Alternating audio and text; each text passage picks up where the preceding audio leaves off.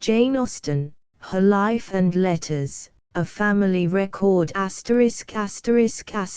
e-text prepared by Thierry Alberto, Emmy, and the Project Gutenberg online distributed proofreading team. http://www.pgdp.net.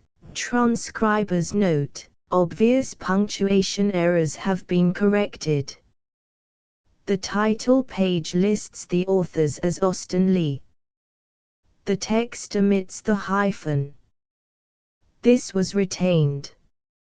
In the interests of maintaining the integrity of the Austen letters, archaic or unusual spellings were retained, as was inconsistent capitalization. For example, expense, acknowledgement, diable. More detailed notes will be found at the end of the text. Jane Austen CP 62 Jane Austen Her Life and Letters, a Family Record by William Austen-Leigh and Richard Arthur Austen-Leigh, with a portrait. London: Smith, Elder & Co., 15 Waterloo Place, 1913, all rights reserved. Preface. Since 1871, when J. E. Austen-Leigh, 1. published his memoir of Jane Austen, considerable additions have been made to the stock of information available for her biographers. Of these fresh sources of knowledge, the set of letters from Jane to Cassandra, edited by Lord Brabourne, has been by far the most important. These letters are invaluable as memoirs pour serve, although they cover only the comparatively rare periods when the two sisters were separated, and although Cassandra purposely destroyed many of the letters likely to prove the most interesting, from a distaste for publicity. Some further correspondence, and many incidents in the careers of two of her brothers, may be read in Jane Austen's Sailor Brothers, by J. H. Hubback and Edith C. Hubback, while Miss Constance Hill has been able to add several family traditions to the interesting topographical information embodied in her Jane Austen, Her Homes and Her Friends. Nor ought we to forget the careful research shown in other biographies of the author, especially that by Mr. Oscar Fay Adams. During the last few years, we have been fortunate enough to be able to add to this store, and every existing MS or tradition preserved by the family, of which we have any knowledge, has been placed at our disposal. It seemed, therefore, to us that the time had come when a more complete chronological account of the novelist's life might be laid before the public, whose interest in Jane Austen, as we readily acknowledge, has shown no signs of diminishing, either in England or in America. The memoir must always remain the one first-hand account of her, resting on the authority of a nephew who knew her intimately and that of his two sisters. We could not compete with its vivid personal recollections, and the last thing we should wish to do, even were it possible, would be to supersede it. We believe, however, that it needs to be supplemented, not only because so much additional material has been brought to light since its publication, but also because the account given of their aunt by her nephew and nieces could be given only from their own point of view, while the incidents and characters fall into a somewhat different perspective if the whole is seen from a greater distance. Their knowledge of their aunt was during the last portion of her life, and they knew her best of all in her last year, when her health was failing and she was living in much seclusion, and they were not likely to be the recipients of her inmost confidences on the events and sentiments of her youth. Hence the emotional and romantic side of her nature, a very real one, has not been dwelt upon. No doubt the Austens were, as a family, unwilling to show their deeper feelings, and the sad end of Jane's one romance would naturally tend to intensify this dislike of expression, but the feeling was there, and it finally found utterance in her latest work, when, through Anne Elliot, she claimed for women the right of loving longest when existence or when hope is gone. Then, again, her nephew and nieces hardly knew how much she had gone into society, or how much, with a certain characteristic aloofness, she had enjoyed it. Bath, either when she was the guest of her uncle and aunt or when she was a resident, London, with her brother Henry and his wife, and the rather miscellaneous society which they enjoyed, Godmersham, with her brother Edward and his county neighbours in East Kent, these had all given her many opportunities of studying the particular types which she blended into her own creations. A third point is the uneventful nature of the author's life, which, as we think, has been a good deal exaggerated. Quiet it certainly was, but the quiet life of a member of a large family in the England of that date was compatible with a good deal of stirring incident, happening, if not to herself, at all events to those who were nearest to her, and who commanded her deepest sympathies. We hope therefore that our narrative, with all its imperfections and its inevitable repetition of much that has already been published, will at least be of use in removing misconceptions, in laying some new facts before the reader, and in placing others in a fresh light. It is intended as a narrative, and not as a piece of literary criticism, for we should not care to embark upon the latter in competition with biographers and essayists who have a better claim to be heard. Both in the plan and in the execution of our work we have received much valuable help from another member of the family, Mary Austen-Leigh. 2. An arrangement courteously made by the owners of the copyright has procured for us a free and ample use of the letters as edited by Lord Brabourne. 3. While the kindness of Mr. J. G. Nicholson of Castlefield House, Sturton-by-Scorby, Lincolnshire, has opened a completely new source of information in the letters which passed between the Austens and their kinsmen of the half-blood, Walters of Kent and afterwards of Lincolnshire. Miss Jane Austen, granddaughter of Admiral Charles Austen, and Miss Margaret Bellers, great-granddaughter of James Austen, are so good as to allow us to make a fuller use of their family documents than was found possible by the author of the memoir, while Mr. J. H. Hubback permits us to draw freely upon the Sailor brothers, and Captain E. L. Austen, R.N., upon his MSS.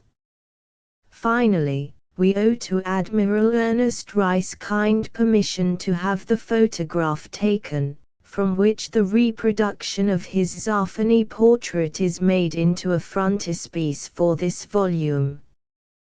We hope that any other friends who have helped us will accept this general expression of our gratitude. WLRL April 1913. In the notes to the text, the following works are referred to under the shortened forms here given: Memoir of Jane Austen, by her nephew, J. E. Austen-Leigh, quoted from 2nd edition, 1871. As memoir. Letters of Jane Austen, edited by Edward Lord Brabourne, 1884. As Brabourne. Jane Austen's Sailor Brothers, by J. H. Hubback and Edith C. Hubback, 1906. As Sailor Brothers. Jane Austen, Her Homes and Her Friends. Constance Hill, 1902. As Miss Hill. Contents chapter page preface of chronologic city. Austens and Leighs, 1600 to 17641. 2. Steventon, 1764 to 178511. 3. Warren Hastings and the Hancocks, 1752 to 179,431. 4. Family Life, 1779 to 179,246. V. Growth and Change, 1792 to 179,667. 6. Romance, 1795 to 180,284. 7. Authorship and Correspondence, 1796 to 179,895. 8. Godmersham and Steventon, 1798-179910999. The Lee Perrotts and Bath, 1799-1800126. X. Change of Home, 1800-1801141. Bath again, 1801-1805165. From Bath to Southampton, 1805-180818913. From Southampton to Chton, 1808-180920914. Sense and Sensibility, 1809-1811235. Pride and Prejudice, 1812-1814255. 16. Mansfield Park, 1812-1814273. 17. Emma, 1814-1815299. 18. Persuasion, 1815-1816325. 19. Aunt Jane, 1814-1817341. XX. Failing Health, 1816-1817369. XXI. Winchester, 1817388. Appendix. The text of Jane Austen's novels. 405. Bibliography. 421. Pedigree. Stowface page 428. I. Austen 2. Leigh 3. Craven, Fowle, and Lloyd Families Index. 429. Portrait of Jane Austen. Frontispiece. Chronology of Jane Austen's life, 1775. December 16. Birth, at Steventon. 1779. June. Charles John Austen born. 1780. July. James Austen matriculated at Oxford, St. John's. 1782. Jane and Cassandra at Oxford under care of Mrs. Corley, sister of Dr. Cooper.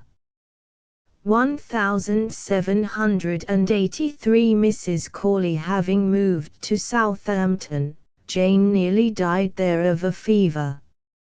Mrs. Cooper, her aunt, took the infection and died, October. 1784. The rivals acted at Steventon. 1784 or 1785. Jane and Cassandra left Mrs. Laytonell's school at Reading, and returned home. 1786 Eliza Contessa Feuillide came to England. Birth of her son. 1787 James Austen in France. 1788 July Henry Austen matriculated at Oxford, St. John's. Francis Austen went to sea. 1791 Edward Austen married Elizabeth Bridges. 1792 March James Austen married Anne Matthew. 1794 February Comte de Feuillide guillotined. 1795 Cassandra engaged to Thomas Fowell. May Mrs. James Austen died. 1795-6 Mr. Tom Lefroy at Ashe. 1796 First Impressions, Pride and Prejudice, begun. Jane subscribed to Camilla. 1797 January James Austen married Mary Lloyd. February Thomas Fowell died of fever in the W Indies. November Jane, with mother and sister, went to Bath. First Impressions refused by Cadell. Sense and Sensibility, already sketched in Eleanor and Marianne, begun. December Henry Austen married Eliza de Feuillide. 1798 August Lady Williams, Jane Cooper, killed in a carriage accident. Mrs. Knight gave up Godmersham to the Edward Austens. Jane's first visit there. 1798 August first draft of Northanger Abbey begun. 1799 May Jane at Bath with the Edward Austens. August Mrs. Lee Perrot's trouble at Bath. 1801 May family move from Steventon to Bath. Visit to Sidmouth. Possible date of Jane's romance in the west of England. 1802 Austens at Dawlish and Teignmouth. Visit of sisters to Steventon and Manydown. Jane received an offer of marriage from an old friend. 1803 Northanger Abbey, called Susan, revised, and sold to Crosby of London. 1804 Probable date of the Watsons. September Austens at Lyme. December Mrs. Lefroy of Ashe killed by a fall from her horse. 1805 January death of Jane's father at Bath. 1806 July Austens left Bath for Clifton, Addlestrop, and Austen-Leigh. 1806-7 Austens settled at Southampton. 1807 March took possession of house in Castle Square. 1808 September Cassandra at Godmersham. October Mrs. Edward Austen died there after the birth of her 11th child, John. 1809 April Jane attempted to secure publication of Susan, Northanger Abbey. Austens left Southampton. July Austens took possession of Chton, having been at Godmersham. Jane's authorship resumed. 1811 April Jane with Henry in London, Sloane Street, bringing out Sense and Sensibility. October, Sense and Sensibility published. 1812, Death of Mrs. T. Knight. Edward Austen took the name of Knight. 1813, January, publication of Pride and Prejudice. April, death of Mrs. Henry Austen, Eliza. September, Jane's last visit to Godmersham. Second edition of Sense and Sensibility. 1814, January, Emma begun. March, Jane went to London with Henry, reading Mansfield Park by the way. May, Mansfield Park published. Threat of lawsuit, Fortune. November, marriage of Anna Austen to Ben Lefroy.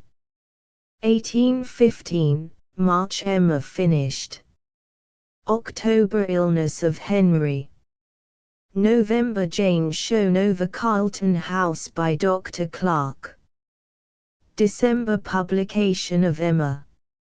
1816, March, bankruptcy of Henry Austen. Jane's health began to break about this time. May, Jane and Cassandra at Kintbury and Cheltenham. July, Persuasion finished. August, end of Persuasion rewritten. Henry took orders. 1817, January, Jane began new work. March, ceased to write.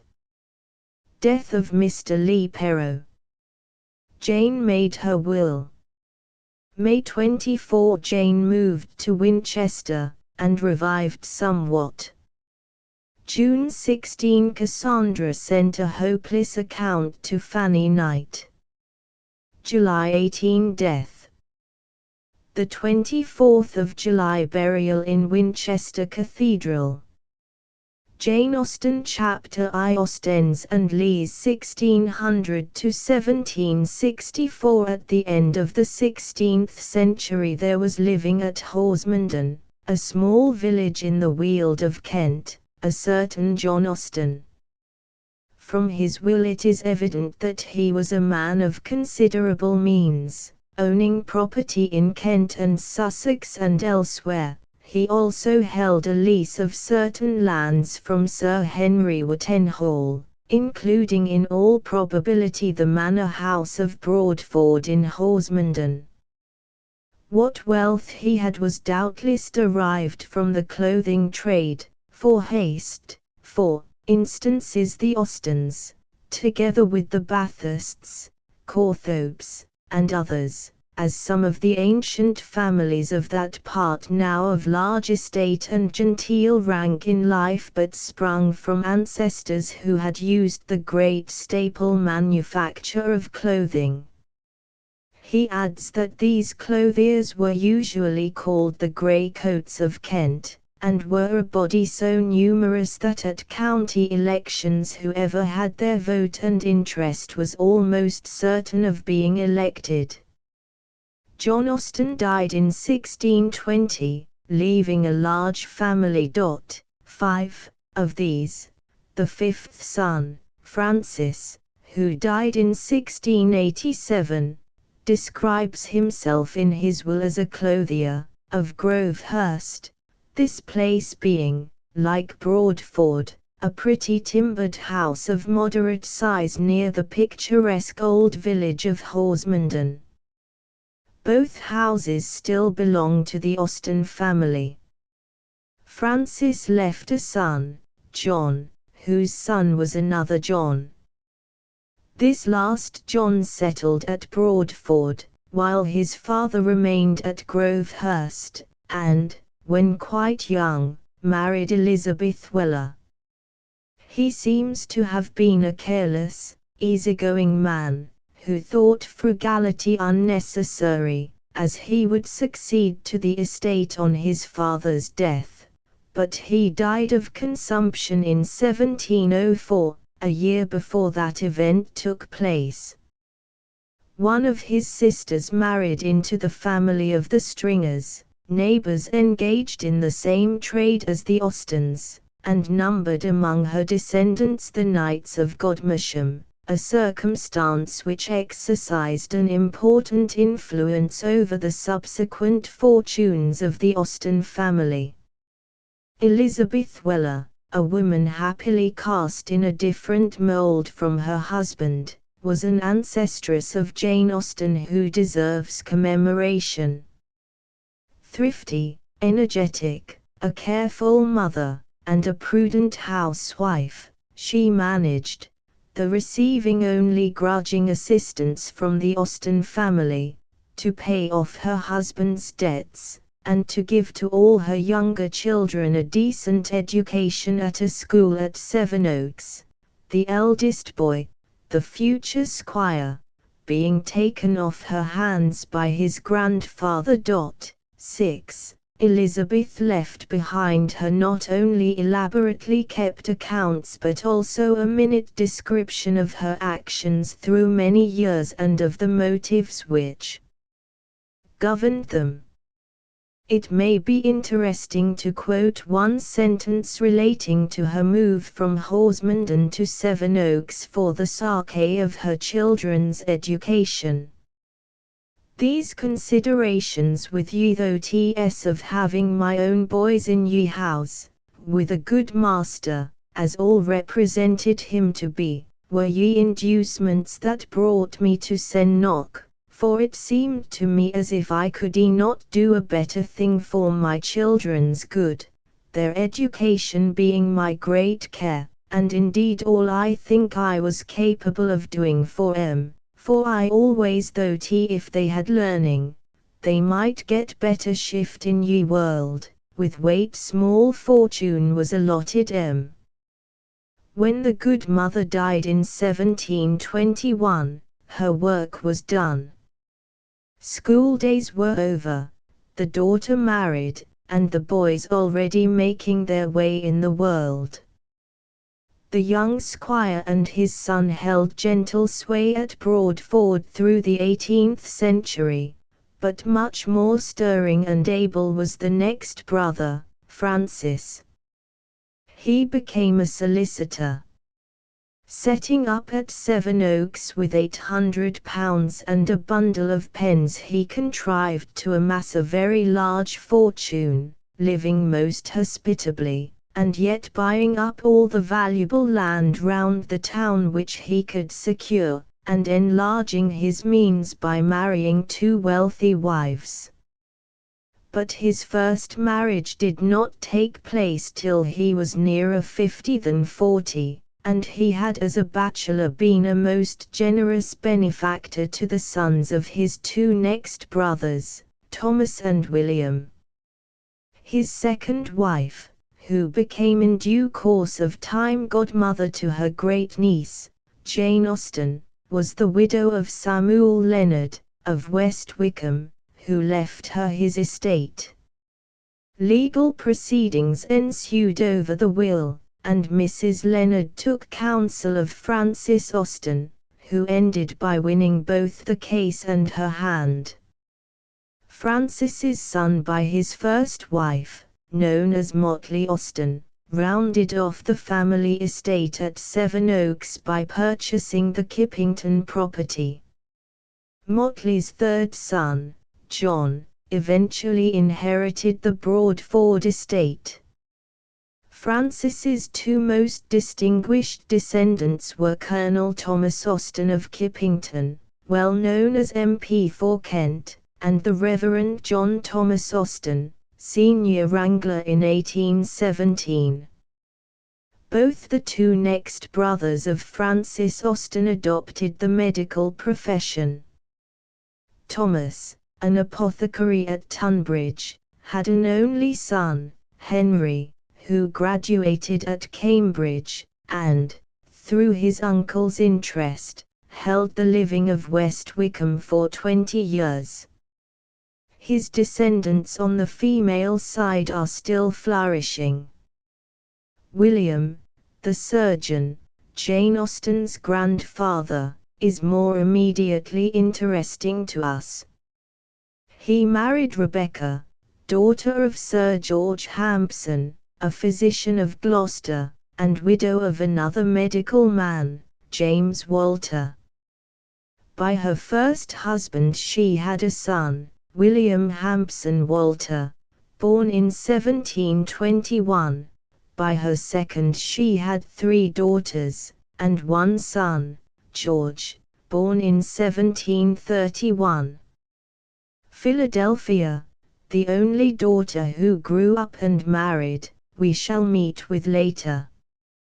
Rebecca Austen died in 1733, and 3 years later William married Susanna Hoke, of whom nothing is known except that she died at an advanced age, and did not mention any of the Austens in her will. Neither is there any trace of her in any of the family records with which we are acquainted, so it is hardly probable that little George Austen, Jane's father, who had lost both his parents when he was 6 years old, continued under the care of his stepmother. However, all that we know of his childhood is that his uncle Francis befriended him, and sent him to Tunbridge School, and that from Tunbridge he obtained a scholarship, and subsequently a fellowship, at St. John's College, Oxford, the college at which, later on, through George's own marriage, his descendants were to be found as kin. He returned to teach at his old school, occupying the post of second master there in 1758, and in the next year he was again in residence at Oxford, where his good looks gained for him the name of the handsome proctor. In 1760 he took orders, and in 1761 was presented by Mr. Knight of Godmersham, who had married a descendant of his great-aunt, Jane Stringer, to the living of Steventon, near Overton in Hampshire. It was a time of laxity in the church, and George Austen, though he afterwards became an excellent parish priest, does not seem to have resided or done duty at Steventon before the year 1764. When his marriage to Cassandra Leigh must have made the rectory appear a desirable home to which to bring his bride. Before we say anything of the Leighs, a few sentences must be devoted to George Austen's relations of the half-blood, the Walters. With his mother's son by her first husband, William Hampson Walter, he remained on intimate terms. A good many letters are extant which passed between the Austens and the Walters during the early married life of the former, the last of them containing the news of the birth of Jane. Besides this, William Walter's daughter, Phyla, was a constant correspondent of George Austen's niece Eliza. The Walter family settled in Lincolnshire, where they have held church preferment, and have also been well known in the world of sport. Phyla's brother James seems to have been at the same time an exemplary parson, beloved by his flock, and also a sort of Jack Russell, and is said to have met his death in the hunting field, by falling into a snowdrift, at the age of 84. His son Henry distinguished himself in a more academical manner. He was second wrangler in 1806, and a Fellow of St. John's. Nor was he only a mathematician, for in June 1813 Jane Austen met a young man named Wilkes, an undergraduate of St. John's, who spoke very highly of Walter as a scholar. He said he was considered the best classic at Cambridge. She adds, "How such a report would have interested my father." Henry Walter was at one time tutor at Haileybury, and was also a beneficed clergyman. He was known at court. Indeed, it is said that, while he declined higher preferment for himself, he was consulted by George IV and William IV on the selection of bishops.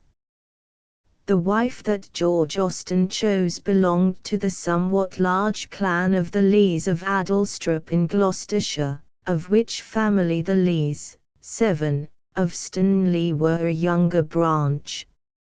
Her father was the Reverend Thomas Leigh, elected Fellow of All Souls at so early an age that he was ever after called Chick Leigh and afterwards Rector of Harpsden, near Henley. Both these branches of the Leigh family descended from Sir Thomas Leigh, Lord Mayor of London, behind whom Queen Elizabeth rode to be proclaimed at Paul's Cross. He was rich enough and great enough to endow more than one son with estates, but while the elder line at Adelstrup remained simple squires, the younger at Austen-Leigh rose to a peerage. The latter branch, however, were now rapidly approaching extinction, while the former had many vigorous scions. The family records have much to say of one of the squires, Theophilus, who died in 1724, the husband of Mary Bridges and the father of 12 children, a strong character, and one who lived up to fixed, if rather narrow, ideas of duty. We hear of his old-fashioned dress and elaborate bows and postures, of his affability to his neighbors, and his just, though somewhat strict, government of his sons. It is difficult to picture to oneself a set of modern Oxford men standing patiently after dinner, in the dining parlour, as Theophilus's sons did, till desired to sit down and drink church and king. Meanwhile, his brother-in-law, the Duke of Chandos, the patron of Handel, used to send for the daughters to be educated in the splendour of canons, his place in Middlesex, and to make such matches as he chose for them with dowries of £3,000 apiece. Cassandra's father, Thomas, was the fourth son of Theophilus Leigh. An older and better-known brother was another Theophilus, master of Belial for more than half a century. The story of his election, in 1727, is remarkable. The fellows of Belial could not agree in the choice of any one of their own body, and one set, thinking it would be no disadvantage to have a duke's brother as master, invited their visitor, Dr. Bridges, 8, to stand. On his declining, they brought forward his nephew, Theophilus Leigh, then a young fellow of Corpus. The election resulted in a tie, and the visitor had no qualms of conscience in giving his casting vote to his nephew. Theophilus proved to be a man more, 9, famous for his sayings than his doings, overflowing with puns and witticisms and sharp retorts, but his most serious joke was his practical one of living much longer than had been expected or intended. He no doubt became a most dignified head, and inspired the young men with fear and respect, but he must have sometimes remembered the awful day when he first preached before his father, who immediately turned his back on the divine, saying afterwards, "I thank you, Theo, for your discourse, let us hereafter have less rhetoric and more divinity. I turned my back lest my presence might daunt you."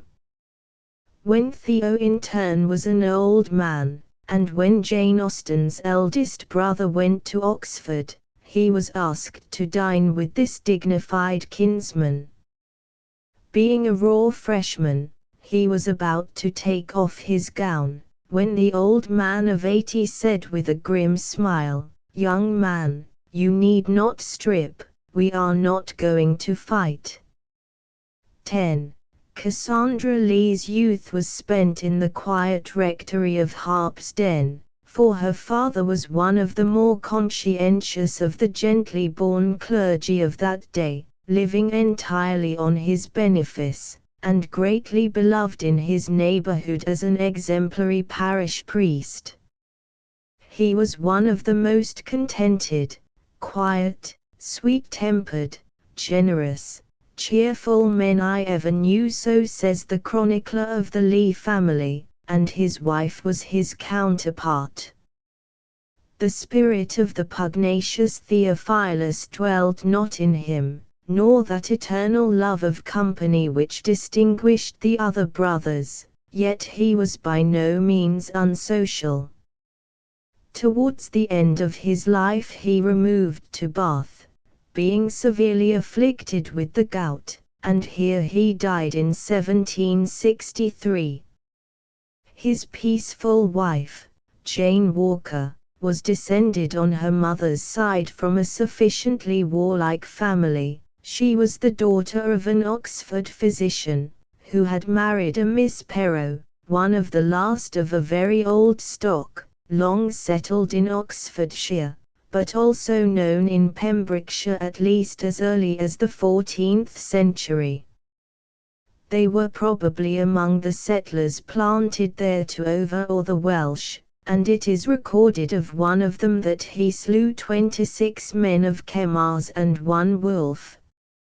A contrast to these uncompromising ancestors was found in Mrs. Lee's aunt, Anne Perrot, one of the family circle at Harpsden, whom tradition states to have been a very pious, good woman. Unselfish she certainly was, for she earnestly begged her brother, Mr. Thomas Perrot, to alter his will by which he had bequeathed to her his estates at North-Leigh in Oxfordshire, and to leave her instead an annuity of £100. Her brother complied with her request, and by a codicil devised the estates to his great-nephew, James, son of the Reverend Thomas Leigh, on condition that he took the surname and arms of Perrot. 11. Accordingly, on the death of Mr. Thomas Perrot at the beginning of 1751, James Leigh became James Leigh Perrot of North-Leigh. His 2 sisters, Jane and Cassandra, also profited by the kindness of their great-aunt, who left £200 to each. Another legacy which filtered through the Walkers from the Perrots to the Austens was the advantage of being kin to the founder of St. John's College, Oxford, Sir Thomas White, an advantage of which several members of the family availed themselves. North-Leigh, for some reason or other, did not suit its new owner. He pulled down the mansion and sold the estate to the Duke of Marlborough, buying for himself a property at Hare Hatch on the Bath Road, midway between Maidenhead and Reading. We shall meet him again, and his devoted wife, Jane Colmilly, and we shall see a remarkable instance of his steadfast love for her. George Austen perhaps met his future wife at the house of her uncle, the Master of Belial, but no particulars of the courtship have survived. The marriage took place at Walcott Church, Bath, on the 26th of April, 1764, the bride's father having died at Bath only a short time before. 2 circumstances connected with their brief honeymoon, which consisted only of a journey from Bath to Steventon, broken by one day's halt at Andover, may be mentioned. The bride's going-away dress seems to have been a scarlet riding habit, whose future adventures were not uninteresting, and the pair are believed to have had an unusual companion for such an occasion, namely, a small boy, 6 years old, the only son of Warren Hastings by his first wife.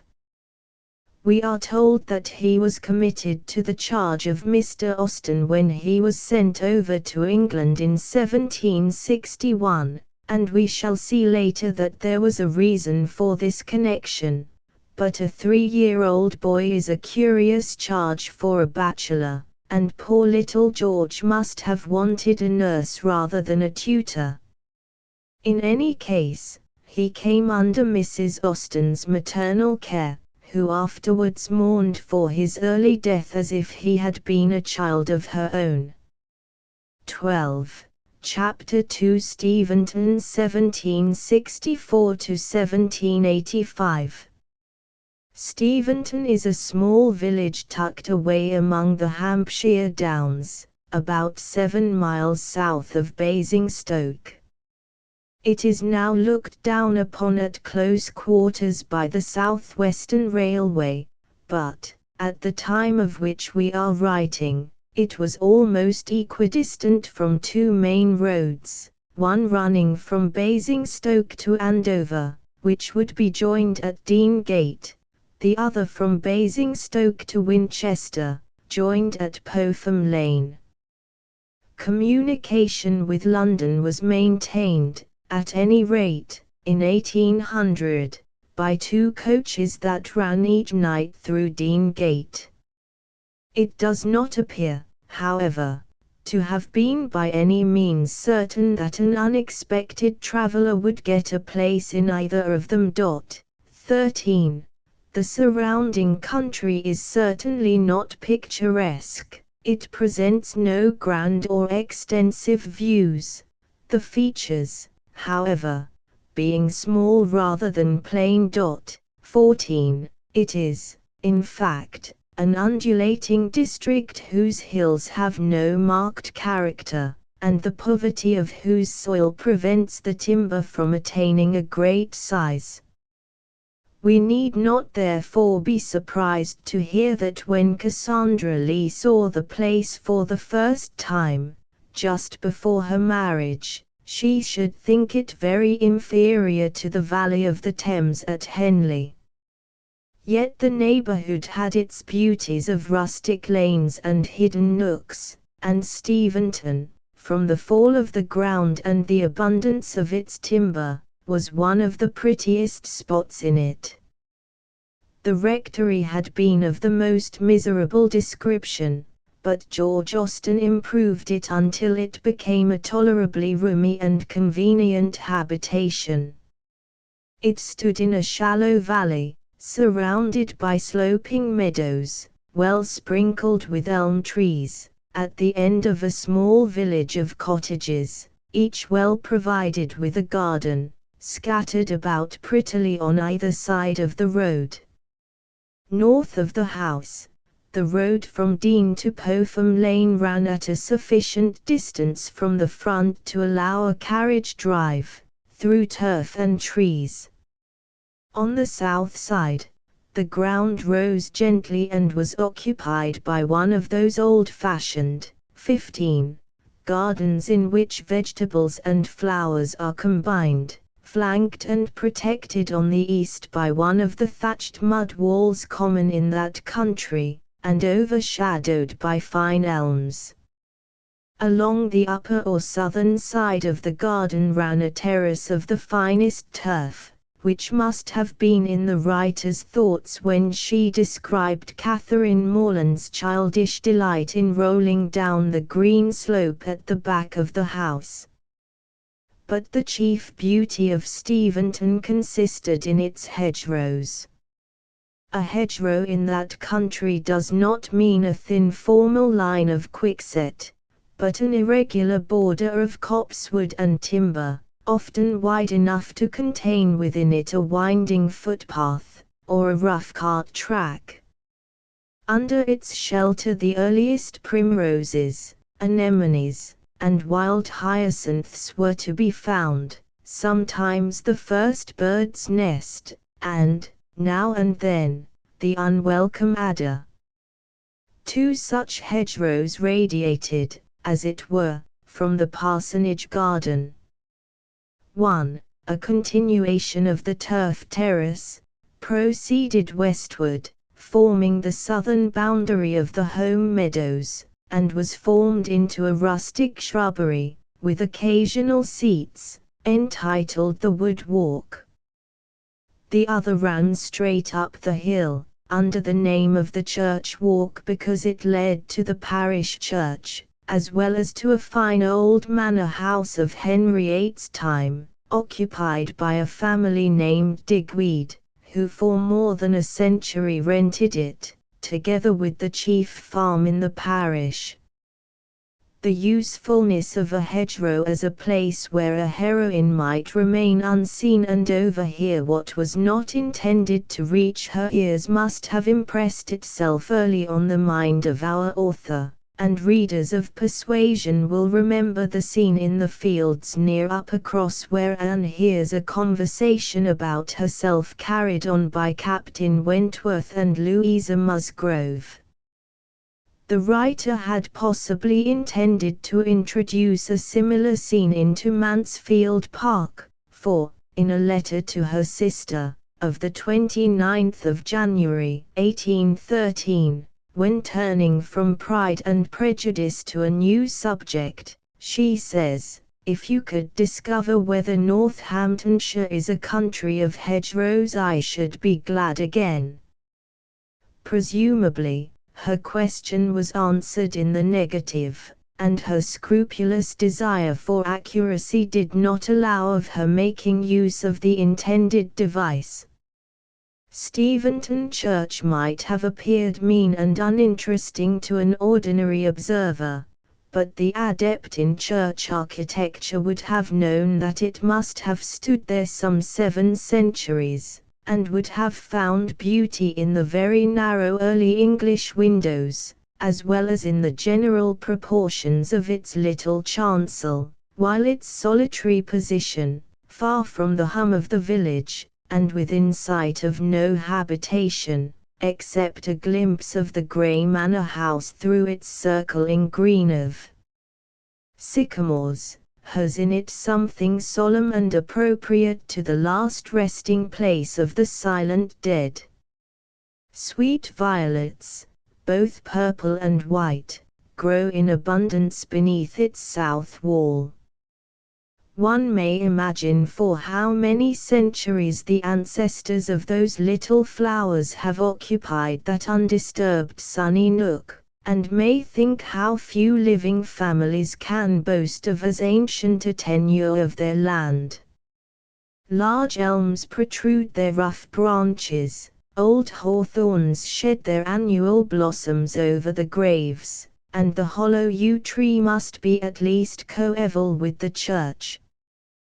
But whatever may be the beauties or defects of the surrounding scenery, this was the residence of Jane Austen for 24 years. This was the cradle of her genius. These were the first objects which inspired her young heart with a sense of the beauties of nature. In strolls along these wood walks, thick-coming fancies rose to her mind, and gradually assumed the forms in which they came forth to the world. In that simple church she brought them all into subjection to the piety which ruled her in life and supported her in death. To this description of the surroundings of the home, given by the author of the memoir, whose own home it was through childhood and boyhood, we may add a few sentences respecting its interior as it appeared to his sister, Mrs. Lefroy.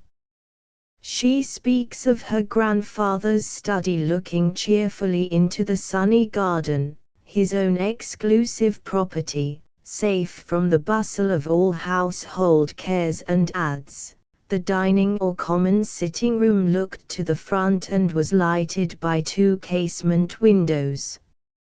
On the same side the front door opened into a smaller parlour, and visitors, who were few and rare, were not a bit the less welcome to my grandmother because they found her sitting there busily engaged with her needle, 16. Making and mending. In later times, but not probably until my two aunts had completed their short course at Mrs. Leightonell's at Reading Abbey, and were living at home, a sitting room was made upstairs, the dressing room as they were pleased to call it, perhaps because it opened into a smaller chamber in which my two aunts slept.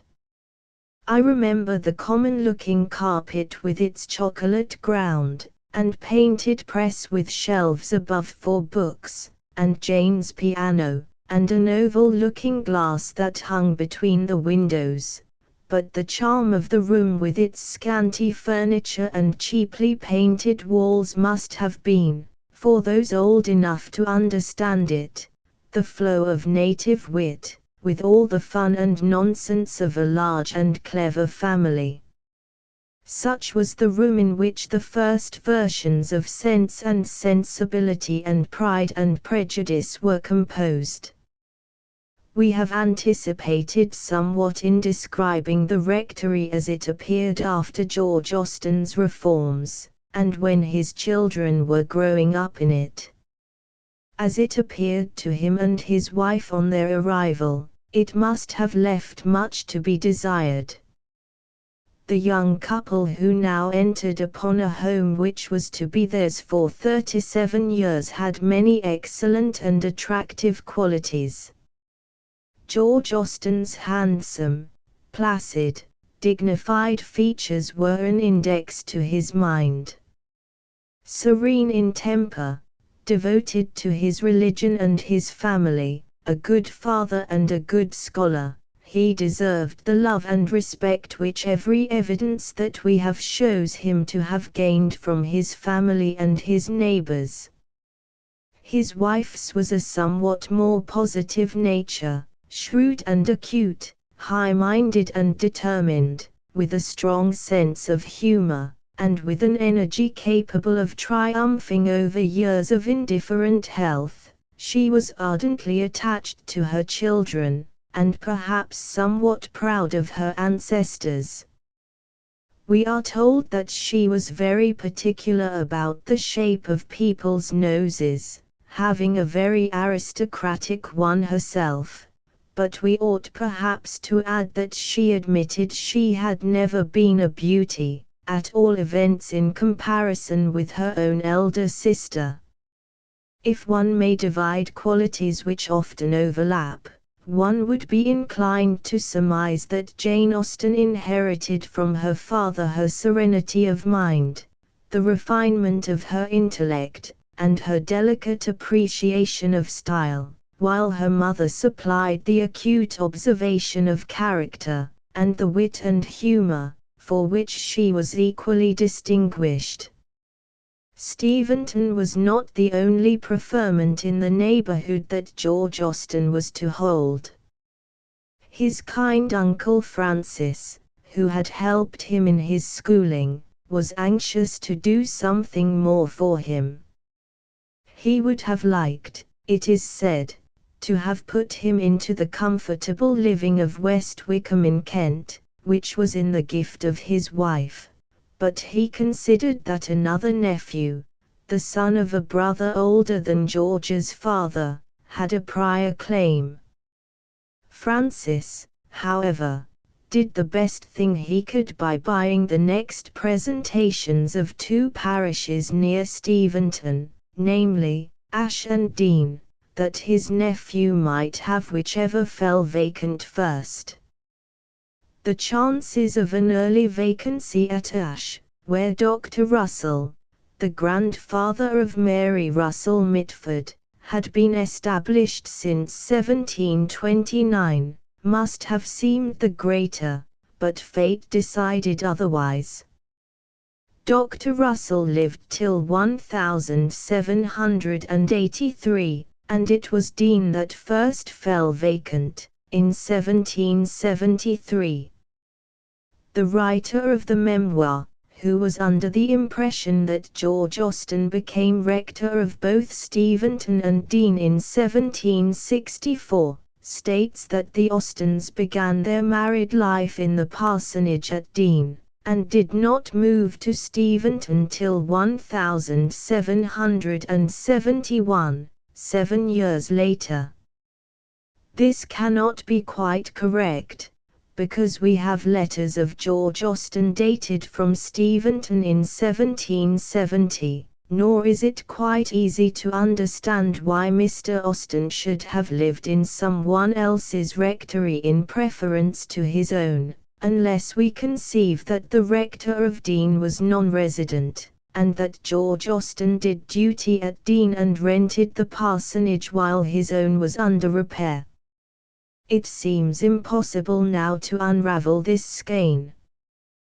The story of the move to Steventon, in 1771, is connected with a statement that the road was then a mere cart track, so cut up by deep ruts as to be impassable for a light carriage, and that Mrs. Austen, who was not then in good health, performed the short journey on a feather bed, placed upon some soft articles of furniture in the wagon which held their household goods.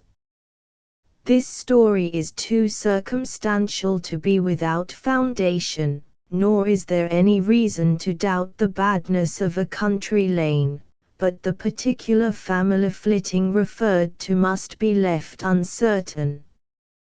George Austen was 33 years old when he settled down at his Hampshire living. His wife was some 8 years younger. Their means were not large, but George was able to supplement his income both by farming and by taking pupils. Life too was simpler in those days, and we read of Mrs. Austen being without a new gown for 2 years, and spending much of the time in a red riding habit, which even then had not finished its usefulness, for it was cut up some years later into a suit for one of her boys.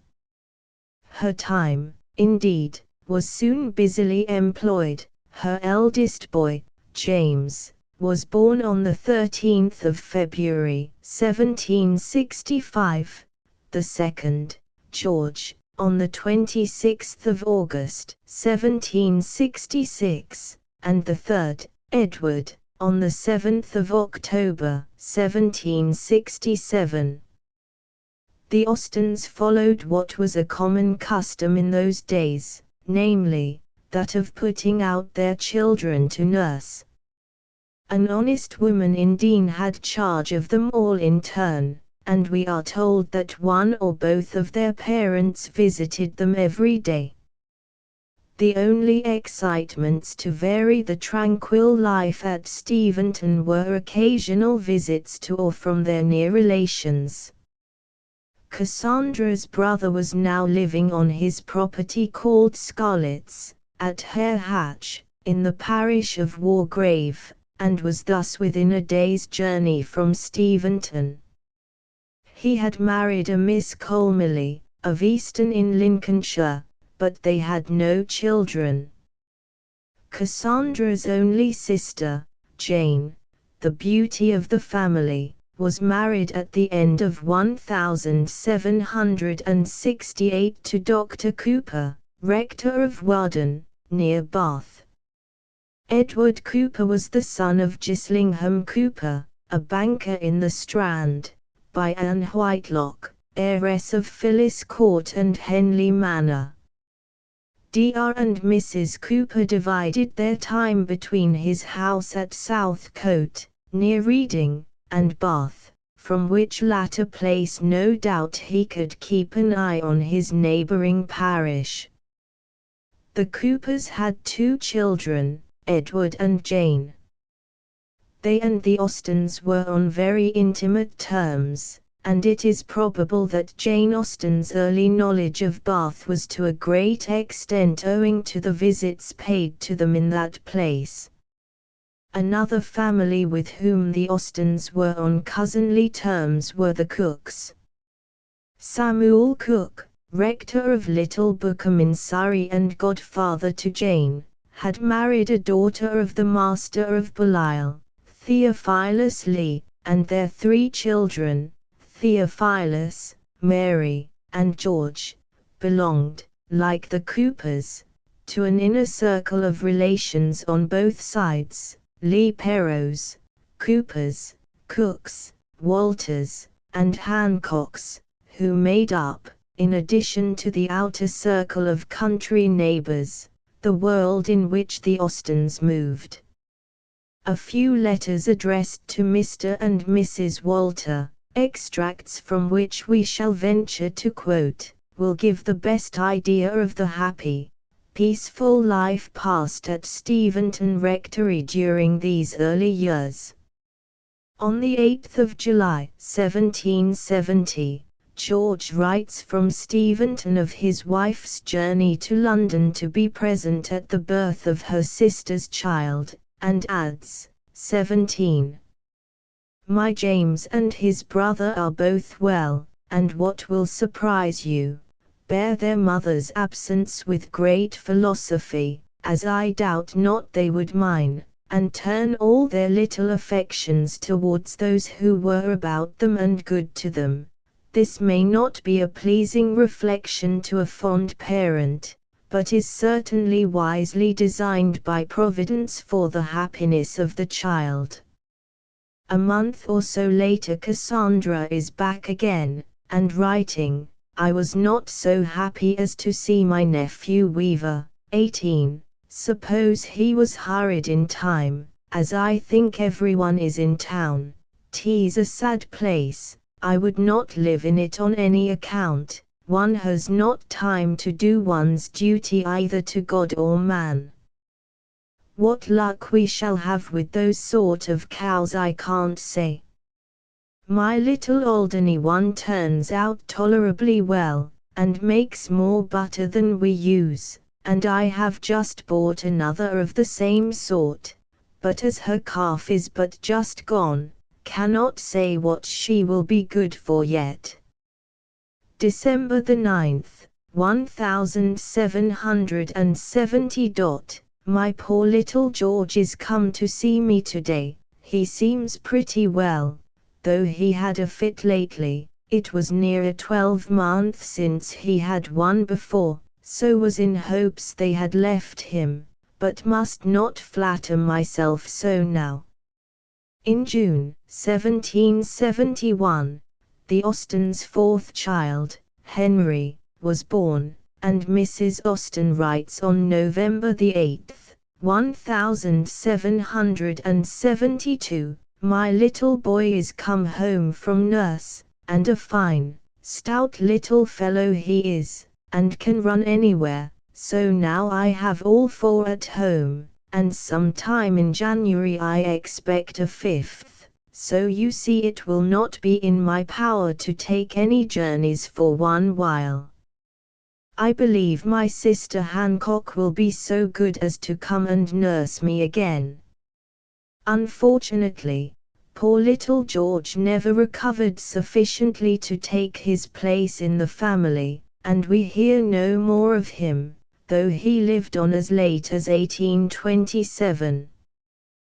The 5th child, Cassandra, was born in January 1773, and on the 6th of June 1773, Mrs. Austen writes, we will not give up the hopes of seeing you both, and as many of your young people as you can conveniently bring, at Steventon before the summer is over.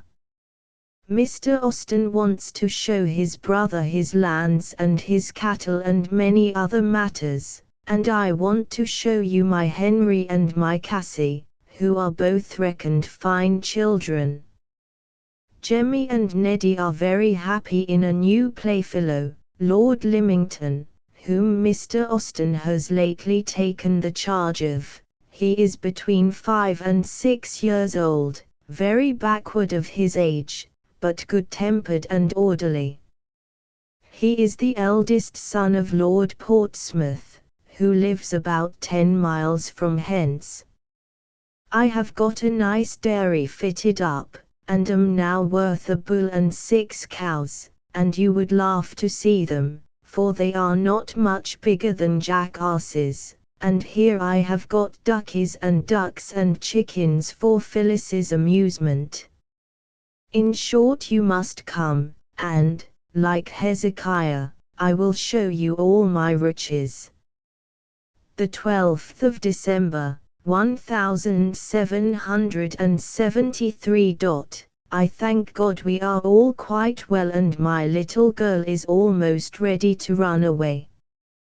Our new pupil, Master van der Stejang, has been with us about a month. He is near 14 years old, and is very good-tempered and well-disposed. Lord Lymington has left us. His mamma began to be alarmed at the hesitation in his speech, which certainly grew worse, and is going to take him to London in hopes a Mr. Angier, who undertakes to cure that disorder, may be of service to him. A sixth child, Francis William, was born in April 1774. The 20th of August, 1775. We are all, I thank God, in good health, and I am more nimble and active than I was last time. Expect to be confined some time in November. My last boy is very stout, and has run alone these 2 months, and is not yet 16 months old. My little girl talks all day long, and in my opinion is a very entertaining companion. Henry has been in breeches some months, and thinks himself near as good a man as his brother Neddy. Indeed, no one would judge by their looks that there was above 3.5 years difference in their ages, one is so little and the other so great. Master Van is got very well again, and has been with us again these 3 months. He is gone home this morning for a few holidays. The new infant, however, did not appear quite so soon as was expected, and the last letter of the series is written by George Austen on the 17th of December, 1775. Steventon, the 17th of December, 1775. Dear sister, you have doubtless been for some time in expectation of hearing from Hampshire, and perhaps wondered a little we were in our old age grown such bad reckoners, but so it was, for Cassie certainly expected to have been brought to bed a month ago. However, last night the time came, and without a great deal of warning, everything was soon happily over. We have now another girl, a present plaything for her sister Cassie, and a future companion. She is to be Jenny, and seems to me as if she would be as like Harry as Cassie is to Neddy. Your sister, thank God, is pure well after it. George Austen's prediction was fully justified. Never were sisters more to each other than Cassandra and Jane, while in a particularly affectionate family there seems to have been a special link between Cassandra and Edward on the one hand, and between Jane and Henry on the other. Jane's godparents were Mrs. Musgrave, a connection of her mother's, Mrs. Francis Austen, another Jane, wife of George's kind uncle, and Samuel Cook, rector of Little Bookham. We may suppose that, like the rest of her family, she spent a considerable part of the first 18 months of her existence at the good woman's at Deane. We have, indeed, but little information about the household at Steventon for the next few years. Another child, the last, Charles, was born in June 1779. There must, as the children grew older, have been a bright and lively family party to fill the rectory, all the more so because the boys were educated at home instead of being sent to any school. One of George Austen's sons has described him as being not only a profound scholar, but possessed of a most exquisite taste in every species of literature, and, even if we allow for some filial exaggeration, there can be no doubt that it was a home where good teaching, in every sense of the word, good taste, and a general love of reading prevailed. To balance this characteristic, the Austen nature possessed yet another, spread over many members of the family, namely, an enthusiastic love of sport. The boys hunted from an early age, in a scrambling sort of way, upon any pony or donkey that they could procure, or, in default of such luxuries, on foot, perhaps beginning the day with an early breakfast in the kitchen.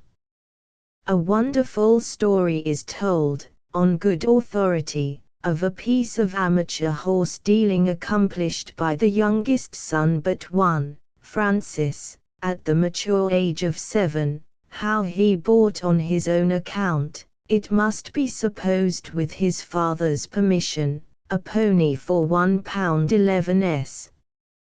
6d. Hunted it, jumping everything that the pony could get its nose over, and at the end of 2 years sold it again for £2 12s.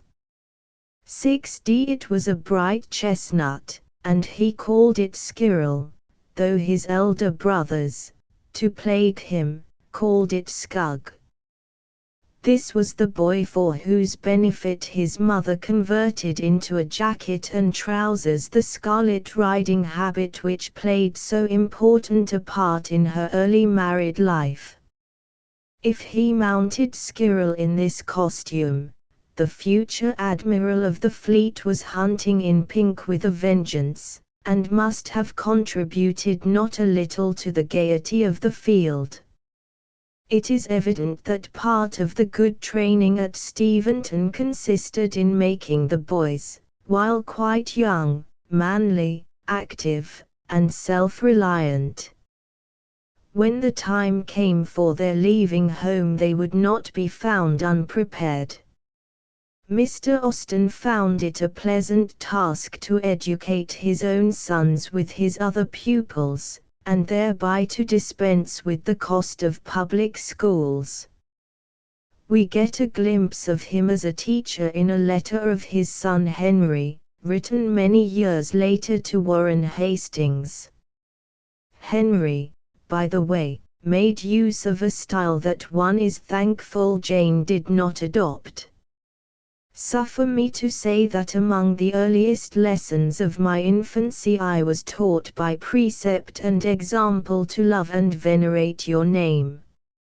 I cannot remember the time when I did not associate with your character the idea of everything great, amiable, and good. Your benevolence was a theme on which my young attention hung with truer worship than courtiers ever pay the throne. Your works of taste, both of the pencil and the pen, were continually offered to my notice as objects of imitation and spurs to exertion. I shall never forget the delight which I experienced when, on producing a translation of a well-known ode of Horace to my father's criticism, he favored me with a perusal of your manuscript, and as a high mark of commendation said that he was sure Mr. Hastings would have been pleased with the perusal of my humble essay. There is also a pleasant picture of home life at Steventon drawn for us in the history of the Leigh family, in which the writer speaks of Cassandra, wife of the truly respectable Mr. Austen, and adds, with his sons, all promising to make figures in life, Mr. Austen educates a few youths of chosen friends and acquaintances. When among this liberal society, the simplicity, hospitality, and taste which commonly prevail in affluent families among the delightful valleys of Switzerland ever recur to my memory. But though it might be an easy thing to educate his sons at home, it was another matter to teach his daughters, and, according to a family tradition, Cassandra and Jane were dispatched at a very early age to spend a year at Oxford with Mrs. Corley, a sister of Dr. Cooper, a fact which makes it likely that their cousin, Jane Cooper, was also of the party. Mrs. Corley was the widow of a principal of Brasenose College, and is said to have been a stiff-mannered person. She moved presently to Southampton, and there also had the 3 girls under her charge. At the latter place Cassandra and Jane Austen were attacked by a putrid fever. Mrs. Corley would not write word of this to Steventon, but Jane Cooper thought it right to do so, upon which Mrs. Austen and Mrs. Cooper set off at once for Southampton and took their daughters away. Jane Austen was very ill and nearly died. Worse befell poor Mrs. Cooper, who took the infection and died at Bath whither she had returned. As Mrs. Cooper died in October 1783, this fixes the date roughly when the sisters went to Oxford and Southampton.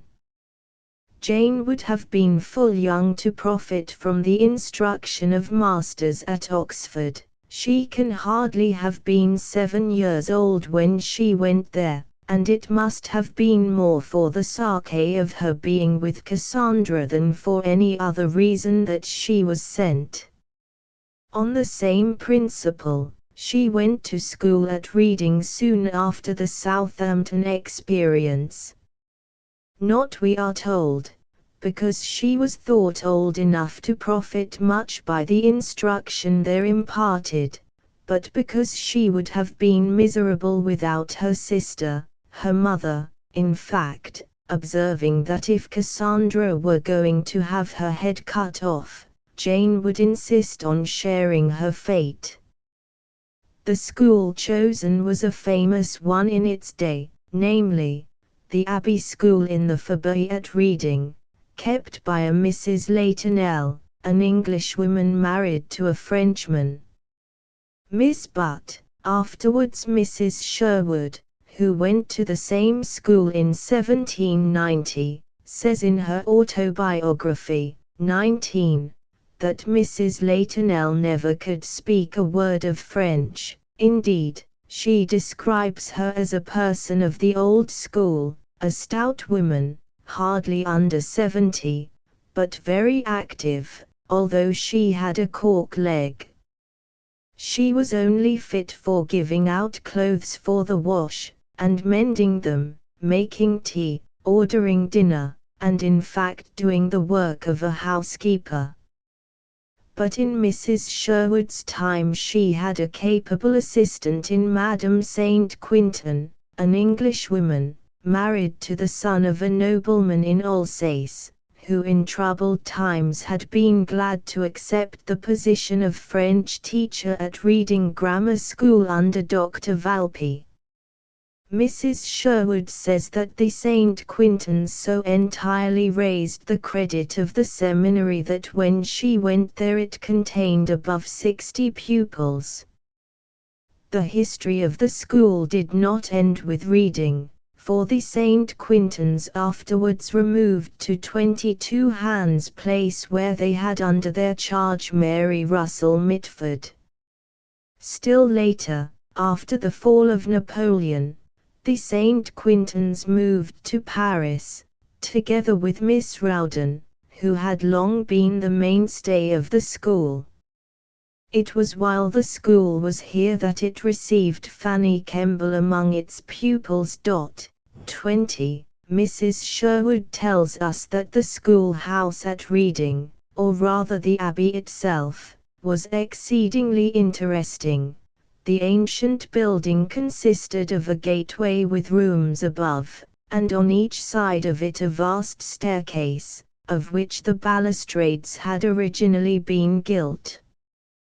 The best part of the house was encompassed by a beautiful, old-fashioned garden, where the young ladies were allowed to wander under tall trees in hot summer evenings. Discipline was not severe, for the same lady informs us, the liberty which the first class had was so great that if we attended our tutor in his study for an hour or two every morning, no human being ever took the trouble to inquire where else we spent the rest of the day between our meals. Thus, whether we gossiped in one turret or another, whether we lounged about the garden, or out of the window above the gateway, no one so much as said, "Where have you been, mademoiselle?"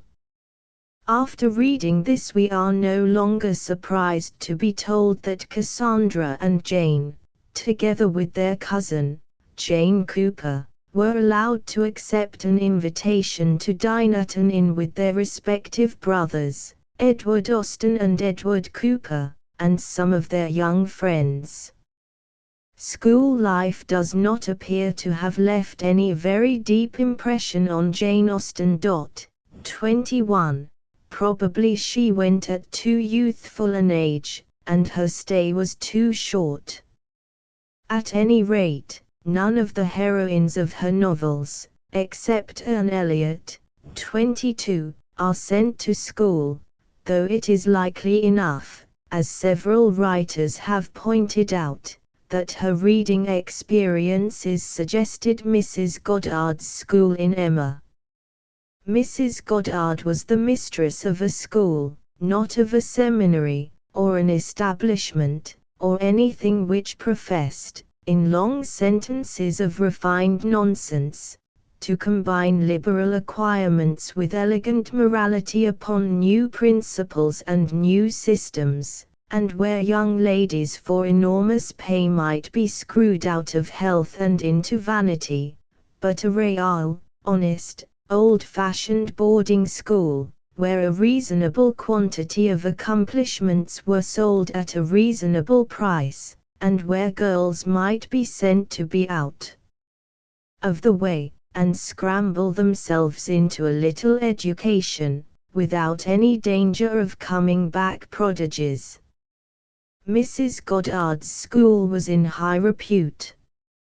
She had an ample house and garden, gave the children plenty of wholesome food, let them run about a great deal in the summer, and in winter dressed their chilblains with her own hands. It was no wonder that a train of 20 young couples now walked after her to church. She was a plain, motherly kind of woman. Jane herself finished her schooling at the early age of 9. The rest of her education was completed at home. Probably her father taught her in his leisure hours, and James, when he was at home, gave her many useful hints. Father, mother, and eldest brother were all fully capable of helping her, and perhaps even Cassandra did her share. But for the most part her culture must have been self-culture, such as she herself imagined in the case of Elizabeth Bennet. Later on, the French of Reading Abbey School was corrected and fortified by the lessons of her cousin Eliza. On the whole, she grew up with a good stock of such accomplishments as might be expected of a girl bred in one of the more intellectual of the clerical houses of that day. She read French easily, and knew a little of Italian, and she was well read in the English literature of the 18th century. As a child, she had strong political opinions, especially on the affairs of the 16th and 17th centuries. She was a vehement defender of Charles I and his grandmother, Mary, and did not disdain to make annotations in this sense, which still exist, on the margin of her Goldsmith's History. As she grew up, the party politics of the day seem to have occupied very little of her attention, but she probably shared the feeling of moderate Toryism which prevailed in her family. Politics in their larger aspect, revolution and war, were of course very real at that date to every patriotic citizen, and came home with especial force to the Austens, whose cousin's husband perished by the guillotine, 23, and whose brothers were constantly fighting on the sea. In her last published sentence at the end of Persuasion, the author tells us how her Anne Elliot gloried in being the wife of a sailor, and no doubt she had a similar feeling with regard to her two naval brothers. But there was then no daily authentic intelligence of events as they occurred. Newspapers were a luxury of the rich in those days, and it need excite no surprise to find that the events are very seldom mentioned in Jane's surviving letters. 24. We can be in no doubt as to her fervent, and rather exclusive, love for her own country. Writing to an old friend, within a few months of her own death, she says, "I hope your letters from abroad are satisfactory." They would not be satisfactory to me, I confess, unless they breathed a strong spirit of regret for not being in England. Of her favorite authors and favorite pursuits, we will speak later. Chapter 3 Warren Hastings and the Hancocks 1752–1794. The title of this chapter may seem at first sight to remove it far from the life of Jane Austen, but Mrs. Hancock, who had been Philadelphia Austen, was her aunt, and Eliza Hancock not only a cousin but also a close friend, and both were always welcome visitors at Steventon. The varying fortunes of these ladies would therefore be an object of constant thought and discussion at the rectory, and Jane had an early opportunity of becoming interested in the affairs both of India and of France.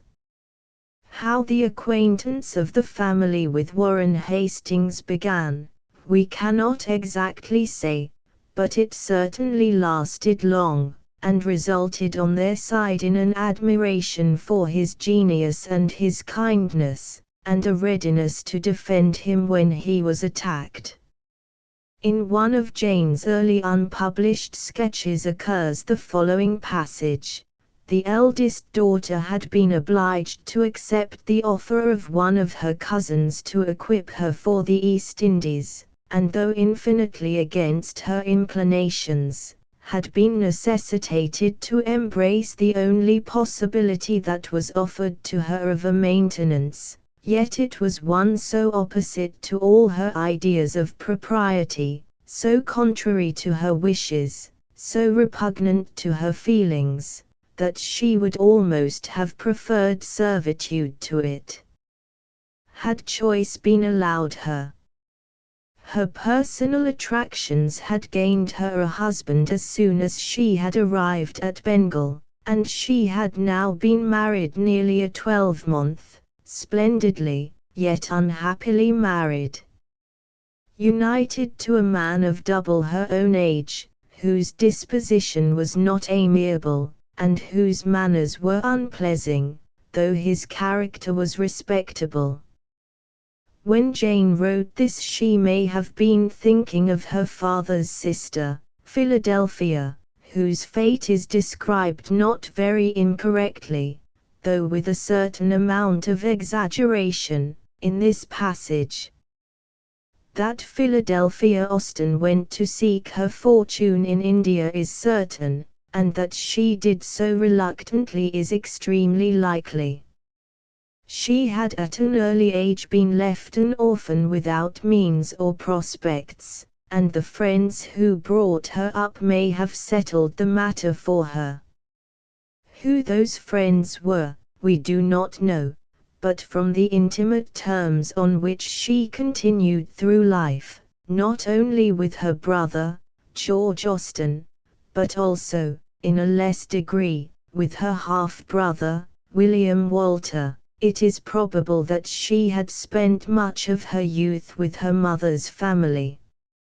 Her brother George, however, as a young man, was poor, and had no home to offer her, but the banishment which threatened entirely to separate the brother and sister proved in the end to have a contrary effect. Philadelphia did in time come back to England, as a wife and as the mother of one daughter, and her husband's subsequent return to India caused her to depend much for companionship upon her English relations. At Steventon little Betsy would find playfellows, somewhat younger than herself, in the elder Austen children, while her mother was discussing the last news from India with the heads of the family. Our first definite information about Philadelphia is, that in November 1751 she petitioned the Court of East India Directors for leave to go to friends at Fort Street, David by the Bombay Castle, but who these friends were, or what induced her to take so adventurous a journey in search of them, we cannot say. Her sureties were also sureties for a certain Mary Elliot, so they may have been friends intending to travel together. But, according to Sidney Grier's conjecture, Mary Elliot did not, after all, sail in the Bombay Castle, but remained behind to marry a certain Captain Buchanan, sailing with him to India the following year. Captain Buchanan lost his life in the Black Hole, and his widow, whether she was Mary Elliot or not, married Warren Hastings.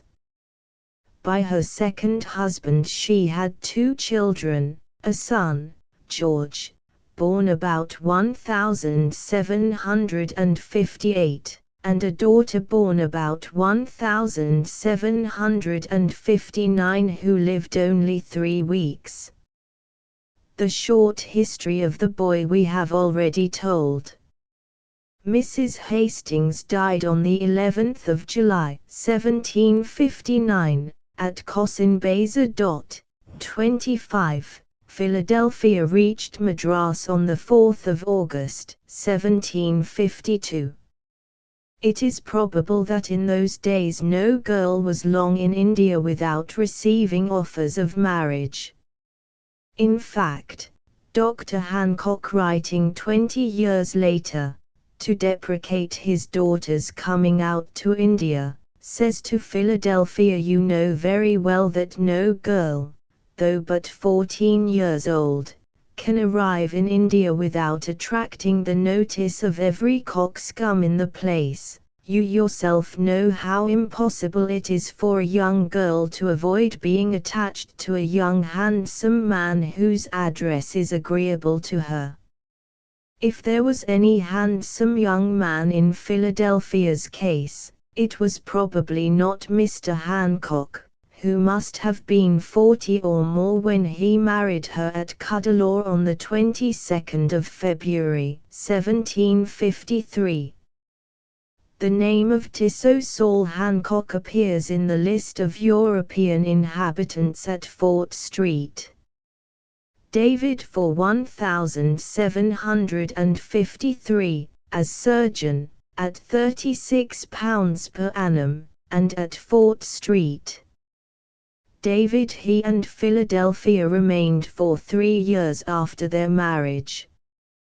Where the Hancocks were during the troublous times which began in 1757 is not known, but by the beginning of 1762 they were certainly in Calcutta, for their daughter Elizabeth, better known as Betsy, was born there in December 1761. Warren Hastings, at this time resident at Murshidabad, was godfather to Elizabeth, who received the name he had intended to give to his own infant daughter. The origin of the close intimacy that existed between the Hancocks and Warren Hastings is uncertain, but if Mary Elliot really became the wife of the latter, the friendship of the two women may perhaps explain the great obligation under which Hastings describes himself as being to Philadelphia. The news of the death of his little son was the first thing Hastings heard on landing in England in 1765, and we are told it left a shadow on his face for years. He seems always to have been especially fond of children, and his intimate friends knew they could give no greater pleasure than by informing him of the welfare of his favorites, or by sending messages to them. Thus Marriott, writing to Hastings from India on the 15th of August, 1765, sends his kisses and salam to little, great I believe I should say, Betsy Hancock, and a good hearty shake by the hand to George. I suppose if I were to go to kiss him he would give me a box on the ears. Write me particularly how these little ones go. It seems likely that the Hancocks sailed with Warren Hastings for England in the Medway in 1764–5, but, whenever they went, we learn from Hancock's letters that the journey home cost them the large sum of £1,500. He, Hancock, no doubt thought that he had amassed a sufficient fortune, perhaps from trading, or from private practice, for it can hardly have been from his official income, in India, to enable him to end his days comfortably at home. But either his Indian investments turned out badly, or he discovered that living in good style in England cost much more than he had anticipated, and after 3 years he found himself under the disagreeable necessity of a second residence in Bengal, in order to secure a fresh provision for his wife and daughter. So low, indeed, were his finances at the time, that he was forced to borrow money from Hastings to pay for his passage out. He reached Calcutta in 1769, but did not prosper on this second visit. His health was bad, his trading ventures turned out amiss, and there were perpetual difficulties about remitting money home to Philadelphia. Hastings evidently foresaw how matters would end, and with his wonted generosity gave a sum amounting at first to £5,000, and increased later to £10,000, in trust for Hancock and his wife during their lives, and, on the death of the survivor, to Betsy. Mr. Hancock himself died in November 1775, universally beloved and deeply regretted, in the words of a young man whom he had befriended, the patron of the widow and the fatherless. 26. He seems indeed to have been a man of affectionate and anxious disposition, strongly attached to his wife and daughter, but the last part of his life was passed away from them amid difficulties and disappointments, and his spirits were hardly high enough to enable him to bear up against unequal fortune. He alludes in his letters, with expressions of regard, to his brother-in-law, George Austen, but characteristically deplores his growing family, thinking that he will not be able to put them out in the world, a difficulty which did not eventually prove to be insuperable. When the news of his death reached England, which would be in about 6 months' time, George Austen and his wife were, fortunately, present to comfort Philadelphia under the sad tidings. She and Betsy had now been living in England for 10 years, and had seen, no doubt, much of the Steventon Austens. Warren Hastings's loyal attachment to the widow and daughter of his friend remained unchanged, and they lived on terms of intimacy with his brother-in-law Woodman and his family. As long as Hancock lived, he wrote constantly to wife and child, and gave advice, occasionally, perhaps, of a rather embarrassing kind, about the education of the latter. He discouraged, however, an idea of his wife's that she should bring Betsy out to India at the age of 12. At last Mrs. Hancock, who, though a really good woman, was over-indulgent to her daughter, was able to fulfill the chief desire of her own heart, and to take her abroad to finish her studies, and later to seek an entry into the great world in Paris. Her husband's affairs had been left in much confusion, but Hastings's generous gift of £10,000 put them above want. Betsy, or rather Eliza, for what young woman of common gentility, as we read in Northanger Abbey, will reach the age of 16 without altering her name as far as she can, was just grown up when this great move was made.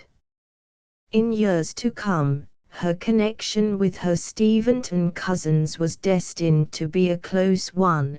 At the present time she was a very pretty, lively girl, fond of amusements, and perhaps estimating her own importance a little too highly. But she had been carefully educated, and was capable of disinterested attachments.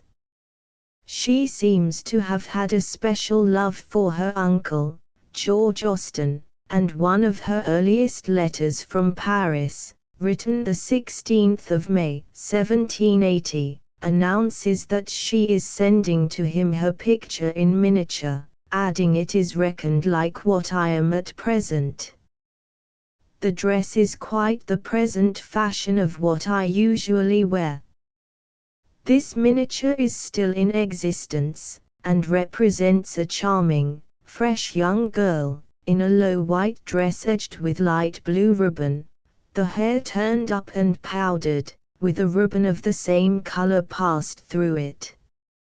Our knowledge of her character at this time is principally derived from a series of letters written by her to her cousin, Phila Walter, letters singularly frank and gossipy, and of especial interest to us from the sidelights they throw on the family circle at Steventon.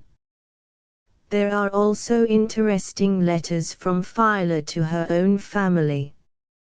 Such a girl as Eliza was not likely to pass unnoticed in any society, and in August 1781 Mr. Woodman writes to tell Warren Hastings that she is on the point of marriage with a French officer, and that Mr. Austen is much concerned at the connection, which he says is giving up all their friends, their country, and he fears their religion. 27. The intended husband was Jean Capote, Comte de Feuillide, 28, aged 30, an officer in the Queen's Regiment of Dragoons, and owner of an estate called Le Marais, near Gaborit, in Guyenne. The marriage took place in the same year, and in the following March, Eliza, now Comtesse de Feuillide, writes Phila a long letter praising the Comte and his devotion to herself. "The man to whom I have given my hand is ever always amiable both in mind and person. It is too little to say he loves me, since he literally adores me, entirely devoted to me, and making my inclinations the guide of all his actions. The whole study of his life seems to be to contribute to the happiness of mine.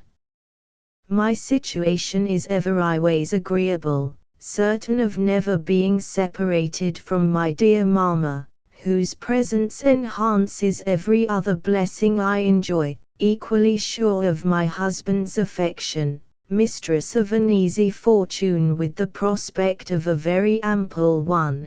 Add to these the advantages of rank and title, and a numerous and brilliant acquaintance amongst whom I can flatter myself I have some sincere friends, and you will unite with me in saying I have reason to be thankful to Providence for the lot fallen to my share.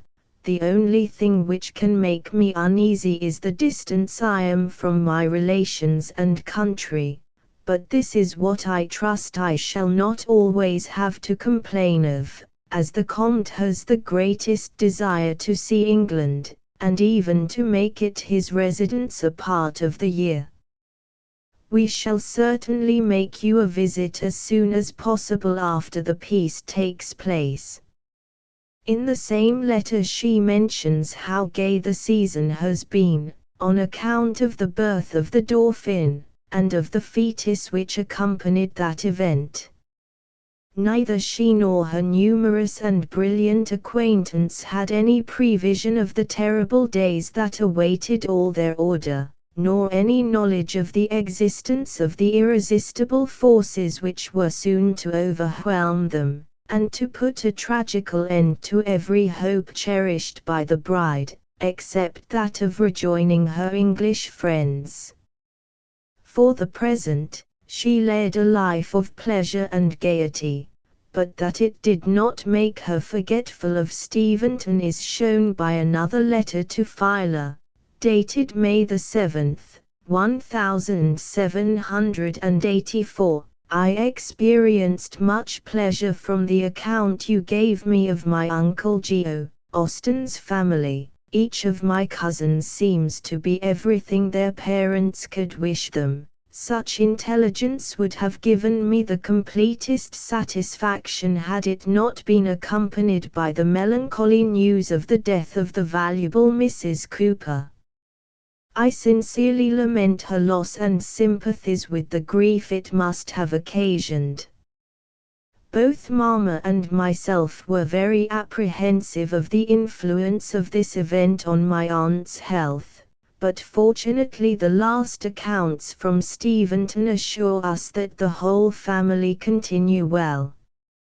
On the 19th of January, 1786, she again writes on the subject of a visit to England, about which she hesitates, partly because of the state of her health, and partly because she was expecting a long visit from her cousin, James Austen, eldest son of George Austen, a young man who, having completed his undergraduate residence at Oxford, was spending some months in France.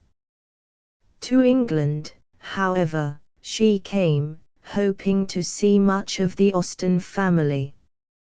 I mean, she writes, to spend a very few days in London, and, if my health allows me, immediately to pay a visit to Steventon, because my uncle informs us that Midsummer and Christmas are the only seasons when his mansion is sufficiently at liberty to admit of his receiving his friends.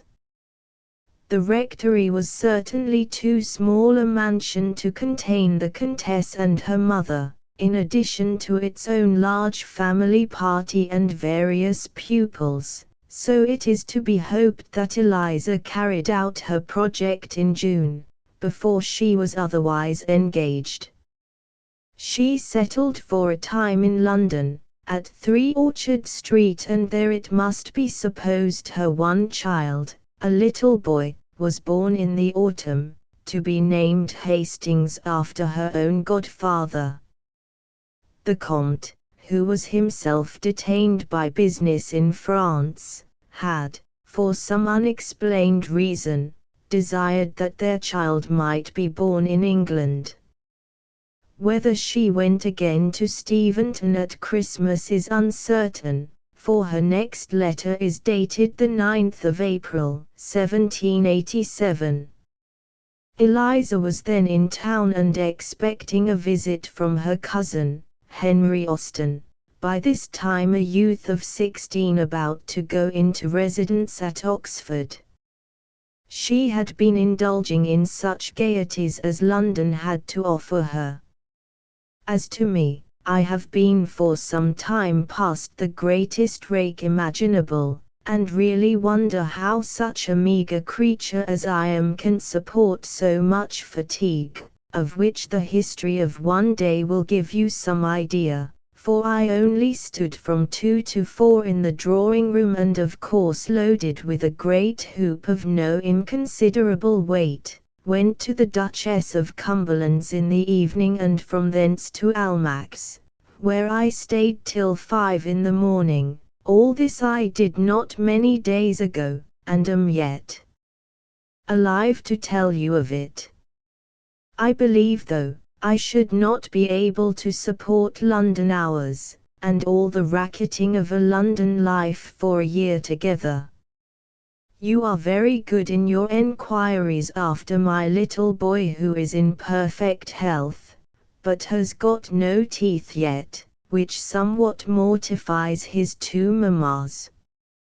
Eliza's domestic cares and her gaieties must still have left her some time to think with anxiety and apprehension of the impeachment of her godfather and benefactor, Hastings. We have a glimpse of this in a letter of Phila Walter, who was staying with her aunt and cousin in Orchard Street, in April, 1788. They went to the trial one day and sat from 10 till 4, completely tired, but I had the satisfaction of hearing all the celebrated orators, Sheridan, Burke, and Fox. The first was so low we could not hear him, the second so hot and hasty we could not understand, the third was highly superior to either, as we could distinguish every word, but not to our satisfaction, as he is so much against Mr. Hastings whom we all wish so well. In August, 1788, Eliza writes, "What has contributed to hurry me and take up my time is my having been obliged to pay some visits out of town. We spent a little time at Beaumont Lodge, 29, and I am but just returned from an excursion into Berkshire, during which we made some little stay at Oxford. My cousin, 30, met us there, and as well as his brother was so good as to take the trouble of showing us the lions. We visited several of the colleges, the museum, etc., and were very elegantly entertained by our gallant relations at St. John's, where I was mightily taken with the garden and longed to be a fellow that I might walk in it every day. Besides I was delighted with the black gown and thought the square cap mighty becoming. I do not think you would know Henry with his hair powdered in a very tonish style. Besides he is at present taller than his father. You mention the troubles in France, but you will easily imagine from what I have said concerning my approaching journey, that things are in a quieter state than they were some months ago. Had they continued as they were it is most probable M.F. would have been called out, and it would have been a very unpleasant kind of duty because he must have borne arms against his own countrymen. We hear but little of Eliza during the next 2 or 3 years, which she seems to have spent partly in France, partly in England.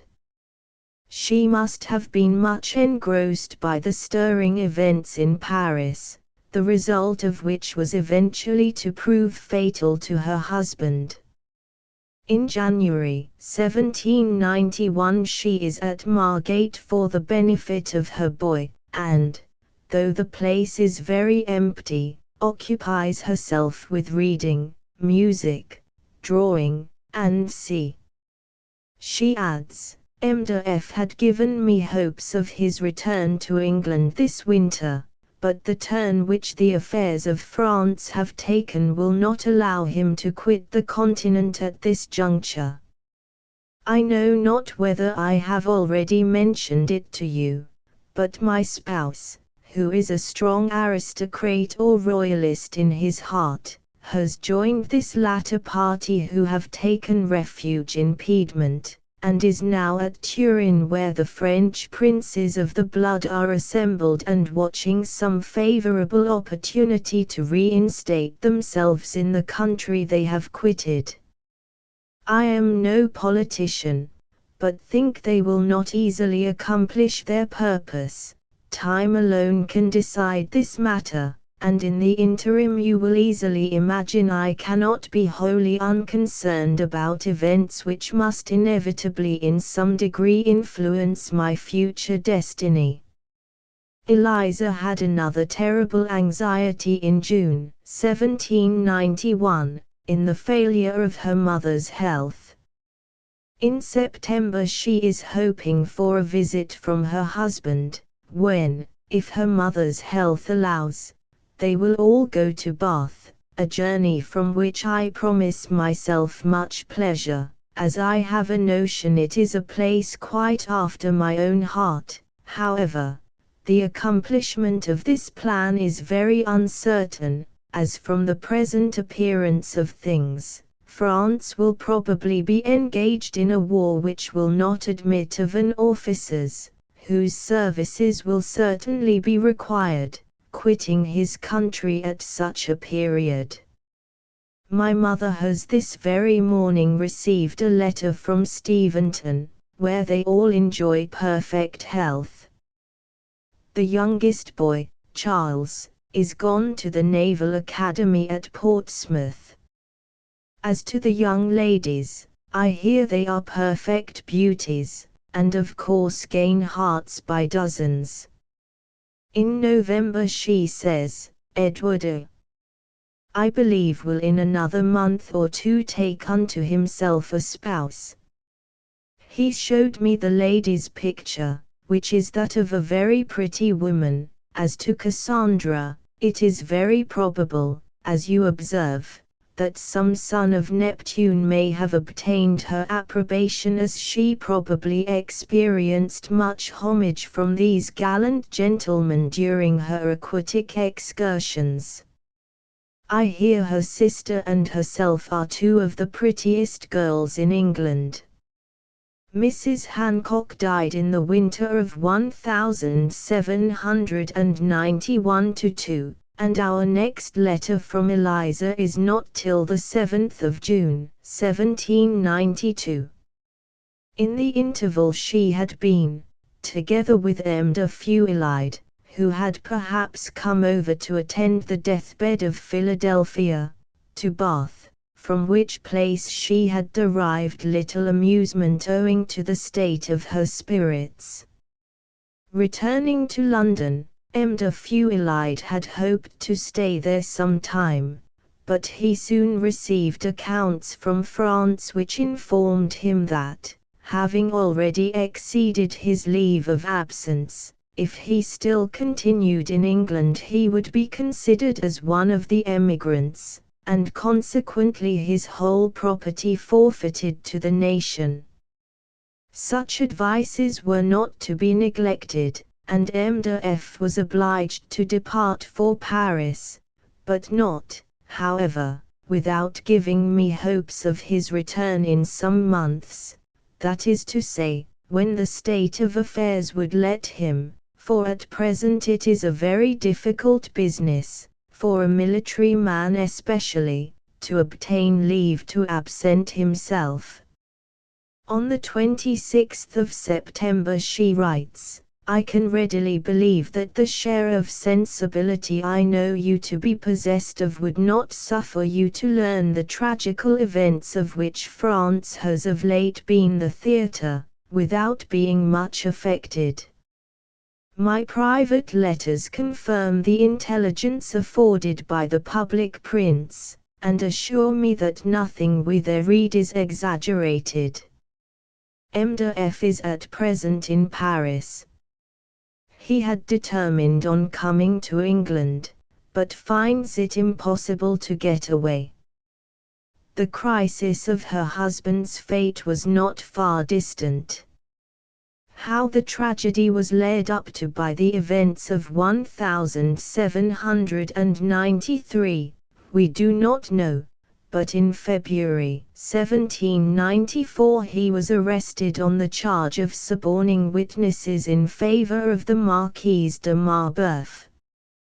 The Marquise had been accused of conspiring against the Republic in 1793. Winking sad smiley 31. One of the chief counts against her being that she had laid down certain arable land on her estate at Champs, near Millau, in Lucerne, Sainfoin, and Clover, with the object of producing a famine. The Marquise, by way of defense, printed a memorial of her case, stating, among other things, that she had not done what she was accused of doing, and further, that if she had a perfect right to do what she liked with her own property. But it was evident that things were likely to go hard with the Marquise at her trial. The Comte de Feuillade then came upon the scene, and attempted to bribe Morel, one of the secretaries of the Committee of Safety, to suppress incriminating documents, and even to bear witness in her favor. Morel drew the Count on, and then betrayed him. The Marquise, her agent and the Count were all condemned to death, and the Count suffered the penalty on the 22nd of February, 1794. 32. We cannot tell where Eliza was through this trying time. The tradition in the family is that she escaped through dangers and difficulties to England and found a refuge at Steventon, but we have no positive information of her having returned to France at all.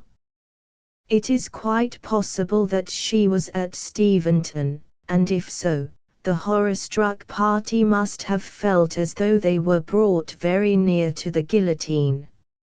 It was an event to make a lasting impression on a quick-witted and emotional girl of 18, and Eliza remained so closely linked with the family that the tragedy probably haunted Jane's memory for a long time to come. Chapter 4 Family Life 1779 to 1792. The eldest brother of the family, James, was nearly 11 years older than Jane, and had taken his degree at Oxford before she left school. He had matriculated at St. John's, where he obtained a Founders' Kin scholarship and, subsequently, a fellowship. In 1779, at the early age of 14, his departure from home having been perhaps hastened in order to make room for the 3 or 4 pupils who were sharing his brother's studies at that time. His was a scholarly type of mind, he was well read in English literature, had a correct taste, and wrote readily and happily, both in prose and verse.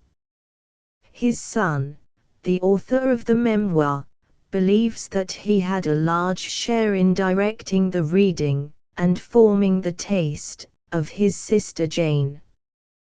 James was evidently in sympathy with Cowper's return to nature from the more artificial and mechanical style of Pope's imitators, and so was she, in Sense and Sensibility, Marianne, after her first conversation with Willoughby, had happily assured herself of his admiring Pope no more than is proper. In 1786 we hear of James being in France.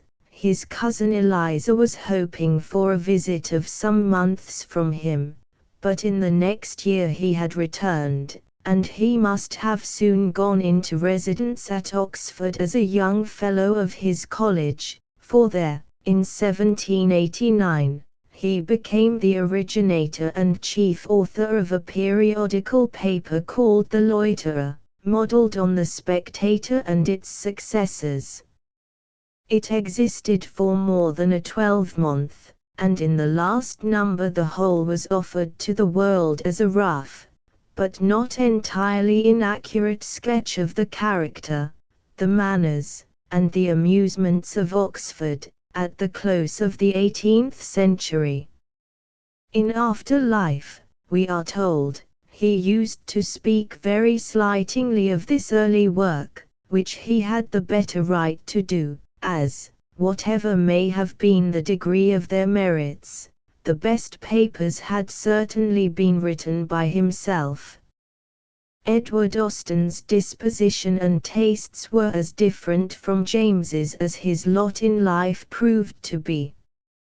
Edward, as his mother says, made no pretensions to literary taste and scholarship, but he was an excellent man of business, kind-hearted and affectionate, and he possessed also a spirit of fun and liveliness, which made him, as time went on, especially delightful to all young people. His history was more like fiction than reality. Most children have at some time or other indulged in daydreams, in which they succeed to unexpected estates and consequent power, and it all happened to Edward. Mr. Thomas Knight of Godmersham Park in Kent, and Chton House in Hampshire, had married a second cousin of George Austen, and had placed him in his rectory at Steventon. His son, another Thomas Knight, and his charming wife, Catherine Knatchbull, took a fancy to young Edward, had him often to their house, and eventually adopted him. The story remains in the family of Mr. and Mrs. Knight's asking for the company of young Edward during his holidays, of his father's hesitating in the interests of the Latin grammar, and of his mother's clinching the matter by saying, "I think, my dear, you had better oblige your cousins and let the child go."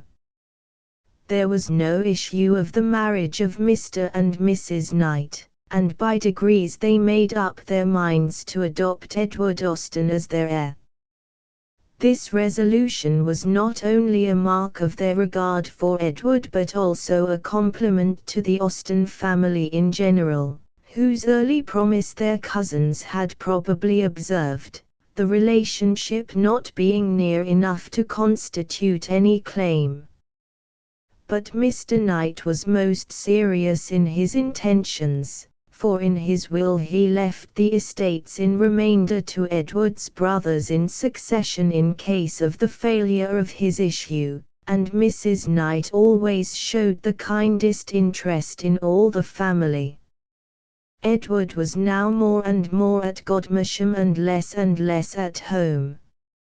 Under the Knight's auspices, he was sent, not to the university, but on a grand tour which included Dresden and Rome. He was probably away on this tour at the date which we have now reached. Jane's favourite brother, Henry, was nearly 4 years younger than Edward, and was no doubt still profiting by his father's instructions. By 1789 he was not only at Oxford but was contributing to the Loiterer, a paper on the sentimental school of Rousseau, and considering how far the indulgence of the above-named sentiments affects the immediate happiness or misery of human life. Henry, whose course in life was marked by sharper curves than that of any of his brothers, was no doubt a very attractive personality. His niece, Mrs. Lefroy, says of him, he was the handsomest of his family and, in the opinion of his own father, also the most talented. There were others who formed a different estimate, and considered his abilities greater in show than in reality, but for the most part he was greatly admired.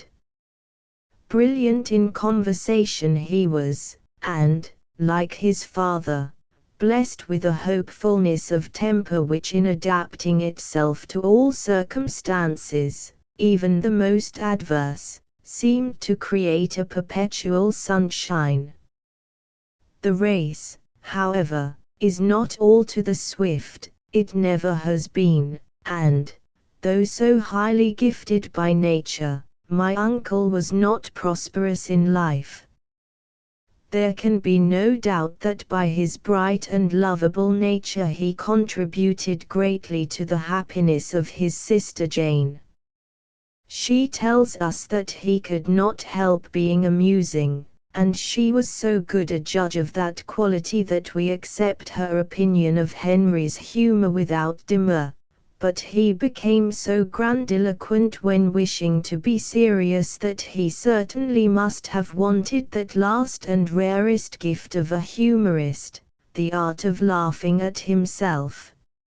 Very different again was the self-contained and steadfast Francis, the future admiral of the fleet, who was born in April 1774. And divided in age from Henry by their sister Cassandra.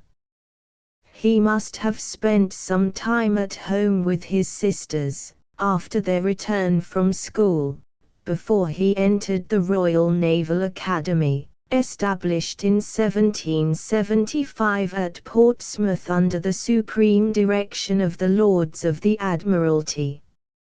Francis joined it when he was just 12. And, having attracted the particular notice of the Lords of the Admiralty by the closeness of his application, and been in consequence marked out for early promotion, 33, embarked 2.5 years later as a volunteer on board the frigate Perseverance, Captain Isaac Smith, bound to the East Indies. His father on this occasion wrote him a long letter, of which a great part is given in Jane Austen's Sailor Brothers. 34. Nothing in this wise and kind letter is more remarkable than the courtesy and delicacy with which the father addresses his advice to the son, who was but a boy, but whom he treats as an officer, and as a young man of whom he already cherished the highest hopes, consequent upon his previous good conduct. He speaks on many topics, religious duties being given the first place among them.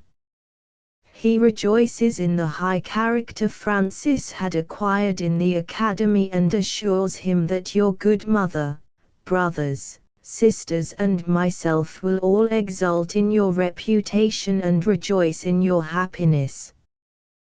The letter concludes thus: I have nothing more to add but my blessing and best prayers for your health and prosperity, and to beg you would never forget you have not upon earth a more disinterested and warm friend than your truly affectionate father, Geo. Austen. We need not be surprised to learn that this letter was found among the Admiral's private papers when he died at the age of 91. The remaining brother, Charles, his sister's own particular little brother born in 1779, must have been still in the nursery when his sisters left school. These brothers meant a great deal to Jane, 35, but dearest of all to her heart was her sister Cassandra, about 3 years her senior. Their sisterly affection for each other could scarcely be exceeded.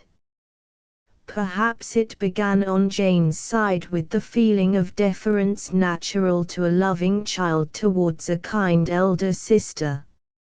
Something of this feeling always remained, and even in the maturity of her powers, and in the enjoyment of increasing success, she would still speak of Cassandra as of one wiser and better than herself. Their attachment was never interrupted or weakened. They lived in the same home, and shared the same bedroom, till separated by death. They were not exactly alike. Cassandra's was the colder and calmer disposition. She was always prudent and well-judging, but with less outward demonstration of feeling and less sunniness of temper than Jane possessed. It was remarked in the family that Cassandra had the merit of having her temper always under command, but that Jane had the happiness of a temper which never required to be commanded.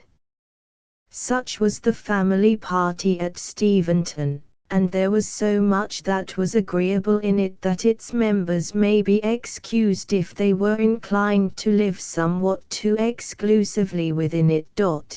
36. They might see in each other much to love and esteem, and something to admire. The family talk had abundance of spirit and vivacity, and was never troubled by disagreements even in little matters, for it was not their habit to dispute or argue with each other. Above all, there was strong family affection and firm union, never to be broken but by death. It cannot be doubted that all this had its influence with the author in the construction of her stories, in which family life often plays a large part. The party which we have described was for many years unbroken, 37, by death and seldom visited by sorrow. Their situation had some peculiar advantages beyond those of ordinary rectories. Steventon was a family living. Mr. Knight, the patron, was also proprietor of nearly the whole parish. He never resided there, and, consequently, the rector and his children came to be regarded in the neighborhood as representatives of the family. They shared with the principal tenant the command of an excellent manor, and enjoyed, in this reflected way, some of the consideration usually awarded to landed proprietors. They were not rich, but, aided by Mr. Austen's power of teaching, they had enough to afford a good education to their sons and daughters, to mix in the best society of the neighborhood, and to exercise a liberal hospitality to their own relations and friends. A carriage and pair of horses were kept, but this could be done more cheaply in the 18th century than in the 19th. There were then no assessed taxes. The carriage, once bought, entailed little further expense, and the horses, probably, like Mr. Bennet's, in Pride and Prejudice, were often employed on farm work. Moreover, it should be remembered that a pair of horses in those days were almost a necessity, if ladies were to move about at all, for neither the condition of the roads nor the style of carriage building admitted of any comfortable vehicle being drawn by a single horse. Indeed, the object of the builders seems to have been to combine the greatest possible weight with the least possible amount of accommodation. 38. Jane Austen lost no time in entering on the career of authorship. She wrote because she must, and with very little prevision of the path which her genius was afterwards to mark out for her. She was urged onward by the first stirrings of talent within her and the absorbing interest of early composition. It is impossible to say at how early an age she began. There are copybooks extant containing tales, some of which must have been composed while she was a young girl, as they had amounted to a considerable number by the time she was 16. Her earliest stories are of a slight and flimsy texture, and are generally intended to be nonsensical, but the nonsense has much spirit in it.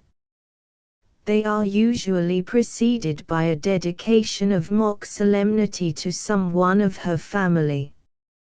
It would seem that the grandiloquent dedications prevalent in those days had not escaped her youthful penetration. Perhaps the most characteristic feature in those early productions is that, however puerile the matter, they are always composed in pure simple English, quite free from the over-ornamented style which might be expected from so young a writer. 39. The following is a specimen, The Mystery. An unfinished comedy. Dedication. To the Reverend George Austen. Sir, I humbly solicit your patronage to the following comedy, which, though an unfinished one, is, I flatter myself, as complete a mystery as any of its kind. I am, Sir, your most humble servant, the author. The Mystery, a Comedy. Dramatis Personae. Men. Women. Colonel Elliot. Fanny Elliot. Old Humbug. Mrs. Humbug. Young Humbug. And Sir Edward Spangle. Daphne. And Corydon. Act I. Scene I. A garden. Enter Corydon. Corydon. But hush, I am interrupted. Exit Corydon.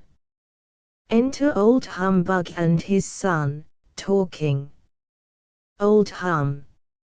It is for that reason that I wish you to follow my advice. Are you convinced of its propriety? Young Hum. I am, sir, and will certainly act in the manner you have pointed out to me. Old Hum. Then let us return to the house. Exeunt. Scene 2. A parlor in Humbug's house. Mrs. Humbug and Fanny discovered at work. Mrs. Hum. You understand me, my love. Fanny. Perfectly, pray continue your narration. Mrs. Hum. Alas! It is nearly concluded, for I have nothing more to say on the subject. Fanny. Ah! Here is Daphne. Enter Daphne. Daphne. My dear Mrs. Humbug, how do ye do? Oh! Fanny, it is all over. Fanny. Is it indeed? Mrs. Hum. I'm very sorry to hear it. Fanny. Then 'twas to no purpose that I, Daphne. None upon earth. Mrs. Hum. And what is to become of Daphne? Oh! 'Tis all settled, whispers Mrs. Humbug. Fanny. And how is it determined? Daphne. I'll tell you, whispers Fanny. Mrs. Hum. And is he to Daphne? I'll tell you all I know of the matter, whispers Mrs. Humbug and Fanny. Fanny. Well, now I know everything about it, I'll go away. Mrs. Hum. And so will I, exeunt. Daphne. Scene 3. The curtain rises, and discovers Sir Edward Spangle reclined in an elegant attitude on a sofa fast asleep. Enter Colonel Elliot. Colonel E. My daughter is not here, I see. There lies Sir Edward. Shall I tell him the secret? No, he'll certainly blab it. But he's asleep, and won't hear me, so I'll venture. Goes up to Sir Edward, whispers him, and exit. End of the first act. Finis. A somewhat later venture, pure extravaganza, called Evelyn is dedicated, by permission, to Miss Mary Lloyd. The manuscript volume which contains Evelyn is grandly entitled on the outside Volume the Third, on the inside Effusions of Fancy by a Very Young Lady, consisting of tales in a style entirely new. It contains one other tale, unfinished, but of considerable length, called Kitty or the Bower, which is preceded by the following dedication, dated Steventon, August 1792. To Miss Austen.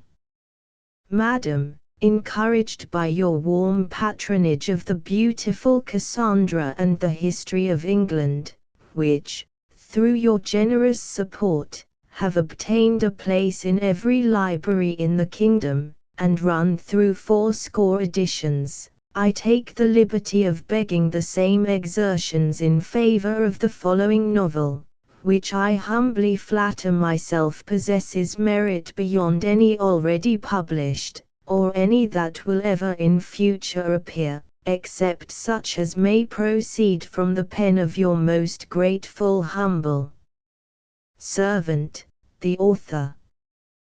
The tale begins in characteristic style, which suggests the later Northanger Abbey.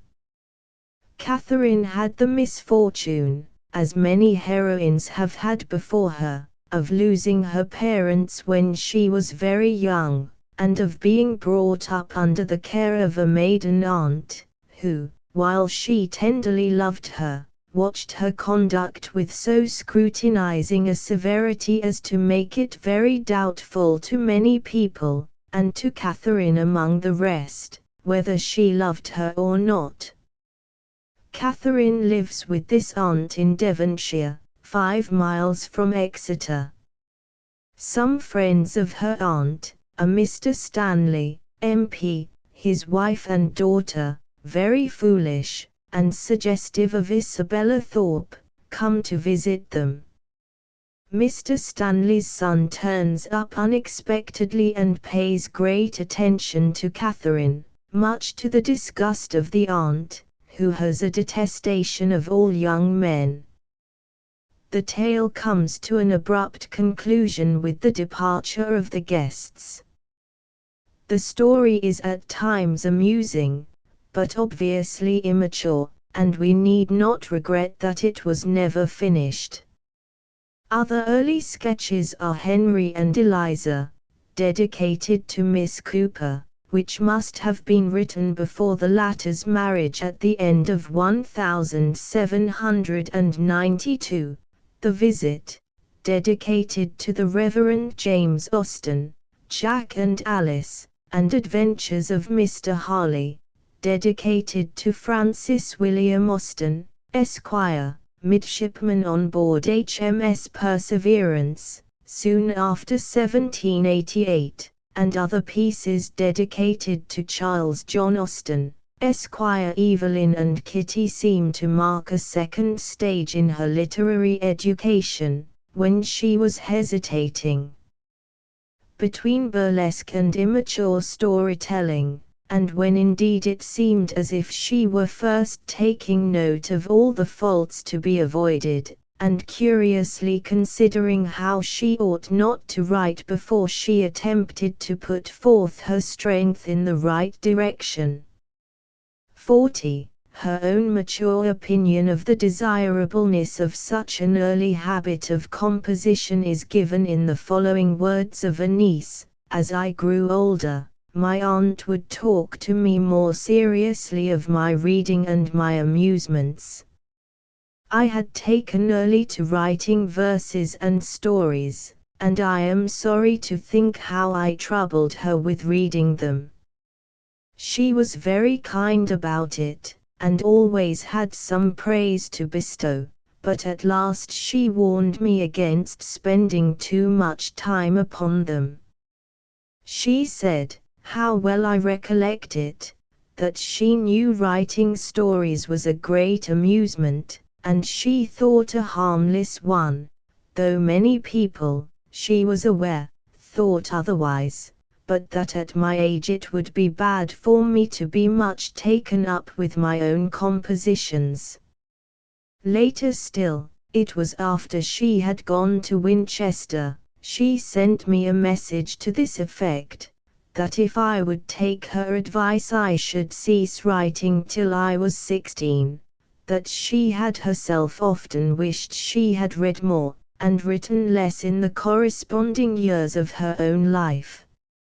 As this niece was only 12 years old at the time of her aunt's death, these words seem to imply that the juvenile tales which we have mentioned had, some of them at least, been written in her childhood, while others were separated only by a very few years from the period which included specimens of her most brilliant writing. In the summer of 1788, when the girls were 15 and 12 respectively, they accompanied their parents on a visit to their great-uncle, old Mr. Francis Austen, at Sevenoaks. Though Jane had been to Oxford, Southampton, and Reading before, it is probable that this was her first visit into Kent, and, what must have been more interesting still, her first visit to London.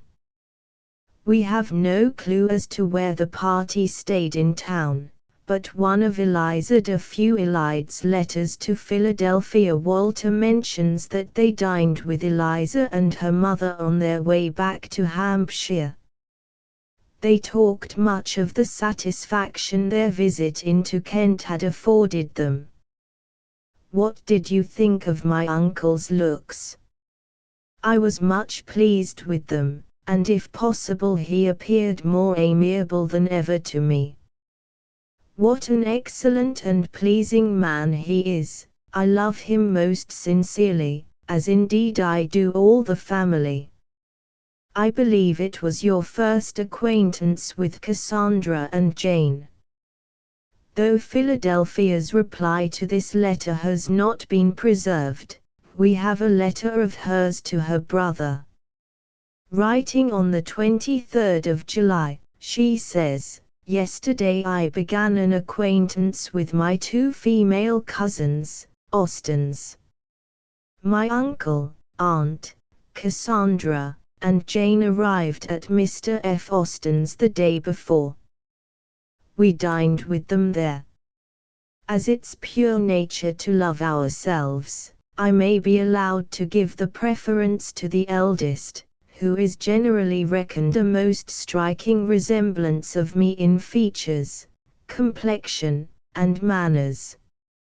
I never found myself so much disposed to be vain, as I can't help thinking her very pretty, but fancied I could discover she was not so well pleased with the comparison, which reflection abated a great deal of the vanity so likely to arise and so proper to be suppressed.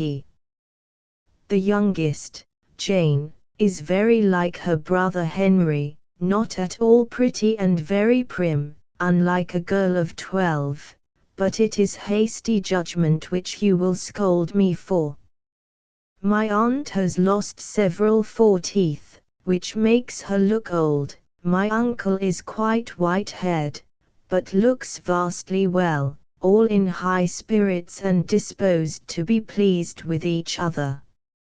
A day or two later, Philadelphia wrote further, "I continue to admire my amiable likeness the best of the two in every respect. She keeps up conversation in a very sensible and pleasing manner.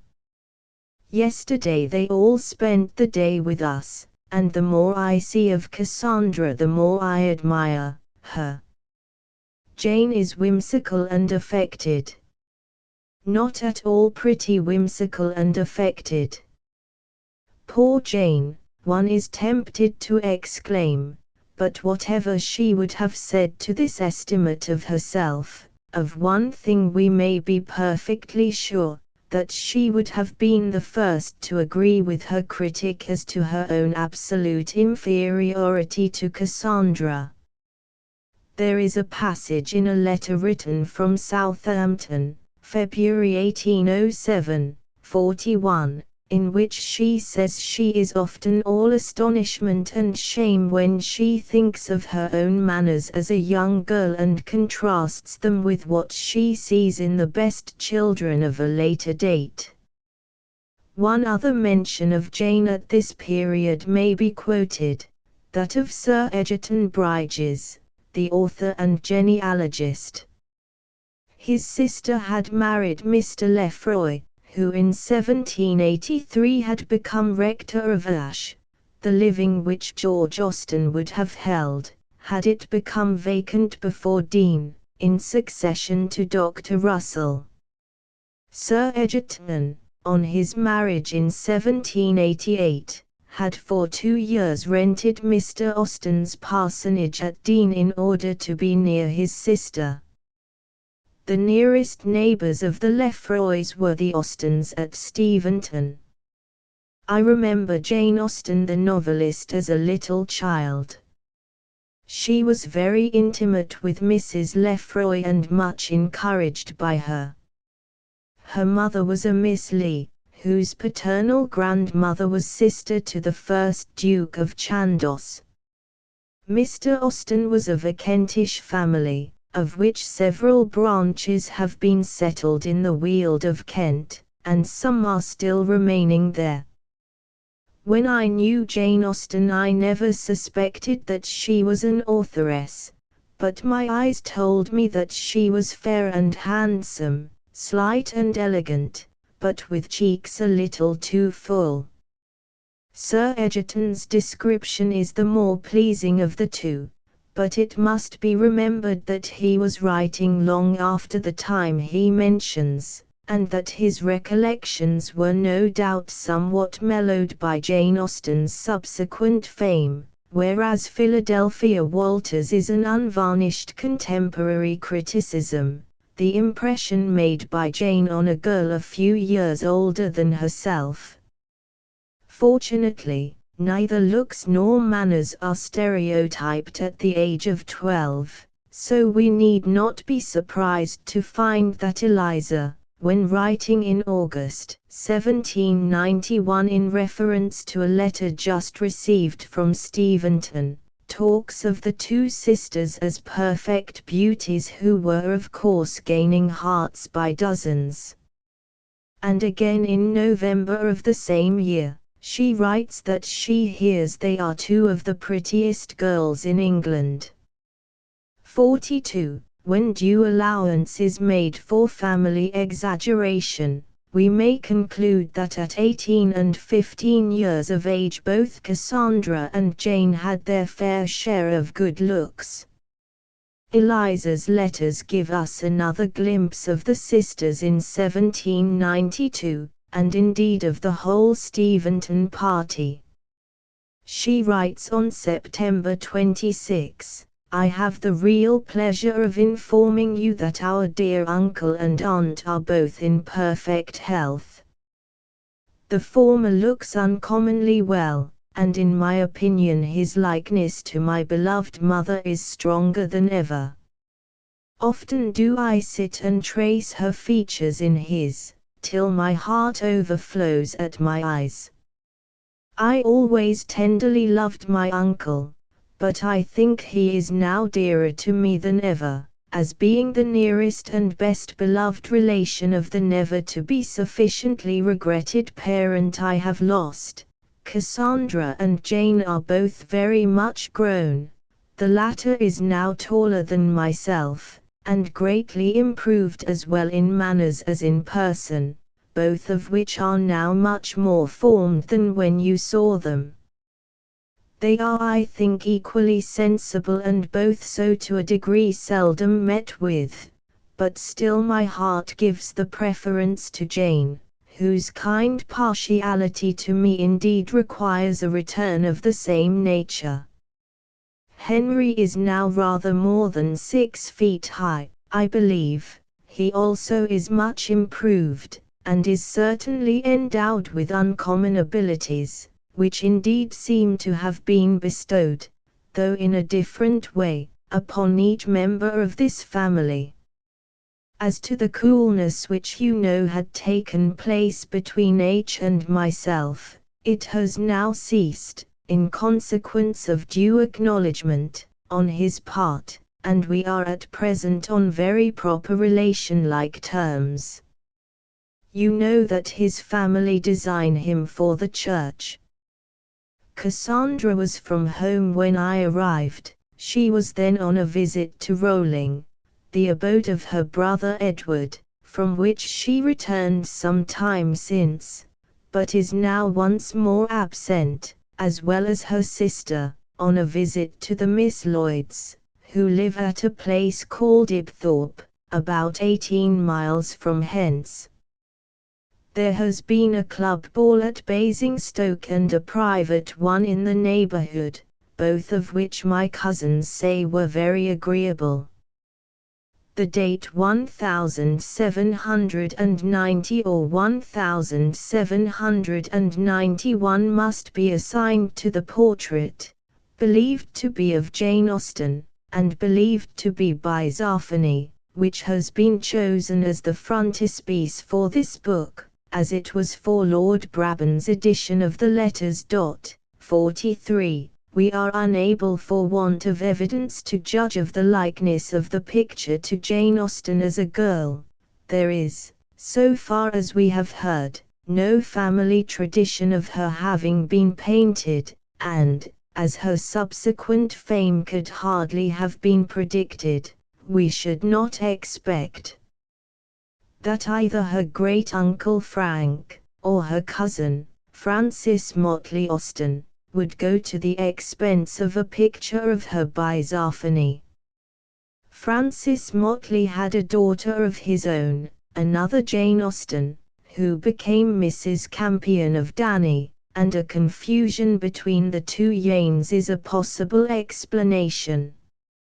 On the other hand, we believe there is no tradition in either the Austen or the Campion family of any such portrait of that Jane Austen, and the provenance of our picture is well authenticated.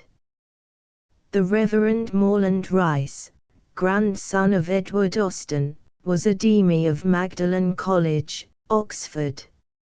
An old fellow of Magdalen, Dr. Newman, many years before his death, told him that he had a portrait of Jane Austen the novelist, that had long been in his family. He stated that it was painted at Bath when she was about 15, and he promised to leave him, M. Rice, the picture. A few months before his death, Dr. Newman wrote to his friend, Dr. Blockham, sending him a picture as a farewell present, and adding, "I have another picture that I wish to go to your neighbour, Morland Rice. It is a portrait of Jane Austen the novelist, by Zoffany." The picture was given to my stepmother by her friend Colonel Austen of Kippington, Kent, because she was a great admirer of her works. Colonel Austen was a son of Francis Motley, and it is hardly conceivable that he should give away to a stranger a portrait of his sister Jane as one of his cousin Jane. Our Jane became 15 on the 16th of December, 1790, and Zafani returned from India, 44, in that year. Jane is believed to have visited her uncle, Dr. Cooper, who died in 1792, at Bath. There is nothing in these dates to raise any great difficulty, and, on the whole, we have good reason to hope that we possess in this picture an authentic portrait of the author. The Austens seem to have been possessed of considerable histrionic talent, and they were decidedly ambitious in the plays they undertook. Their cousin Eliza was out of England in 1784 when their theatricals first began, but on a later occasion she was one of the principal performers. They had their summer theatre in the barn, and their winter theatre either there or within the narrow limits of the dining room, where the number of listeners must have been very small. In 1784 Sheridan's Rivals was acted by some ladies and gentlemen at Steventon. The same year they seem to have given also the tragedy of Matilda. 45. It was the day of prologues and epilogues, and the young actors were careful to omit nothing that would make the performance complete.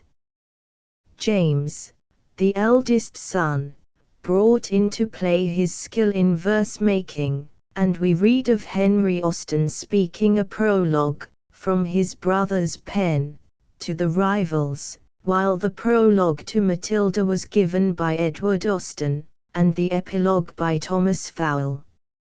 Midsummer and Christmas were the two seasons when George Austen dismissed his pupils for their holidays, and it was at these two periods that the theatricals usually took place. For the year 1787 we have a few details as to contemplated performances. Eliza de Feuillade had come to England with her mother in the summer of 1786, and probably went to Steventon at midsummer. In September 1787 she was at Tunbridge Wells with her mother and her cousin Phyla. In a letter to her brother, Phyla tells us that they went to the theatre, where, as was the custom in those days, the Countess, presumably as a person of some importance, bespoke the play, which is the Man, 46, and Bon Ton. 47. This is interesting, because later on in the same letter Phyla says, they, i.e. the Countess and her mother, go at Christmas to Steventon and mean to act a play, which is the Man and Bon Ton. My uncle's barn is fitting up quite like a theatre, and all the young folks are to take their part. The Countess is Lady Bobladoon, sick, in the former and Miss Titup in the latter. They wish me much of the party and offer to carry me, but I do not think of it. I should like to be a spectator, but am sure I should not have courage to act a part, nor do I wish to attain it. Eliza was, however, very urgent with Phyla that she should send all diffidence to Coventry. Your accommodations at Steventon are the only things my Aunt Austen and myself are uneasy about, as the house being very full of company. She says she can only promise you a place to hide your head in, but I think you will not mind this inconvenience. I am sure I should not, to be with you. Do not let your dress neither disturb you, as I think I can manage it so that the green room should provide you with what is necessary for acting. We purpose setting out the 17th of December. I assure you we shall have a most brilliant party and a great deal of amusement, the house full of company, frequent balls. You cannot possibly resist so many temptations, especially when I tell you your old friend James is returned from France and is to be of the acting party. But Phyla still stood out, and Eliza attacked her once more on the 23rd of November, begging her to come for a fortnight to Steventon, provided she could bring herself to act, for my Aunt Austen declares she has not room for any idle young people. We hear no more news of these theatricals, but it is probable that there was a change in the selection of the plays, for there is extant a prologue by James Austen to The Wonder, 48, acted at Steventon, December the 26th and 28th, 1787, as well as an epilogue spoken by a lady in the character of Violante. There is also a prologue to The Chances, 49, acted at Steventon, January 1788. The last Steventon performances of which we have any knowledge took place in January 1790, when a farce called The Sultan, 50, was acted. The leading lady on this last occasion was Miss Cooper, who spoke the epilogue in the character of Roxalana, Henry Austen playing the title role. On the same occasion Townley's farce, High Life Below Stairs, was also given. Of Jane's own part in these performances there is no record, for she was only just 14 when the last took place. But even if she took no more share than Fanny Price, she must have acquired a considerable acquaintance with the language of the theatre, knowledge that she was to turn to good account in Mansfield Park. She was an early observer, and it might reasonably be supposed that some of the incidents and feelings which are so vividly painted in the Mansfield Park theatricals are due to her recollections of these entertainments. The talent and liveliness which she would show, if ever she had an opportunity of acting herself, may be imagined. The late Sir William Heathcote is said to have remembered being with her at a Twelfth Night party when he was a little boy, on which occasion she, having drawn the part of Mrs. Candour, acted it with appreciation and spirit. Chapter V Growth and Change 1792 to 1796. Though it may hardly be likely that the Austens could rival Mrs. Bennet of Pride and Prejudice by professing to dine with 24 families, there was, nevertheless, for a quiet country neighbourhood, a very fair amount of society to be had around Steventon. Readers of Jane Austen's letters will come across the names of many Hampshire neighbours, with occasional indications of the estimate which she formed of their intellects and characters. Probably there were many different degrees of refinement in different families, and towards the bottom of the list must have come the Squire of Many Acres, 51, who, we are told, inquired of Mr. Austen whether Paris was in France or France in Paris, and who quoted a speech of the rector's wife as beginning with a round oath, saying, when remonstrated with, that it was merely his way of telling the story.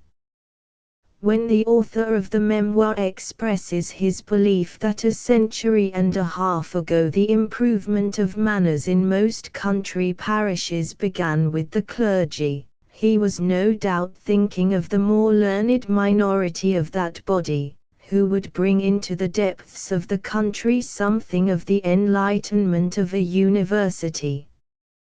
To this minority Jane's father and brother belonged, and thus the family probably gave to the society around them at least as much culture as they received from it in return. In the outer circle of their neighbourhood stood the houses of three peers, those of Lord Portsmouth at Hurstbourne, Lord Bolton at Hackwood, and Lord Dorchester at Greywell.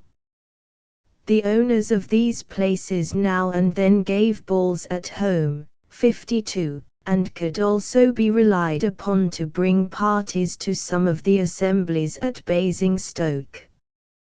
Hardly less important than these magnates were the mild mays of Dogmersfield and the Shoots of the Vin.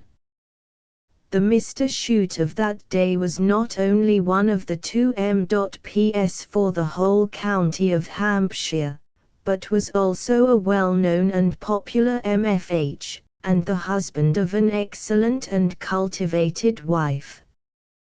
Then came other squires, Portals at Freefolk, Bramstons at Oakley Hall, Jervoises at Herriard, Harwoods at Dean, Terrys at Dummer, Holders at Ush Park, with several clerical families, and other smaller folk. But there were three houses which meant to the Austen sisters far more than any of the others. The Miss Biggs, 53, of Manydown Park, a substantial old manor house owned by their father, Mr. Bigwither, which stands between Steventon and Basingstoke, were especial friends of Cassandra and Jane.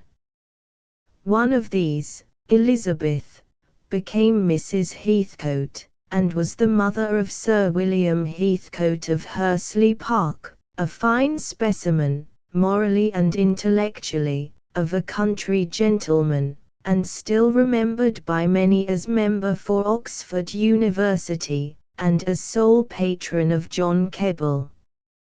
Catherine, another sister, married Southey's uncle, the Reverend Herbert Hill, and Alethea, who never married, was probably for that very reason all the more important to the Steventon sisters. One of the latest of Jane's extant letters is addressed to Alethea. A still closer friendship united Jane and Cassandra to a family named Lloyd, who for a short time inhabited their father's second house, the parsonage at Dean. Mrs. Lloyd had been a craven, one of the unhappy daughters of a beautiful and fashionable but utterly neglectful mother, who left them to shift for themselves and to marry where they could.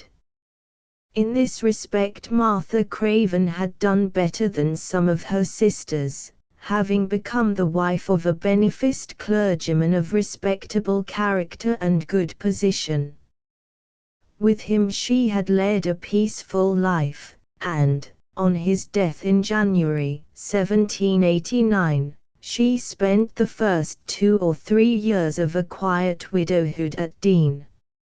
Her second daughter, Eliza, was then already married to a first cousin, Fulwer Craven Fowle, but the two others, Martha and Mary, were still at home.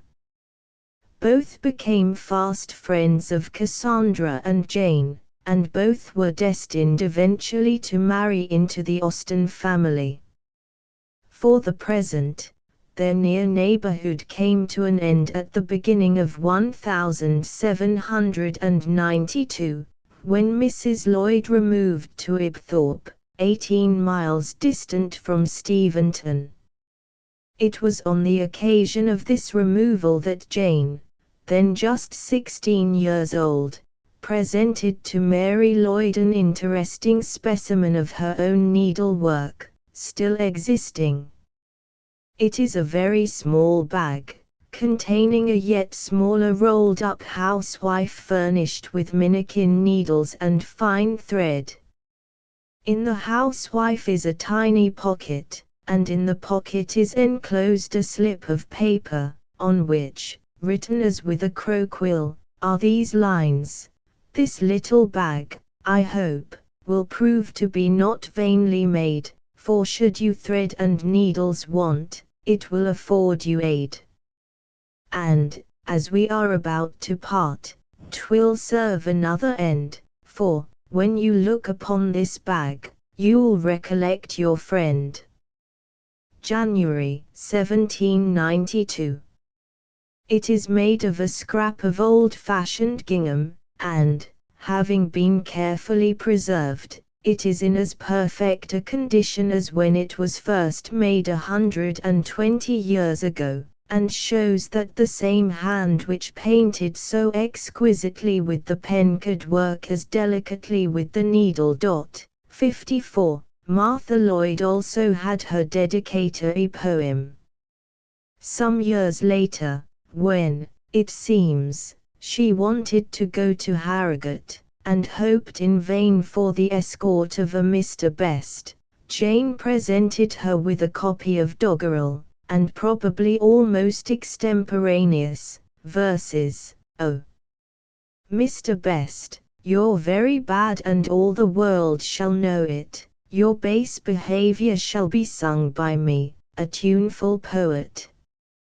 You used to go to Harrogate each summer as it came, and why, I pray, should you refuse to go this year the same? The ways as plain, the roads as smooth, the posting not increased, you're scarcely stouter than you were, not younger, sir, at least. And see, we must mention one other intimate friendship, that which existed between the Austens and the Lefroys of Ashe.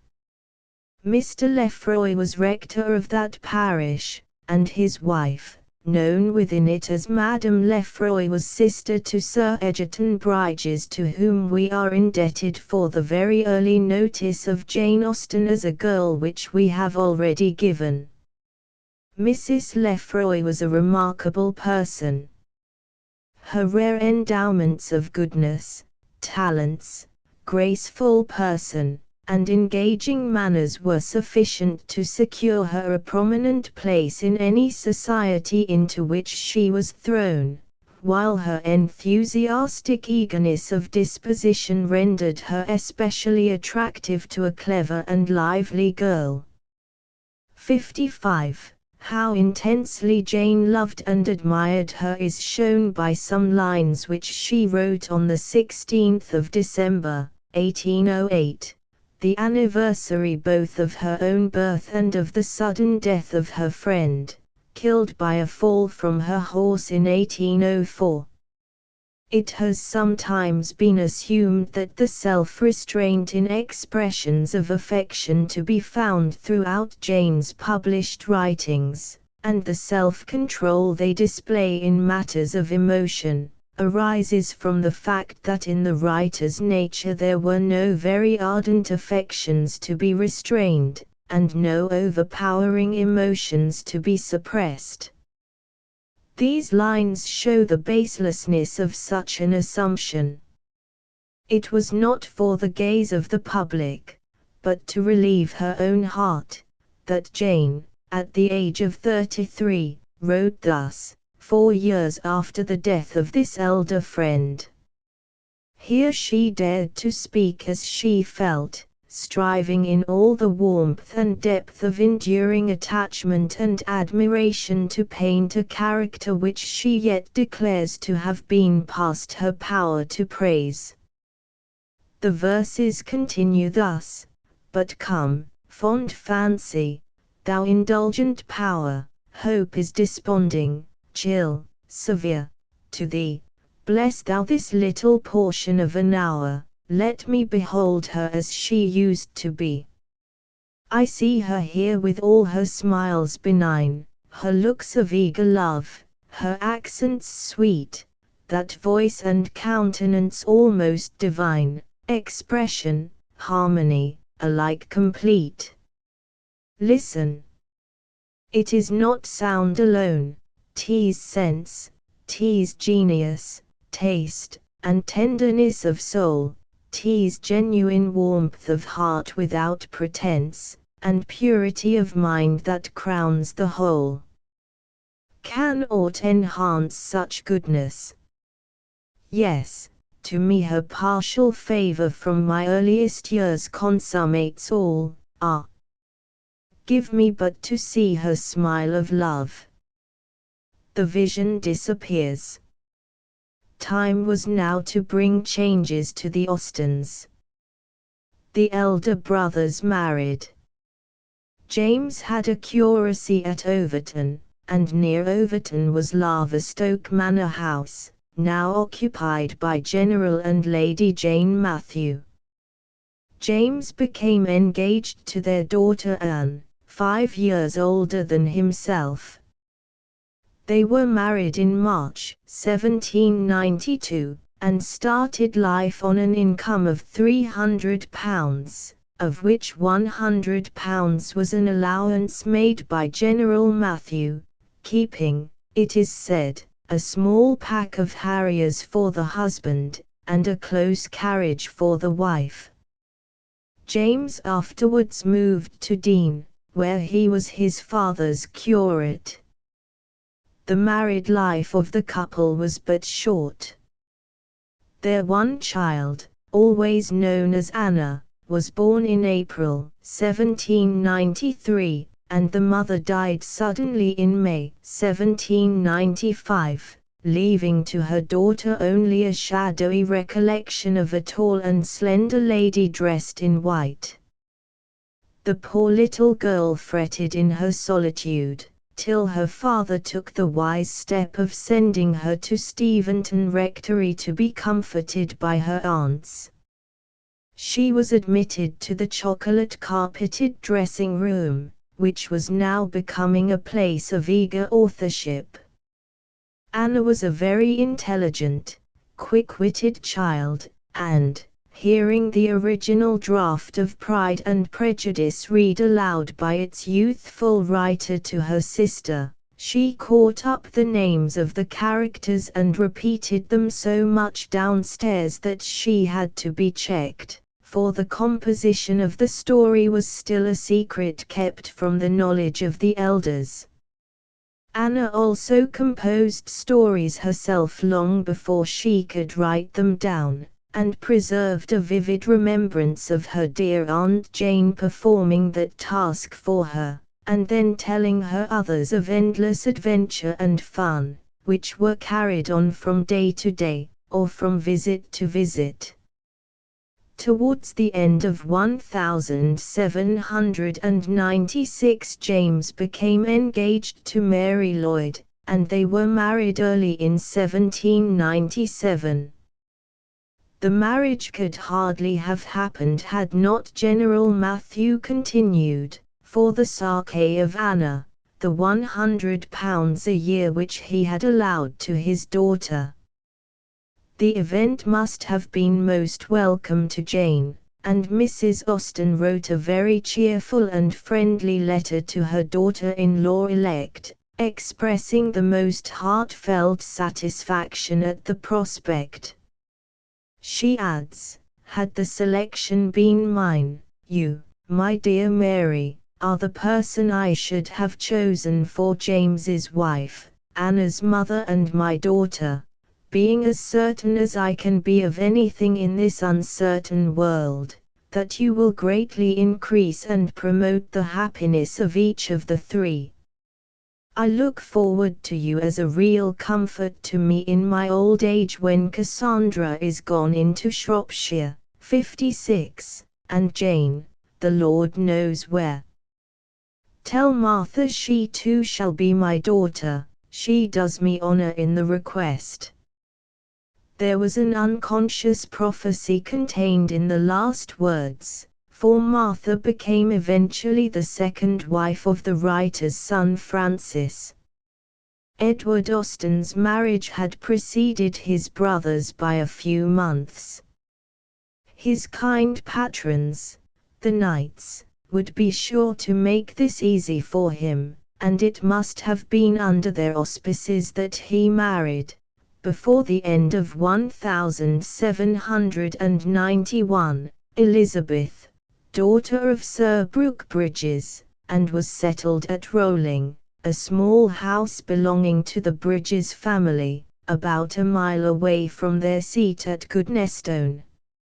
No doubt it was a suitable match, but it must also have been a marriage of affection, if one may judge from the happy life which ensued, and from the lovely features of Mrs. Edward Austen, preserved in the miniature by Cosway. 57. Some of Jane's earliest extant letters were written from Rowling. The place was not, however, to be the home of the Edward Austens for long. Mr. Thomas Knight died in 1794, leaving his large estates to his widow for her life. 3 years later, in 1797, she determined to make them over, at once, to the adopted son, who was after her death to become their owner, retaining for herself only an income of £2,000. On learning her intentions, he sent her a most grateful and affectionate letter, 58, saying that he wrote because he felt himself incapable of speaking with her on the subject, that it was impossible for him and his wife to accede to her plan, for they should never be happy at Godmersham whilst she was living in a smaller and less comfortable house, having quitted a mansion where he had so often heard her say her whole happiness was centered. This protest by no means turned Mrs. Knight from her intentions, on the contrary, she expressed them still more strongly, and in so charming a spirit that we must quote a considerable part of her letter. Godmersham Park, Friday. If anything were wanting, my dearest Edward, to confirm my resolution concerning the plan I propose executing, your letter would have that effect. It is impossible for any person to express their gratitude and affection in terms more pleasing and gratifying than you have chosen, and from the bottom of my heart I believe you to be perfectly sincere when you assure me that your happiness is best secured by seeing me in the full enjoyment of everything that can contribute to my ease and comfort. And that happiness, my dear Edward, will be yours by acceding to my wishes. From the time that my partiality for you induced Mr. Knight to treat you as our adopted child, I have felt for you the tenderness of a mother, and never have you appeared more deserving of affection than at this time. To reward your merit, therefore, and to place you in a situation where your many excellent qualities will be called forth and rendered useful to the neighborhood, is the fondest wish of my heart. Many circumstances attached to large landed possessions, highly gratifying to a man, are entirely lost on me at present, but when I see you in enjoyment of them, I shall, if possible, feel my gratitude to my beloved husband redoubled, for having placed in my hands the power of bestowing happiness on one so very dear to me. If my income had not been sufficient to enable us both to live in affluence, I should never have proposed this plan, for nothing would have given me more pain than to have seen a rigid economy take the place of that liberality which the poor have always experienced from the family. But with the income I have assigned you, I trust, my dear Edward, you will feel yourself rich. You may assure yourself and my dear Lizzie, that the pain I shall feel in quitting this dear place will no longer be remembered when I see you in possession of it. My attachment to it can, I think, only cease with my life, but if I am near enough to be your frequent daily visitor and within reach of the sight of you and your boys and Lizzie and her girls, I trust I shall be as happy, perhaps happier, than I am now. Your most sincere friend, C.K. Meanwhile, Francis Austen had made a good start in his profession. Going out to the East Indies, according to the custom of those days as a volunteer, he became a midshipman, but remained one for 4 years only. Promotion, that long thought of, dearly earned, and justly valued blessing, was bestowed upon him 2 years sooner than it fell to the lot of William Price in Mansfield Park, and he became a lieutenant at the age of 17, a sufficient testimony to that steadiness of character which distinguished him throughout the course of a very long life. As lieutenant he remained another year in the East Indies, and then returned to serve on the home station. The result of this last move was that in 1793, rather more than a year after the marriages of James and Edward, their parents had the delight of welcoming back a son, who, having quitted them as a boy not yet 15 years old, reappeared as a young man and successful officer, of whom his family might be justly proud. Other events, grave and gay, were now happening at Steventon. Besides Eliza de Feuillide, who took refuge there with her young son while the clouds were gathering round her husband in France, the rectory had another visitor in the summer of 1792, in Jane Cooper, daughter of Mrs. Austen's only sister, who came here after her father's death. Dr. Cooper had set out in June with his son and daughter, and his neighbors, the Leigh Powisses, on a tour to the Isle of Wight. The tour had important results for the young Coopers, as Edward became engaged to Caroline Leigh Powis, and his sister to Captain Thomas Williams, R.N., whom she met at Ryde.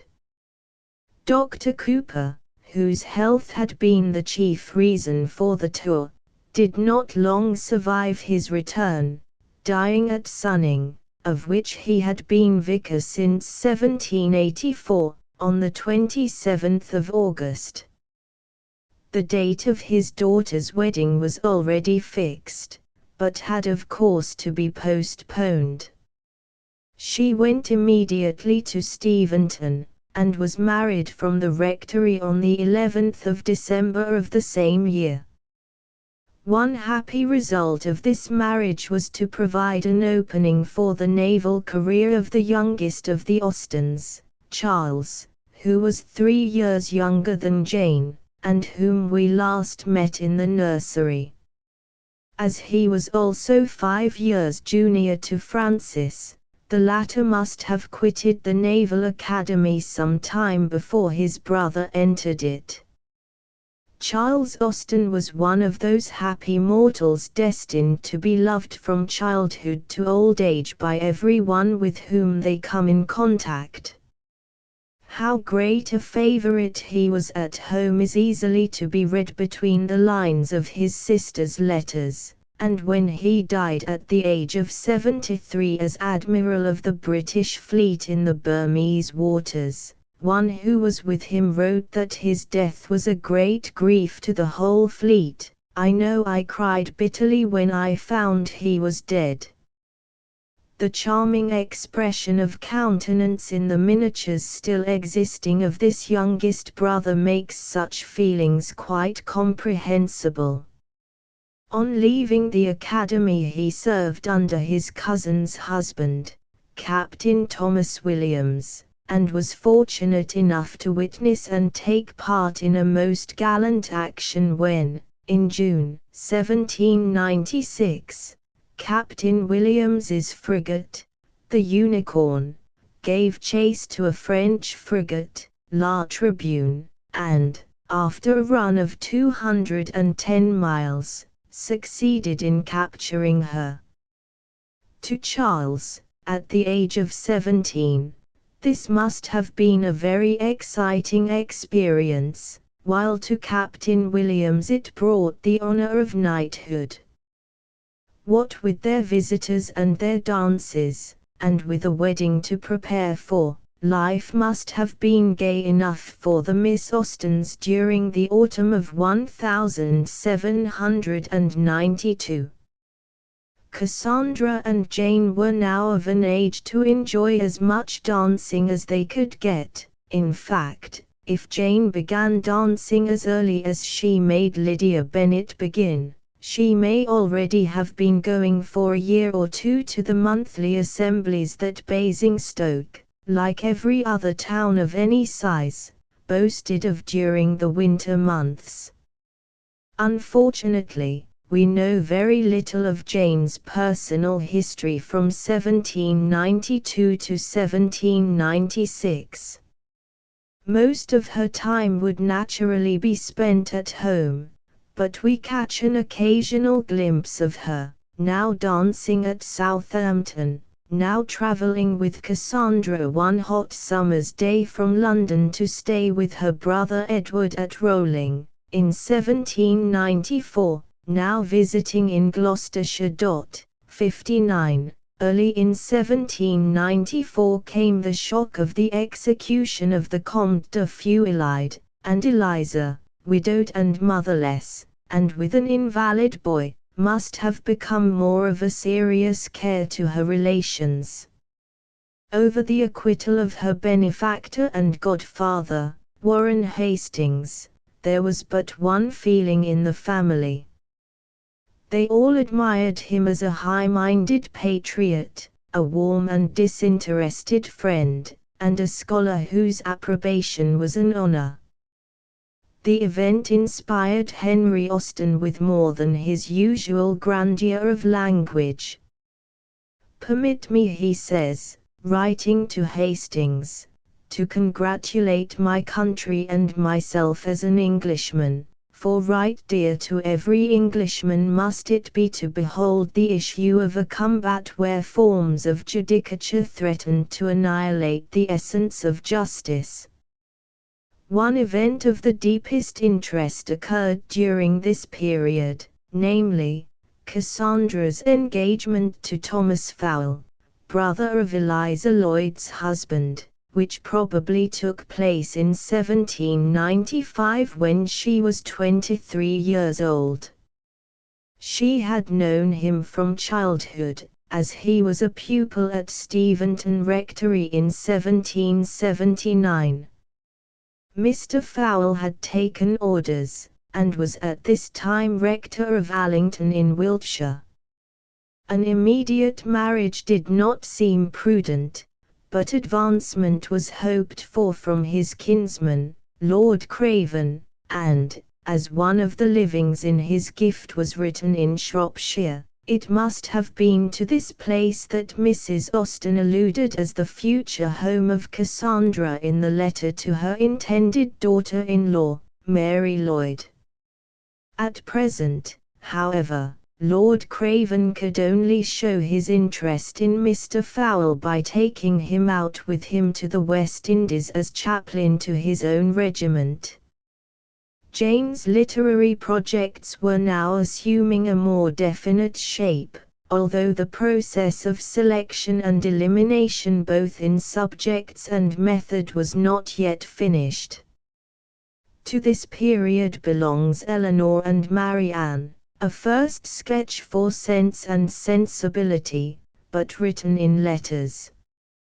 We know that it was read aloud, but no details have come down to us, and it is difficult to guess between whom the letters can have passed, for in the novel Eleanor and Marianne are never parted, even for a single day.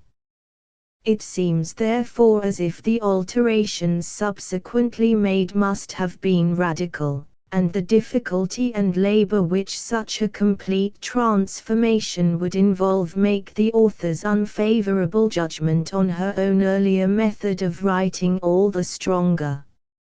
If she decided against using letters as a vehicle for storytelling in the future, It seems all the more probable that the only other instance of her use of this style was at least as early as the date we have now reached. The author of the memoir yielded with reluctance to many solicitations asking him to include Lady Susan in his second edition, winking sad smiley 60, while he himself agreed with other critics that the work was scarcely one on which a literary reputation could be founded. As a stage in the development of the author, it has great interest. Strictly speaking, it is not a story but a study. There is hardly any attempt at a plot, or at the grouping of various characters, such as exist are kept in the background, and serve chiefly to bring into bolder relief the one full-length, highly finished, wholly sinister figure which occupies the canvas, but which seems, with the completion of the study, to have disappeared entirely from the mind of its creator. It is equally remarkable that an inexperienced girl should have had independence and boldness enough to draw at full length a woman of the type of Lady Susan, and that, after she had done so, the purity of her imagination and the delicacy of her taste should have prevented her from ever repeating the experiment.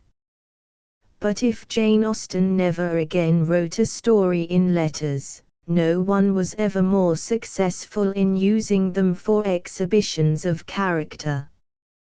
The letters of Lucy Steele, Mr. Collins, Isabella Thorpe, Lady Bertram, and Mary Musgrove are all masterpieces of unconscious humour, and some of the more serious letters are not far behind them. The extant letters of Jane herself begin in 1796, and will accompany us through the rest of the story. They are far the most important additions that can be made to the short history contained in the memoir, and the little notices which we have given, it may have seemed with needless particularity, of her relations and neighbors have been given partly in order to enable the readers of her letters to follow the numerous personal allusions to be found in them. We must not, however, try to extract more out of the letters than they will yield. The bulk of them belong to the collection published by Lord Brabourne, and nearly the whole of this collection consists of letters from Jane to Cassandra. But the normal condition of the sisters' lives was to be together, residing in one house, sleeping in one room. We can therefore only learn from this source what happened on the comparatively rare occasions when they were separated. Nor is this all, for a good deal of their correspondence is missing. Some of it is probably lost by accident, a great deal was certainly destroyed by Cassandra of set purpose. The Austens had a great hatred and dread of publicity. Cassandra felt this with especial force, and the memory of Jane was to her so sacred that to allow the gaze of strangers to dwell upon the actions or the feelings of so precious a being would have seemed to her nothing short of profanation. In her old age she became aware that Jane's fame had not only survived but increased, and that a time might come when the public would wish to know more details of her life than had been given in the short memoir, written by Henry Austen, and prefixed to her posthumous works. Cassandra would not indeed be likely to think it possible that the letters themselves should be published, 61, but they might be made use of as materials. And so she determined to do what must have been a great sacrifice, and burn all those which were specially dear to herself, feeling confident that the remainder would not be disturbed. The destroyed MSS. without doubt included much that would have been of particular value to the biographer. We must also remember that the correspondence was between sisters who knew, each of them, what the other was thinking, and could feel sure that nothing one might say would be misapprehended by the other, and the sort of freemasonry which results from such a situation adds to the difficulty of perfect comprehension by outsiders. Jane, too, was a mistress of subtle irony. The inveterate playfulness which is constantly cropping up in her books appears also in her letters. Secure of her correspondent, she could pass criticisms, impute motives, and imagine circumstances which would have been very far from her nature had she thought it possible that any less perfectly informed third person could see them. All our authorities agree in describing her as one of the most considerate and least censorious of mortals. She was singularly free, says one of her nieces, from the habit of looking out for people's foibles for her own amusement, or the entertainment of her hearers. I do not suppose she ever in her life said a sharp thing. We may be sure, therefore, that when she seems to imply that her mother's ailments were imaginary, or that Mrs. Knight's generosity to Edward was insignificant, or that Mrs. Knight herself was about to contract a second marriage, she is no more serious than when she describes herself as having taken too much wine, as a hardened flirt, or as a selfish housekeeper ordering only those things which she herself preferred.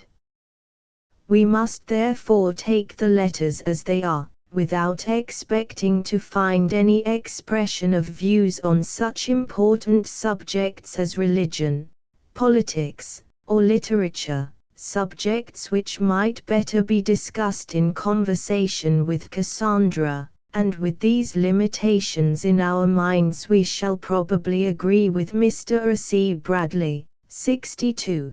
Who does not find the letters disappointing because the Jane Austen who wrote the novels is in them.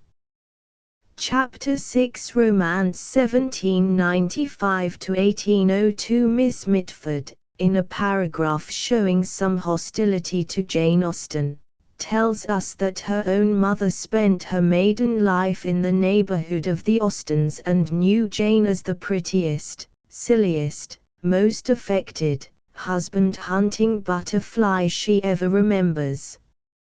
It is perhaps a sufficient answer to this attack if we remark that when Mrs. Mitford married and left her home Jane was barely 10 years old, and that at a date 2 years later she was accused by a cousin of being prim. It is probable that on growing up she, like other girls, enjoyed admiration, and it is certain that she attracted a good deal of it, but she says so much to her elder sister and mentor about one particular flirtation that we may be sure that it was neither a serious nor a frequent occupation with her.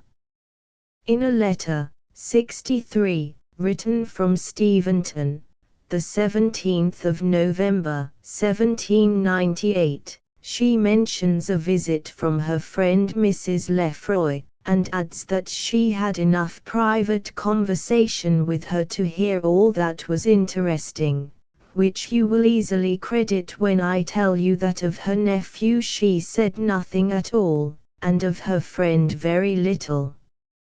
She did not once mention the name of the former to me, and I was too proud to make any enquiries. But on my father's afterwards asking where he was, I learned that he was gone back to London in his way to Ireland, where he is called to the bar and means to practice. She showed me a letter which she had received from her friend a few weeks ago, in answer to one written by her to recommend a nephew of Mrs. Russell to his notice at Cambridge, towards the end of which was a sentence to this effect: "I am very sorry to hear of Mrs. Austen's illness. It would give me particular pleasure to have an opportunity of improving my acquaintance with that family with a hope of creating to myself a nearer interest. But at present I cannot indulge any expectation of it." This is rational enough. There is less love and more sense in it than sometimes appeared before, and I am very well satisfied. It will all go on exceedingly well, and decline away in a very reasonable manner. There seems no likelihood of his coming into Hampshire this Christmas, and it is therefore most probable that our indifference will soon be mutual, unless his regard, which appeared to spring from knowing nothing of me at first, is best supported by never seeing me. Mrs. Lefroy's friend, though Jane was interested to hear of him, had evidently not touched her heart, and we should know nothing more of him if it were not for a letter of hers to her brother Frank, written more than 14 years afterwards, and published in the Sailor Brothers. 64. I wonder whether you happened to see Mr. Blackwell's marriage in the papers last January. We did. He was married at Clifton to a Miss Lewis, whose father had been late of Antigua. I should very much like to know what sort of a woman she is. He was a piece of perfection, noisy perfection, himself, which I always recollect with regard. We had noticed a few months before his succeeding to a college living, the very living which we recollected his talking of, and wishing for, an exceeding good one, Great, 65, Cadbury in Somersetshire. I could wish Miss Lewis to be of a silent turn and rather ignorant, but naturally intelligent and wishing to learn, fond of cold veal pies, green tea in the afternoon, and a green window blind at night. North Cadbury is an Emmanuel College living, and Mr. Blackwell was a fellow of that society, who, after the fashion of the times, had waited long for his living and his wife. Jane had known him well and liked him much, though with sufficient detachment to remember and to criticize his demonstrative manners, his love of instructing others, and other little peculiarities. The friend of 1798 must have been a young Cambridge don, and she was not likely to have had an opportunity of knowing individually more than one of that limited community, who did not naturally come in the Austens' way. It seems obvious to link the two allusions together, and if this is correct, we have identified one of the admirers of our heroine.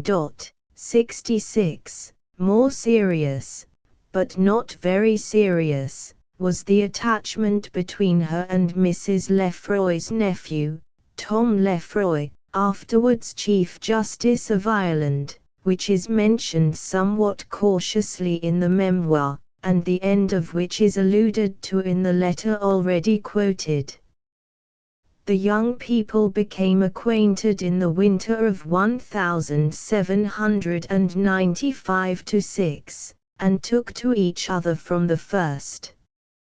In a lively letter to Cassandra on the 9th of January, 1796, Jane describes a ball at Manydown. Mr. H. Heathcote, 67, began with Elizabeth, and afterwards danced with her again, but they do not know how to be particular. I flatter myself, however, that they will profit by the 3 successive lessons which I have given them. You scold me so much in the nice long letter which I have this moment received from you, that I am almost afraid to tell you how my Irish friend and I behaved. Imagine to yourself everything most profligate and shocking in the way of dancing and sitting down together. I can expose myself, however, only once more, because he leaves the country soon after next Friday, on which day we are to have a dance at Ashe after all. He is a very gentlemanlike, good-looking, pleasant young man, I assure you. But as to our having ever met, except at the 3 last balls, I cannot say much, for he is so excessively laughed at about me at Ashe, that he is ashamed of coming to Steventon, and ran away when we called on Mrs. Lefroy a few days ago. After I had written the above, we received a visit from Mr. Tom Lefroy and his cousin George. The latter is really very well behaved now, and as to the other, he has but one fault, which time will I trust entirely remove. It is that his morning coat is a great deal too light. He is a very great admirer of Tom Jones, and therefore wears the same colored clothes, I imagine, which he did when he was wounded. A few days later she is writing again, our party to Ashe tomorrow night will consist of Edward Cooper, James, for a ball is nothing without him, Buller, who is now staying with us, and I. I look forward with great impatience to it, as I rather expect to receive an offer from my friend in the course of the evening. I shall refuse him, however, unless he promises to give away his white coat. Friday. At length the day is come on which I am to flirt my last with Tom Lefroy, and when you receive this it will be over. My tears flow as I write at the melancholy idea. Truly the prim little girl of 12 had made considerable progress by the time she was 20. Unfortunately, there is no further letter to tell us whether Tom made the expected proposal or not, but it is pretty certain that he did not, and indeed there is a good deal of doubt whether it was really expected. Possibly lack of means prevented its ever being a serious matter on his side. They can never have met again on the same intimate terms. If he visited Ashe at all in 1798, the conditions must have been different, for he was by that time tacitly engaged to the lady whom he married in March 1799. Tom Lefroy accordingly disappears from Jane's life, though he never forgot her till his death at the age of 90. When he was an old man he told a young relation that he had been in love with Jane Austen, but it was a boy's love. As for Jane's feelings, the opinion in the family seems to have been that it was a disappointment, but not a severe one. Had it been severe, either Jane would not have joked about it, or Cassandra would have destroyed the letters. But the day of Jane's one real romance was still to come, a romance which probably affected the flow of her spirits, and helped to disincline her for literary composition, for some time after its occurrence. In this case, as in the other, the author of the memoir was rather reticent, but shortly after its publication his sister, Caroline Austen, was induced to put down in writing the facts as she knew them. No one could be better qualified to do this, for she was a person of great ability, and endowed with a wonderfully accurate and retentive memory.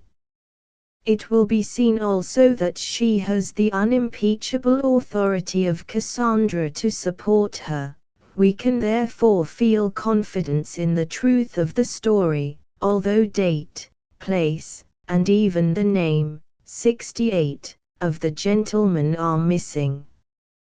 Caroline Austen's account is as follows: all that I know is this. At Newtown, Aunt Cassandra was staying with us, i.e. with the writer and her mother, Mrs. James Austen, when we made acquaintance with a certain Mr. H.E., of the engineers. He was very pleasing and very good-looking. My aunt was very much struck with him, and I was struck by her commendation. She so rarely admired strangers. Afterwards, at another time, I do not remember exactly when, she spoke of him as of one so unusually gifted with all that was agreeable, and said that he reminded her strongly of a gentleman whom they had met one summer when they were by the sea. I think she said in Devonshire. I don't think she named the place, and I am sure she did not say Lyme, for that I should have remembered, that he seemed greatly attracted by my Aunt Jane. I suppose it was an intercourse of some weeks, and that when they had to part, I imagine he was a visitor also, but his family might have lived near. He was urgent to know where they would be the next summer, implying or perhaps saying that he should be there also, wherever it might be. I can only say that the impression left on Aunt Cassandra was that he had fallen in love with her sister, and was quite in earnest. Soon afterwards they heard of his death.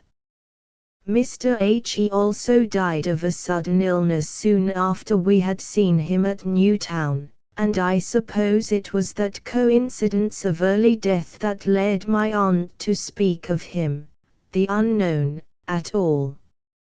I am sure she thought he was worthy of her sister, from the way in which she recalled his memory, and also that she did not doubt, either, that he would have been a successful suitor.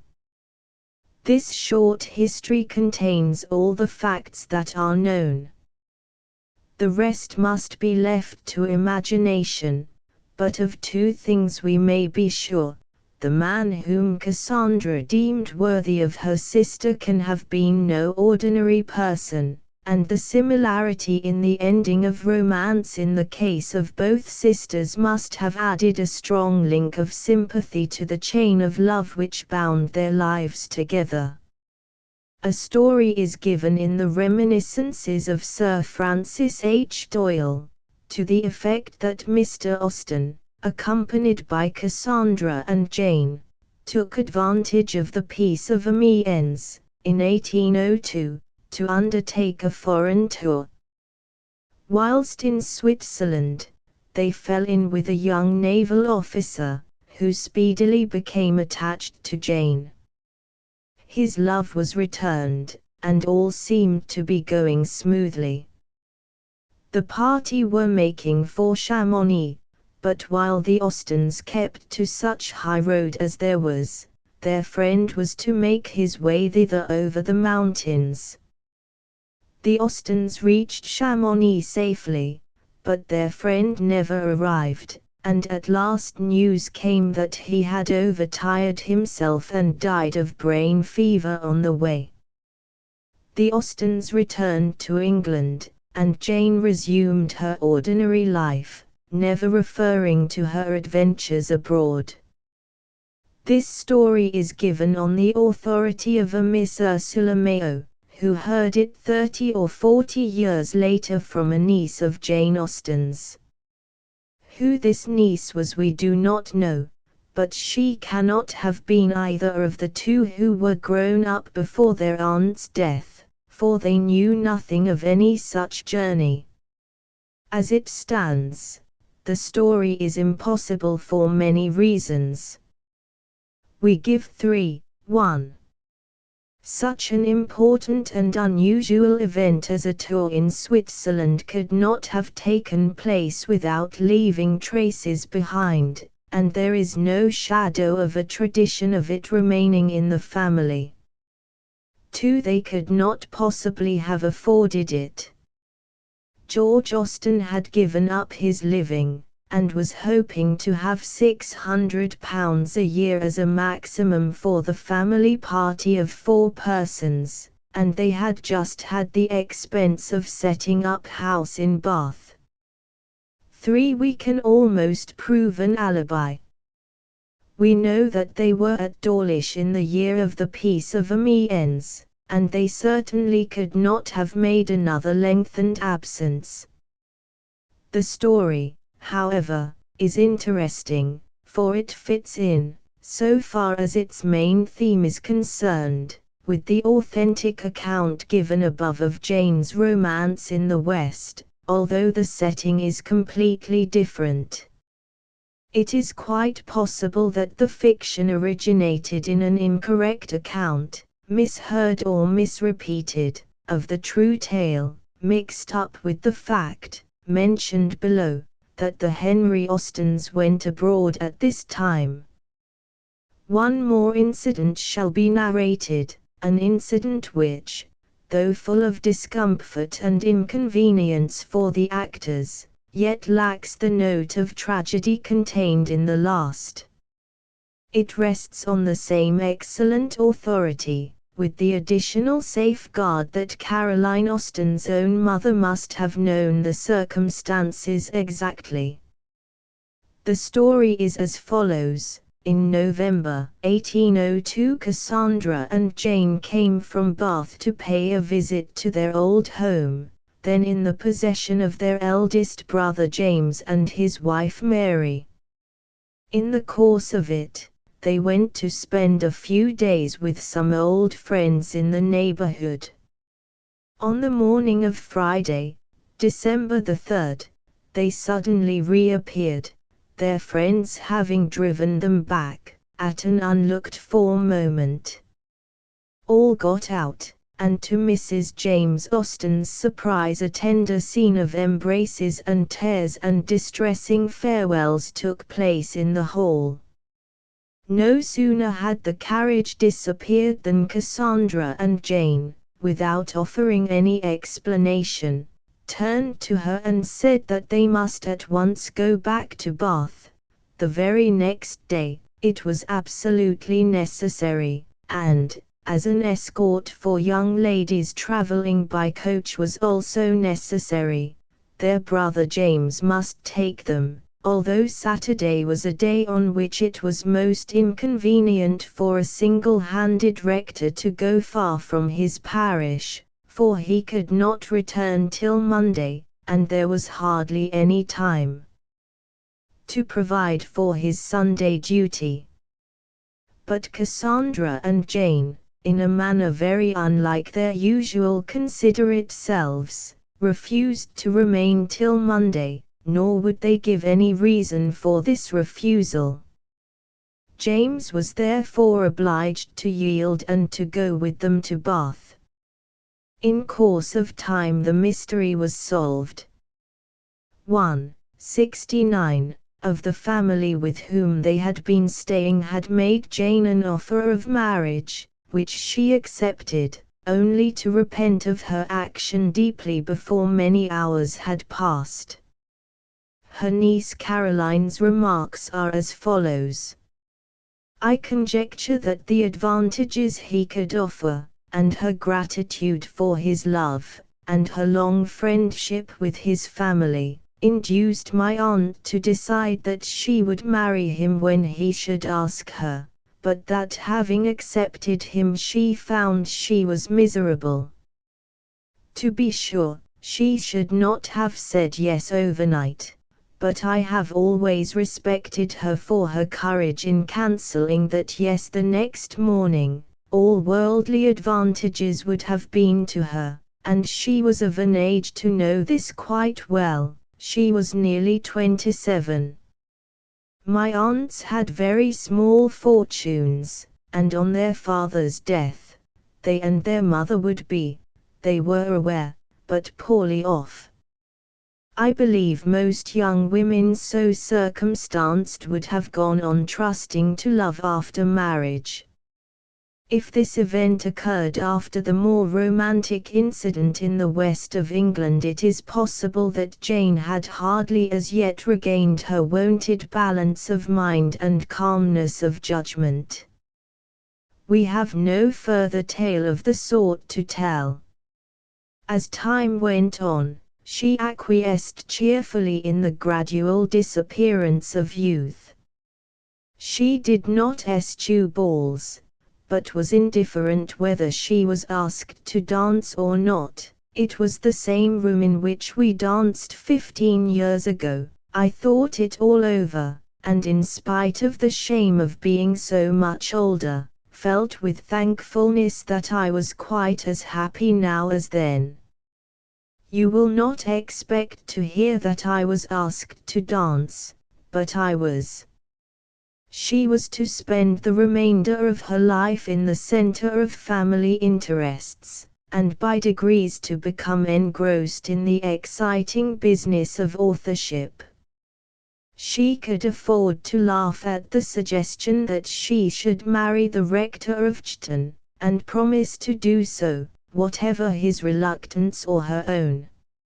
She retained to the end her freshness and humor, her sympathy with the young. We do not grow older, of course, she says in one of her latest letters, and it is evident that this was the impression left with the rising generation of nephews and nieces from their intercourse with her. Chapter 7 Authorship and Correspondence 1796 to 1798. The appearance of Jane Austen's name among the list of subscribers to Madame D'Arblay's Camilla, in 1796, marks the beginning of her literary career. Her father must have paid the necessary subscription for her, and he probably did so believing that his daughter's talent deserved encouragement. Jane's cousins, the Cookes of Bookham, were some of Madame D'Arblay's closest friends while the latter was living in that neighborhood, from 1793 to 1797, and it is quite likely that they were active in getting subscribers. One likes to think that, as Miss Hill has suggested, Jane may have met Madame D'Arblay when paying a visit to Bookham. Jane was destined to have two periods of active authorship, periods of unequal length, and divided from each other by 8 or 10 nearly barren years. This unfruitful time has been accounted for in several different ways, as arising from personal griefs, literary disappointment, or want of a settled home. These disturbing causes all existed, and it is probable that each contributed its share to her unwillingness to write, but at present she enjoyed hope and happiness, the vigor and cheerfulness of youth among congenial companions, and a home as yet unvisited by any acute sorrows. No precise date has been assigned to the writing of Eleanor and Marianne, but after the completion of that sketch her time has been fully mapped out. 71, as follows: First Impressions, original of Pride and Prejudice, begun October 1796, ended August 1797. Sense and Sensibility, begun November 1797. Northanger Abbey, probably called Susan, written in 1797 and 1798. It has been usual to dwell on the precocity of intellect shown in the composition of the first two of these works by a young and inexperienced girl, and no doubt there is much justice in the observation, but we venture to think that it is in Northanger Abbey that we get the best example of what she could produce at the age of 3 or 4 and 20. In the two others, the revision they underwent before publication was so complete that it is impossible now to separate the earlier from the later work, whereas in Northanger Abbey, while there is good evidence from the author's preface of a careful preparation for the press before she sold it in 1803, there is no mention of any radical alteration at a subsequent date. On the contrary, she apologizes for what may seem old-fashioned in the social arrangements of the story by alleging the length of time that had elapsed since its completion. There is internal evidence to the same effect. She has not quite shaken off the tendency to satirize contemporary extravagances, and it is not until several chapters are past that she settles herself down to any serious creation of characters. The superiority also in interest and fun of the first volume over the second, though no doubt inherent in the scheme of the story, is a defect which she would hardly have tolerated at a later date. Nevertheless, we think her admirers may be satisfied with this example of her youthful style.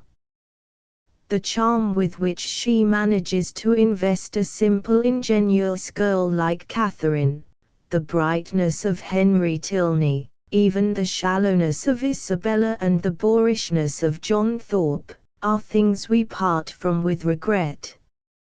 And in parting with our friends at the end of one of her novels, we part with them for good and all.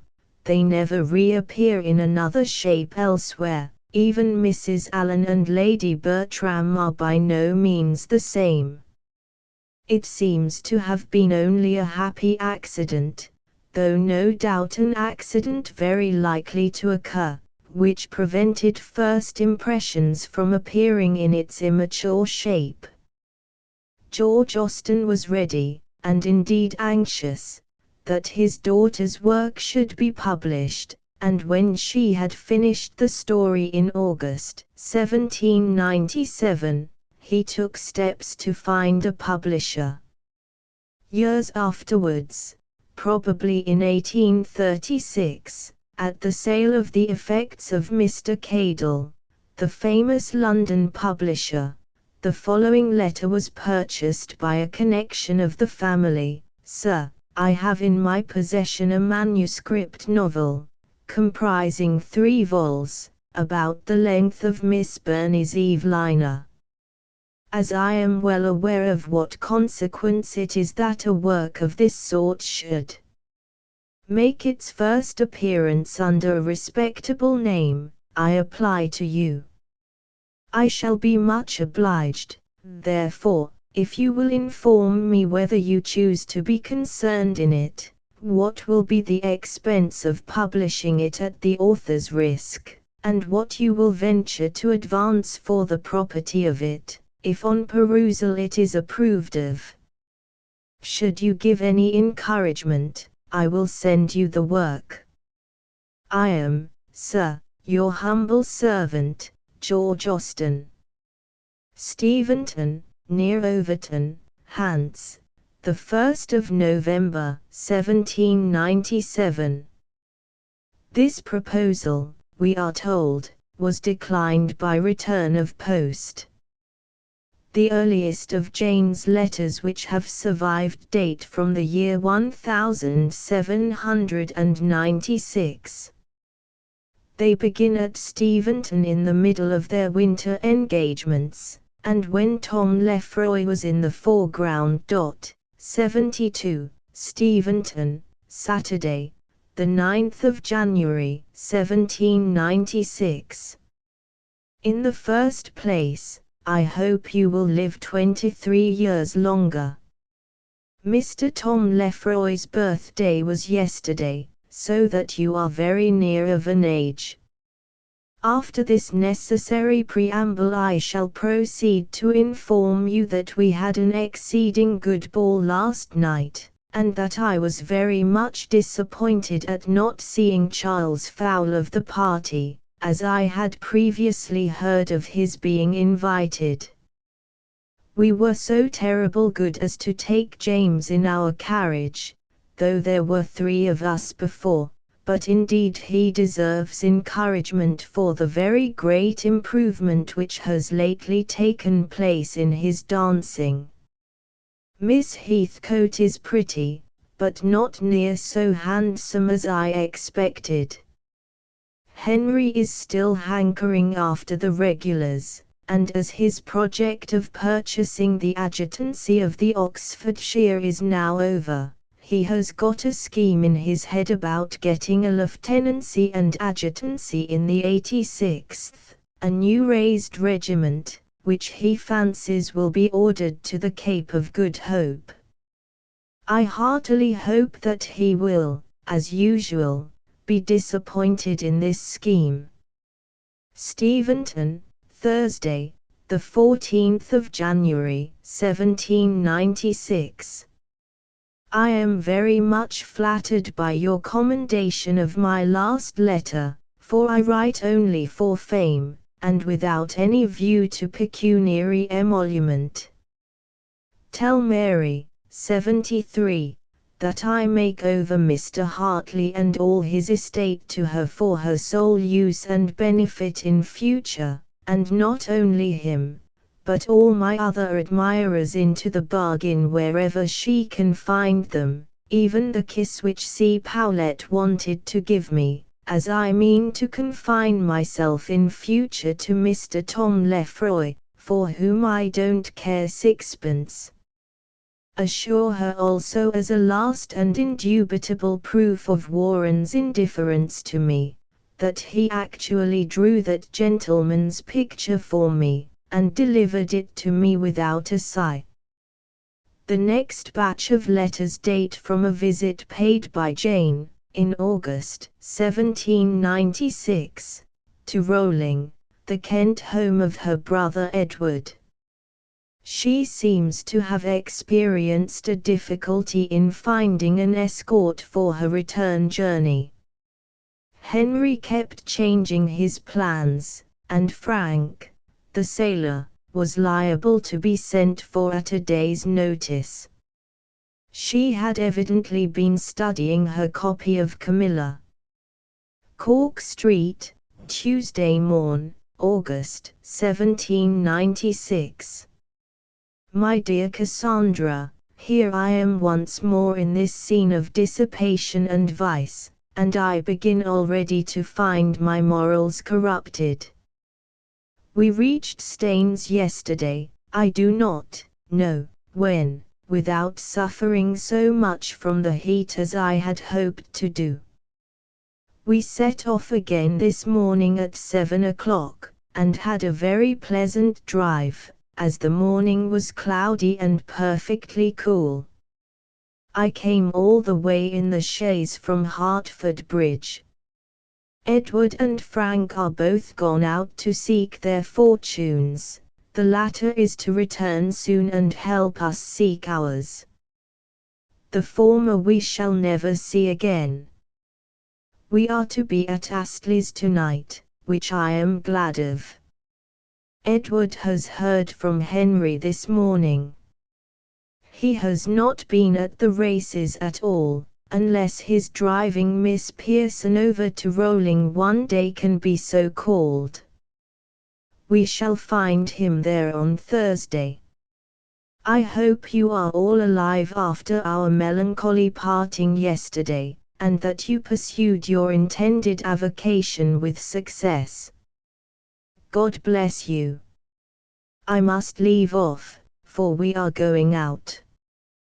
Yours very affectionately, J. Austen. Everybody's love. Rowling, Thursday, the 1st of September, 1796. My dearest Cassandra, the letter which I have this moment received from you has diverted me beyond moderation.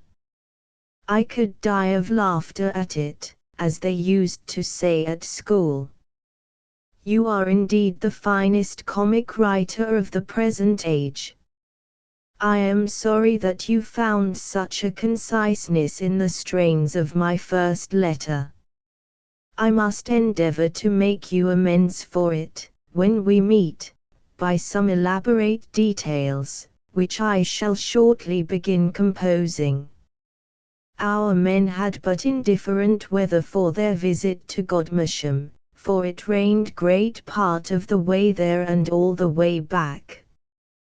They found Mrs. Knight remarkably well and in very good spirits. It is imagined that she will shortly be married again. I have taken little George once in my arms since I have been here, which I thought very kind. Tomorrow I shall be just like Camilla in Mr. Dubster's summer house, for my Lionel will have taken away the ladder by which I came here, or at least by which I intended to get away, and here I must stay till his return. My situation, however, is somewhat preferable to hers, for I am very happy here, though I should be glad to get home by the end of the month. I have no idea that Miss Pearson will return with me. What a fine fellow Charles is, to deceive us into writing 2 letters to him at Cork. I admire his ingenuity extremely, especially as he is so great a gainer by it. I am glad to hear so good an account of Mr. Shard, and only fear that my long absence may occasion his relapse. I practice every day as much as I can. I wish it were more for his sake. Frank has turned a very nice little butter churn for Fanny. I do not believe that any of the party were aware of the valuables they had left behind, nor can I hear anything of Anna's gloves.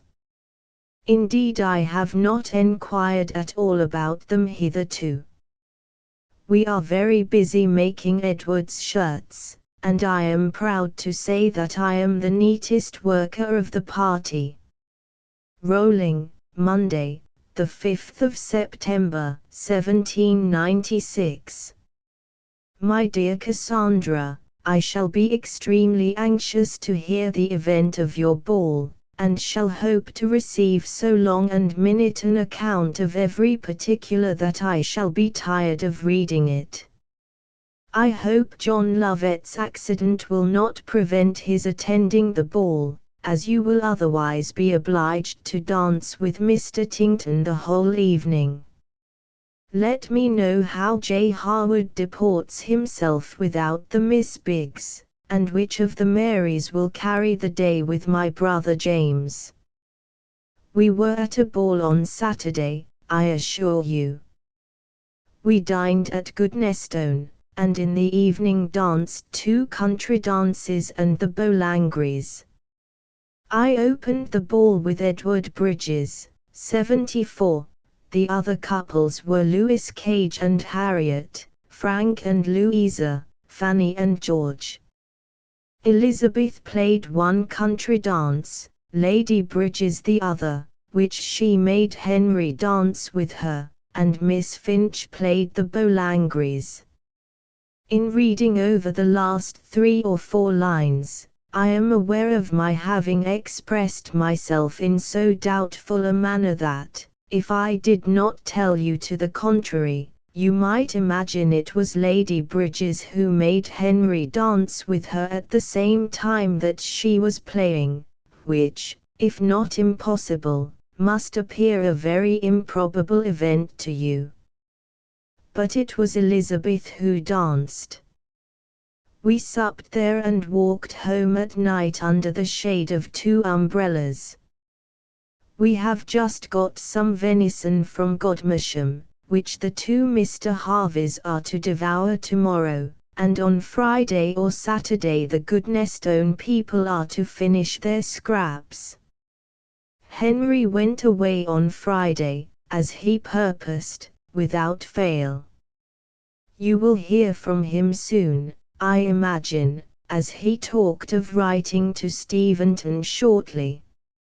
Mr. Richard Harvey is going to be married, but as it is a great secret, and only known to half the neighborhood, you must not mention it. The lady's name is Musgrave. Pray remember me to everybody who does not enquire after me. Those who do, remember me without bidding. Give my love to Mary Harrison, and tell her I wish, whenever she is attached to a young man, some respectable Dr. Marchmont may keep them apart for 5 volumes. Rolling, Thursday, the 15th of September, 1796. At Narkington we met Lady Son's picture over the mantelpiece in the dining room, and the pictures of her 3 children in an anteroom, besides Mr. Scott, Miss Fletcher, Mr. Toke, Mr. J. Toke, and the Archdeacon Lynch. Miss Fletcher and I were very thick, but I am the thinnest of the 2. She wore her purple muslin, which is pretty enough, though it does not become her complexion. There are 2 traits in her character which are pleasing, namely, she admires Camilla, and drinks no cream in her tea. If you should ever see Lucy, you may tell her that I scolded Miss Fletcher for her negligence in writing, as she desired me to do, but without being able to bring her to any proper sense of shame, that Miss Fletcher says in her defense, that as everybody whom Lucy knew when she was in Canterbury has now left it, she has nothing at all to write to her about. By everybody, I suppose Miss Fletcher means that a new set of officers have arrived there. But this is a note of my own. So His Royal Highness Sir Thomas Williams has at length sailed, the papers say on a cruise. But I hope they are gone to Cork, or I shall have written in vain. Give my love to Jane, as she arrived at Steventon yesterday, I dare say. Edward and Frank went out yesterday very early in a couple of shooting jackets, and came home like a couple of bad shots, for they killed nothing at all. They are out again today, and are not yet returned. Delightful sport. They are just come home, Edward with his 2 brace, Frank with his 2½. What amiable young men. Rolling, Sunday, the 18th of September, 1796. This morning has been spent in doubt and deliberation, in forming plans and removing difficulties, for it ushered in the day with an event which I had not intended should take place so soon by a week. Frank has received his appointment on board the Captain John Gore commanded by the Triton, 75, and will therefore be obliged to be in town on Wednesday, and though I have every disposition in the world to accompany him on that day, I cannot go on the uncertainty of the Pearsons being at home, as I should not have a place to go to in case they were from home. My father will be so good as to fetch home his prodigal daughter from town, I hope, unless he wishes me to walk the hospitals, enter at the Temple, or mount guard at St. James. It will hardly be in Frank's power to take me home, nay, it certainly will not. I shall write again as soon as I get to Greenwich. I am very glad that the idea of returning with Frank occurred to me, for as to Henry's coming into Kent again, the time of its taking place is so very uncertain that I should be waiting for dead men's shoes.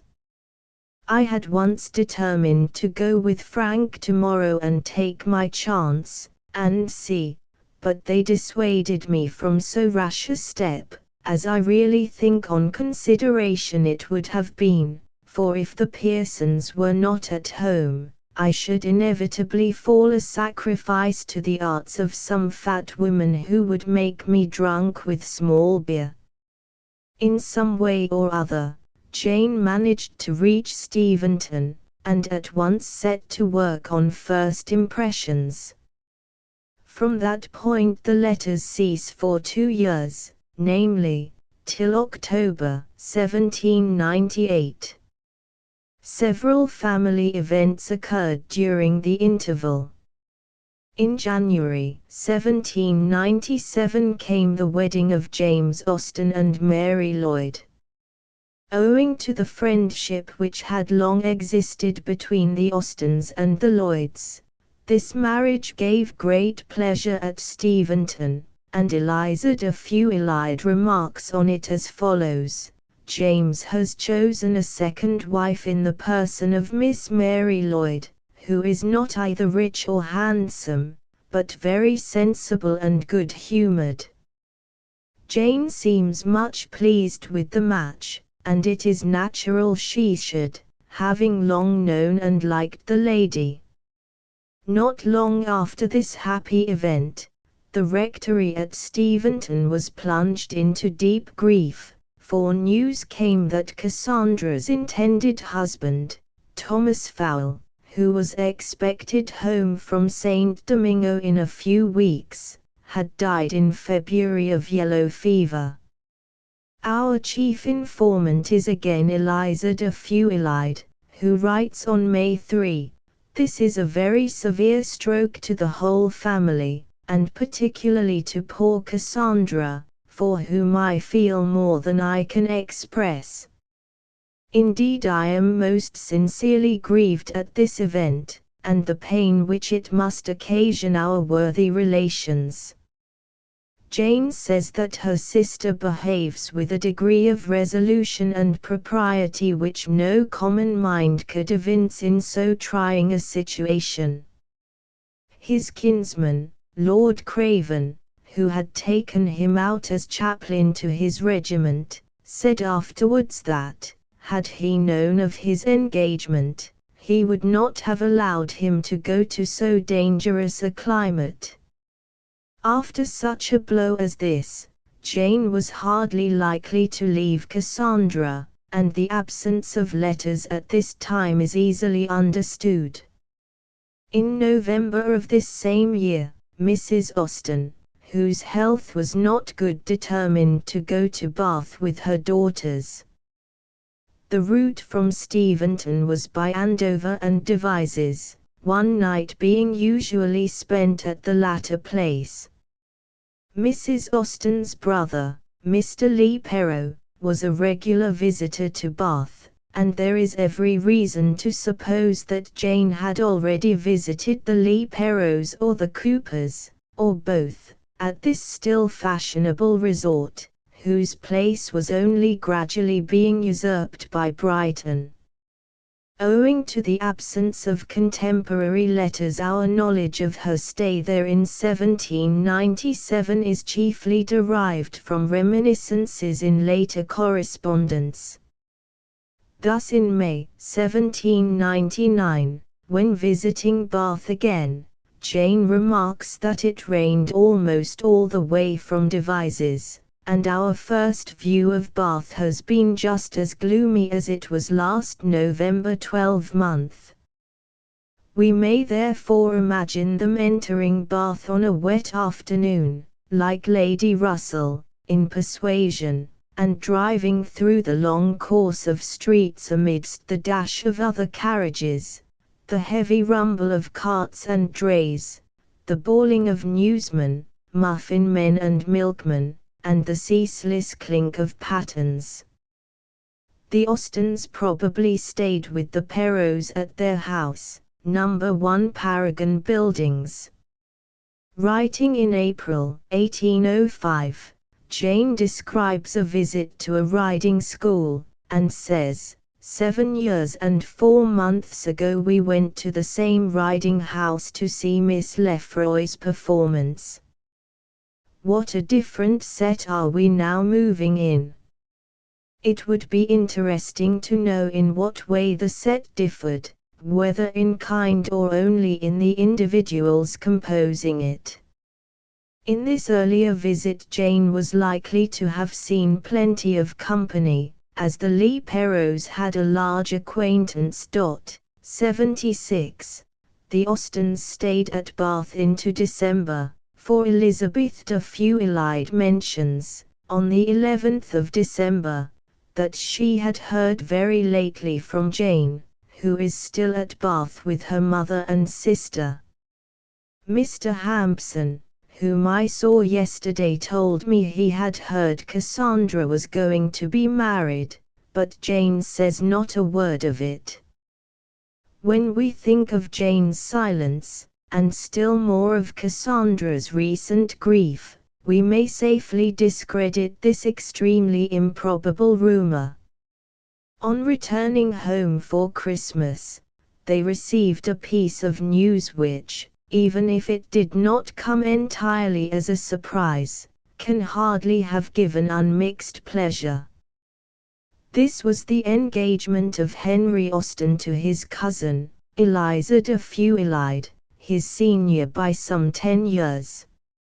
Intended originally for the church, Henry Austen had abandoned the idea of taking orders, and had joined the Oxford militia as lieutenant, in 1793, becoming adjutant and captain 4 years later.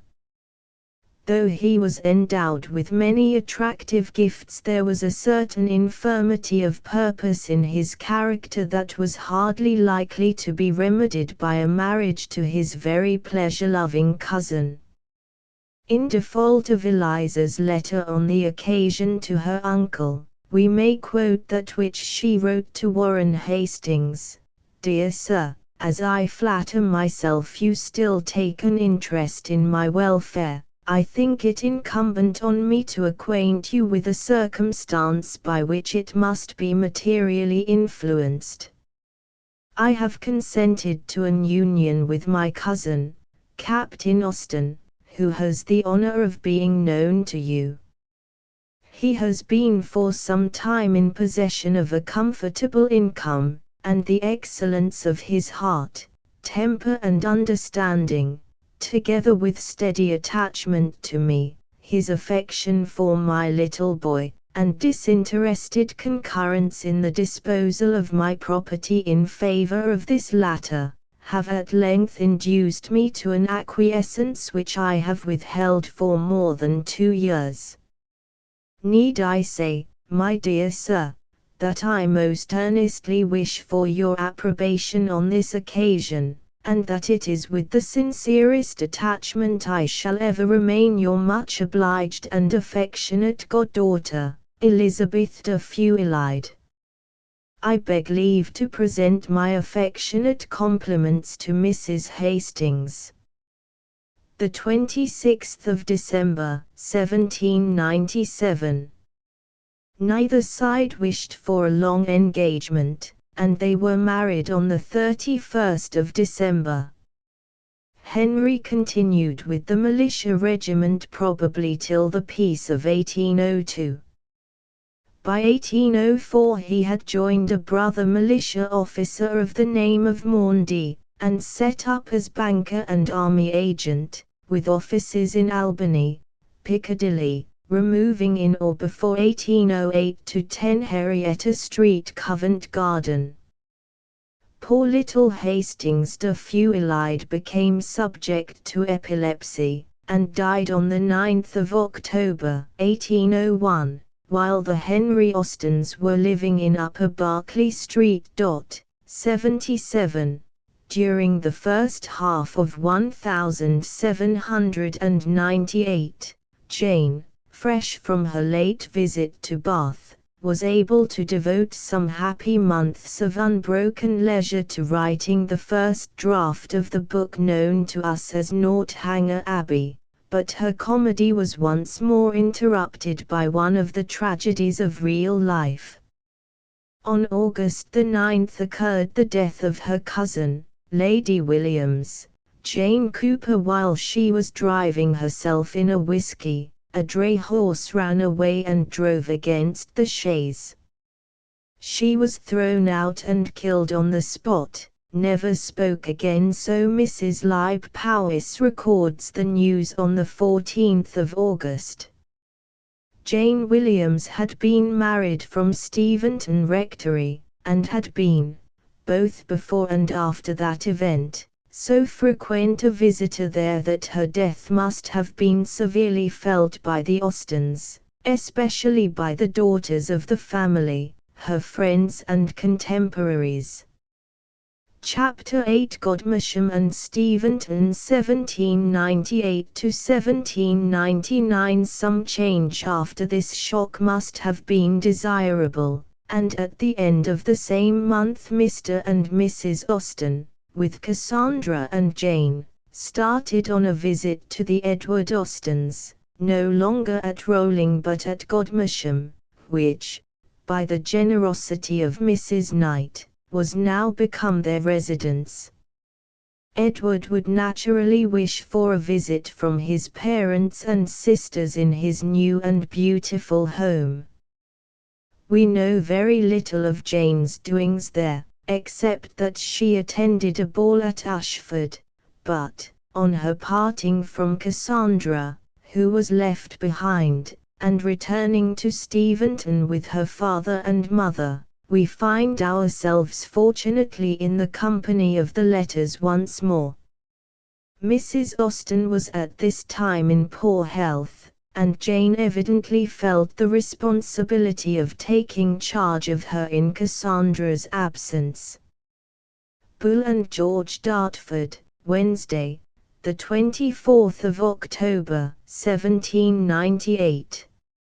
My dear Cassandra, you have already heard from Daniel, I conclude, in what excellent time we reached and quitted Sittingbourne, and how very well my mother bore her journey thither. I am now able to send you a continuation of the same good account of her. She was very little fatigued on her arrival at this place, has been refreshed by a comfortable dinner, and now seems quite stout. It wanted 5 minutes of 12 when we left Sittingbourne, from whence we had a famous pair of horses, which took us to Rochester in an hour and a quarter. The postboy seemed determined to show my mother that Kentish drivers were not always tedious, and really drove as fast as cats. Our next stage was not quite so expeditiously performed. The load was heavy and our horses very indifferent. However, we were in such good time, and my mother bore her journey so well, that expedition was of little importance to us, and as it was, we were very little more than 2 hours and a half coming hither, and it was scarcely past 4 when we stopped at the inn. I should have begun my letter soon after our arrival but for a little adventure which prevented me.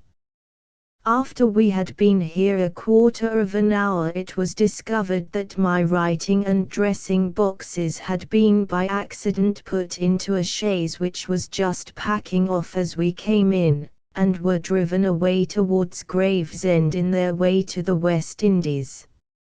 No part of my property could have been such a prize before, for in my writing box was all my worldly wealth, £7, and my dear Harry's deputation. 78. Mr. Notley immediately dispatched a man and horse after the chaise, and in half an hour's time I had the pleasure of being as rich as ever. They were got about 2 or 3 miles off. My day's journey has been pleasanter in every respect than I expected. I have been very little crowded and by no means unhappy. Your watchfulness with regard to the weather on our accounts was very kind and very effectual. We had one heavy shower on leaving Sittingbourne, but afterwards the clouds cleared away, and we had a very bright crystal afternoon. My father is now reading The Midnight Bell, 79, which he has got from the library, and mother sitting by the fire. Our route tomorrow is not determined. We have none of us much inclination for London, and if Mr. Notley will give us leave, I think we shall go to Staines through Croydon and Kingston, which will be much pleasanter than any other way, but he is decidedly for Clapham and Battersea. God bless you all. Yours affectionately, J.A. I flatter myself that Itty Dawdy, 80, will not forget me at least under a week. Kiss him for me. Steventon, Saturday, the 27th of October, 1798. We arrived here yesterday between 4 and 5, but I cannot send you quite so triumphant an account of our last day's journey as of the first and second. Soon after I had finished my letter from Staines, my mother began to suffer from the exercise or fatigue of travelling, and she was a good deal indisposed. James called on us just as we were going to tea, and my mother was well enough to talk very cheerfully to him before she went to bed. They, James and Mary, were to have dined here today, but the weather is too bad. I have had the pleasure of hearing that Martha is with them. James fetched her from Ibthorp on Thursday, and she will stay with them till she removes to Kintbury. I am very grand indeed. I had the dignity of dropping out my mother's laudanum last night. I carry about the keys of the wine and closet, and twice since I began this letter have had orders to give in the kitchen. Our dinner was very good yesterday and the chicken boiled perfectly tender. Therefore I shall not be obliged to dismiss Nanny on that account. Your letter was chaperoned here by one from Mrs. Cook, in which she says that Battleridge, 81, is not to come out before January, and she is so little satisfied with Cawthorne's dilatoriness that she never means to employ him again. Mrs. Hall, of Sherborne, was brought to bed yesterday of a dead child, some weeks before she expected, owing to a fright. I suppose she happened unawares to look at her husband. There has been a great deal of rain here for this last fortnight, much more than in Kent, and indeed we found the roads all the way from Staines most disgracefully dirty. Steventon Lane has its full share of it, and I don't know when I shall be able to get to Dean. My dear Itty Dawdy's remembrance of me is very pleasing to me, foolishly pleasing, because I know it will be over so soon. My attachment to him will be more durable. I shall think with tenderness and delight on his beautiful and smiling countenance and interesting manner until a few years have turned him into an ungovernable ungracious fellow. The books from Winton are all unpacked and put away, the binding has compressed them most conveniently, and there is now very good room in the bookcase for all that we wish to have there. I believe the servants were all very glad to see us. Nanny was, I am sure. She confesses that it was very dull, and yet she had her child with her till last Sunday. I understand that there are some grapes left, but I believe not many. They must be gathered as soon as possible, or this rain will entirely rot them. Saturday, the 17th of November, 1798. 82. My mother desires me to tell you that I am a very good housekeeper, which I have no reluctance in doing, because I really think it my peculiar excellence, and for this reason, I always take care to provide such things as please my own appetite, which I consider as the chief merit in housekeeping. I have had some ragout veal, and I mean to have some haricot mutton tomorrow. We are to kill a pig soon. There is to be a ball at Basingstoke next Thursday. Our assemblies have very kindly declined ever since we laid down the carriage, so that disconvenience and disinclination to go have kept pace together. Sunday. I have just received a note from James to say that Mary was brought to bed last night, at 11 o'clock, of a fine little boy, 83, and that everything is going on very well. My mother had desired to know nothing of it before it should be all over, and we were clever enough to prevent her having any suspicion of it, though Jenny, who had been left here by her mistress, was sent for home. Steventon, Sunday, the 25th of November, 1798. My dear sister, I expected to have heard from you this morning, but no letter is come.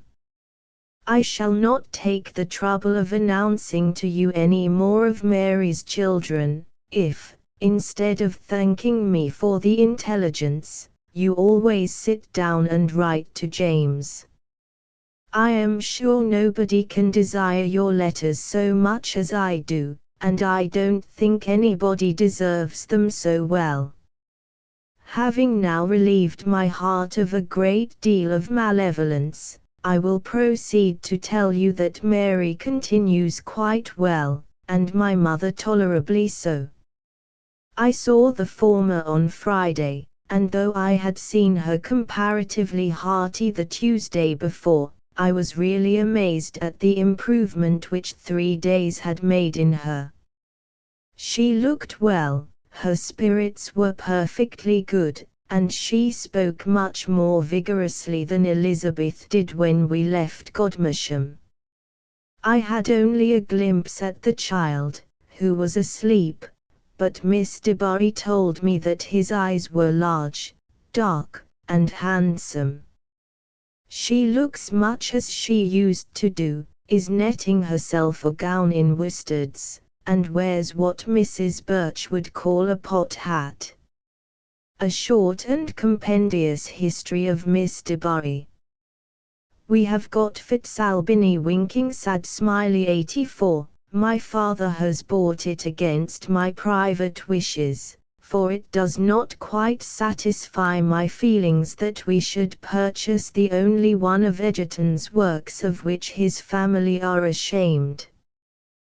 That these scruples, however, do not at all interfere with my reading it, you will easily believe. We have neither of us yet finished the first volume. My father is disappointed, I am not, for I expected nothing better.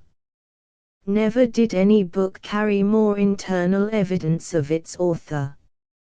Every sentiment is completely Egerton's. There is very little story, and what there is told in a strange, unconnected way. There are many characters introduced, apparently merely to be delineated. We have not been able to recognize any of them hitherto, except Dr. and Mrs. Hay and Mr. Oxenden, who is not very tenderly treated. We have got Boswell's Tour to the Hebrides, and are to have his Life of Johnson, and as some money will yet remain in Burton's hands, it is to be laid out in the purchase of Cowper's works. This would please Mr. Clarke, could he know it. Steventon, December the 1st, 1798. My dear Cassandra, I am so good as to write you again thus speedily, to let you know that I have just heard from Frank. He was at Cadiz, alive and well, on the 19th of October, and had then very lately received a letter from you, written as long ago as when the London was at St. Helens. But his really latest intelligence of us was in one from me of the 1st of September, which I sent soon after we got to Godmersham. He had written a packet full for his dearest friends in England, early in October, to go by the Excellent, but the Excellent was not sailed, nor likely to sail, when he dispatched this to me. It comprehended letters for both of us, for Lord Spencer, 85, Mr. Daysh, 86, and the East India Directors. Lord St. Vincent had left the fleet when he wrote, and was gone to Gibraltar, it was said to superintend the fitting out of a private expedition from thence against some of the enemy's ports. Minorca or Malta were conjectured to be the objects. Frank writes in good spirits, but says that our correspondence cannot be so easily carried on in future as it has been, as the communication between Cadiz and Lisbon is less frequent than formerly. You and my mother, therefore, must not alarm yourselves at the long intervals that may divide his letters. I address this advice to you two as being the most tender-hearted of the family. My mother made her entry into the dressing-room through crowds of admiring spectators yesterday afternoon, and we all drank tea together for the first time these 5 weeks. She has had a tolerable night, and bids fair for a continuance in the same brilliant course of action today. Mr. Leford, 87, was here yesterday. He came while we were at dinner, and partook of our elegant entertainment. I was not ashamed at asking him to sit down to table, for we had some pease soup, a spare rib, and a pudding.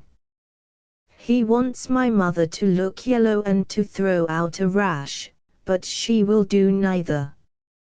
We live entirely in the dressing-room now, which I like very much. I always feel so much more elegant in it than in the parlor. I have made myself 2 or 3 caps to wear of evenings since I came home, and they save me a world of torment as to hairdressing, which at present gives me no trouble beyond washing and brushing, for my long hair is always plaited up out of sight, and my short hair curls well enough to want no papering. Sunday. My father is glad to hear so good an account of Edward's pigs, and desires he may be told, as encouragement to his taste for them, that Lord Bolton is particularly curious in his pigs, has had pigsties of a most elegant construction built for them, and visits them every morning as soon as he rises. This and the following letter contain allusions to Jane's wearing caps.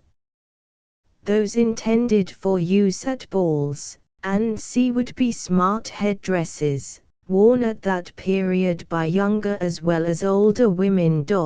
88. In later life, the Miss Austens seem to have been rather indifferent to fashion and beauty in their clothing, although always very neat.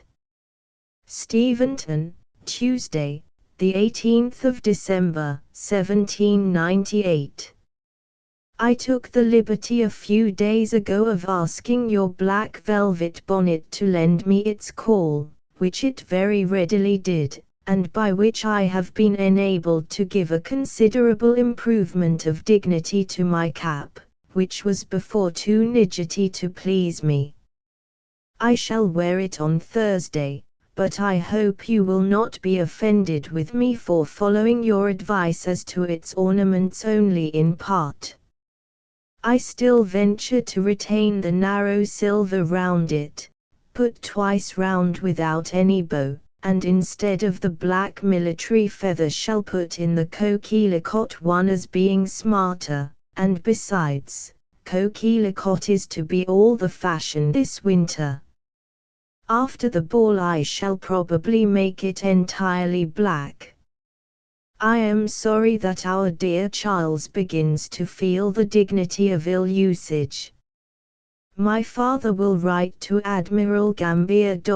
89. He must have already received so much satisfaction from his acquaintance and patronage of Frank, that he will be delighted, I dare say, to have another of the family introduced to him.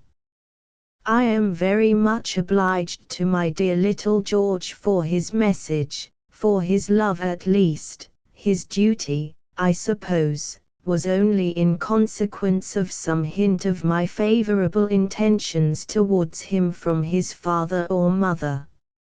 I am sincerely rejoiced, however, that I ever was born, since it has been the means of procuring him a dish of tea.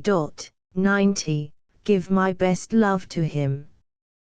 I have received a very civil note from Mrs. Martin, requesting my name as a subscriber to her library, which opens the 14th of January, and my name, or rather yours, is accordingly given.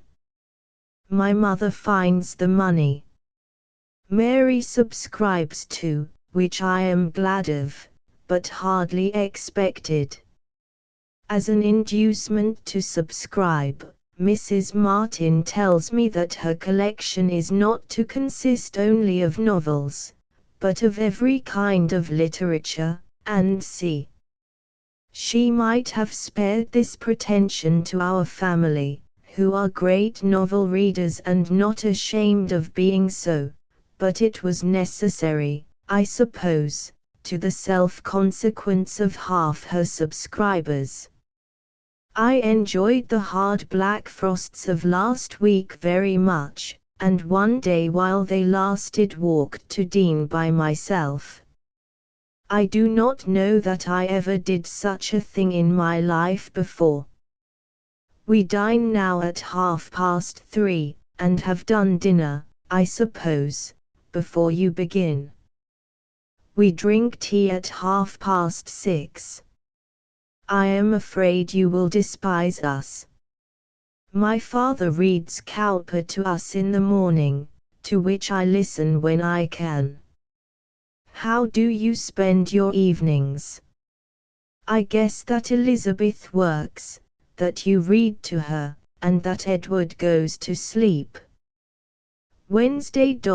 I have changed my mind, and changed the trimmings of my cap this morning. They are now such as you suggested. I felt as if I should not prosper if I strayed from your directions, and I think it makes me look more like Lady Conyngham now than it did before, which is all that one lives for now. I believe I shall make my new gown like my robe, but the back of the latter is all in a piece with the tail, and will 7 yards enable me to copy it in that respect. People get so horribly poor and economical in this part of the world that I have no patience with them. Kent is the only place for happiness, everybody is rich there. I must do similar justice, however, to the Windsor neighborhood. Steventon, Monday night, the 24th of December, 1798. My dear Cassandra, I have got some pleasant news for you which I am eager to communicate, and therefore begin my letter sooner, though I shall not send it sooner than usual. Admiral Gambier, in reply to my father's application, writes as follows: as it is usual to keep young officers in small vessels, it being most proper on account of their inexperience, and it being also a situation where they are more in the way of learning their duty, Your son has been continued in the Scorpion, but I have mentioned to the Board of Admiralty his wish to be in a frigate, and when a proper opportunity offers and it is judged that he has taken his turn in a small ship, I hope he will be removed. With regard to your son now in the London, I am glad I can give you the assurance that his promotion is likely to take place very soon, as Lord Spencer has been so good as to say he would include him in an arrangement that he proposes making in a short time relative to some promotions in that quarter. There. I may now finish my letter and go and hang myself, for I am sure I can neither write nor do anything which will not appear insipid to you after this. Now, I really think he will soon be made, and only wish we could communicate our foreknowledge of the event to him whom it principally concerns. My father has written to Daesh to desire that he will inform us, if he can, when the commission is sent. Your chief wish is now ready to be accomplished, and could Lord Spencer give happiness to Martha at the same time, what a joyful heart he would make of yours. I have sent the same extract of the sweets of Gambier to Charles, who, poor fellow, though he sinks into nothing but an humble attendant on the hero of the piece, will, I hope, be contented with the prospect held out to him. By what the Admiral says, it appears as if he had been designedly kept in the Scorpion. But I will not torment myself with conjectures and suppositions, facts shall satisfy me. Frank had not heard from any of us for 10 weeks when he wrote me on the 12th of November in consequence of Lord St. Vincent being removed to Gibraltar. When his commission is sent, however, it will not be so long on its road as our letters, because all the government dispatches are forwarded by land to his lordship from Lisbon with great regularity. I spent my time, at Manydown, very quietly and very pleasantly with Catherine. Miss Blackford is agreeable enough. I do not want people to be very agreeable, as it saves me the trouble of liking them a great deal. Our ball was very thin, but by no means unpleasant. There were 31 people, and only 11 ladies out of the number, and but 5 single women in the room. Of the gentlemen present you may have some idea from the list of my partners: Mr. Wood, G. Lefroy, Rice, a Mr. Butcher, belonging to the Temples, a sailor and not of the 11th Light Dragoons, Mr. Temple, not the horrid one of all, Mr. W. M. Ord, cousin to the Kingsclere man, Mr. John Harwood, and Mr. Calland, who appeared as usual with his hat in his hand, and stood every now and then behind Catherine and me to be talked to and abused for not dancing. We teased him, however, into it at last. I was very glad to see him again after so long a separation, and he was altogether rather the genius and flirt of the evening. He enquired after you. There were 20 dances, and I danced them all, and without any fatigue. I was glad to find myself capable of dancing so much, and with so much satisfaction as I did, from my slender enjoyment of the Ashford balls, as assemblies for dancing. I had not thought myself equal to it, but in cold weather and with few couples I fancy I could just as well dance for a week together as for half an hour. My black cap was openly admired by Mrs. Lefroy, and secretly I imagine by everybody else in the room. Tuesday. I thank you for your long letter, which I will endeavor to deserve by writing the rest of this as closely as possible. I am full of joy at much of your information, that you should have been to a ball, and have danced at it, and supped with the prince, and that you should meditate the purchase of a new muslin gown, are delightful circumstances. Poor Edward! It is very hard that he, who has everything else in the world that he can wish for, should not have good health too. I know no one more deserving of happiness without alloy than Edward is. Of my charities to the poor since I came home you shall have a faithful account. I have given a pair of worsted stockings to Mary Hutchins, Dame Coo, Mary Stevens, and Dame Staples, a shift to Hannah Staples, and a shawl to Betty Dawkins, amounting in all to about half a guinea. But I have no reason to suppose that the Battys would accept of anything, because I have not made them the offer. The Lords of the Admiralty will have enough of our applications at present, for I hear from Charles that he has written to Lord Spencer himself to be removed. I am afraid His Serene Highness will be in a passion, and order some of our heads to be cut off. Steventon, Friday, the 28th of December, 1798. My dear Cassandra, Frank is made. He was yesterday raised to the rank of commander, and appointed to the Peterel sloop, now at Gibraltar. A letter from Daish has just announced this, and as it is confirmed by a very friendly one from Mr. Matthew to the same effect, transcribing one from Admiral Gambier to the General, 91, we have no reason to suspect the truth of it. As soon as you have cried a little for joy, you may go on, and learn farther that the India House have taken Captain Austen's petition into consideration.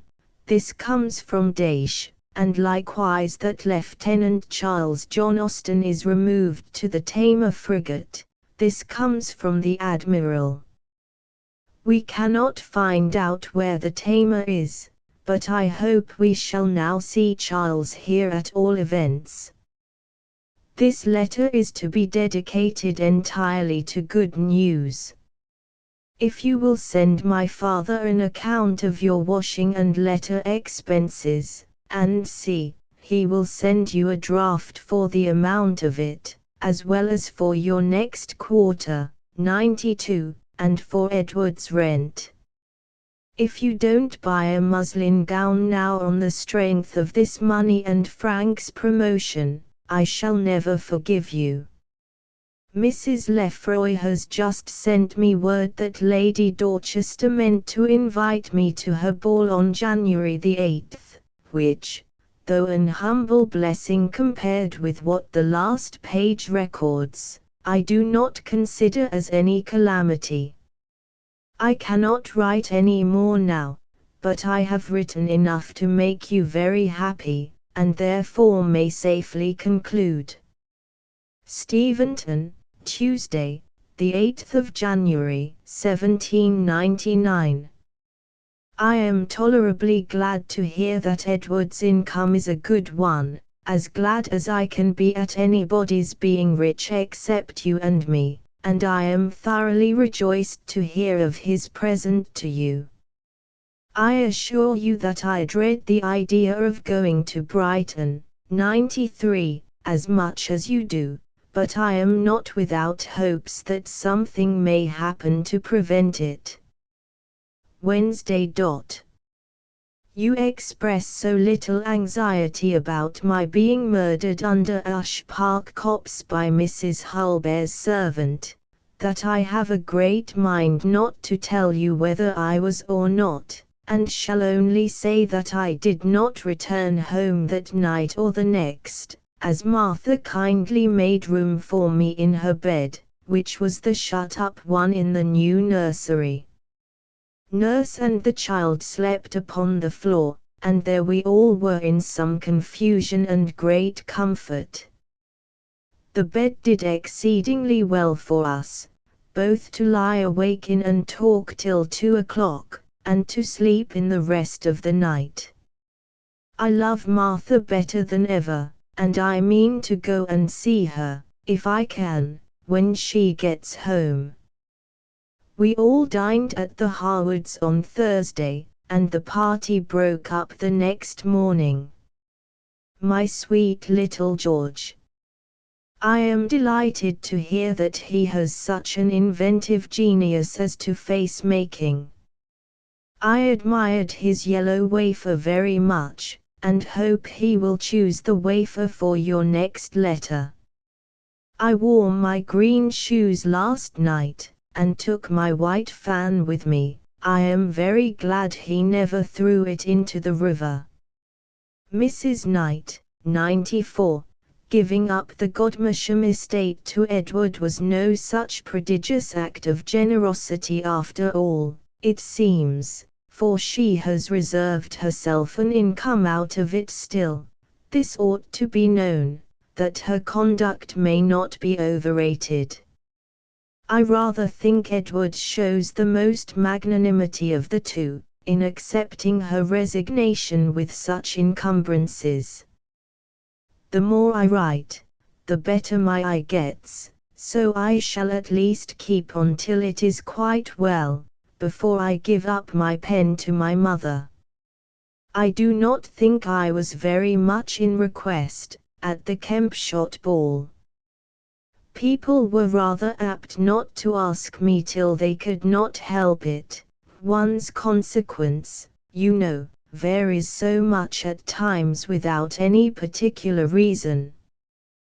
There was one gentleman, an officer of the Cheshire, a very good-looking young man, who, I was told, wanted very much to be introduced to me, but as he did not want it quite enough to take much trouble in effecting it, we never could bring it about.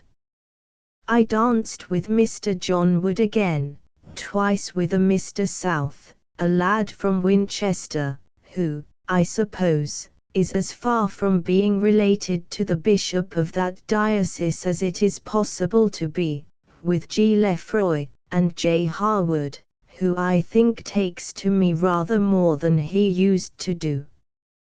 One of my gayest actions was sitting down 2 dances in preference to having Lord Bolton's eldest son for my partner, who danced too ill to be endured. The Miss Charterises were there, and played the parts of the Miss Edens with great spirit. Charles never came.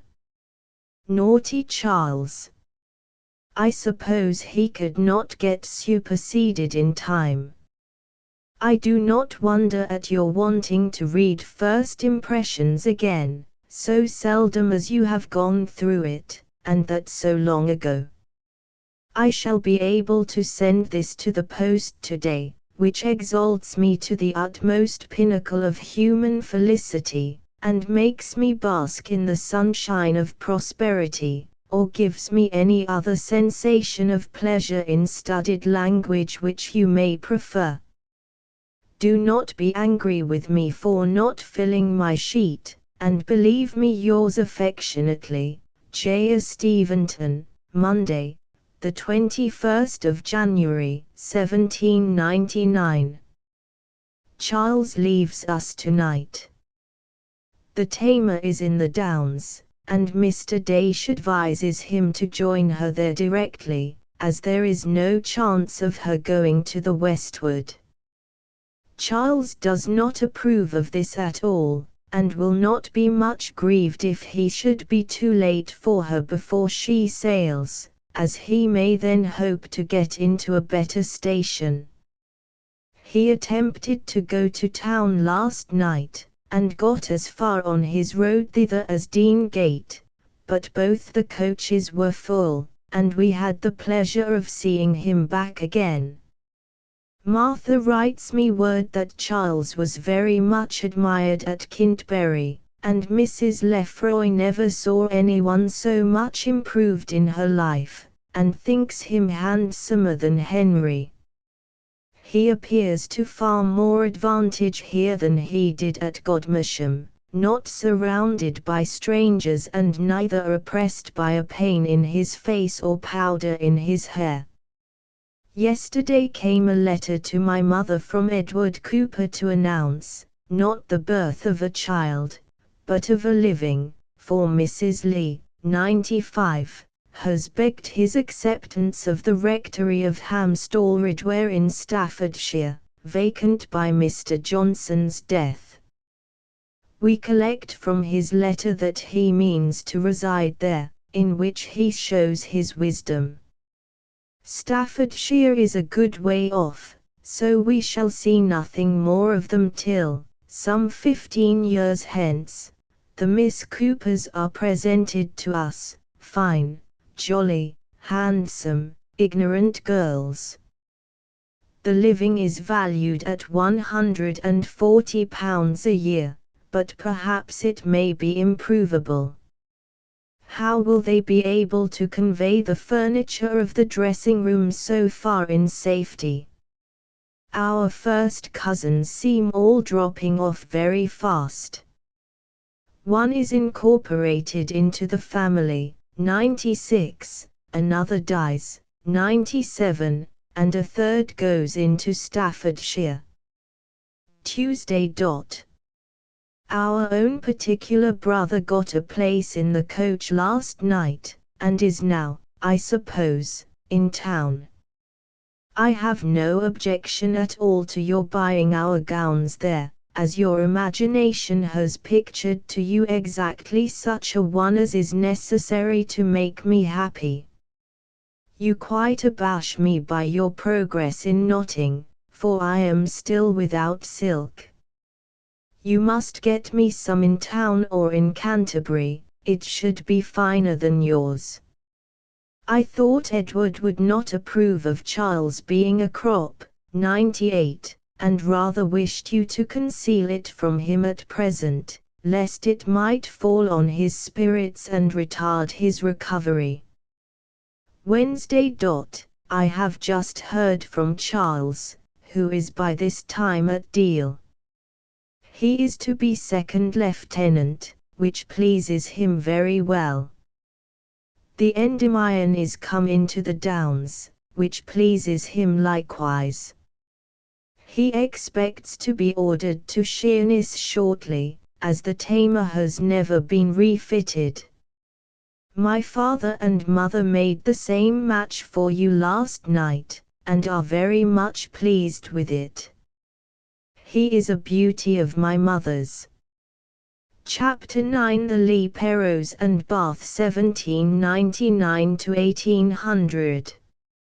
Mrs. Austen's brother, James Leigh Perrow, and his wife had for many years led a prosperous and uneventful life at Scarlett's, enjoying the respect and friendship of a large circle of acquaintances.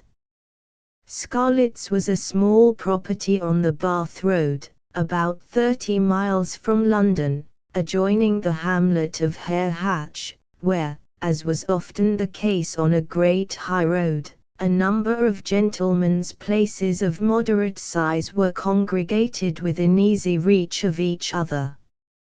Among those who sooner or later were neighbours of the Leigh Perrows were Maria Edgeworth's father Richard Lovell Edgeworth, who speaks of the help he received from Mr. Perrow in his experiments of telegraphing from Hare Hatch to Nettled by means of windmills, and Thomas Day, the author of Sandford and Merton. The house at Scarlett's in its then existing shape was the work of Mr. Leigh Perrow, and was of a suitable size for a childless couple in easy circumstances. Its owner had abilities which might have stood him in good stead in any profession, had he adopted one, and he was of a kind and affectionate disposition, combining an easy temper with ready wit, and much resolution of character. His wife was hardly formed for popularity, but she was highly respected. She was not exactly open-handed, but she had a great idea of the claims of family ties, and a keen sense of justice as between herself and others.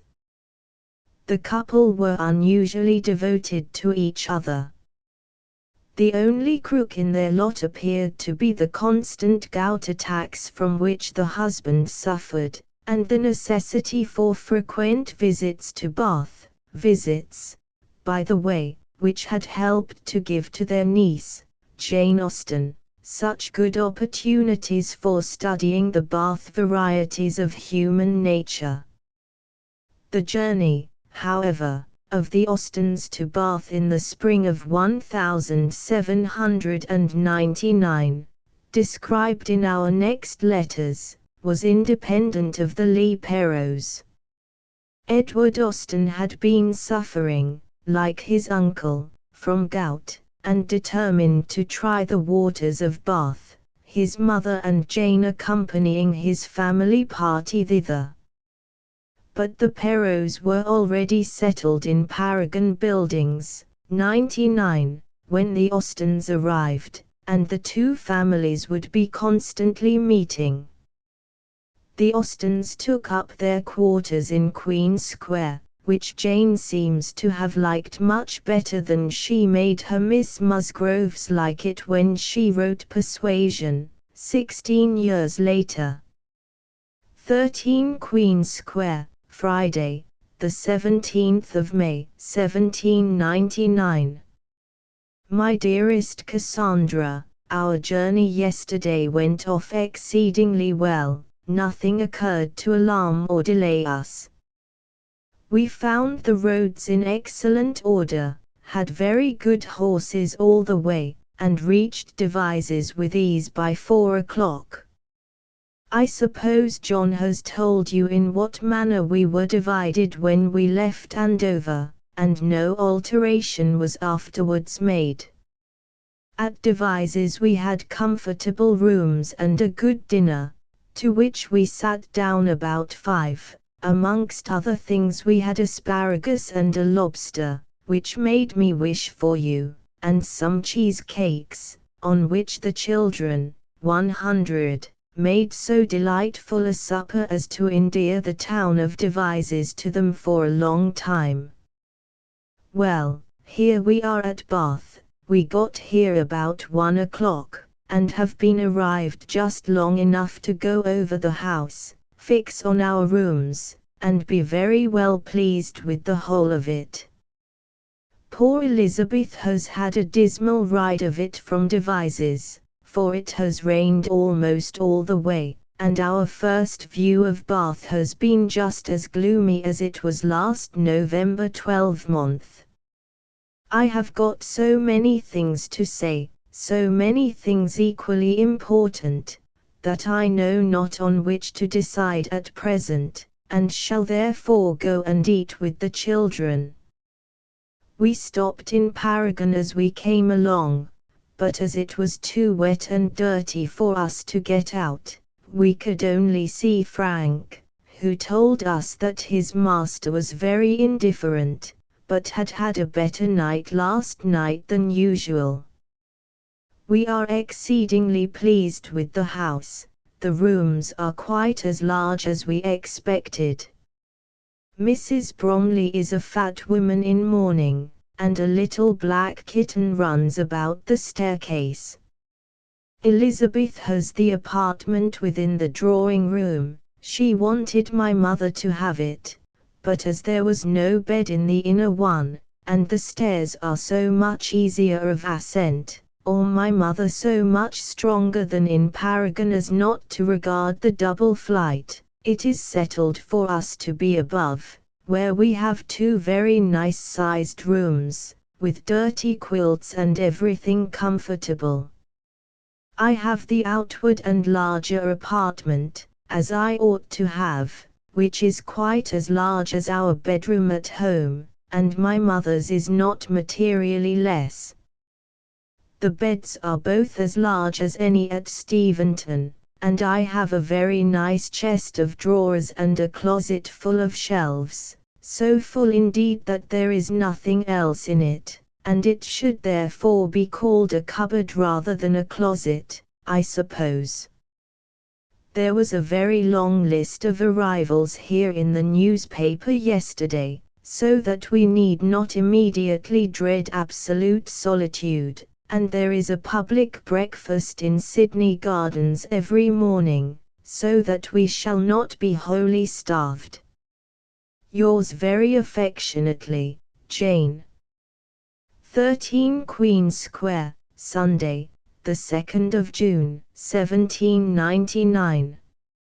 Flowers are very much worn, and fruit is still more the thing. Elizabeth has a bunch of strawberries, and I have seen grapes, cherries, plums, and apricots.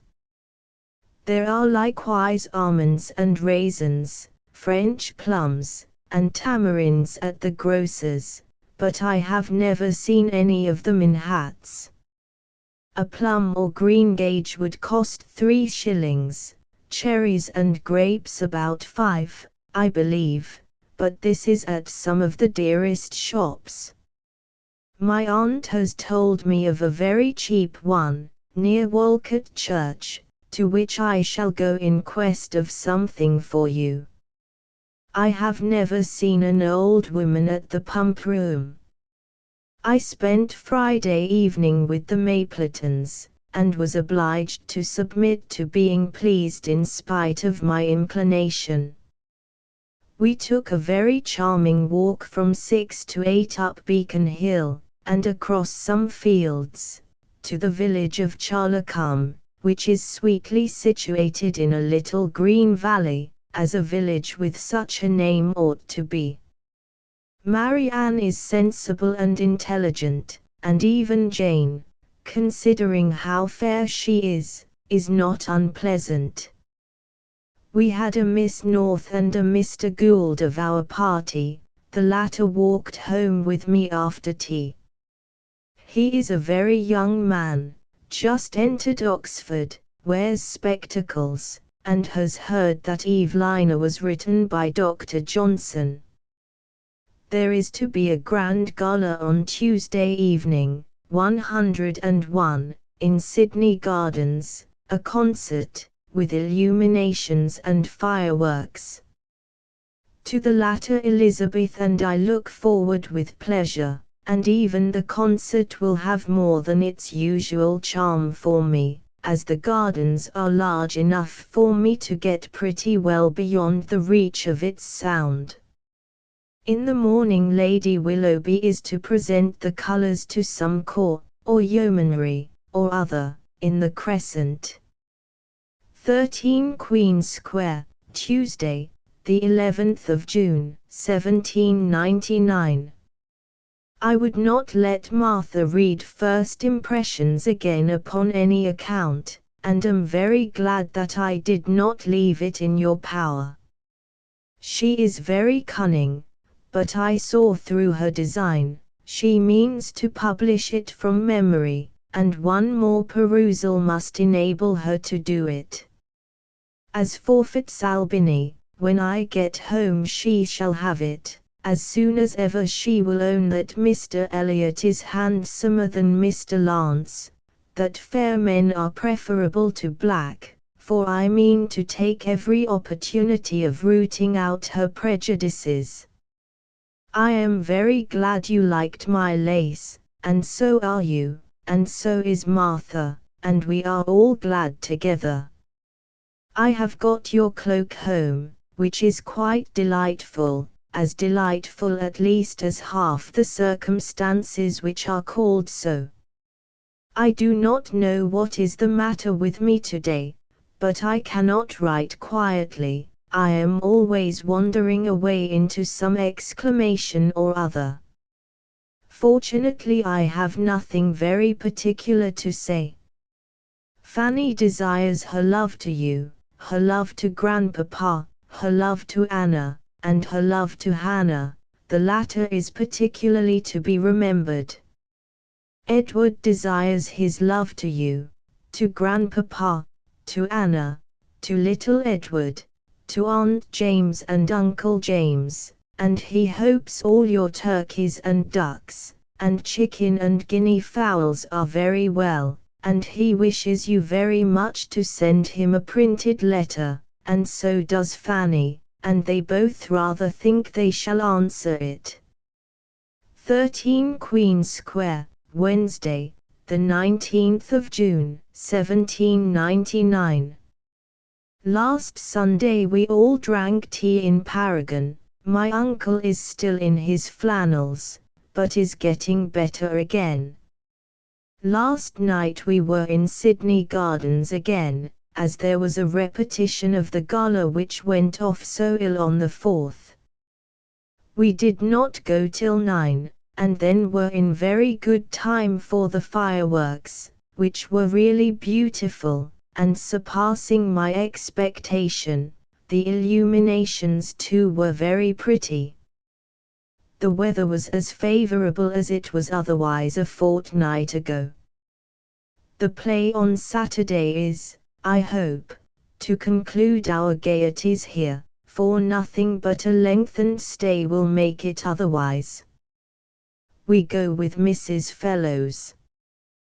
The Austens quitted Bath on Wednesday, the 26th of June, reaching Steventon on the following day, and leaving the Leigh Perrows to an unexpected fate, which they had done nothing whatever to deserve.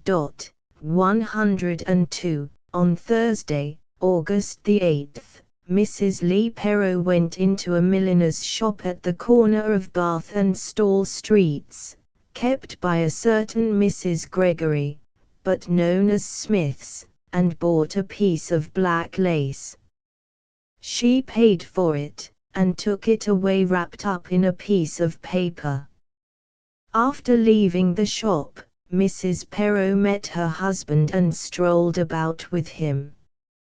As they repassed the same shop a quarter of an hour later, Mrs. Gregory rushed out and accused Mrs. Perrow of having in her possession a piece of white lace. Mrs. Perrow replied that if so it must have been put up in her parcel by mistake. She then handed her parcel to Mrs. Gregory to examine, when a piece of white lace was found therein as well as a piece of black. Mrs. Gregory at once accused Mrs. Perrow of having stolen it, and, refusing to listen to any protest, made off with the incriminating piece of lace. A little later, as the Perrows were turning the corner of the Abbey churchyard, Charles Philby, the shop assistant who had actually sold the black lace, came up and asked Mr. Perrow his name. Mr. Perrow replied that he lived at number 1 Paragon Buildings, and that his name was on the door. On the same day, Mrs. Gregory and Philby went to the town hall to lay information before the magistrates, but found them so busily engaged in dealing with the excesses of the soldiers who were at that time passing through Bath, that the information could not be taken before the 14th of August. Meanwhile, the piece of white lace was lodged, at any rate, for the night of August 8, at the house of a certain printer named J. The result of the magistrate's inquiry may be discovered in the Times of the 20th of August, where we read, "The lady of a gentleman of Bath, possessed of a good fortune, and respected by a numerous circle of acquaintance, was committed on Thursday by G. Chapman, Esquire, the Mayor, to the County Gaol at Ilchester, on a charge of privately stealing a card of lace from a haberdasher's shop." As Mrs. Perrow did not come up for trial until the end of the following March, she had to undergo a long and trying confinement. It appears that she was not lodged actually in the gaol, but in some neighbouring house, kept by a man of the name of Scadding. The charge was a monstrous one. The accused had ample means to indulge every wish, and nothing short of lunacy, of which she never showed the slightest sign, could have induced her to commit so petty a theft. Her high character and the absence of motive combined to render it incredible, and, had she been capable of such a deed, she would not have courted detection by walking quietly past the shop, a quarter of an hour later, with the parcel in her hand. There were also strong reasons for thinking that the accusation was the result of a deep-laid plot. J.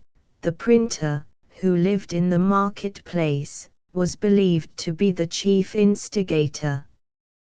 His character was indifferent, and he had money invested in Gregory's shop, and the business was in so bad a way that there was a temptation to seek for some large haul by way of blackmail. Mrs. Leigh Perrot was selected as the victim, people thought, because her husband was so extremely devoted to her that he would be sure to do anything to save her from the least vexation. If so, the conspirators were mistaken in their man.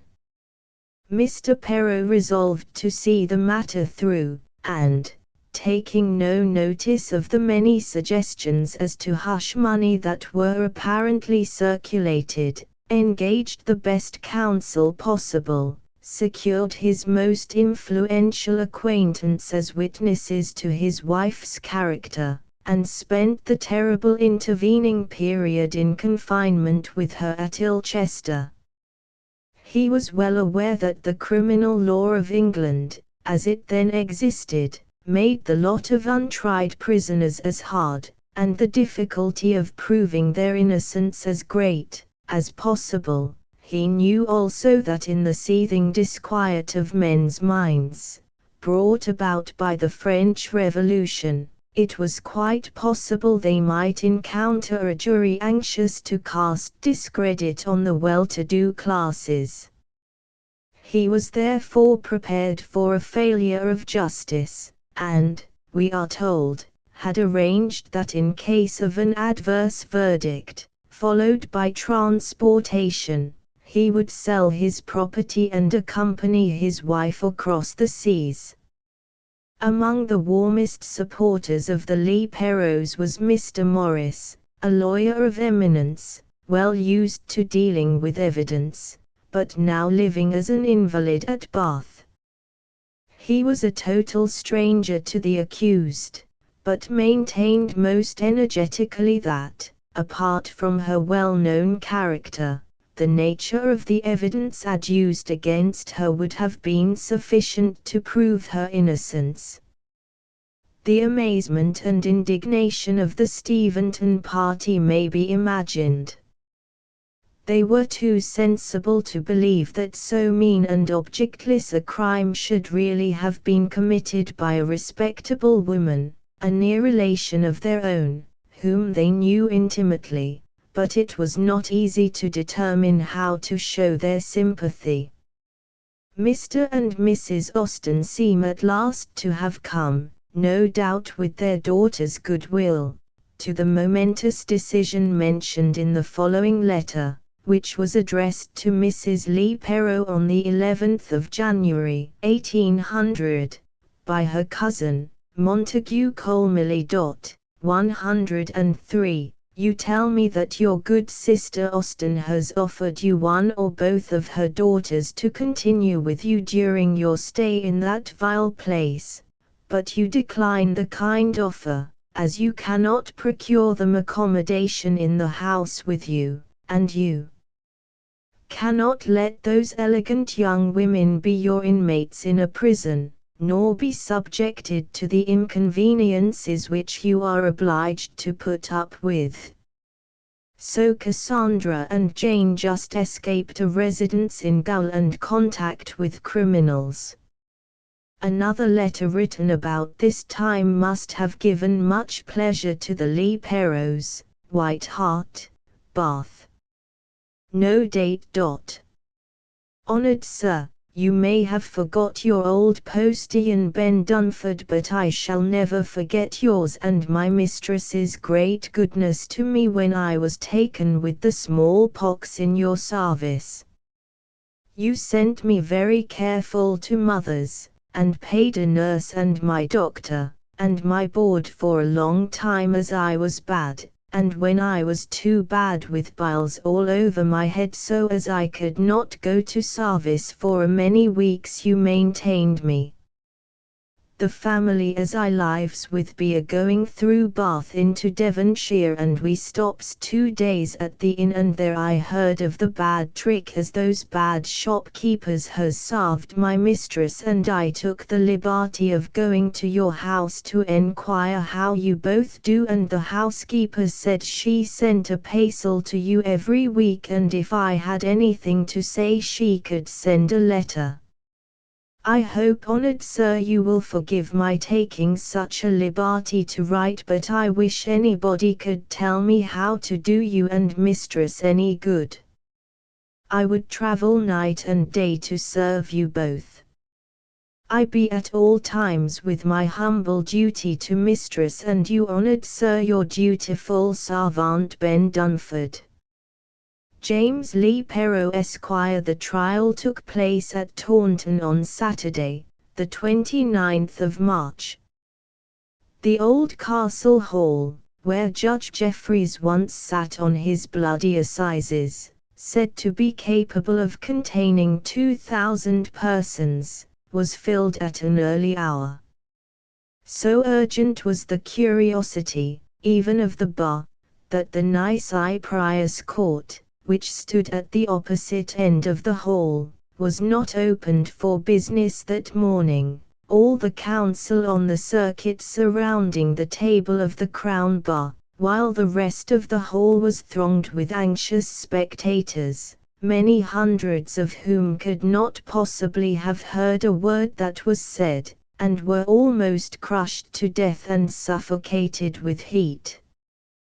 Between 7 and 8 o'clock, Mrs. Leigh Perrow, who had been conveyed from Ilchester, appeared in the dock, attended by Mr. Leigh Perrow and 3 ladies, and the proceedings commenced.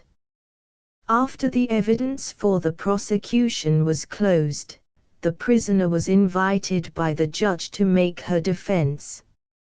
She attempted to address the court, but, after speaking a few sentences, became so much agitated that her voice failed her, whereupon Mr. Jekyll, one of her counsel, was requested to repeat to the court what she wished to address to them. She then dictated as follows: "My lord and gentlemen of the jury, I am informed by my counsel, that they cannot be permitted to offer any observations to you on my case. 104. The circumstances of it do not render it necessary to detain you long. I shall therefore take this opportunity of troubling you with a few words. Placed in a situation the most eligible that any woman could desire, with supplies so ample that I was left rich after every wish was gratified, blessed in the affections of the most generous man as a husband, what could induce me to commit such a crime? Depraved indeed must that mind be that under such circumstances could be so culpable. You will hear from my noble and truly respectable friends what has been my conduct and character for a long series of years. You will hear what has been, and what is now, their opinion of me. Can you suppose that disposition so totally altered, as to lose all recollection of the situation I held in society, to hazard for this meanness my character and reputation, or to endanger the health and peace of mind of a husband whom I would die for? Here her voice faltered, she seemed to be on the point of fainting, and Mr. Leigh Perrot, who had sustained all this trying scene with wonderful resolution, put his handkerchief to his face and wept in agony. Many persons in court, even amongst the counsel, participating in his emotion. The prisoner continued, "You have heard their evidence against me. I shall make no comment upon it. I shall leave that task where I am certain it will be executed with justice and mercy. I know my own oath in this case is inadmissible, but I call upon that God whom we all adore to attest that I am innocent of this charge, and may He reward or punish me as I speak true or false in denying it. I call that God to witness that I did not know that I had the lace in my possession, nor did I know it when Mrs. Gregory accosted me in the street. I have nothing more to add." Then followed the evidence for the prisoner, which was chiefly evidence to character, and came from persons occupying prominent positions who knew her well, either at her Berkshire home or at Bath. The judge's summing up occupied nearly an hour. In it he said that it was impossible that any person should have a higher character than the prisoner, but if the jury were satisfied with the evidence for the prosecution and believed it, that character ought not to avail her. If, however, upon taking all the circumstances of the case into consideration, the jury should see any reason to disbelieve the witnesses for the prosecution, or which led them to doubt of the prisoner's guilt, they should recollect the very excellent character which had been given her, and in that case it ought to bear great weight with them towards an acquittal.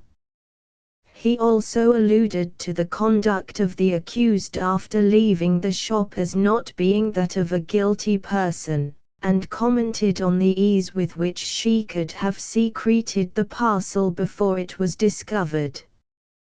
The jury evidently saw great reason to disbelieve the witnesses for the prosecution, and, after only 105 minutes, returned a verdict of not guilty. The Star tells us that the trial lasted 7 hours, and the scene of the acquittal was extremely affecting. The agitation and embraces of Mr. and Mrs. Perrot may be more easily conceived than described. The court was crowded with elegantly dressed women. Throughout the long months over which the affair extended, the Leigh Perrots had acted as persons convinced of the baselessness of the charge, and determined to confront the accusers, and, as far as the existing state of the law allowed, to establish the innocence of the accused.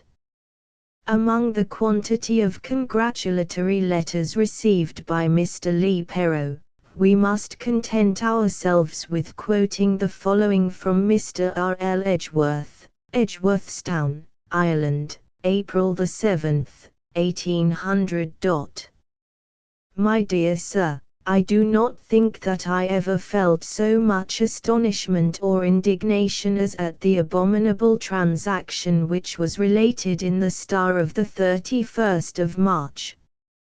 Among my numerous friends and acquaintance, if there was a couple whom I could have selected as the farthest removed from being the objects of such a villainous attack, it would have been yourselves.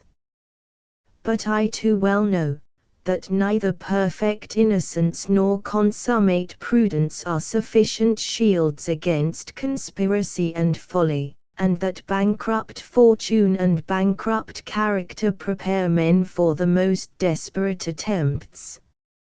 I trouble you, my dear Sir, with a few lines to express the deep sense that I have of regard and esteem for you and the amiable partner of your happiness, For so many as 34 years we have been acquainted, and during that time I do not think that I have met any man of such singularly nice feelings of honor and justice. I am sensible that there is some impropriety in this address, but you must excuse it, as I snatched this piece of paper the moment I had read the paragraph I allude to, and with tears of indignation in my eyes, with actual, not sentimental, tears in my eyes I sat down to write to you. Perhaps, after all, you are not the objects of this transaction. Even if that should be the fact, you will pardon me for renewing my claim to your remembrance and for assuring you that you possess my esteem and affection. Yours sincerely, Richard Lovell Edgeworth. James Lee Perrow, Esquire, Bath, England. This strange and painful episode in the life of the family was thus brought to a satisfactory ending. An accusation of petty and purposeless theft had been made against a woman whose uprightness was known to all those around her, a wife who enjoyed, then and always, the absolute confidence of an upright husband. It had been found baseless by a jury after only a few minutes' deliberation, and the Lee Perrows had the pleasure of seeing the high estimation in which they were held by their neighbors exhibited in a strong light. This estimation was to be theirs for the remainder of their lives, extending in his case over 17, and in hers over 35 years. 106. For our particular purpose the story seems worth narrating, because it shows that the peaceful and well-ordered progress of Jane Austen's life was not beyond the reach of tragic possibilities. Indeed, at or near this time there were three particular occurrences which, when taken together, might well disturb the serenity and cheerfulness of her mind, and indispose her for writing, especially writing of a humorous character. One of these events, which has already been recorded, was her love story in the West, another was Mrs. Lee Perrow's trouble, and the third, the loss of her old home, will form part of the subject of the next two chapters. Chapter Exchange of Home 1800 to 1801. Though we can guess what was constantly occupying the thoughts of the Austens in the autumn and winter of 1799 to 1800, nothing remains to tell us how they employed themselves during these anxious months. Perhaps the sisters were at home, and exchanged no letters, but had any been written, we may be pretty sure they would be among those destroyed by Cassandra.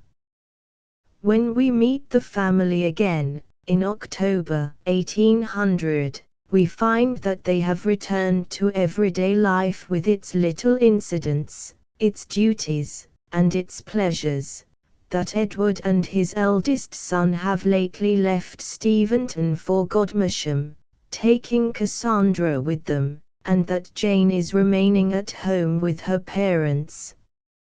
Steventon, Saturday evening, the 25th of October, 1800.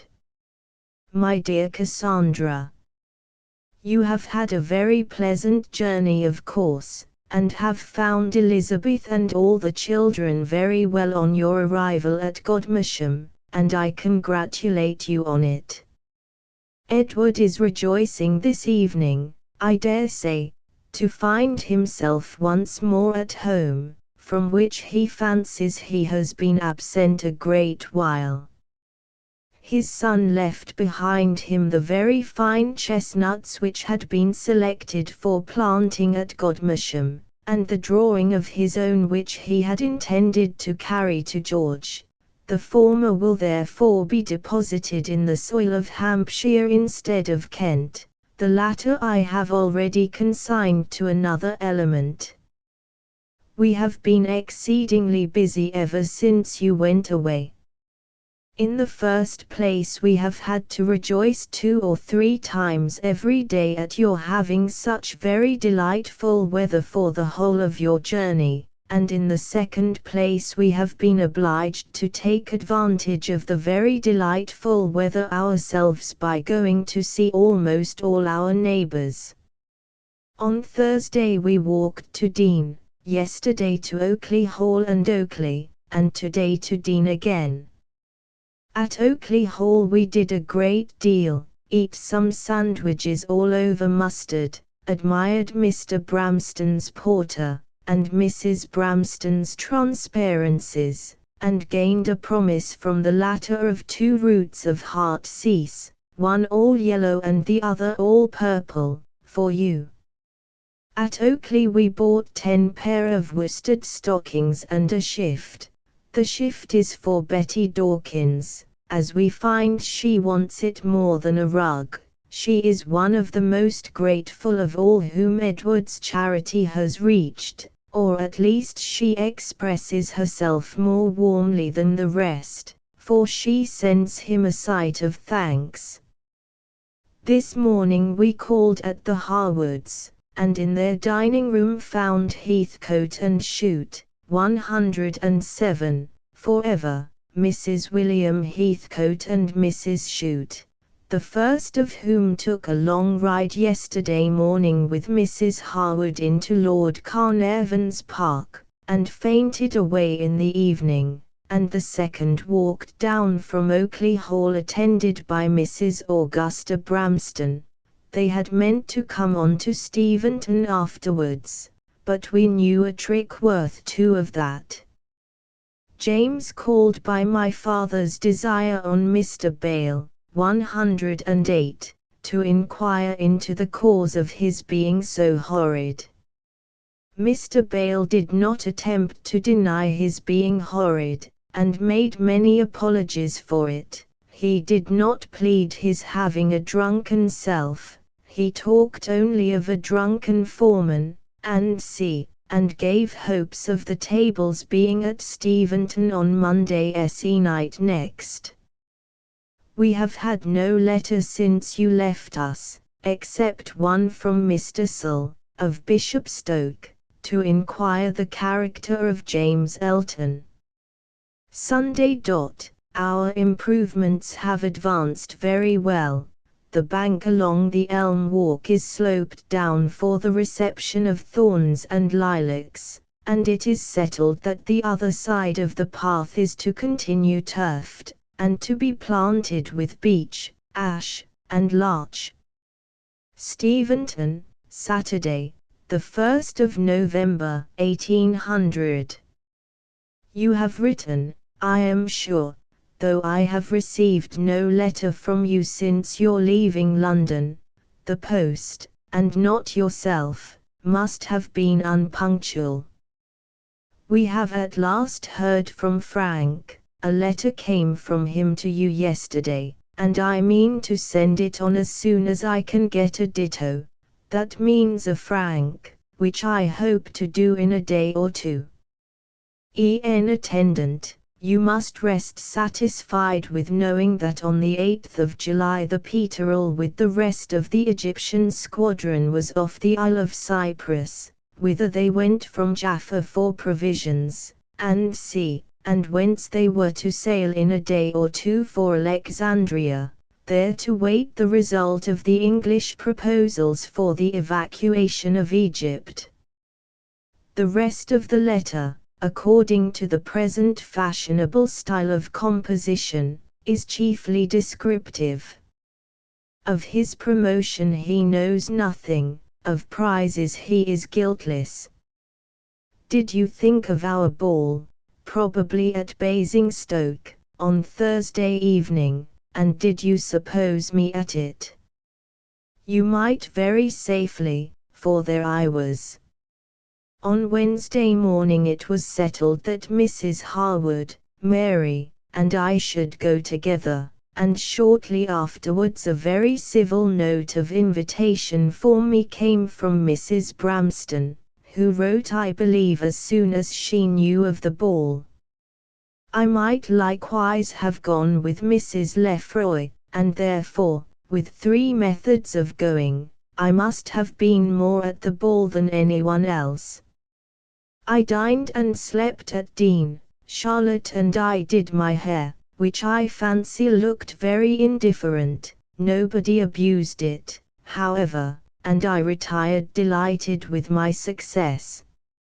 It was a pleasant ball, and still more good than pleasant, for there were nearly 60 people, and sometimes we had 17 couple. The Portsmouths, Dorchesters, Boltons, Portals, and Clarks were there, and all the meaner and more usual and C.S. There was a scarcity of men in general, and a still greater scarcity of any that were good for much. I danced 9 dances out of 10, 5 with Stephen Terry, T. Shute, and James Digweed, and 4 with Catherine Dot, 109. There was commonly a couple of ladies standing up together, but not often any so amiable as ourselves. You were inquired after very prettily, and I hope the whole assembly now understands that you are gone into Kent, which the families in general seemed to meet in ignorance of. Lord Portsmouth surpassed the rest in his attentive recollection of you, inquired more into the length of your absence, and concluded by desiring to be remembered to you when I wrote next. Lady Portsmouth had got a different dress on, and Lady Bolton is much improved by a wig.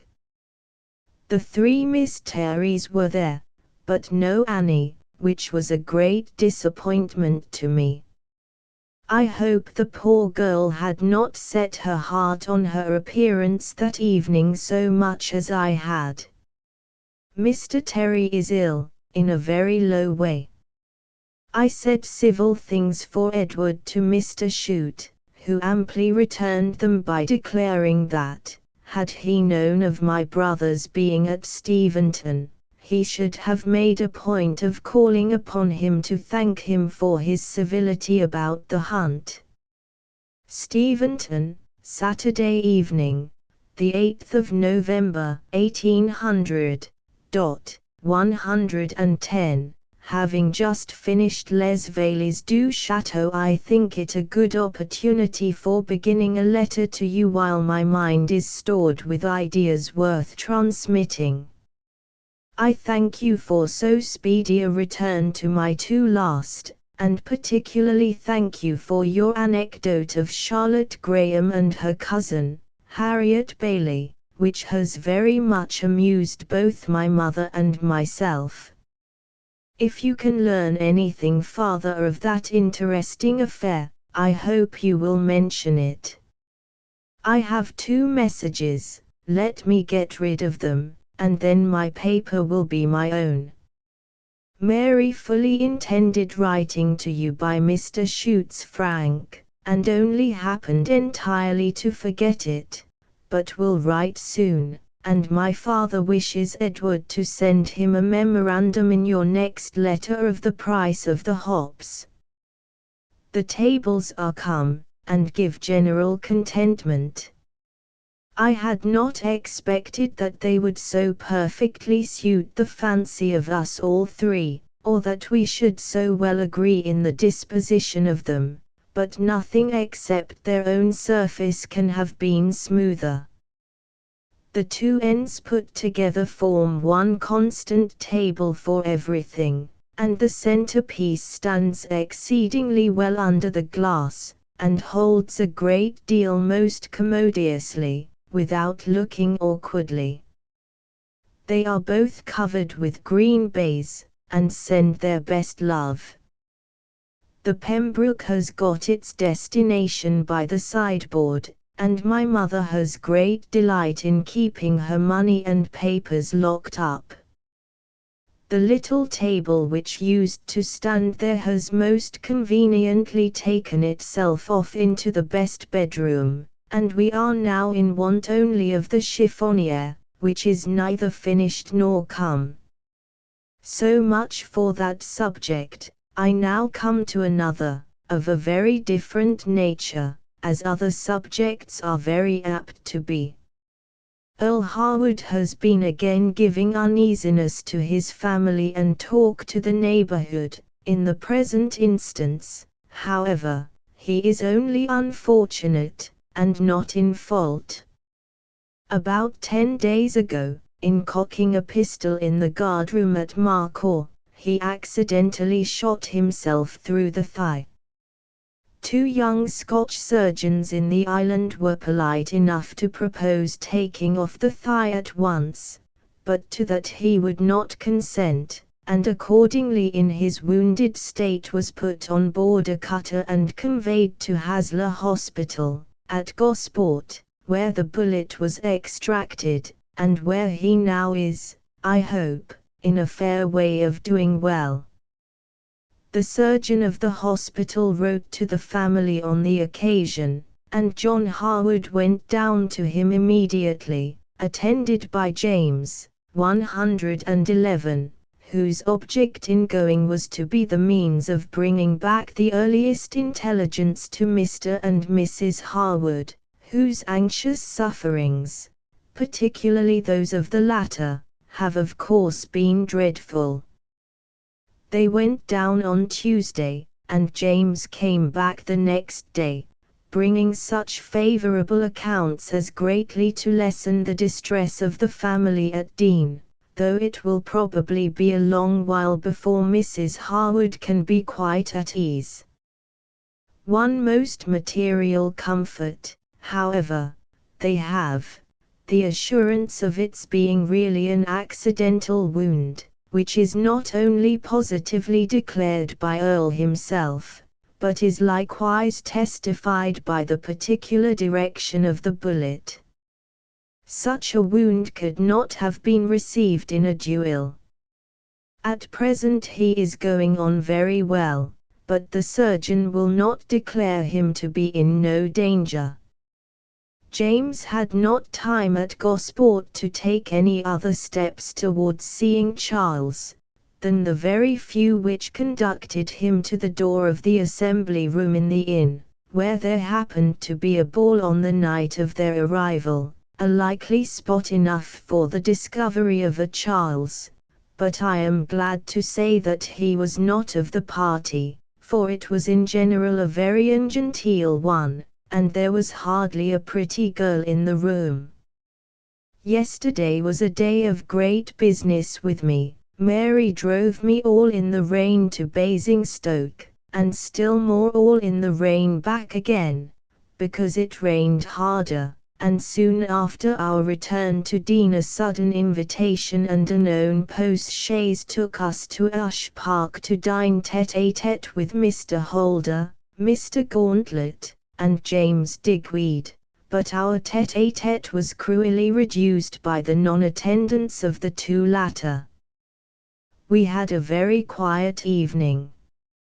I believe Mary found it dull, but I thought it very pleasant. To sit in idleness over a good fire in a well-proportioned room is a luxurious sensation. Sometimes we talked, and sometimes we were quite silent. I said 2 or 3 amusing things, and Mr. Holder made a few infamous puns. Mr. Heathcote met with a genteel little accident the other day in hunting. He got off to lead his horse over a hedge, or a house, or something, and his horse in his haste trod upon his leg, or rather ankle, I believe, and it is not certain whether the small bone is not broke. Martha has accepted Mary's invitation for Lord Portsmouth's ball. He has not yet sent out his own invitations, but that does not signify. Martha comes, and a ball there must be. I think it will be too early in her mother's absence for me to return with her. Sunday evening. We have had a dreadful storm of wind in the forepart of this day, which has done a great deal of mischief among our trees. I was sitting alone in the dining room when an odd kind of crash startled me. In a moment afterwards it was repeated, descend into the sweep. The other, which had fallen, I suppose, in the first crash, and which was the nearest to the pond, taking a more easterly direction, sunk among our screen of chestnuts and firs, knocking down one spruce fir, beating off the head of another, and stripping the two corner chestnuts of several branches in its fall. This is not all. One large elm out of the two on the left-hand side as you enter what I call the elm walk, was likewise blown down. The maypole bearing the weathercock was broke in two, and what I regret more than all the rest is, that all the three elms which grew in Hall's meadow, and gave such ornament to it, are gone. Two were blown down, and the other so much injured that it cannot stand. I am happy to add, however, that no greater evil than the loss of trees has been the consequence of the storm in this place, or in our immediate neighborhood. We grieve, therefore, in some comfort. Mr. Holder's paper tells us that some time in last August Captain Austen and the Peterel were very active in securing a Turkish ship, driven into port in Cyprus by bad weather, from the French. He was forced to burn her, however. I am yours ever, J. Next in order comes a letter to Martha Lloyd, Steventon, Wednesday evening, the 12th of November, 1800. 112, My dear Martha, I did not receive your note yesterday till after Charlotte had left Dean, or I would have sent my answer by her, instead of being the means, as I now must be, of lessening the elegance of your new dress for the Hurstbourne ball by the value of 3d. You are very good in wishing to see me at Ibthorp so soon, and I am equally good in wishing to come to you. I believe our merit in that respect is much upon a par, our self-denial mutually strong. Having paid this tribute of praise to the virtue of both, I shall here have done with panegyric, and proceed to plain matter of fact. In about a fortnight's time I hope to be with you. I have two reasons for not being able to come before. I wish so to arrange my visit as to spend some days with you after your mother's return. In the first place, that I may have the pleasure of seeing her, and in the second, that I may have a better chance of bringing you back with me. Your promise in my favor was not quite absolute, but if your will is not perverse, you and I will do all in our power to overcome your scruples of conscience. I hope we shall meet next week to talk all this over, till we have tired ourselves with the very idea of my visit before my visit begins. Our invitations for the 19th are arrived, and very curiously are they worded. 113. Mary mentioned to you yesterday poor Earl's unfortunate accident, I dare say. He does not seem to be going on very well. The 2 or 3 last posts have brought less and less favourable accounts of him. John Harwood has gone to Gosport again today. We have 2 families of friends now who are in a most anxious state. For though by a note from Catherine this morning there seems now to be a revival of hope at Manydown, its continuance may be too reasonably doubted. Mr. Heathcote, however, who has broken the small bone of his leg, is so good as to be going on very well. It would be really too much to have 3 people to care for. You distress me cruelly by your request about books. I cannot think of any to bring with me, nor have I any idea of our wanting them.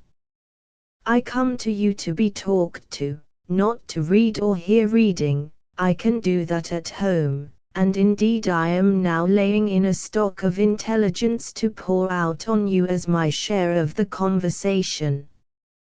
I am reading Henry's History of England, which I will repeat to you in any manner you may prefer, either in a loose, desultory, unconnected stream, or dividing my recital, as the historian divides it himself, into 7 parts: the civil and military, religion, constitution, learning and learned men, arts and sciences, commerce, coins, and shipping, and manners.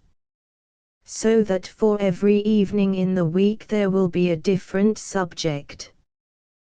The Friday's lot, commerce, coins, and shipping, you will find the least entertaining, but the next evening's portion will make amends. With such a provision on my part, if you will do yours by repeating the French grammar, and Mrs. Stent, 114, will now and then ejaculate some wonder about the cocks and hens, what can we want? Farewell for a short time. We all unite in best love, and I am your very affectionate J.A.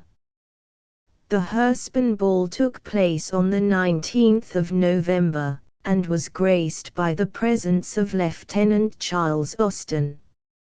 He had distinguished himself on the Endymion, especially in the capture of the Scipio in a heavy gale. His ship was now at Portsmouth waiting for orders. Steventon, Thursday, the 20th of November, 1800. My dear Cassandra, your letter took me quite by surprise this morning. You are very welcome, however, and I am very much obliged to you. I believe I drank too much wine last night at Hurstbourne. I know not how else to account for the shaking of my hand today.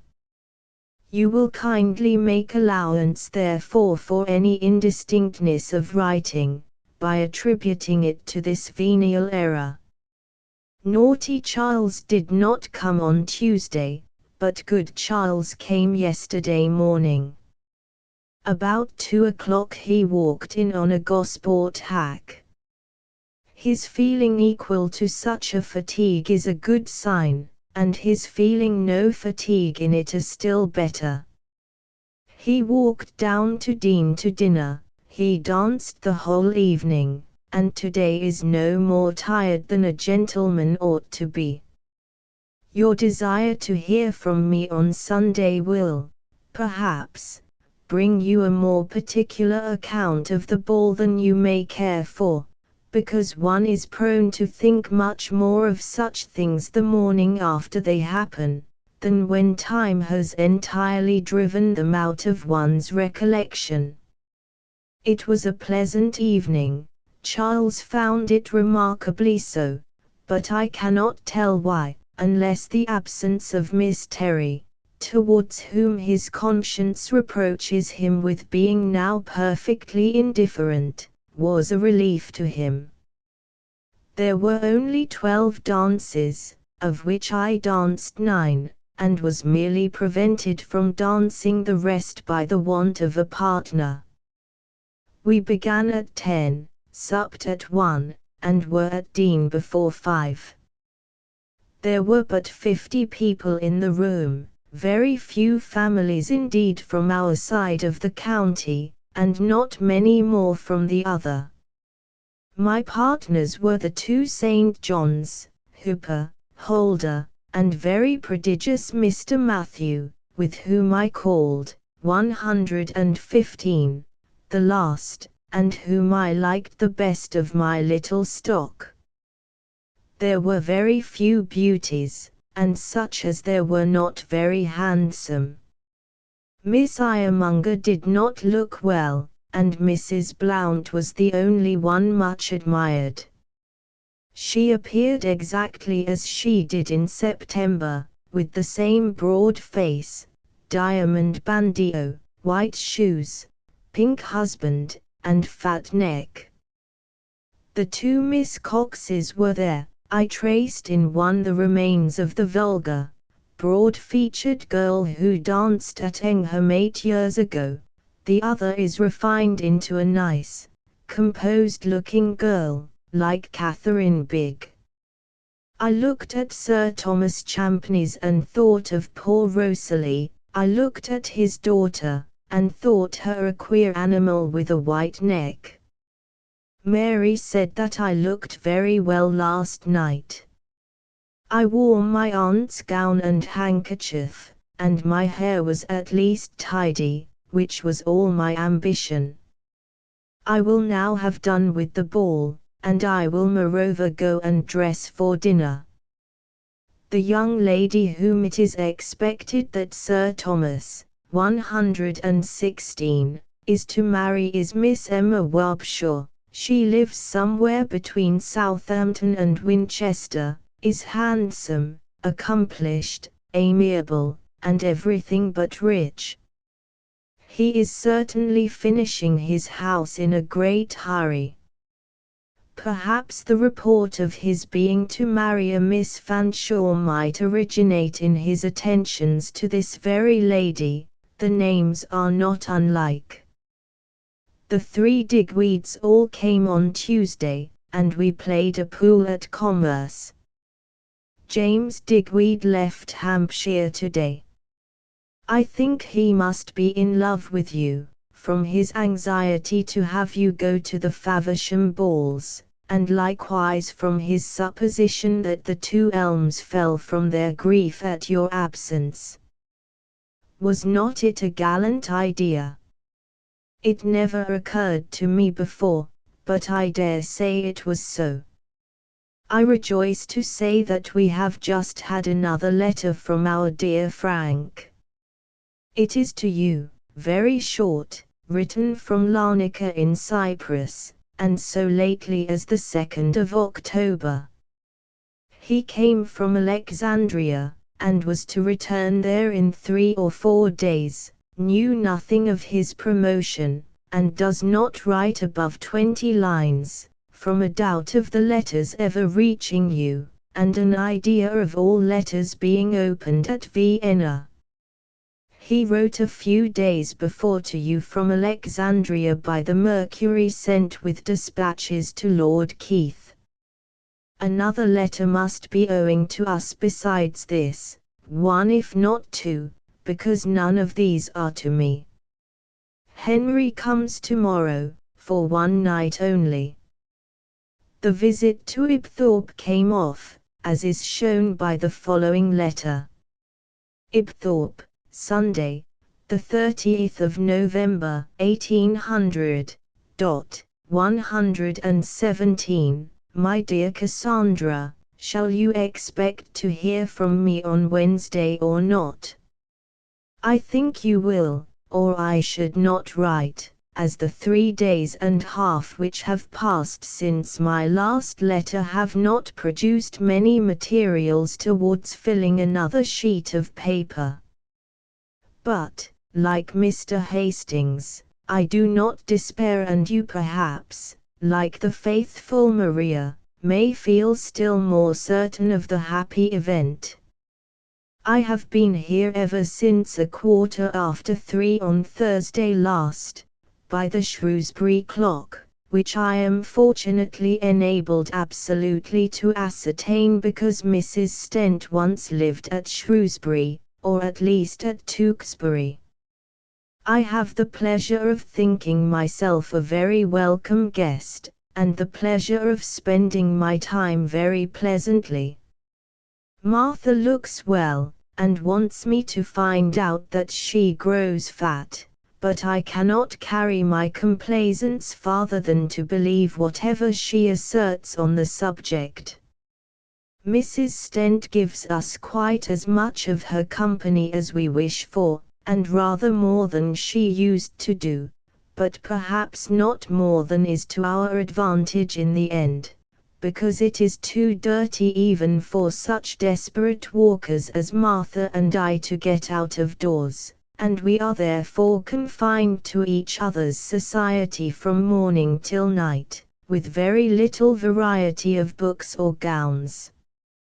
3 of the Miss Debarrys, 118, called here the morning after my arrival, but I have not yet been able to return their civility.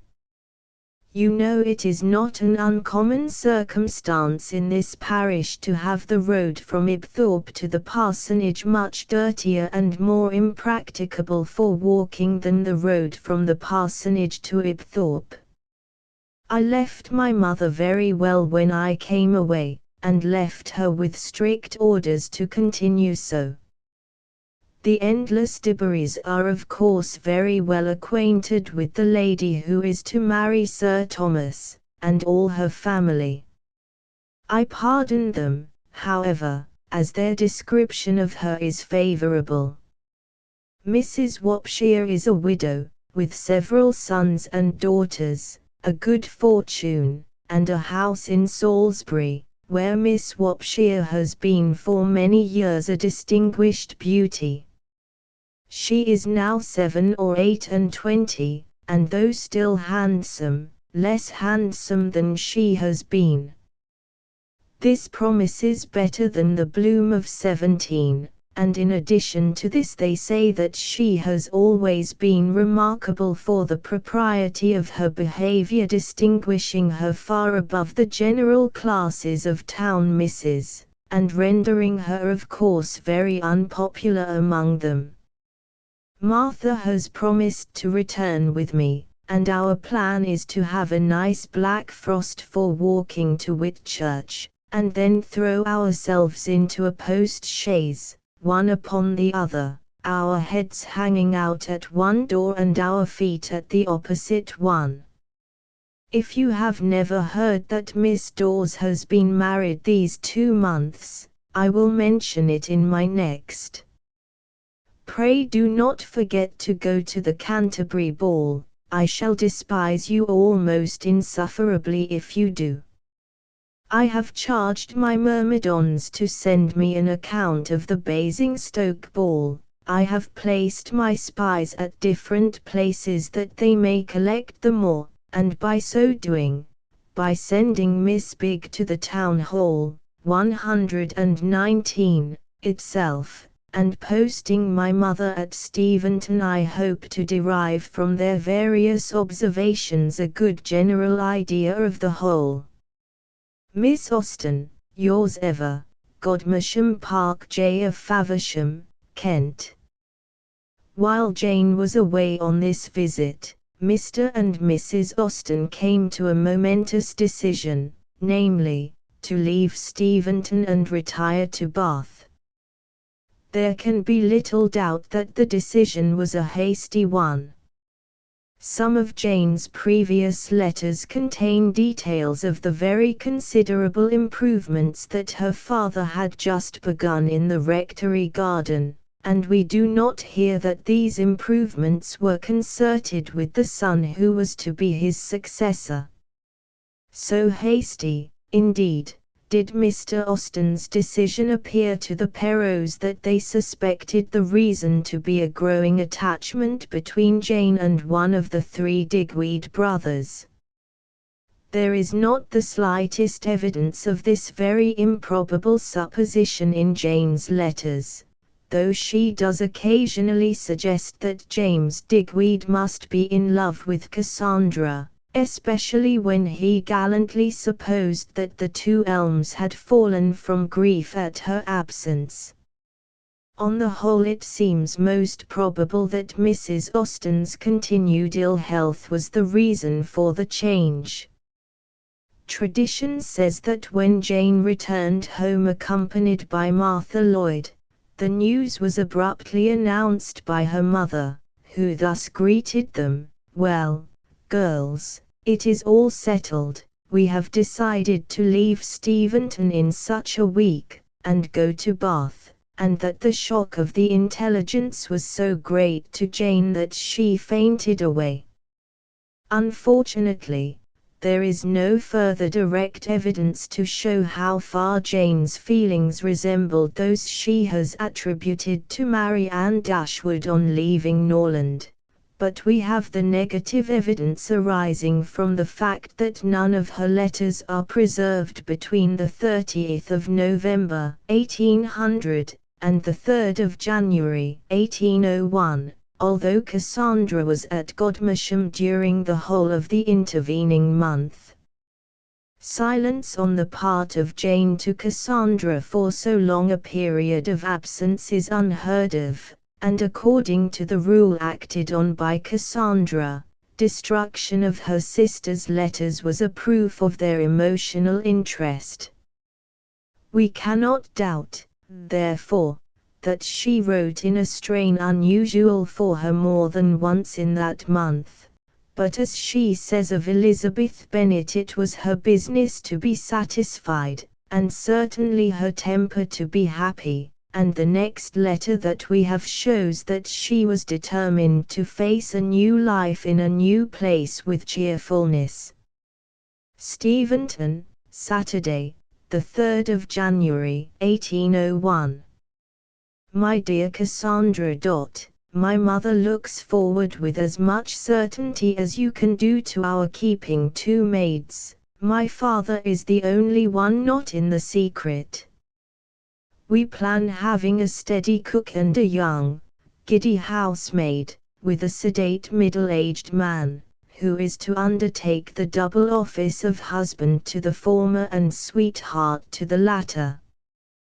There are 3 parts of Bath which we have thought of as likely to have houses in them: Westgate Buildings, Charles Street, and some of the short streets leading from Laura Place or Pulteney Street. Westgate Buildings, though quite in the lower part of the town, are not badly situated themselves. The street is broad, and has rather a good appearance. Charles Street, however, I think is preferable. The buildings are new, and its nearness to Kingsmead Fields would be a pleasant circumstance. Perhaps you may remember, or perhaps you may forget, that Charles Street leads from the Queen Square Chapel to the 2 Green Park Streets. The houses in the streets near Laura Place I should expect to be above our price. Gay Street would be too high, except only the lower house on the left-hand side as you ascend. Towards that my mother has no disinclination. It used to be lower rented than any other house in the row, from some inferiority in the apartments. But above all others her wishes are at present fixed on the corner house in Chapel Row, which opens into Prince's Street. Her knowledge of it, however, is confined only to the outside, and therefore she is equally uncertain of its being really desirable as of its being to be had. In the meantime she assures you that she will do everything in her power to avoid Trim Street, although you have not expressed the fearful presentiment of it which was rather expected. We know that Mrs. Perrot will want to get us into Oxford Buildings, 120, but we all unite in particular dislike of that part of the town, and therefore hope to escape. Upon all these different situations you and Edward may confer together, and your opinion of each will be expected with eagerness. I have now attained the true art of letter writing, which we are always told is to express on paper exactly what one would say to the same person by word of mouth. I have been talking to you almost as fast as I could the whole of this letter.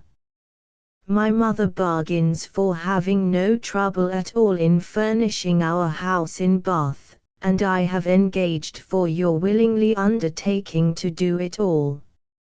I get more and more reconciled to the idea of our removal. We have lived long enough in this neighborhood. The Basingstoke balls are certainly on the decline. There is something interesting in the bustle of going away, and the prospect of spending future summers by the sea or in Wales is very delightful. For a time we shall now possess many of the advantages which I have often thought of with envy in the wives of sailors or soldiers. It must not be generally known, however, that I am not sacrificing a great deal in quitting the country, or I can expect to inspire no tenderness, no interest, in those we leave behind. The threatened Act of Parliament does not seem to give any alarm. My father is doing all in his power to increase his income, by raising his tithes, and I do not despair of getting very nearly 600 a year. Steventon, Thursday, the 8th of January, 1801. Mr. Peter Debarry has declined Dean curacy. He wishes to be settled near London. A foolish reason. As if Dean were not near London in comparison of Exeter or York. Take the whole world through, and he will find many more places at a greater distance from London than he will at a less. What does he think of Glencoe or Lake Catherine? I feel rather indignant that any possible objection should be raised against so valuable a piece of preferment, so delightful a situation, that Dean should not be universally allowed to be as near the metropolis as any other country villages. As this is the case, however, as Mr. Peter Debarry has shown himself a Peter in the blackest sense of the word, we are obliged to look elsewhere for an heir, and my father has thought it a necessary compliment to James Digweed to offer the curacy to him, though without considering it as either a desirable or an eligible situation for him. Eliza has seen Lord Craven at Barton, and probably by this time at Kintbury, where he was expected for one day this week. She found his manners very pleasing indeed. The little flaw of having a mistress now living with him at Ashdown Park seems to be the only unpleasant circumstance about him. From Ibthorp, Fulwer and Eliza are to return with James and Mary to Dean.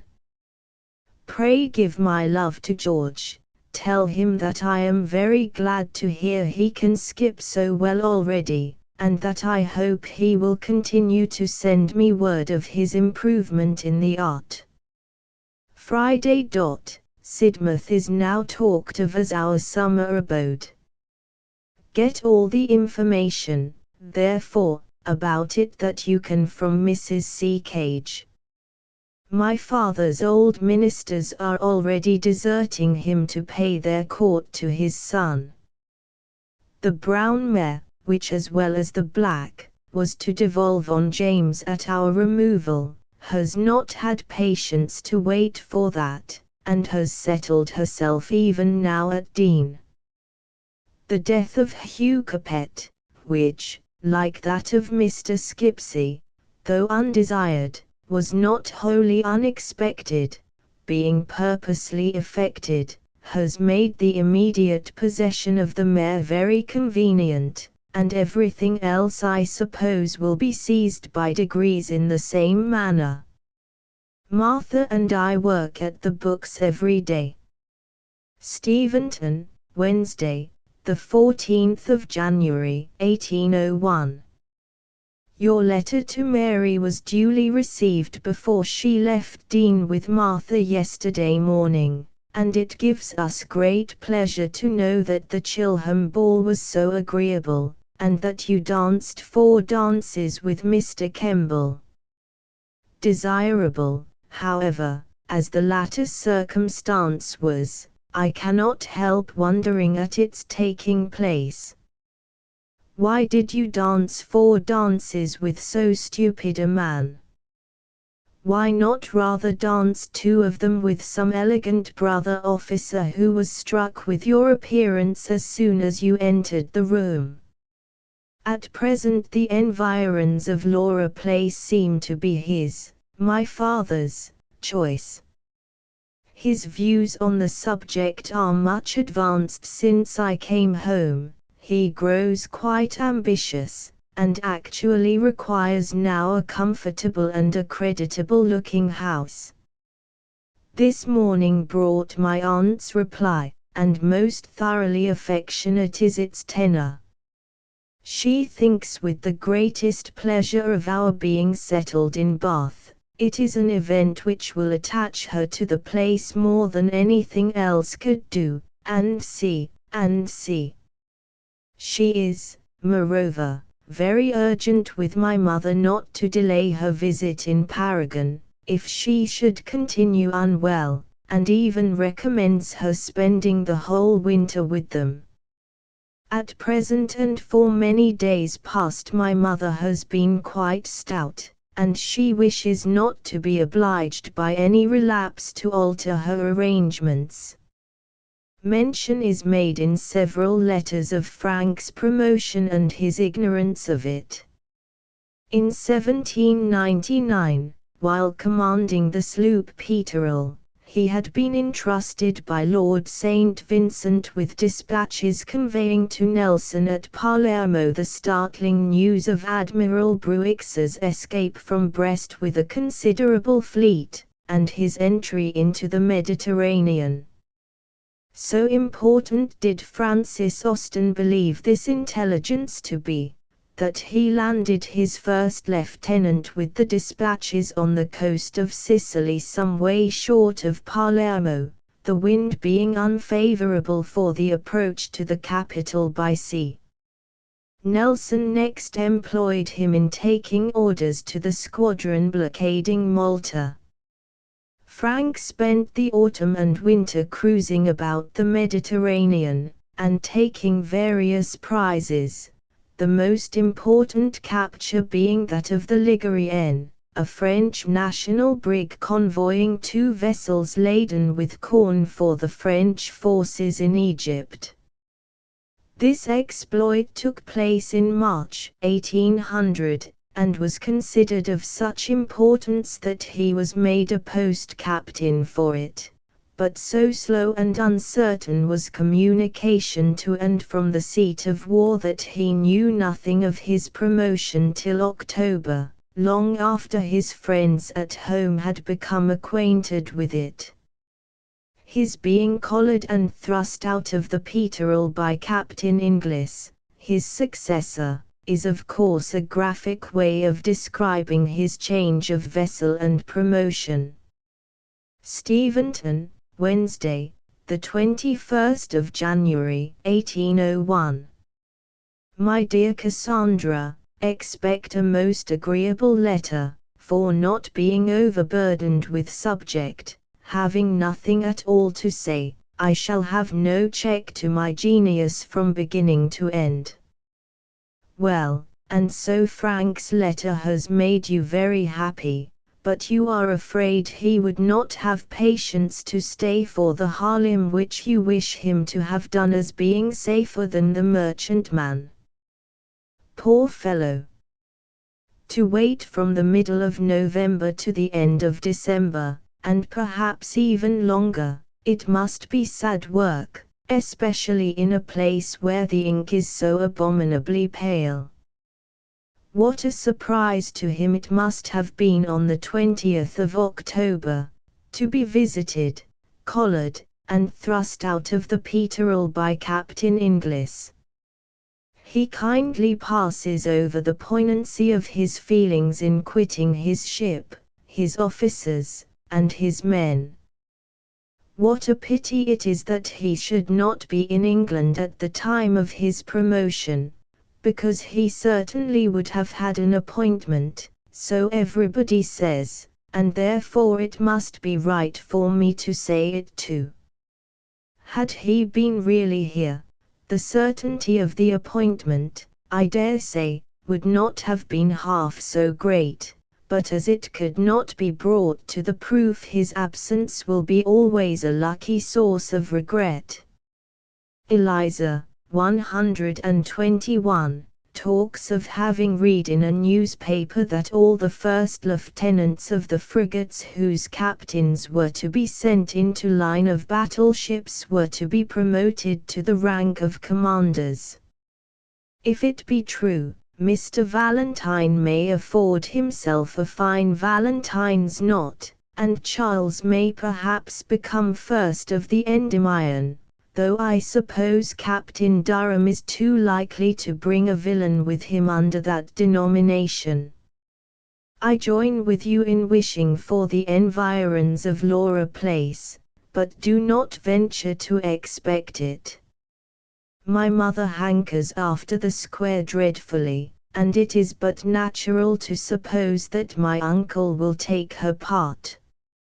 It would be very pleasant to be near Sydney Gardens. We might go into the labyrinth every day. Steventon, Sunday, the 25th of January, 1801. Your unfortunate sister was betrayed last Thursday into a situation of the utmost cruelty. I arrived at Ush Park before the party from Dean, and was shut up in the drawing-room with Mr. Holder alone for 10 minutes. I had some thoughts of insisting on the housekeeper or Mary Corbett being sent for, and nothing could prevail on me to move 2 steps from the door, on the lock of which I kept one hand constantly fixed. We met nobody but ourselves, played at Ving again, and were very cross. Your brother Edward makes very honourable mention of you, I assure you, in his letter to James, and seems quite sorry to part with you. It is a great comfort to me to think that my cares have not been thrown away, and that you are respected in the world. Perhaps you may be prevailed on to return with him and Elizabeth into Kent, when they leave us in April, and I rather suspect that your great wish of keeping yourself disengaged has been with that view. Do as you like. I have overcome my desire of your going to Bath with my mother and me. There is nothing which energy will not bring one to.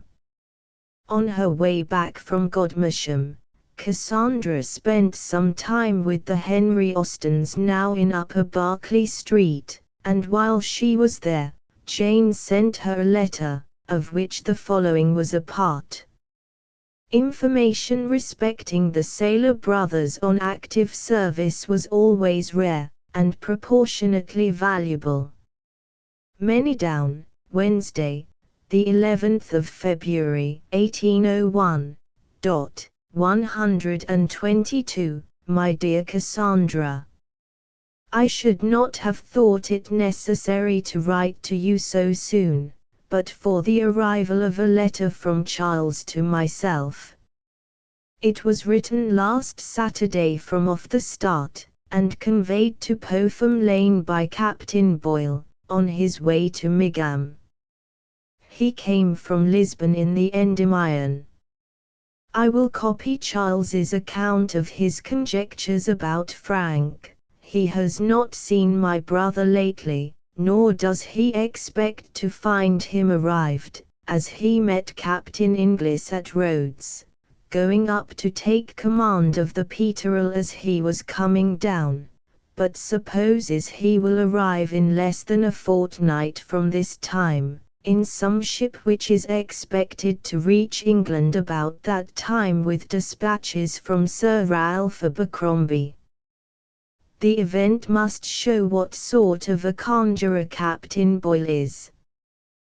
The Endymion has not been plagued with any more prizes. Charles spent 3 pleasant days in Lisbon. They were very well satisfied with their royal passenger, 123, whom they found jolly, fat, and affable, who talks of Lady Augusta as his wife, and seems much attached to her. When this letter was written the Endymion was becalmed, but Charles hoped to reach Portsmouth by Monday or Tuesday. He received my letter, communicating our plans, before he left England, was much surprised, of course, but is quite reconciled to them, and means to come to Steventon once more while Steventon is ours. After this, we have no letters of Jane till she wrote from Bath, so we may suppose that the sisters were soon united. The months of March and April were spent in making the final preparations for leaving Steventon, and in receiving farewell visits from Edward Austen and his wife, as well as from Frank and Charles and Martha Lloyd. At the beginning of May, Mrs. Austen and her 2 daughters left their old home and went to Ibthorp. 2 days later, leaving Cassandra behind them, Jane and her mother went in a single day from Ibthorp to Bath, where they stayed with the Lee Perrots in Paragon Buildings. Chapter 11 Bath again 1801 to 1805 In the separation of Jane and Cassandra, the letters begin again. Paragon, Tuesday, the 5th of May 1801. My dear Cassandra, our journey here was perfectly free from accident or event. We changed horses at the end of every stage, and paid at almost every turnpike. We had charming weather, hardly any dust, and were exceedingly agreeable, as we did not speak above once in 3 miles. We had a very neat chaise from Devizes. It looked almost as well as a gentleman's, at least as a very shabby gentleman's. In spite of this advantage, however, we were above 3 hours coming from thence to Paragon, and it was half after 7 by your clocks before we entered the house. Frank, whose black head was in waiting in the hall window, received us very kindly, and his master and mistress did not show less cordiality. They both look very well, though my aunt has a violent cough. We drank tea as soon as we arrived, and so ends the account of our journey, which my mother bore without any fatigue. There is to be only one more ball. Next Monday is the day. The Chamberlains are still here. I begin to think better of Mrs. C, and upon recollection believe she has rather a long chin than otherwise, as she remembers us in Gloucestershire, 124, when we were very charming young women. The first view of Bath in fine weather does not answer my expectations. I think I see more distinctly through rain. The sun was got behind everything, and the appearance of the place from the top of Kingsdown was all vapour, shadow, smoke, and confusion. I fancy we are to have a house in Seymour Street, or thereabouts. My uncle and aunt both like the situation. I was glad to hear the former talk of all the houses in New King Street as too small. It was my own idea of them. I had not been 2 minutes in the dining room before he questioned me with all his customary eager interest about Frank and Charles, their views and intentions. I did my best to give information. Tuesday night. When my uncle went to take his second glass of water, I walked with him, and in our morning circuit we looked at 2 houses in Green Park Buildings, one of which pleased me very well. We walked all over it except into the garret. The dining room is of a comfortable size, just as large as you like to fancy it, the second room about 14 feet square.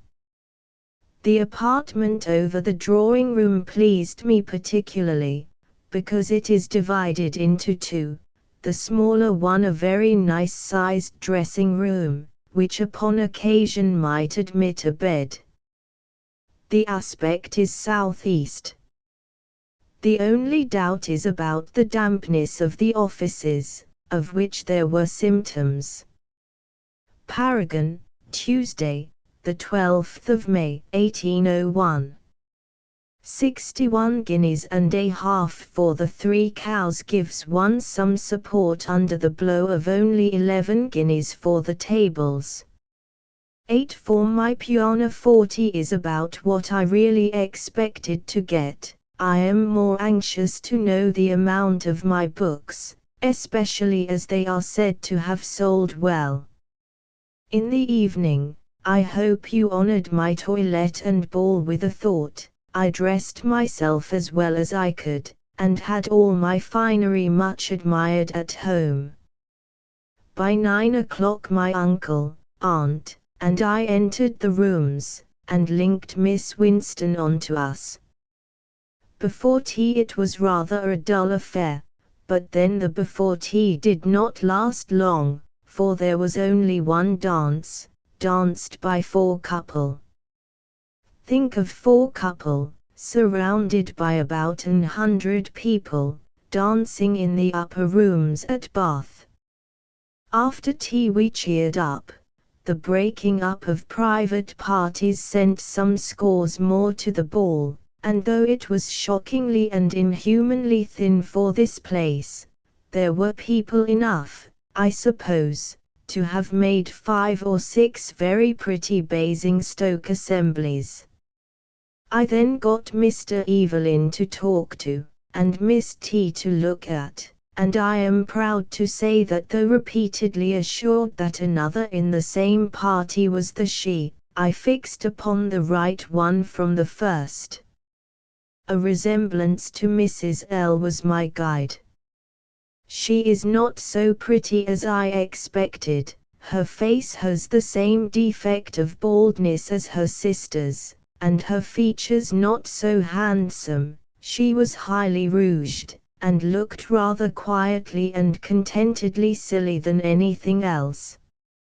Mrs. B. and 2 young women were of the same party, except when Mrs. B. thought herself obliged to leave them to run round the room after her drunken husband.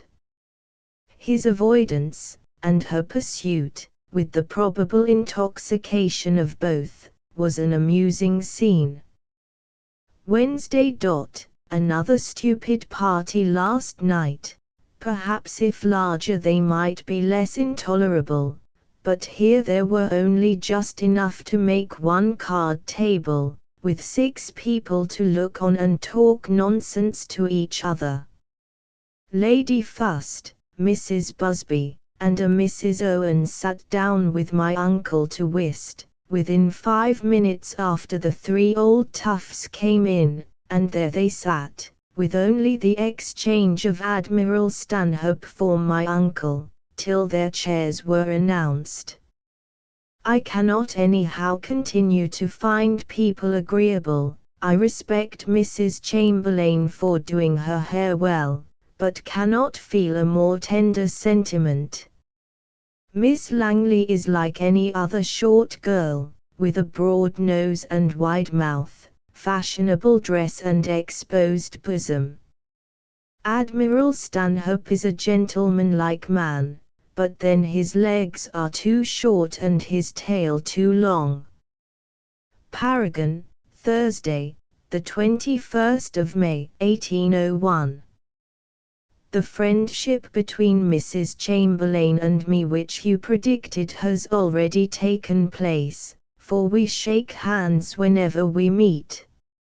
Our grand walk to Weston was again fixed for yesterday, and was accomplished in a very striking manner.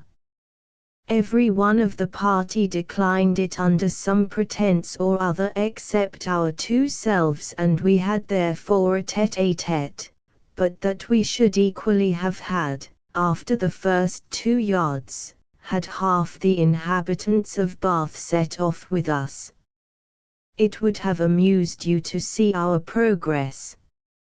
We went up by Shorn Hill, and returned across the fields.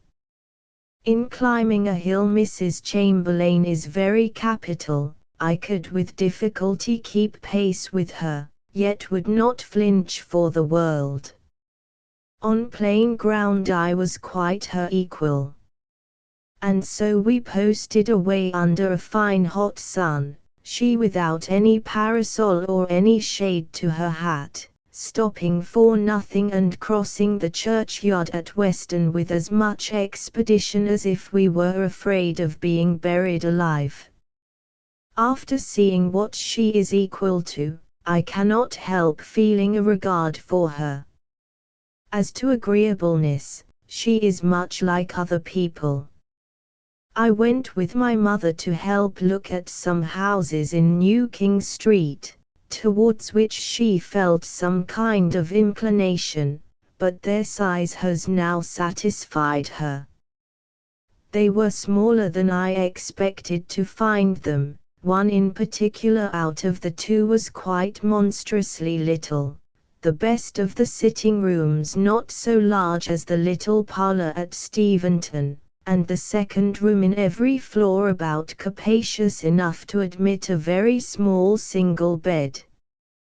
You will be sorry to hear that Marianne Mapleton's disorder has ended fatally. She was believed out of danger on Sunday, but a sudden relapse carried her off the next day. So affectionate a family must suffer severely, and many a girl on early death has been praised into an angel, I believe, on slighter pretensions to beauty, sense, and merit, than Marianne. Paragon, Tuesday, the 26th of May, 1801. 125. The Endymion came into Portsmouth on Sunday, and I have sent Charles a short letter by this day's post. My adventures since I wrote you 3 days ago have been such as the time would easily contain. I walked yesterday morning with Mrs. Chamberlain to Lincombe and Widcombe, and in the evening I drank tea with the Holders. Mrs. Chamberlain's pace was not quite so magnificent on this second trial as on the first. It was nothing more than I could keep up with, without effort, and for many yards together on a raised narrow footpath I led the way. The walk was very beautiful, as my companion agreed whenever I made the observation. And so ends our friendship, for the Chamberlains leave Bath in a day or 2. Prepare likewise for the loss of Lady Fust, as you will lose before you find her. My evening visit was by no means disagreeable. Mrs. Lillingston came to engage Mrs. Holder's conversation, and Miss Holder and I adjourned after tea to the inner drawing-room to look over prints and talk pathetically. She is very unreserved and very fond of talking of her deceased brother and sister, whose memories she cherishes with an enthusiasm which, though perhaps a little affected, is not unpleasing. She has an idea of your being remarkably lively, therefore get ready the proper selection of adverbs and due scraps of Italian and French. I must now pause to make some observation on Mrs. Heathcote's having got a little boy. 126. I wish her well to wear it out, and shall proceed. Frank writes me word that he is to be in London tomorrow, some money negotiation, from which he hopes to derive advantage, hastens him from Kent and will detain him a few days behind my father in town. I have seen the Miss Mapletons this morning.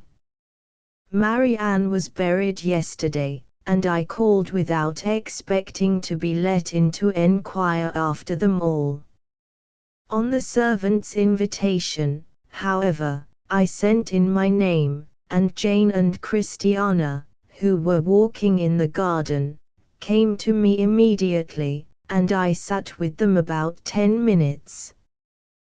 They looked pale and dejected but were more composed than I had thought probable. When I mentioned your coming here on Monday, they said they should be very glad to see you. We drink tea tonight with Mrs. Lysons. Now this, says my master, will be mighty dull. I assure you, in spite of what I might choose to insinuate in a former letter, that I have seen very little of Mr. Evelyn since my coming here. I met him this morning for only the 4th time, and as to my anecdote about Sydney Gardens, I made the most of the story because it came into advantage, but in fact he only asked me whether I were to be in Sydney Gardens in the evening or not. There is now something like an engagement between us and the phaeton, which, to confess my frailty, I have a great desire to go out in, but whether it will come to anything must remain with him. I really believe he is very harmless. People do not seem afraid of him here, and he gets groundsel for his birds and all that. Yours affectionately, J. A Wednesday. I am just returned from my airing in the very bewitching phaeton, and for which I was prepared by a note from Mr. E. soon after breakfast. We went to the top of Kingsdown, and had a very pleasant drive. One pleasure succeeds another rapidly. On my return I found your letter, and a letter from Charles, on the table. The contents of yours I suppose I need not repeat to you. To thank you for it will be enough. I give Charles great credit for remembering my uncle's direction, and he seems rather surprised at it himself. He has received £30 for his share of the privateer, and expects £10 more, but of what avail is it to take prizes if he lays out the produce in presents to his sisters? He has been buying gold chains and topaz crosses, 127, for us. He must be well scolded. The Endymion has already received orders for taking troops to Egypt, which I should not like at all if I did not trust to Charles being removed from her somehow or other before she sails. He knows nothing of his own destination, he says, but desires me to write directly, as the Endymion will probably sail in 3 or 4 days. He will receive my yesterday's letter today, and I shall write again by this post to thank and reproach him. We shall be unbearably fine. So began the 5 years' residence at Bath. Cassandra and her father, the latter having been paying visits in Kent and London, joined the others at the beginning of June, and from that date till September 1804 there is little that can be said definitely about Jane's life. We know, however, that it was the intention of the Austens to spend the summer of 1801 by the sea, perhaps at Sidmouth, and a letter of Eliza Austen informs us that this plan was duly carried out. She writes to Philo Walter on October 29, "I conclude that you know of our uncle and aunt Austen and their daughters having spent the summer in Devonshire. They are now returned to Bath, where they are superintending the fitting up of their new house." So the house had at last been fixed on, and we learn in the memoir that it was number 4 Sydney Terrace, 128, in the parish of Bathwick.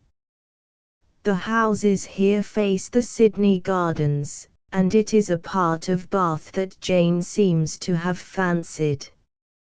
Her residence there is now commemorated by a marble tablet. How long the Austens resided in this house cannot definitely be stated. Perhaps they took it for 3 years. At any rate, by the beginning of 1805 they had moved to 27 Green Park Buildings. Possibly Mr. Austen, as he grew older, had found the distance to the centre of the town too great for his powers of walking. One of the few facts we know concerning their stay in Sydney Place is that at one time Mrs. Austen was extremely ill, but the skill of her medical adviser, a certain Mr. Bowen, 129, and the affectionate care of her daughters pulled her through and enabled her to live for another 25 years. Mrs. Austen has recorded the fact of her illness in some humorous verses, entitled Dialogue Between Death and Mrs. A Says Death. "I've been trying these 3 weeks and more to seize on old Madam here at number 4, yet I still try in vain, though she's turned of 80. To what is my ill success owing? I'll tell you, old fellow, if you cannot guess, to what you're indebted for your ill success, to the prayers of my husband, whose love I possess, to the care of my daughters, whom heaven will bless, to the skill and attention of Bowen." In 1802, in addition to the visit to Steventon with its distressing incidents, 130, Jane was at Dawlish, for, in a letter written in 1814, she says of the library at Dawlish that it was pitiful and wretched 12 years ago and not likely to have anybody's publications. A writer, too, in Temple Bar, 131, for February 1879, states that about this time the Austens went to Teignmouth, which would be very easily combined with a stay at Dawlish, and that they resided there some weeks. This was the year of the short cessation of hostilities brought about by the Peace of Amiens. During its continuance, we are told that the Henry Austens went to France in the vain hope of recovering some of her first husband's property, and narrowly escaped being included amongst the détenus. Orders had been given by Bonaparte's government to detain all English travellers, but at the post houses Mrs. Henry Austen gave the necessary orders herself, and her French was so perfect that she passed everywhere for a native, and her husband escaped under this protection. 132. Our only evidence of Jane's having been absent from Bath in 1803 is that Sir Egerton Brydges, 133, in speaking of her, says, "The last time I think that I saw her was at Ramsgate in 1803. On Francis Austen's promotion, already mentioned, Admiral Gambier seems rather to have gone out of his way to choose him as his flag captain on the Neptune, but on the Peace of Amiens, he, like many others, went on half pay. His first employment when war broke out again, in 1803, was the raising from among the Kent fishermen of a corps of sea fencibles to protect the coast from invasion. His headquarters were at Ramsgate, and it was quite likely that Jane would visit him there, especially if she could combine this visit with one to Godmersham. We shall see later that the sea fencibles did not take up the whole of Frank's time. She must now have begun to turn her mind again to her neglected MSS. And especially to Northanger Abbey. This, no doubt, underwent a thorough revision. Belinda, mentioned in the famous dissertation on novels, was not published till 1801, and there is evidence, 134, that she sold the MS, under the title of Susan, in the spring of 1803, not, indeed, to a Bath publisher, as has been often stated, but to Messrs. Crosby and Son of London, for £10, stipulating for an early publication. Distrustful of appearing under her own name in the transaction, Jane seems to have employed a certain Mr. Seymour, probably her brother Henry's man of business, a fact which suggests that the sale was effected while Jane was staying in London with Henry. For reasons best known to himself, Mr. Crosby did not proceed with the publication. Besides Northanger Abbey, Jane seems to have written at this time the beginning of a tale which was published in the second edition of the memoir as The Watsons, 135, although the author had not given that, or any other name, to it. The setting of the story was very like that of the novels with which we are so familiar, and the characters were sketched in with a firm hand. One of these creations in particular might have been expected to reappear in another book, if this work was to be laid aside, but such a procedure was contrary to Jane Austen's invariable practice. It is the character of a young man, Tom Musgrave by name, a clever and good-natured toady, with rather more attractive qualities than usually fall to the lot of the members of that fraternity. But why was it laid aside? The writer of the memoir suggests, 136, that the author may have become aware of the evil of having placed her heroine too low, in a position of poverty and obscurity, which, though not necessarily connected with vulgarity, has a sad tendency to degenerate into it, and therefore, like a singer who has begun on too low a note, she discontinued the strain. To this we may add that circumstances soon occurred to divert her mind from original composition for a considerable period, and when at last she returned to it, she was much more likely to think of the two completed stories that were lying in her desk than of one that was only begun. She did, however, retain in her recollection the outline of the intended story. The MS of the Watsons, still existing, is written on the small sheets of paper described in the memoir, sheets which could be easily covered with a piece of blotting paper in case of the arrival of unexpected visitors, and which would thus fit in with her desire for secrecy. All the pages are written in her beautifully neat handwriting, but some seem to flow on without doubt or difficulty, while others are subject to copious corrections. As all the MSS of her 6 published novels have perished, it is worth our while to notice her methods where we can. The first interruption that occurred to her writing in 1804 was of a pleasant nature, and none of her admirers need regret it. she went to Lyme with her family. They had been joined in their summer rambles by the Henry Austens, who afterwards proceeded with Cassandra to Weymouth, leaving Jane with her parents at Lyme.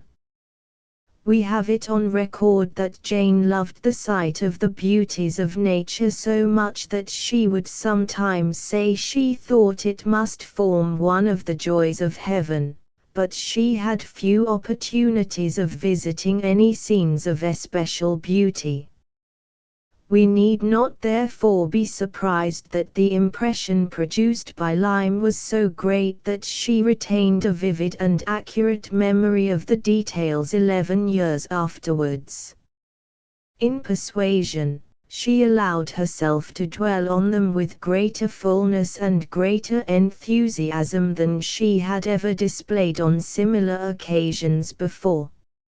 Readers of that book who visit Lyme, especially if they have the valuable help of the Miss Hill's descriptions and sketches, will feel no difficulty in recognizing the exact spot on the cob which was pointed out to Tennyson as the scene of the fall of Louisa Musgrove, or the well-placed but minute house at the corner of the pier, past which Captain Benwick was seen rushing for the doctor, and in which the Harvilles managed to entertain a large party. They may note the point on the steps leading down to the sea where Mr. Elliot first saw Anne, and if they go to the Royal Lion Hotel and engage a private sitting room, they can look from the window, as Mary Musgrove looked at her cousin's carriage, when she recognized the Elliot countenance, but failed to see the Elliot arms, because the greatcoat was folded over the panels. 137. The letter which follows was written when Cassandra was just leaving Weymouth to go to Ibthorp, where old Mrs. Lloyd lay very ill. Lyme, Friday, the 14th of September, 1804. 138. My dear Cassandra, I take the first sheet of fine striped paper to thank you for your letter from Weymouth, and express my hopes of your being at Ibthorp before this time. I expect to hear that you reached it yesterday evening, being able to get as far as Blandford on Wednesday. Your account of Weymouth contains nothing which strikes me so forcibly as there being no ice in the town. For every other vexation I was in some measure prepared, and particularly for your disappointment in not seeing the royal family go on board on Tuesday, having already heard from Mr. Crawford that he had seen you in the very act of being too late. But for there being no ice, what could prepare me? You found my letter at Andover, I hope, yesterday, and have now for many hours been satisfied that your kind anxiety on my behalf was as much thrown away as kind anxiety usually is. I continue quite well, in proof of which I have bathed again this morning. It was absolutely necessary that I should have the little fever and indisposition which I had. It has been all the fashion this week in Lyme. We are quite settled in our lodgings by this time, as you may suppose, and everything goes on in the usual order. The servants behave very well, and make no difficulties, though nothing certainly can exceed the inconvenience of the offices, except the general dirtiness of the house and furniture, and all its inhabitants. I endeavor, as far as I can, to supply your place, and be useful, and keep things in order. I detect dirt in the water decanters, as fast as I can, and keep everything as it was under your administration. James is the delight of our lives, he is quite an Uncle Toby's annuity to us. My mother's shoes were never so well blacked before, and our plate never looked so clean. He waits extremely well, is attentive, handy, quick and quiet, and in short has a great many more than all the cardinal virtues, for the cardinal virtues in themselves have been so often possessed that they are no longer worth having, and amongst the rest, that of wishing to go to Bath, as I understand from Jenny. He has the laudable thirst I fancy for travelling, which in poor James Selby was so much reprobated, and part of his disappointment in not going with his master arose from his wish of seeing London. The ball last night was pleasant, but not full for Thursday. My father stayed very contentedly till 9:30. We went a little after 8, and then walked home with James and a lantern, though I believe the lantern was not lit, as the moon was up, but this lantern may sometimes be a great convenience to him. My mother and I stayed about an hour later. Nobody asked me the 2 first dances.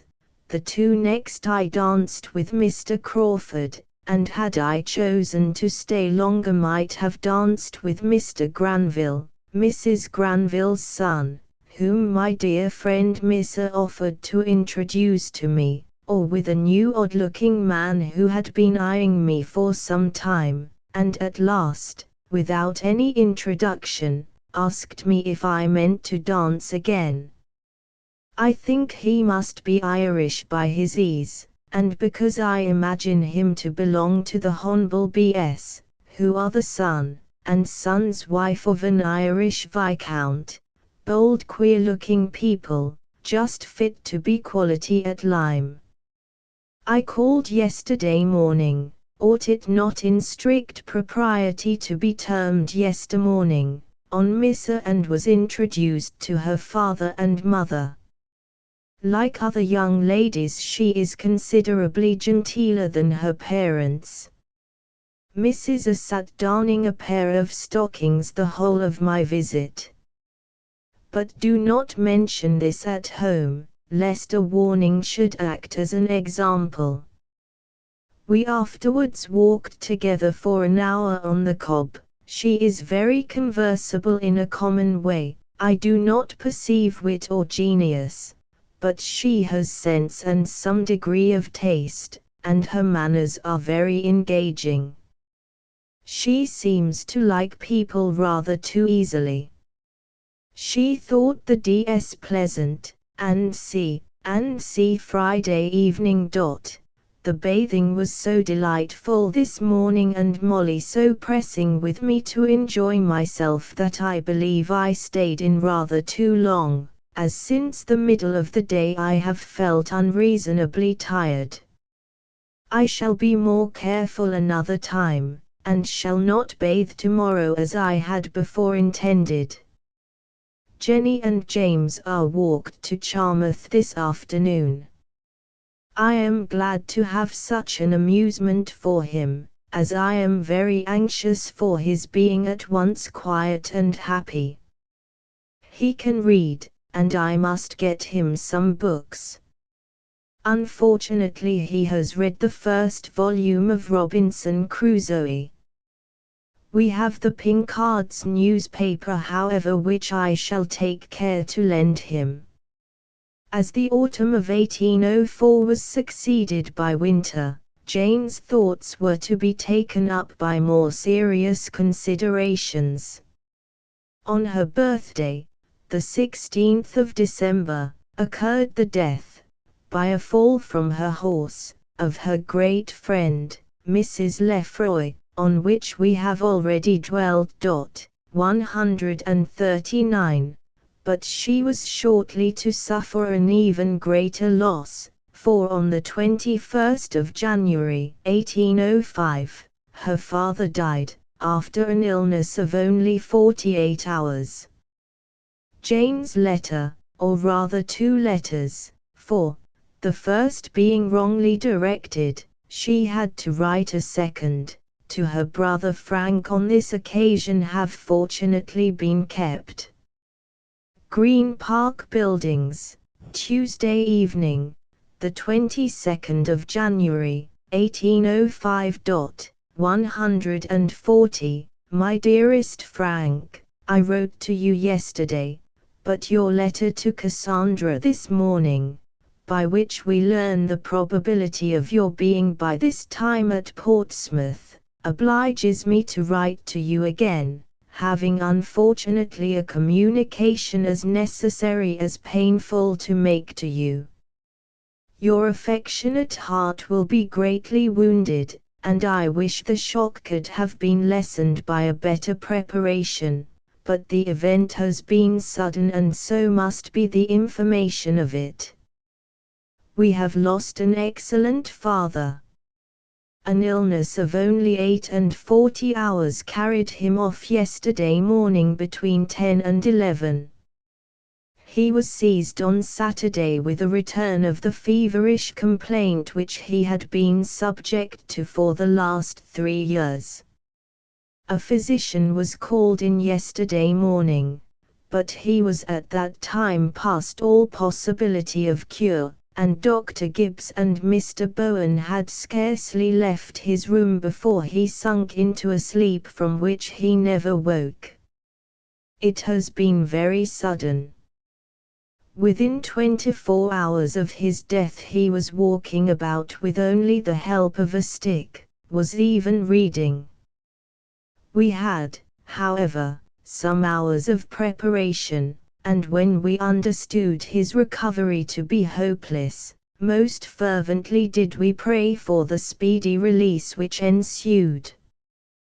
To have seen him languishing long, struggling for hours, would have been dreadful, and, thank God, we were all spared from it. Except the restlessness and confusion of high fever, he did not suffer, and he was mercifully spared from knowing that he was about to quit objects so beloved, and so fondly cherished as his wife and children ever were. His tenderness as a father, who can do justice to? The funeral is to be on Saturday at Walcott Church. 141. The serenity of the corpse is most delightful. It preserves the sweet benevolent smile which always distinguished him. They kindly press my mother to remove to Steventon as soon as it is all over, but I do not believe she will leave Bath at present. We must have this house for 3 months longer, and here we shall probably stay till the end of that time. We all unite in love, and I am affectionately yours, J.A. The companion letter, sent to a different address, gives a similar account, and contains also these words, 142, heavy as is the blow, we can already feel that 1,000 comforts remain to us to soften it. Next to that of the consciousness of his worth and constant preparation for another world, is the remembrance of his having suffered, comparatively speaking, nothing. Being quite insensible of his own state, he was spared all pain of separation, and he went off almost in his sleep. My mother bears the shock as well as possible. She was quite prepared for it and feels all the blessing of his being spared a long illness. My uncle and aunt have been with us and show us every imaginable kindness. Adieu, my dearest Frank. The loss of such a parent must be felt, or we should be brutes. I wish I could give you a better preparation, but it has been impossible. Yours ever affectionately, J. Mr. Austen's death placed his widow and daughters in straitened circumstances, for most of his income had been derived from the livings of Steventon and Dean. In fact, the income of Mrs. Austen, together with that of Cassandra, who had inherited £1,000 from her intended husband, Thomas Fowle, was no more than £210. Fortunately, she had sons who were only too glad to be able to help her, and her income was raised to £460 a year by contributions of £100 from Edward, and £50 from James, Henry, and Frank respectively. Frank, indeed, was ready to do more, for Henry wrote to him to say that their mother feels the magnificence of your offer and accepts of half. Mrs. Austen's first idea was to remain in Bath so long as her brother, Mr. Leigh Perrot, lived there. Accordingly, she gave up her house at Lady Day, and moved, with her daughters and one maid, into furnished lodgings at 25 Gay Street. Early in April, Cassandra was staying at Ibthorp, where it was her lot to attend another deathbed, that of old Mrs. Lloyd. 25 Gay Street, Monday, the 8th of April, 1805. My dear Cassandra, here is a day for you. Did Bath or Ibthorp ever see a finer 8th of April? It is March and April together, the glare of one and the warmth of the other. We do nothing but walk about. As far as your means will admit, I hope you profit by such weather too. I dare say you are already the better for change of place. We were out again last night. Miss Irvine invited us, when I met her in the Crescent, to drink tea with them, but I rather declined it, having no idea that my mother would be disposed for another evening visit there so soon.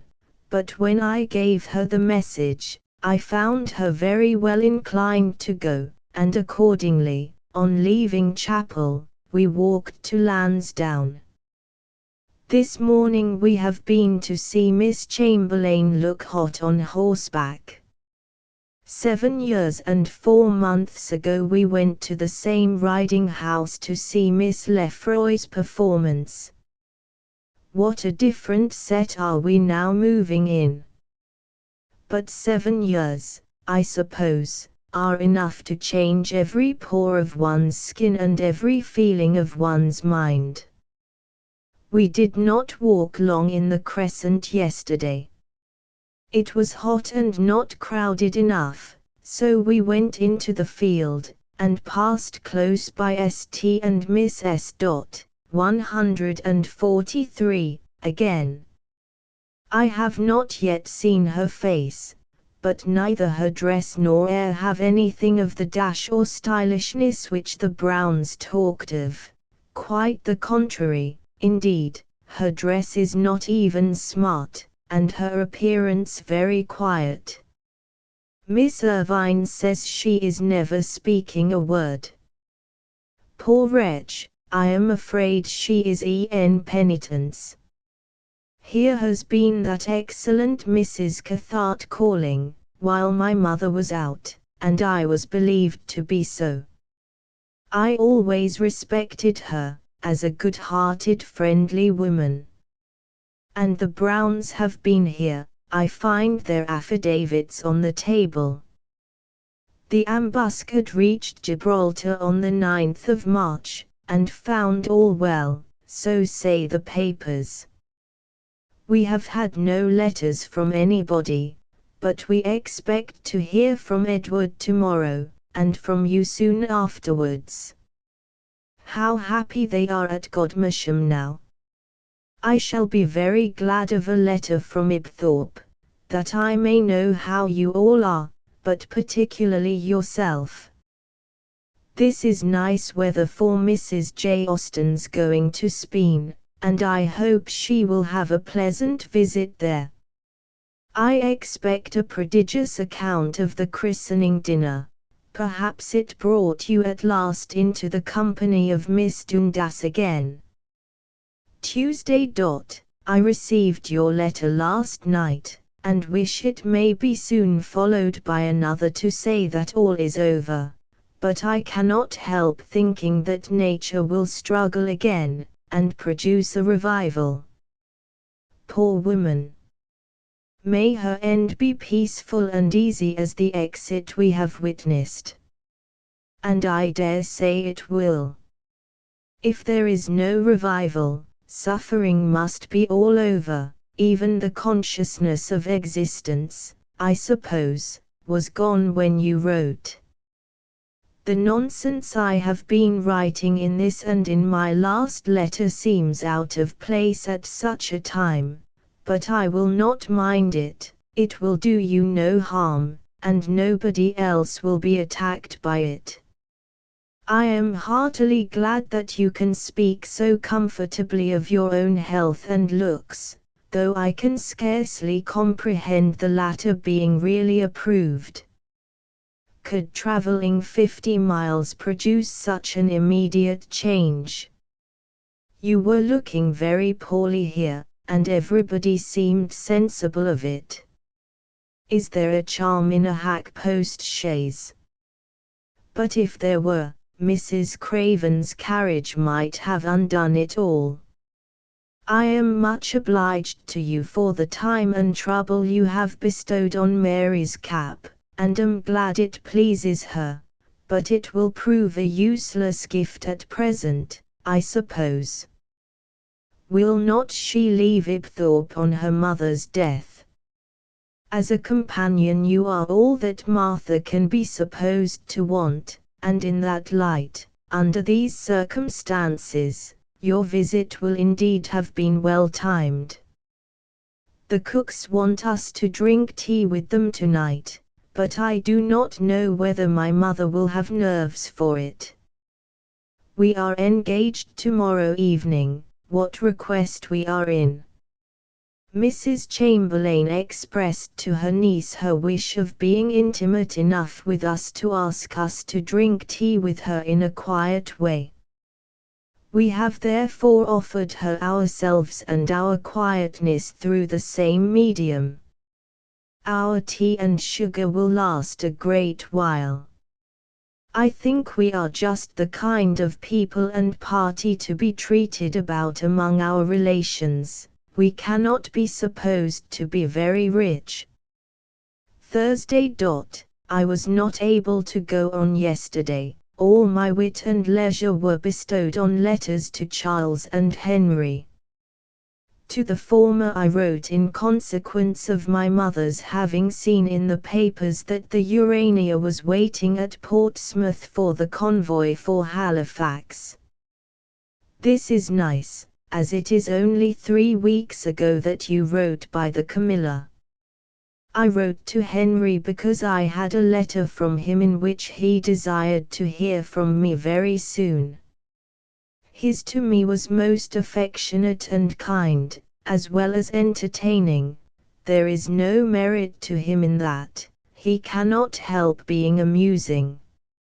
He offers to meet us on the sea coast, if the plan of which Edward gave him some hint takes place.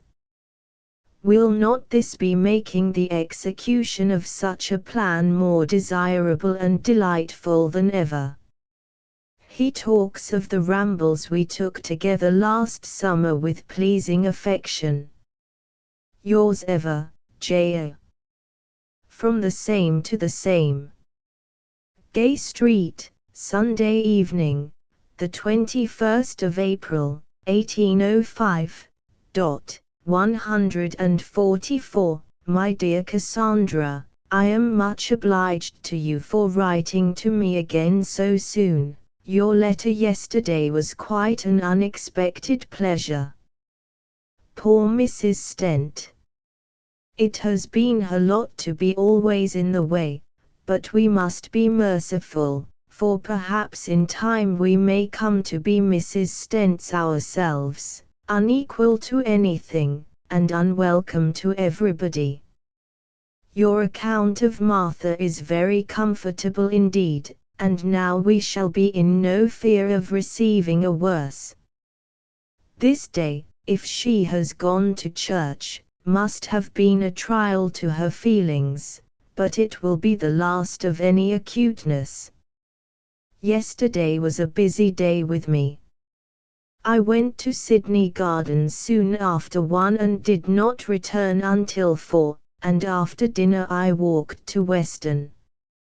My morning engagement was with the Cooks, and our party consisted of George and Mary, a Mr. and Miss B who had been with us at the concert, and the youngest Miss W. Not Julia, we have done with her, she is very ill, but Mary. Mary W.'s turn is actually come to be grown up, and have a fine complexion, and wear a great square muslin shawl. I have not expressly enumerated myself among the party, but there I was, and my cousin George was very kind, and talked sense to me every now and then, in the intervals of his more animated fooling with Miss B, who is very young, and rather handsome, and whose gracious manners, ready wit, and solid remarks, put me somewhat in mind of my old acquaintance L.L. There was a monstrous deal of stupid quizzing and commonplace nonsense talked, but scarcely any wit. All that bordered on it or on sense came from my cousin George, whom altogether I like very well. Mr. B seems nothing more than a tall young man. My evening engagement and walk was with Miss O, who had called on me the day before, and gently upbraided me in her turn with a change of manners to her since she had been in Bath, or at least of late. Unlucky me! That my notice should be of such consequence, and my manners so bad. She was so well disposed, and so reasonable, that I soon forgave her, and made this engagement with her in proof of it. She is really an agreeable girl, so I think I may like her, and her great want of a companion at home, which may well make any tolerable acquaintance important to her, gives her another claim on my attention. I shall as much as possible endeavor to keep my intimacies in their proper place, and prevent their clashing. Among so many friends, it will be well if I do not get into a scrape, and now here is Miss Blackford come. I should have gone distracted if the Bullers had stayed. I am quite of your opinion as to the folly of concealing any longer our intended partnership with Martha, and wherever there has of late been an enquiry on the subject I have always been sincere, and I have sent word of it to the Mediterranean in a letter to Frank. None of our nearest connections I think will be unprepared for it, and I do not know how to suppose that Martha's have not foreseen it. When I tell you we have been visiting a countess this morning, you will immediately, with great justice, but no truth, guess it to be Lady Roden. No, it is Lady Leven, the mother of Lord Balgony.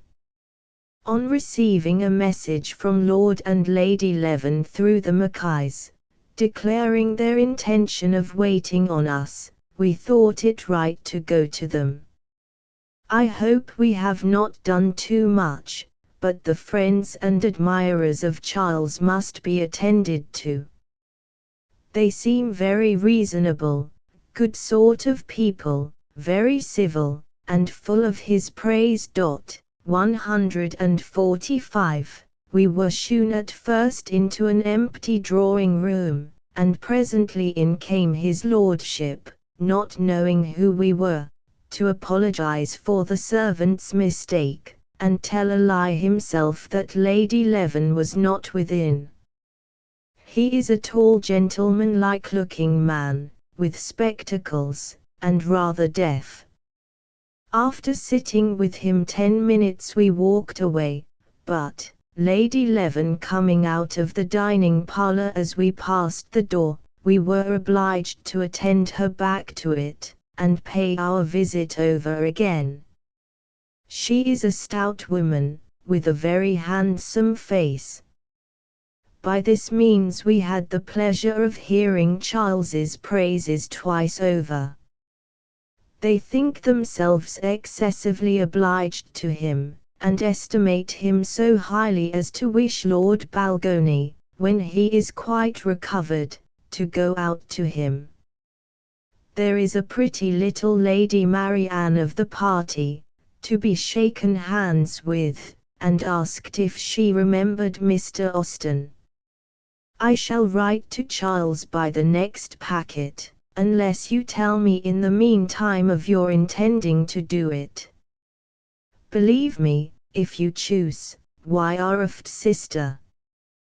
Cousin George was the Reverend George Lee Cook, long known and respected at Oxford, where he held important offices, and had the privilege of helping to form the minds of men more eminent than himself. As tutor at Corpus Christi College, he had under his charge Arnold, Keble, and Sir J.T. Coleridge. The intended partnership with Martha was an arrangement by which Martha Lloyd joined the family party, an arrangement which was based on their affectionate friendship for her, and which succeeded so well that it lasted through Southampton and Chton, and did not end until after the death of Mrs. Austen in 1827. Chapter 12 From Bath to Southampton 1805 to 1808. The addition of Martha to the family party made it easy for the two sisters to leave their mother in August and pay a visit to Godmersham, and owing to the fact that they, each in turn, varied their stay at Godmersham by paying a short visit to Lady Bridges at Goodnestone Farm, we have 3 brief letters from Jane at this date. She was spending her time in the usual way, seeing a good deal of her sister-in-law's neighbours and connections, and playing with her nephews and nieces. Godmersham Park, Saturday, the 24th of August, 1805. My dear Cassandra, George, 146, is a fine boy, and well behaved, but Daniel chiefly delighted me. The good humour of his countenance is quite bewitching. After tea we had a cribbage table, and he and I won 2 rubbers of his brother and Mrs. Mary. Mr. Brett was the only person there, besides our 2 families. Yesterday was a very quiet day with us. My noisiest efforts were writing to Frank, and playing battledore and shuttlecock with William. He and I have practiced together 2 mornings, and improve a little. We have frequently kept it up 3 times, and once or twice 6. The 2 Edwards went to Canterbury in the chaise, and found Mrs. Knight as you found her, I suppose, the day before, cheerful but weak. I have been used very ill this morning. I have received a letter from Frank which I ought to have had when Elizabeth and Henry had theirs, and which in its way from Albany, 147, to Godmersham has been to Dover and Steventon. It was finished on the 16th, and tells what there's told before as to his present situation. 148. He is in a great hurry to be married, and I have encouraged him in it, in the letter which ought to have been an answer to his. He must think it very strange that I do not acknowledge the receipt of his, when I speak of those of the same date to Elise and Henry, and to add to my injuries, I forgot to number mine on the outside. Elizabeth has this moment proposed a scheme which will be very much for my pleasure if equally convenient to the other party. It is that when you return on Monday, I should take your place at Goodnestone for a few days. Harriet cannot be insincere, let her try for it ever so much, and therefore I defy her to accept this self-invitation of mine, unless it be really what perfectly suits her. As there is no time for an answer, I shall go in the carriage on Monday, and can return with you, if my going to Goodnestone is at all inconvenient. Goodnestone Farm, Tuesday, the 27th of August, 1805. There is no chance of tickets for the Mr. Bridgeses, as no gentlemen but of the garrison are invited. With a civil note to be fabricated to Lady F., and an answer written to Miss H., you will easily believe that we could not begin dinner till 6. We were agreeably surprised by Edward Bridges's company to it. He had been, strange to tell, too late for the cricket match, too late at least to play himself, and, not being asked to dine with the players, 149, came home. It is impossible to do justice to the hospitality of his attentions towards me. He made a point of ordering toasted cheese for supper entirely on my account. Goodnestone Farm, Friday, the 30th of August, 1805. Next week seems likely to be an unpleasant one to this family on the matter of game. The evil intentions of the guards are certain, and the gentlemen of the neighborhood seem unwilling to come forward in any decided or early support of their rights. Edward Bridges has been trying to rouse their spirits, but without success. Mr. Hammond, under the influence of daughters and an expected ball, declares he will do nothing. Yours affectionately, J. Cassandra and Jane had a scheme for going to Worthing with some of their young nephews and nieces, but we can say no more about the plan, for the letters now cease until January 1807. As for the events of 1806, there is every reason to believe that the Austens spent the first part of that year in Bath, dividing their time somewhat uncomfortably between different lodgings. 150. Meanwhile, Francis Austen had been helping to make history, though not always in so front a rank as he would have desired to occupy. We left him raising the sea fencibles at Ramsgate, instructing the defenders of the coast, and considering the possibilities of a landing by the French in their flat-bottomed vessels. It was at Ramsgate that he was noted as the officer who knelt in church, and it was there that he met and fell in love with his future wife, Mary Gibson.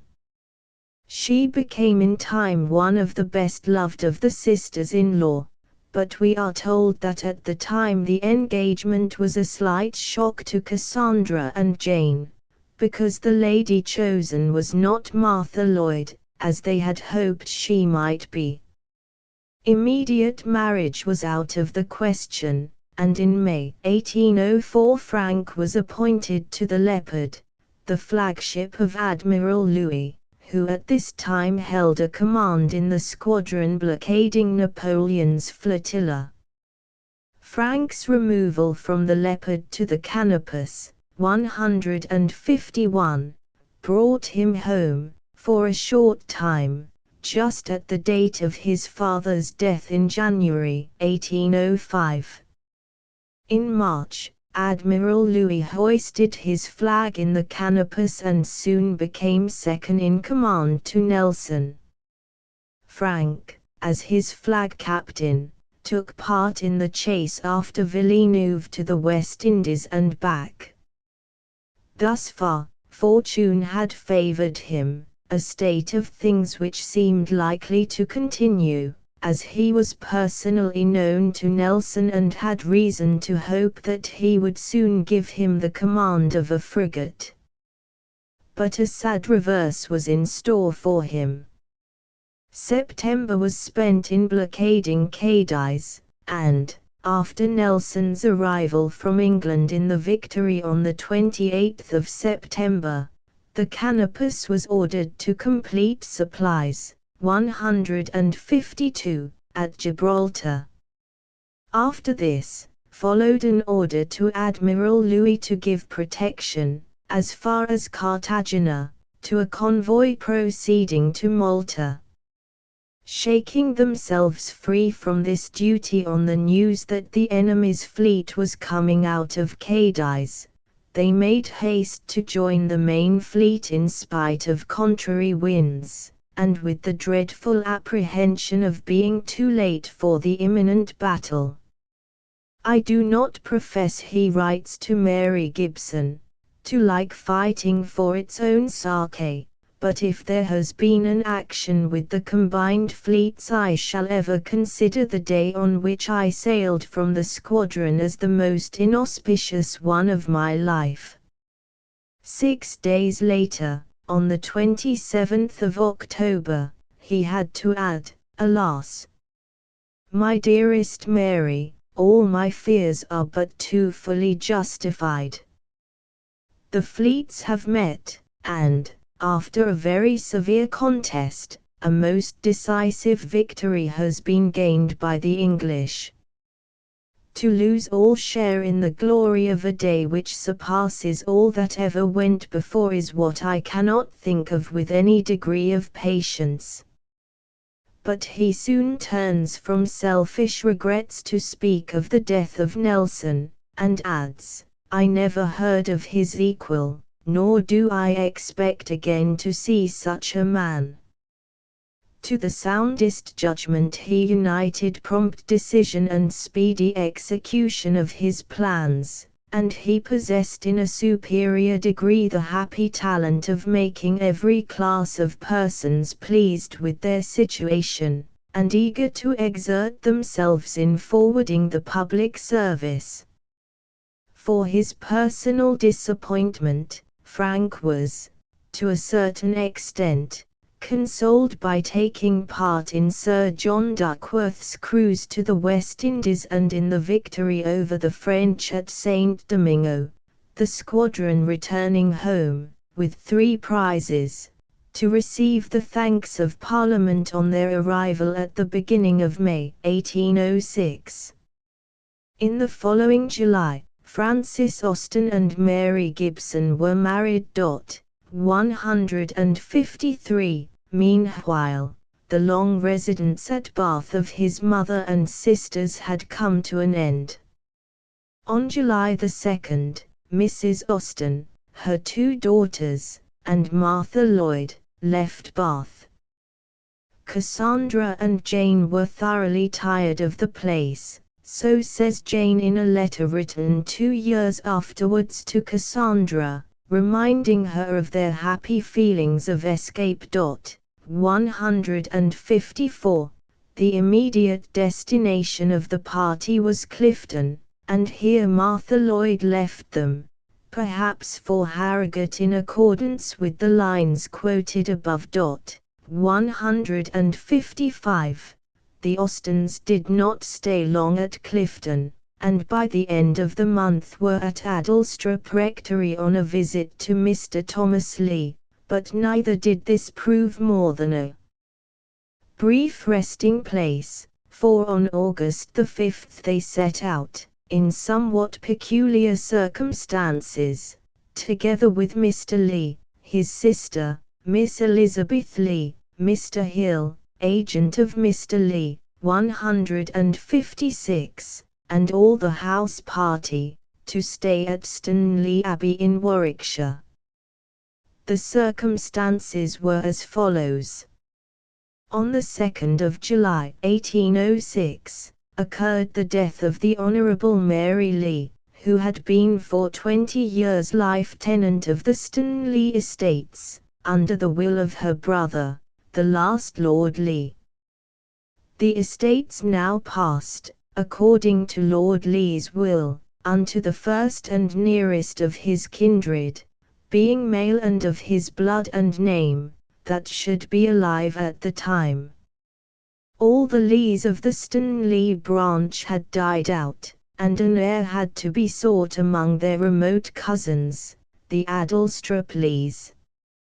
In ordinary circumstances the heir would have been James Henry Leigh, who was the head of this branch, but by the peculiar wording of Lord Leigh's will, all those of an older generation who were thus the first and nearest of his blood and name appeared to take precedence of the natural heir, although this does not seem to have been the intention of Lord Leigh. 157. The eldest Leigh was the Reverend Thomas Leigh, 158, who therefore became the legal owner of Austen-Leigh, but as it was thought possible that there might be other claimants, Mr. Leigh's solicitor advised his taking immediate possession, and accordingly Mr. Leigh and all his house party moved from Adelstrup to Austen-Leigh. This visit, and the whole question of the succession to Austen-Leigh, must have been especially interesting to Jane's mother, for it seemed likely that Mrs. Austen's own brother, Mr. Leigh Perrot, would, under the terms of the will, have a life interest in the estate after Mr. Thomas Leigh, if he survived him.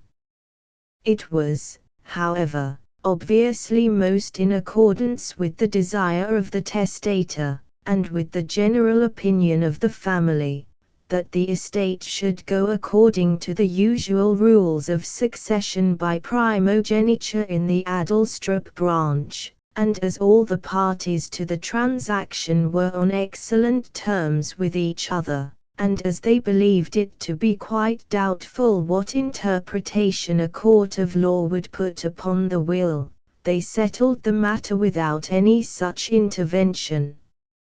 Mr. Leigh Perrot resigned his claim to the estate and gained instead a capital sum of £24,000 and an annuity of £2,000, which lasted until the death of his wife in 1835. This is no doubt the agreement with Adelstrup, mentioned below in the letter of the 20th of February, 1807, 159, and it must, one would think, have been considered satisfactory. Indeed, the writer speaks of the negotiation as happily over. The remaining clause in it which ensured to the Leigh Perrots 2 bucks, 2 does, and the game off 1 manor annually was less successful, for the bucks sometimes arrived in such a condition as to demand immediate burial. Yet it can hardly have been this which made Jane at a later date speak of the vile compromise. We should rather treat this expression as one of her obiter dicta, not meant to be taken seriously. And here writes Mrs. Austen on the 13th of August, 1806, "We found ourselves on Tuesday, that is, yesterday's night, eating fish, venison, and all manner of good things, in a large and noble parlour hung round with family portraits." Mrs. Austen had expected to find Austen-Leigh very grand, but the magnificence of the place surpassed her expectations. After describing its exterior, she adds, "At 9 in the morning we say our prayers in a handsome chapel of which the pulpit, and is now hung in black." Then follows breakfast, consisting of chocolate, coffee, and tea, plum cake, pound cake, hot rolls, cold rolls, bread and butter, and dry toast for me. The house steward, a fine large respectable-looking man, orders all these matters. Mr. Leigh and Mr. Hill are busy a great part of the morning.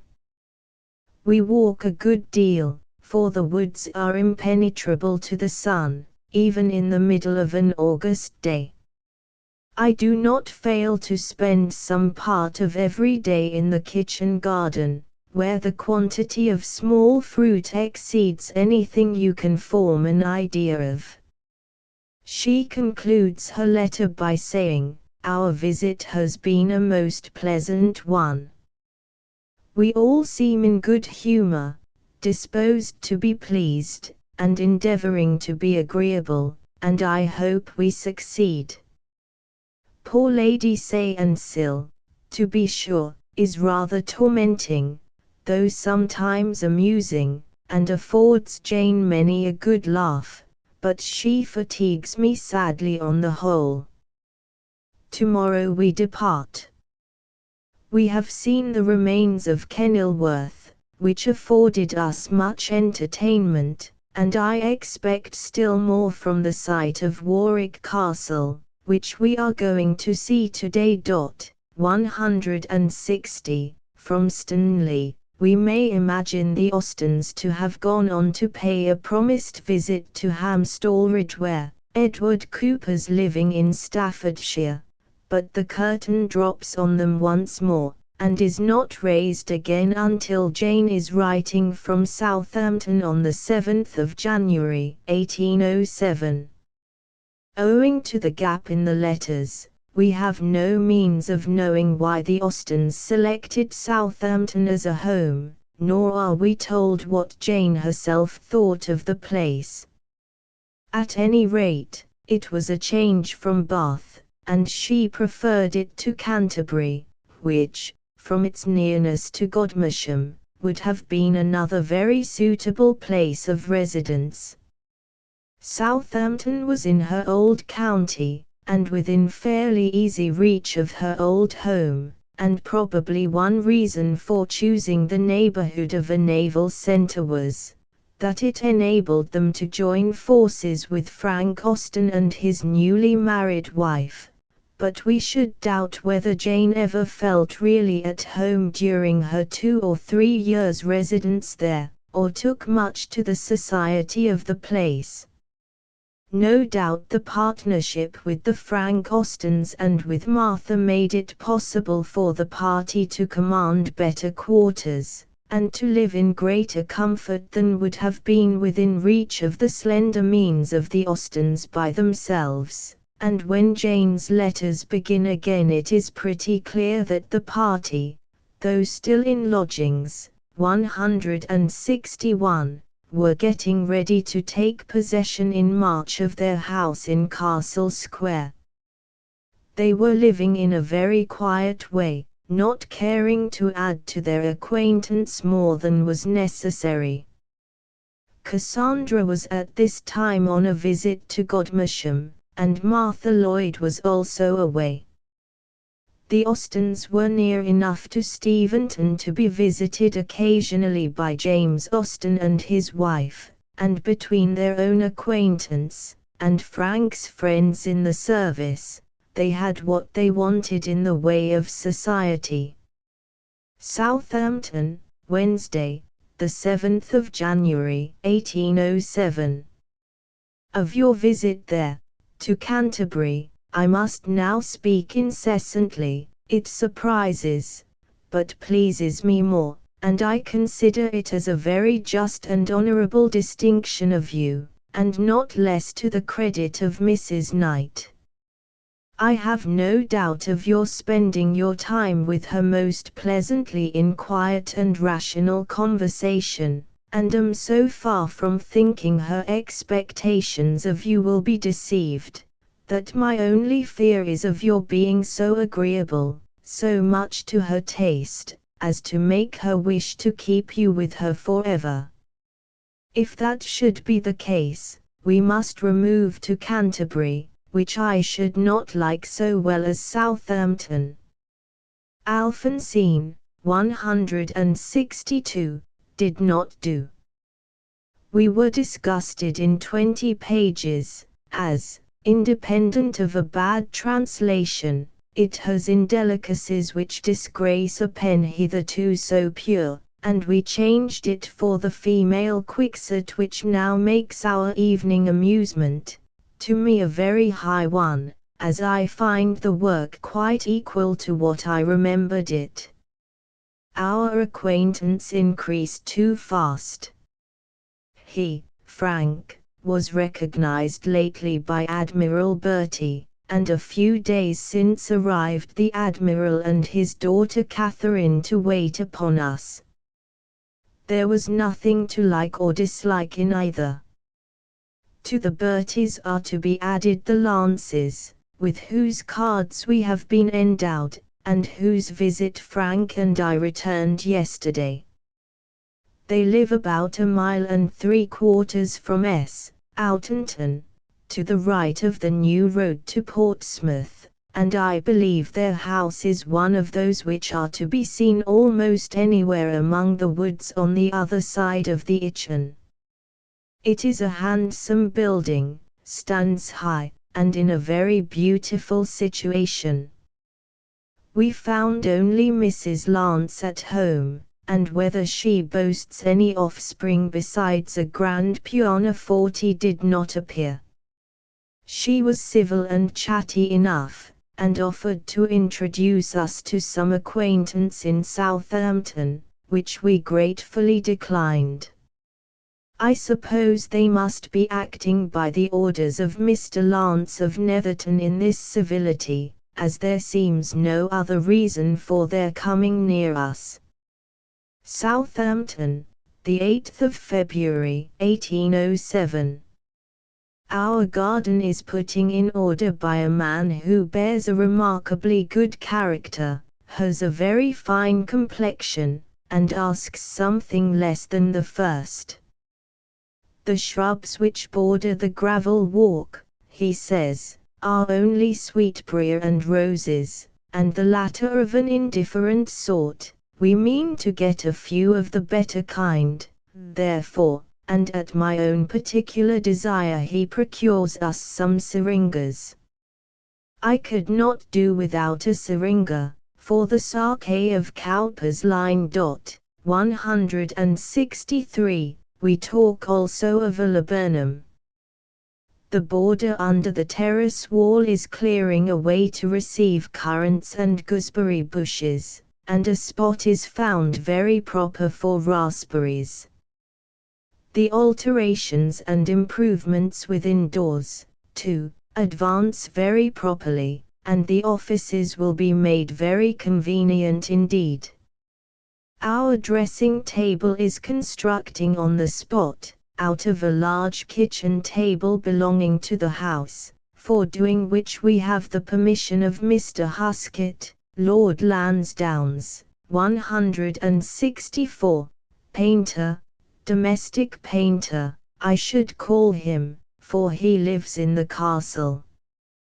Domestic chaplains have given way to this more necessary office, and I suppose whenever the walls want no touching up he is employed about my lady's face. The morning was so wet that I was afraid we should not be able to see our little visitor, but Frank, who alone could go to church, called for her after service, and she is now talking away at my side and examining the treasures of my writing desk drawers, very happy, I believe. Not at all shy, of course. Her name is Catherine, and her sister's Caroline. She is something like her brother, and as short for her age, but not so well looking. What is become of all the shyness in the world? Moral as well as natural diseases disappear in the progress of time, and new ones take their place. Shyness and the sweating sickness have given way to confidence and paralytic complaints. Evening. Our little visitor has just left us, and left us highly pleased with her. She is a nice, natural, open-hearted, affectionate girl, with all the ready civility which one sees in the best children in the present day, so unlike anything that I was myself at her age, that I am often all astonishment and shame. Half her time was spent at Spillikins, which I consider as a very valuable part of our household furniture, and as not the least important benefaction from the family of Knight to that of Austen. There, I flatter myself I have constructed you a smartish letter, considering my want of materials, but, like my dear Dr. Johnson, I believe I have dealt more in notions than facts. 165. Southampton, Friday, the 20th of February, 1807. We have at last heard something of Mr. Austen's 166 will. It is believed at Tunbridge that he has left everything after the death of his widow to Mr. M. Austen's third son John, and, as the said John was the only one of the family who attended the funeral, it seems likely to be true.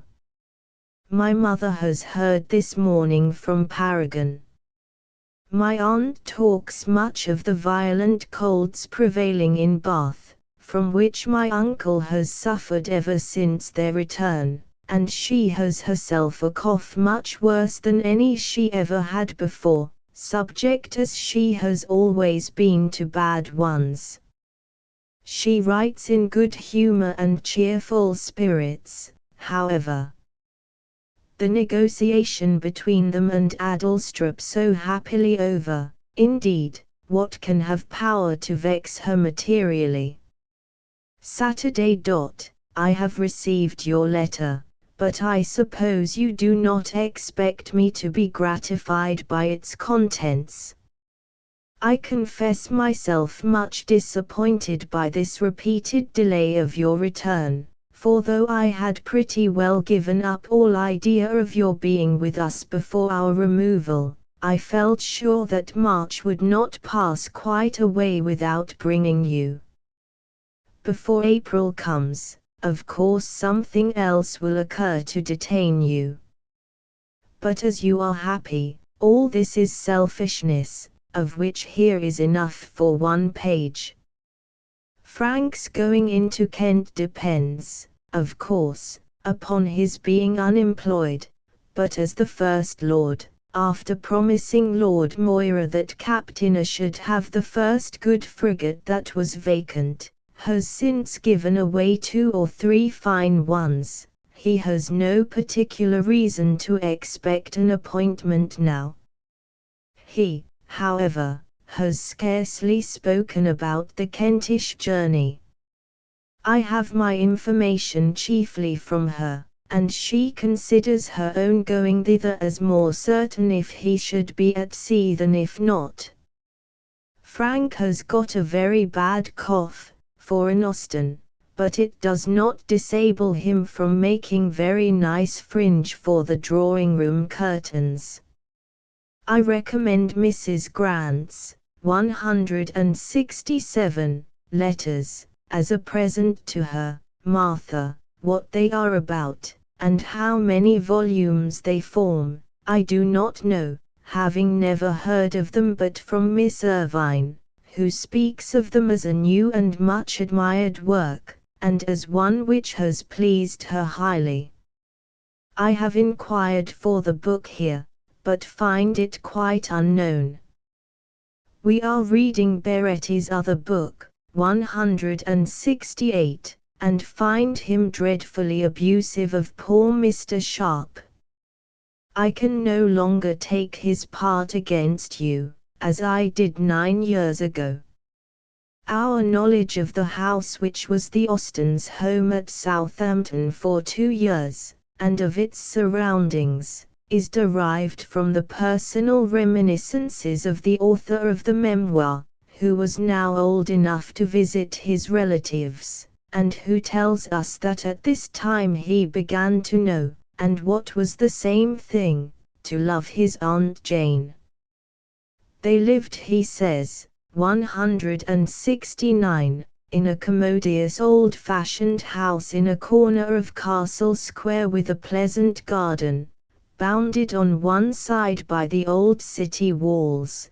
The top of this wall was sufficiently wide to afford a pleasant walk, with an extensive view easily accessible to ladies by steps. Castle Square itself was occupied by a fantastic edifice, too large for the space in which it stood, though too small to accord well with its castellated style, erected by the second Marquis of Lansdowne. The whole of this building disappeared after the death of its eccentric owner in November 1809. His half-brother and successor in the peerage, the well-known statesman, became in after life an ardent admirer of Jane Austen's novels, and told a friend, 170, that one of the circumstances of his life which he looked back upon with vexation was that Miss Austen should once have been living some weeks in his neighbourhood without his knowing it. Had he known it, however, he would have had no reason, in the Southampton period, for imagining her to be an author. On the 9th of March, 1807, we may imagine the party taking possession of their new house, but Frank can have seen but little of it before he took command of the St. Albans in April, and went to the Cape of Good Hope on convoying duty. He was back by the 30th of June. On Cassandra's return, the two sisters must have been together for a considerable period, but till June 1808 we know little that is definite about them, except that in September 1807, together with their mother, they paid a visit to Chton House, Edward Austen's Hampshire residence. 171. During these years, Charles Austen was long engaged in the unpleasant and unprofitable duty of enforcing the right of search on the Atlantic seaboard of America. Hardly anything is said in the extant letters of his marriage to Fanny Palmer, daughter of the Attorney General of Bermuda, which took place in 1807.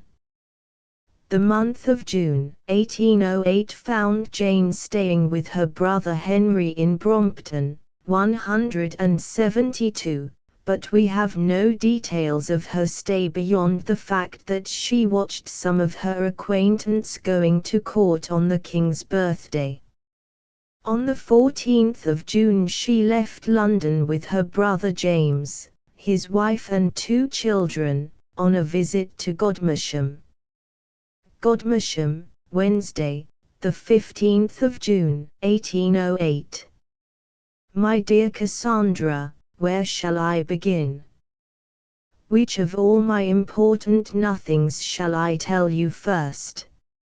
At 7:30 yesterday morning Henry saw us into our own carriage, and we drove away from the Bath Hotel, which, by the by, had been found most uncomfortable quarters, very dirty, very noisy, and very ill provided.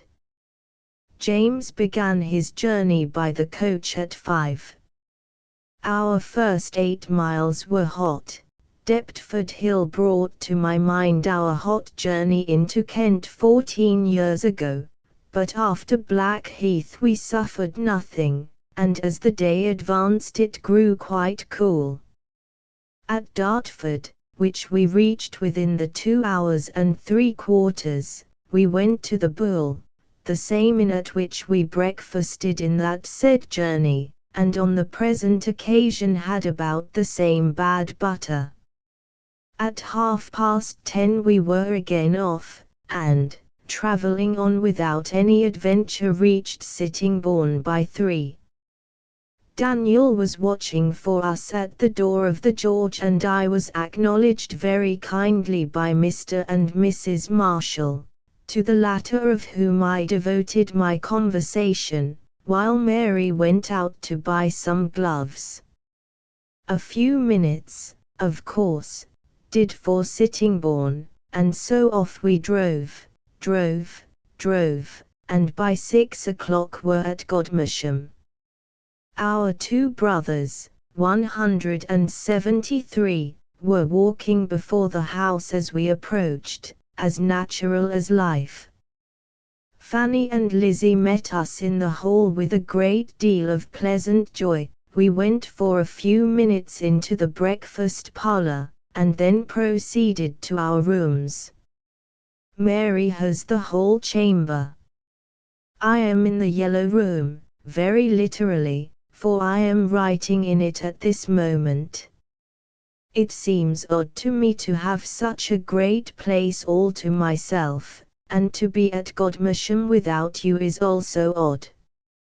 You are wished for, I assure you. Fanny, who came to me as soon as she had seen her Aunt James to her room, and stayed while I dressed, was as energetic as usual in her longings for you. She is grown both in height and size since last year, but not immoderately, looks very well, and seems as to conduct and manner just what she was and what one could wish her to continue. Elizabeth, who was dressing when we arrived, came to me for a minute attended by Marianne, Charles, and Louisa, and, you will not doubt, gave me a very affectionate welcome. That I had received such from Edward also I need not mention, but I do, you see, because it is a pleasure. I never saw him look in better health, and Fanny says he is perfectly well. I cannot praise Elizabeth's looks, but they are probably affected by a cold. Her little namesake has gained in beauty in the last 3 years, though not all that Marianne has lost. Charles is not quite so lovely as he was. Louisa is much as I expected, and Cassandra I find handsomer than I expected, though at present disguised by such a violent breaking out that she does not come down after dinner. She has charming eyes and a nice open countenance, and seems likely to be very lovable. Her size is magnificent. Thursday. I feel rather languid and solitary, perhaps because I have a cold, but 3 years ago we were more animated with you and Harriet and Miss Sharp. We shall improve, I dare say, as we go on. Friday. Edward and Caroline, 174, seem very happy here. He has nice playfellows in Lizzie and Charles. They and their attendant have the boys' attic. Anna will not be surprised that the cutting off her hair is very much regretted by several of the party in this house. I am tolerably reconciled to it by considering that 2 or 3 years may restore it again. Godmersham, Monday, the 20th of June, 1808. This morning brought me a letter from Mrs. Knight, containing the usual fee, and all the usual kindness. She asks me to spend a day or 2 with her this week, to meet Mrs. C. Archbold, who, with her husband, comes to the Whitefriars today, and I believe I shall go. I have consulted Edward, and think it will be arranged for Mrs. J.S. going with me one morning, my staying the night, and Edward driving me home the next evening. Her very agreeable present will make my circumstances quite easy. I shall reserve half for my pellis. Wednesday. I sent my answer by them, the Moors, to Mrs. Knight, my double acceptance of her note and her invitation, which I wrote without effort, for I am rich, and the rich are always respectable, whatever be their style of writing. Ought I to be very much pleased with Marmion, 175, as yet I am not. James reads it aloud every evening, the short evening, beginning at about 10, and broken by supper. Godmersham, Sunday, the 26th of June, 1808. I am very much obliged to you for writing to me on Thursday, and very glad that I owe the pleasure of hearing from you again so soon to such an agreeable cause, but you will not be surprised, nor perhaps so angry as I should be, to find that Frank's history had reached me before in a letter from Henry. We are all very happy to hear of his health and safety. He wants nothing but a good prize to be a perfect character. They, the Knatchbulls, return into Somersetshire by way of Sussex and Hants, and are to be at Fareham, and, perhaps, may be in Southampton, on which possibility I said all that I thought right, and, if they are in the place Mrs. K has promised to call in Castle Square, it will be about the end of July. You and I need not tell each other how glad we shall be to receive attention from, or pay it to anyone connected with Mrs. Knight. I cannot help regretting that now, when I feel enough her equal to relish her society, I see so little of the latter.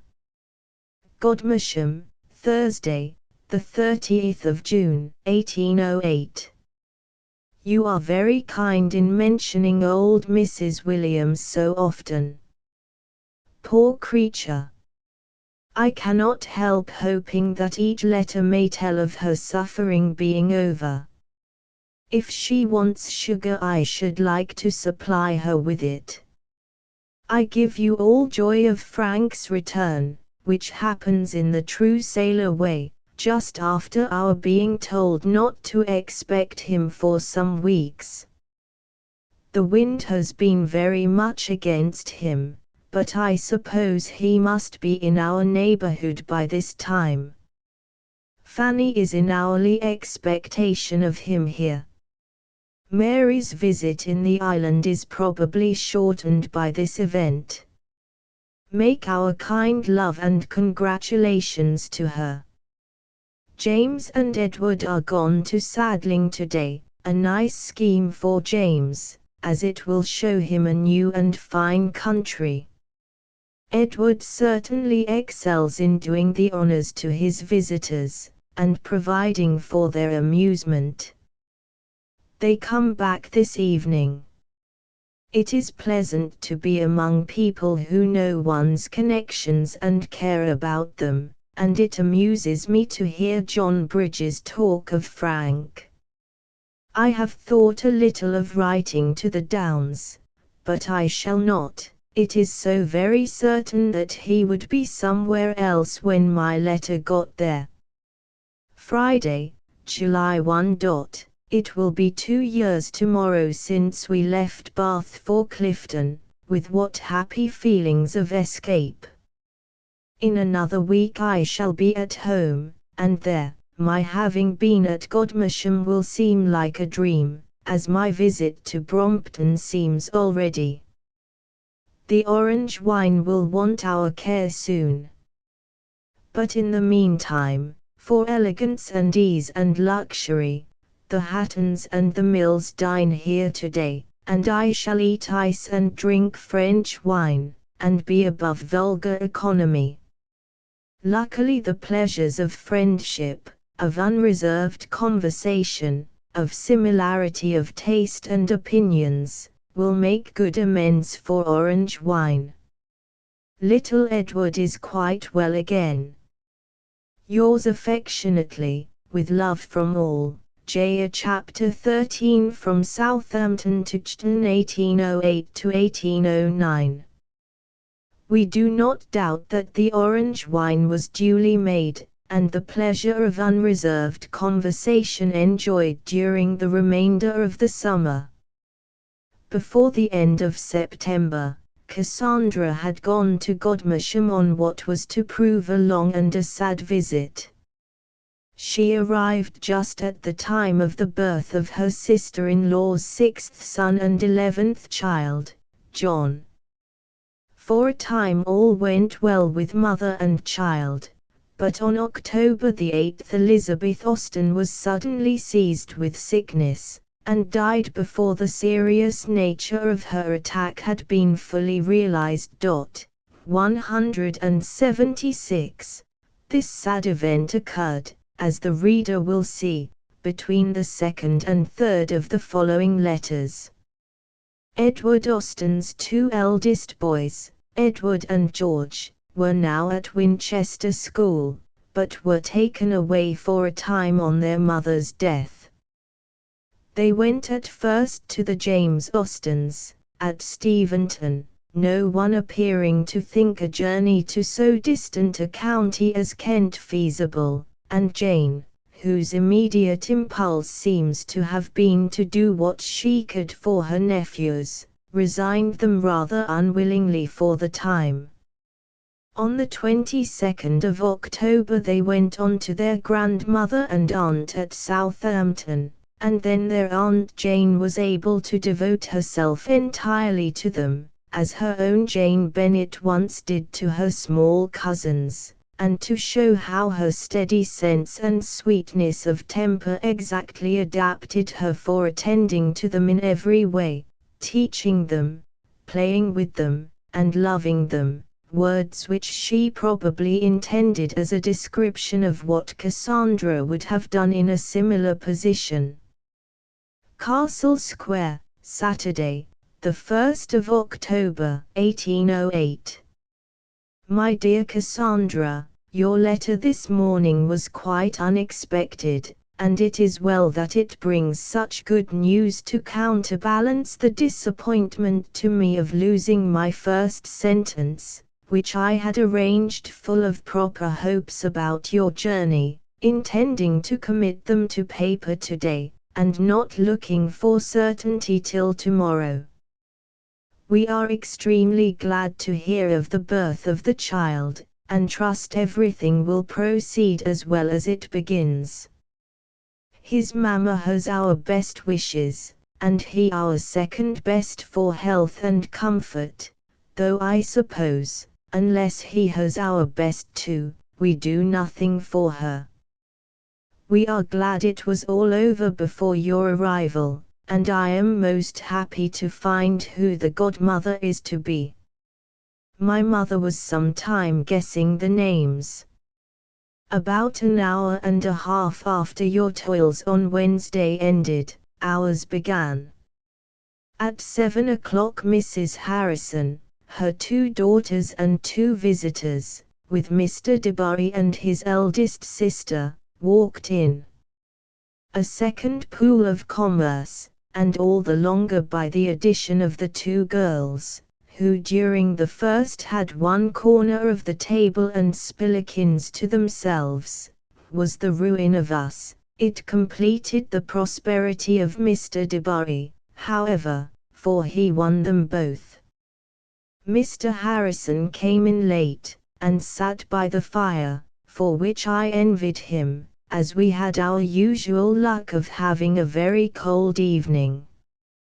It rained when our company came, but was dry again before they left us.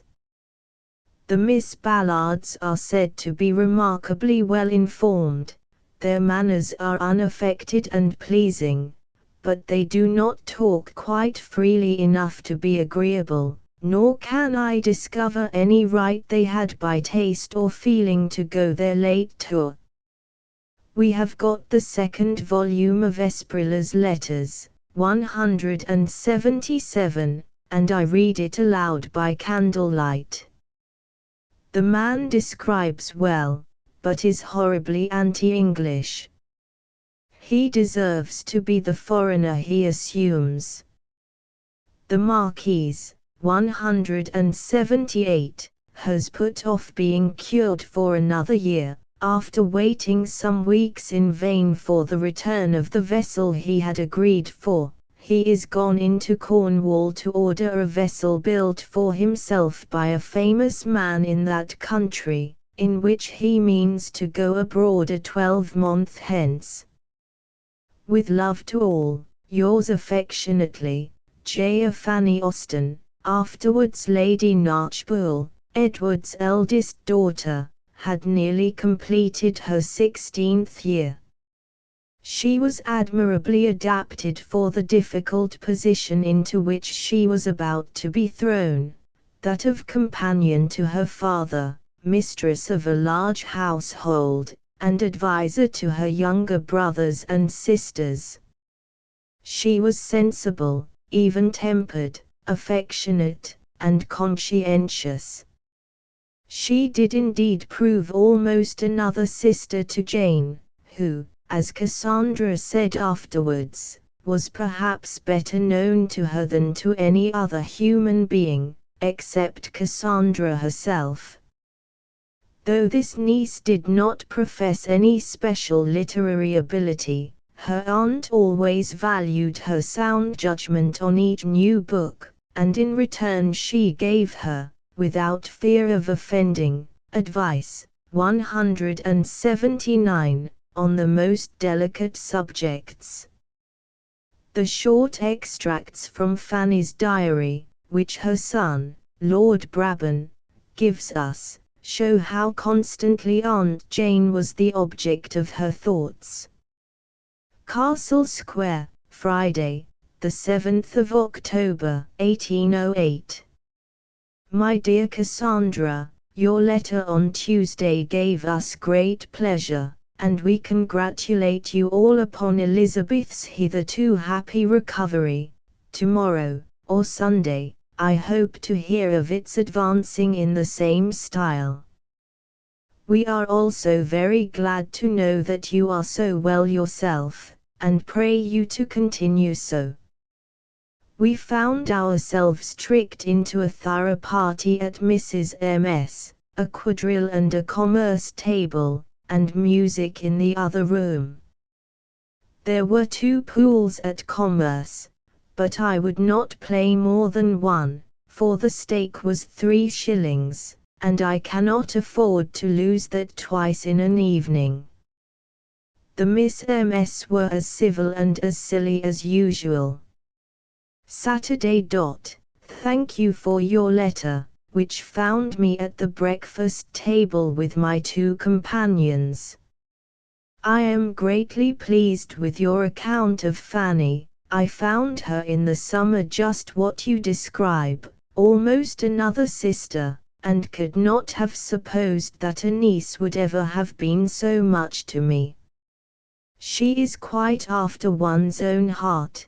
Give her my best love, and tell her that I always think of her with pleasure.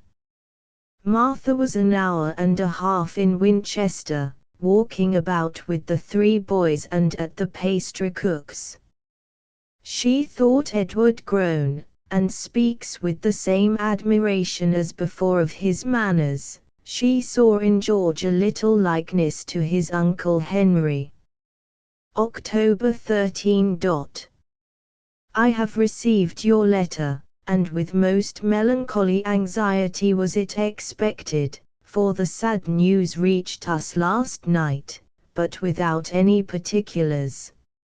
It came in a short letter to Martha from her sister, begun at Steventon and finished in Winchester.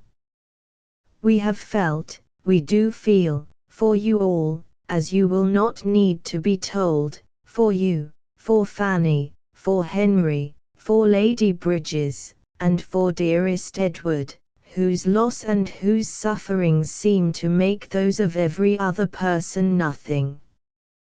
God be praised that you can say what you do of him, that he has a religious mind to bear him up, and a disposition that will gradually lead him to comfort.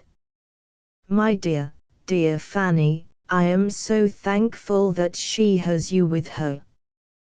You will be everything to her, you will give her all the consolation that human aid can give.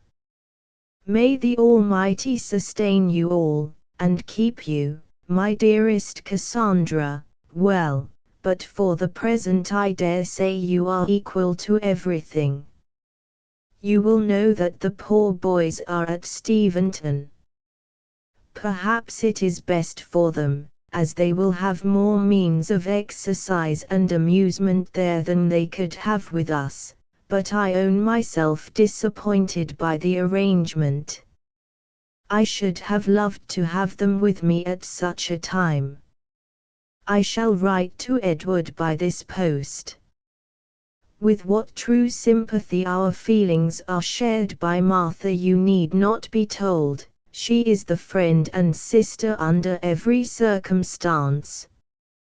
We need not enter into a panegyric on the departed, but it is sweet to think of her great worth, of her solid principles, of her true devotion, her excellence in every relation of life. It is also consolatory to reflect on the shortness of the sufferings which led her from this world to a better. Farewell for the present, my dearest sister. Tell Edward that we feel for him and pray for him. Saturday night, the 15th of October, 1808. Your accounts make us as comfortable as we can expect to be at such a time. Edward's loss is terrible, and must be felt as such. And these are too early days indeed to think of moderation in grief, either in him or his afflicted daughter, but soon we may hope that our dear Fanny's sense of duty to that beloved father will rouse her to exertion. For his sake, and as the most acceptable proof of love to the spirit of her departed mother, she will try to be tranquil and resigned. Does she feel you to be a comfort to her, or is she too much overpowered for anything but solitude? Your account of Lizzie is very interesting. Poor child! One must hope the impression will be strong, and yet one's heart aches for a dejected mind of 8 years old. We are anxious to be assured that Edward will not attend the funeral, but when it comes to the point I think he must feel it impossible. I am glad you can say what you do of Mrs. Knight and of Goodnestone in general. It is a great relief to me to know that the shock did not make any of them ill. But what a task was yours to announce it. Now I hope you are not overpowered with letter writing, as Henry, 180, and John can ease you of many of your correspondence. Upon your letter to Dr. Goddard's, 181, being forwarded to them, Mary wrote to ask whether my mother wished to have her grandsons sent to her. We decided on their remaining where they were, which I hope my brother will approve of. I am sure he will do us the justice of believing that in such a decision we sacrificed inclination to what we thought best. I shall write by the coach tomorrow to Mrs. J. and to Edward, about their mourning, though this day's post will probably bring directions to them on that subject from yourselves. I shall certainly make use of the opportunity of addressing our nephew on the most serious of all concerns, as I naturally did in my letter to him before. The poor boys are, perhaps, more comfortable at Steventon than they could be here, but you will understand my feelings with respect to it. Tomorrow will be a dreadful day for you all. Mr. Whitfield's, 182, will be a severe duty. glad shall I be to hear that it is over. That you are forever in our thoughts you will not doubt. I see your mournful party in my mind's eye under every varying circumstance of the day, and in the evening especially figure to myself its sad gloom, the efforts to talk, the frequent summons to melancholy orders and cares, and poor Edward, restless in misery, going from one room to another, and perhaps not seldom upstairs, to see all that remains of his Elizabeth. There must be a letter missing between the 15th of October and the 24th of October, containing Jane's first comment on the offer of a cottage at Chton, made by Edward Austen to his mother. In the midst of his grief, perhaps, in consequence of his loss, he wished to bind his mother and sisters more closely to himself. He gave them a choice between a house near Godmersham, and one at Chton, but the mother and sisters were what Jane afterwards called Hampshire-born Austens and clung to their county. The offer was particularly opportune, for Mrs. Austen was already hesitating between Kent and Hampshire as a place of residence. The attractions of a home at Chton became greater the more they were considered, and though it was held to be necessary to consult the Frank Austens, whom they would be leaving, no doubt was entertained as to their answer. Castle Square, Monday, the 24th of October, 1808. My dear Cassandra, Edward and George came to us soon after 7 on Saturday, very well, but very cold, having by choice travelled on the outside, and with no great coat but what Mr. Wise, the coachman, good-naturedly spared them of his, as they sat by his side. They were so much chilled when they arrived, that I was afraid they must have taken cold, but it does not seem at all the case. I never saw them looking better. They behave extremely well in every respect, showing quite as much feeling as one wishes to see, and on every occasion speaking of their father with the liveliest affection. His letter was read over by each of them yesterday, and with many tears. George sobbed aloud. Edward's tears do not flow so easily, but as far as I can judge they are both very properly impressed by what has happened. Miss Lloyd, who is a more impartial judge than I can be, is exceedingly pleased with them. George is almost a new acquaintance to me, and I find him in a different way as engaging as Edward. We do not want amusement. Bilbo Catch, 183, at which George is indefatigable, spillikins, paper ships, riddles, conundrums, and cards, with watching the flow and ebb of the river, and now and then a stroll out, keep us well employed, and we mean to avail ourselves of our kind papa's consideration, by not returning to Winchester till quite the evening of Wednesday.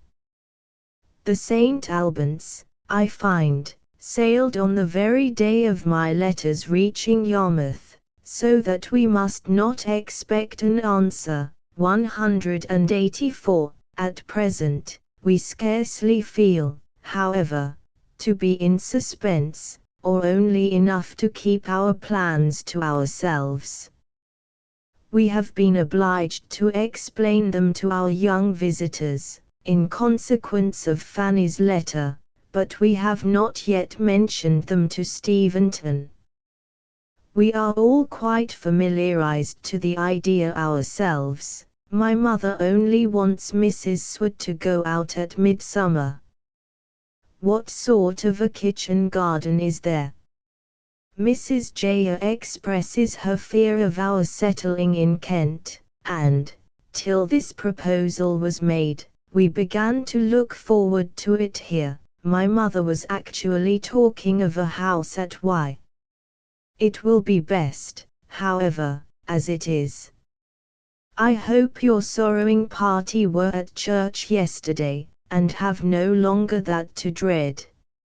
Martha was kept at home by a cold, but I went with my 2 nephews, and I saw Edward was much affected by the sermon, which, indeed, I could have supposed purposely addressed to the afflicted, if the text had not naturally come in the course of Dr. Mann's 185 Observations on the Litany. All that are in danger, necessity, or tribulation was the subject of it.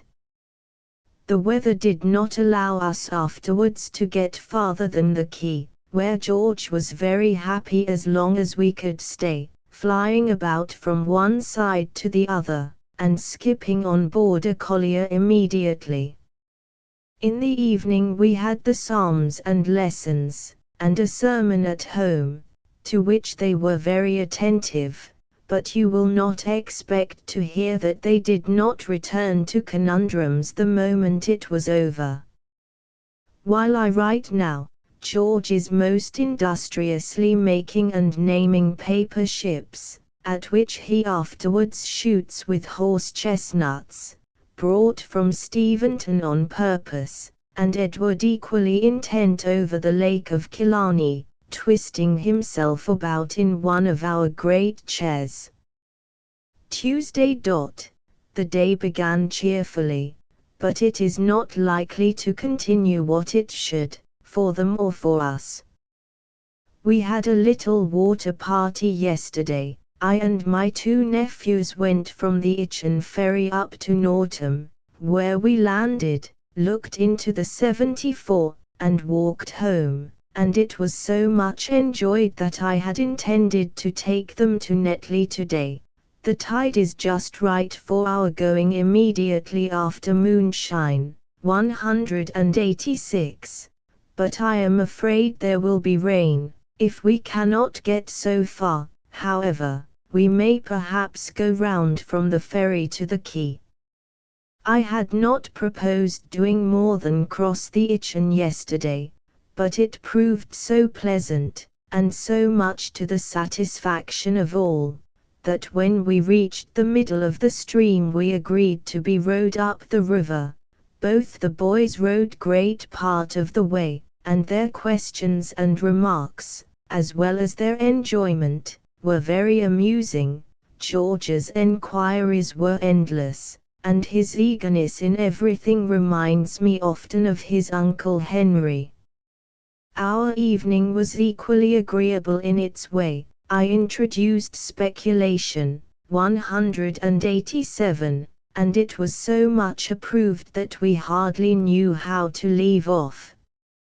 Of Chton I think I can have nothing more to say, but that everything you say about it in the letter now before me will, I am sure, as soon as I am able to read it to her, make my mother consider the plan with more and more pleasure.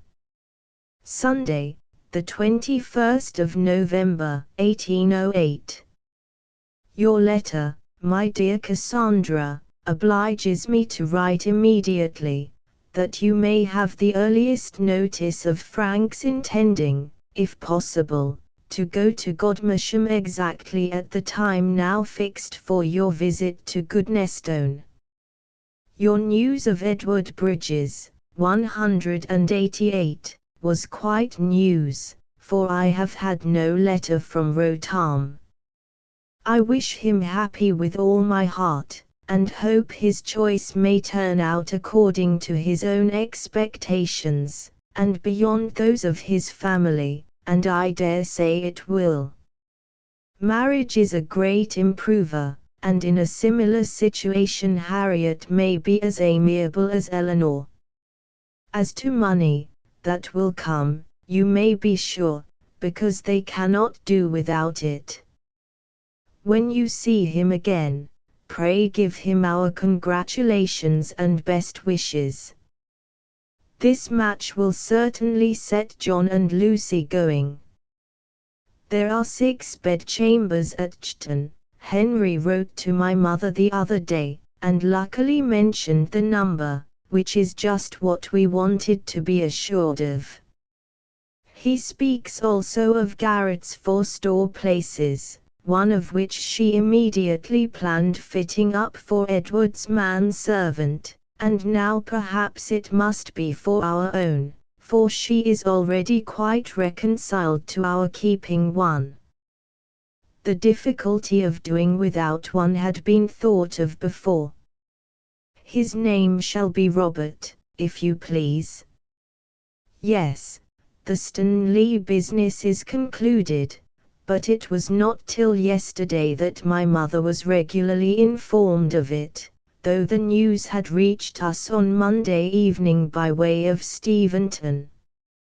Our brother, 189, we may perhaps see in the course of a few days, and we mean to take the opportunity of his help to go one night to the play. Martha ought to see the inside of the theatre once while she lives in Southampton, and I think she will hardly wish to take a second view. How could you have a wet day on Thursday? With us it was a prince of days, the most delightful we have had for weeks, soft, bright, with a brisk wind from the southwest. Everybody was out and talking of spring, and Martha and I did not know how to turn back. On Friday evening we had some very blowing weather, from 6 to 9, I think we never heard it worse, even here. And one night we had so much rain that it forced its way again into the store closet, and though the evil was comparatively slight and the mischief nothing, I had some employment the next day in drying parcels, and see, I have now moved still more out of the way. Adieu. Remember me affectionately to everybody, and believe me, ever yours, J.A. The home at Chton was now looked upon as a certainty, though none of its future inhabitants inspected it until February 1809, when Cassandra visited it on her way back from Godmersham. It was some years since they had lived in the country, and their future home was likely to be very quiet, so, as Jane recovered her spirits, she determined to crowd into her remaining months at Southampton as much society and amusement as possible. She went to 2 of the Southampton assemblies, her last recorded appearances as an active ball-goer. Castle Square, Friday, the 9th of December, 1808. My dear Cassandra, soon after I had closed my last letter to you we were visited by Mrs. Dickens and her sister-in-law, Mrs. Bertie, the wife of a lately made admiral. Mrs. F., I believe, was their first object, but they put up with us very kindly, and Mrs. D., finding in Miss Lloyd a friend of Mrs. Dundas, had another motive for the acquaintance. She seems a really agreeable woman, that is, her manners are gentle, and she knows a great many of our connections in West Kent. Mrs. Bertie lives in the Polygon, and was out when we returned her visit, which are her 2 virtues. A larger circle of acquaintance, and an increase of amusement, is quite in character with our approaching removal. Yes, I mean to go to as many balls as possible, that I may have a good bargain. Everybody is very much concerned at our going away, and everybody is acquainted with Chton, and speaks of it as a remarkably pretty village, and everybody knows the house we describe, but nobody fixes on the right. I am very much obliged to Mrs. Knight for such a proof of the interest she takes in me, and she may depend upon it that I will marry Mr. Papillon, 190, whatever may be his reluctance or my own. I owe her much more than such a trifling sacrifice. Our ball was rather more amusing than I expected. Martha liked it very much, and I did not gape till the last quarter of an hour. It was past 9 before we were sent for, and not 12 when we returned. The room was tolerably full, and there were, perhaps, 30 couple of dancers. The melancholy part was, to see so many dozen young women standing by without partners, and each of them with two ugly naked shoulders. It was the same room in which we danced 15 years ago. I thought it all over, and in spite of the shame of being so much older, felt with thankfulness that I was quite as happy now as then. We paid an additional shilling for our tea, which we took as we chose in an adjoining and very comfortable room. There were only 4 dances, and it went to my heart that the Miss Lances, one of them, too, named Emma, should have partners only for 2. You will not expect to hear that I was asked to dance, but I was, by the gentleman whom we met that Sunday with Captain D. Orphan.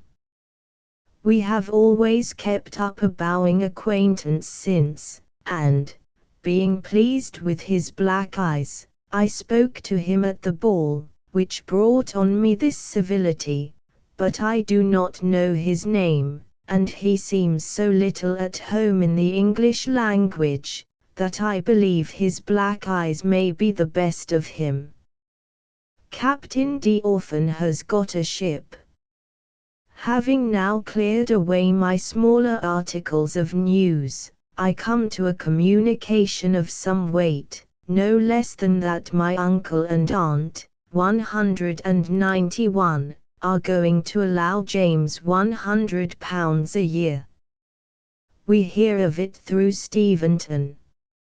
Mary sent us the other day an extract from my aunt's letter on the subject, in which the donation is made with the greatest kindness, and intended as a compensation for his loss in the conscientious refusal of Hampstead living, £100 a year being all that he had at the time called its worth, as I find it was always intended at Steventon to divide the real income with Kintbury. 192. I am glad you are to have Henry with you again. With him and the boys you cannot but have a cheerful, and at times even a merry, Christmas. We want to be settled at Chton in time for Henry to come to us for some shooting in October, at least, or a little earlier, and Edward may visit us after taking his boys back to Winchester. Suppose we name the 4th of September. Will not that do? Distribute the affectionate love of a heart not so tired as the right hand belonging to it. Tuesday, the 27th of December, 1808. Lady Son's match, 193, surprises, but does not offend me. Had her first marriage been of affection, or had there been a grown-up single daughter, I should not have forgiven her, but I consider everybody as having a right to marry once in their lives for love, if they can, and provided she will now leave off having bad headaches and being pathetic, I can allow her, I can wish her, to be happy. Do not imagine that your picture of your tête-à-tête with Sir B. 194, makes any change in our expectations here. He could not be really reading, though he held the newspaper in his hand, he was making up his mind to the deed, and the manner of it. I think you will have a letter from him soon. We have now pretty well ascertained James's income to be £1,100, curate paid, which makes us very happy, the ascertainment as well as the income. Wednesday. I must write to Charles next week. You may guess in what extravagant terms of praise Earl Harwood speaks of him. He is looked up to by everybody in all America. Yes, we will have a pianoforte, as good a one as can be got for 30 guineas, and I will practice country dances, that we may have some amusement for our nephews and nieces, when we have the pleasure of their company. Tuesday, the 10th of January, 1809. I am not surprised, my dear Cassandra, that you did not find my last letter very full of matter, and I wish this may not have the same deficiency, but we are doing nothing ourselves to write about, and I am therefore quite dependent upon the communications of our friends, or my own wits. The St. Albans perhaps may soon be off to help bring home what may remain by this time of our poor army, 195, whose state seems dreadfully critical. The Regency seems to have been heard of only here. My most political correspondents make no mention of it. Unlucky that I should have wasted so much reflection on the subject. I can now answer your question to my mother more at large, and likewise more at small, with equal perspicuity and minuteness, for the very day of our leaving Southampton is fixed, and if the knowledge is of no use to Edward, I am sure it will give him pleasure. Easter Monday, April the 3rd, is the day. We are to sleep that night at Alton, and be with our friends at Bookham the next, if they are then at home. There we remain till the following Monday, and on Tuesday, the 11th of April, hope to be at Godmersham. William will be quite recovered, I trust, by the time you receive this. What a comfort his cross-stitch must have been. Pray tell him that I should like to see his work very much. I hope our answers this morning have given satisfaction. We had great pleasure in Uncle Deede's packet, and pray let Mary Ann know, in private, that I think she is quite right to work a rug for Uncle John's coffee urn, and that I am sure it must give great pleasure to herself now, and to him when he receives it. The preference of brag over speculation does not greatly surprise me, I believe, because I feel the same myself, but it mortifies me deeply, because speculation was under my patronage, and, after all, what is there so delightful in a penroyal of braggers? It is but 3 nines or 3 knaves, or a mixture of them. When one comes to reason upon it, it cannot stand its ground against speculation, of which I hope Edward is now convinced. Give my love to him if he is. We are now in Margiana, 196, and like it very well indeed. We are just going to set off for Northumberland to be shut up in Widdrington Tower, where there must be 2 or 3 sets of victims already immured under a very fine villain. Wednesday.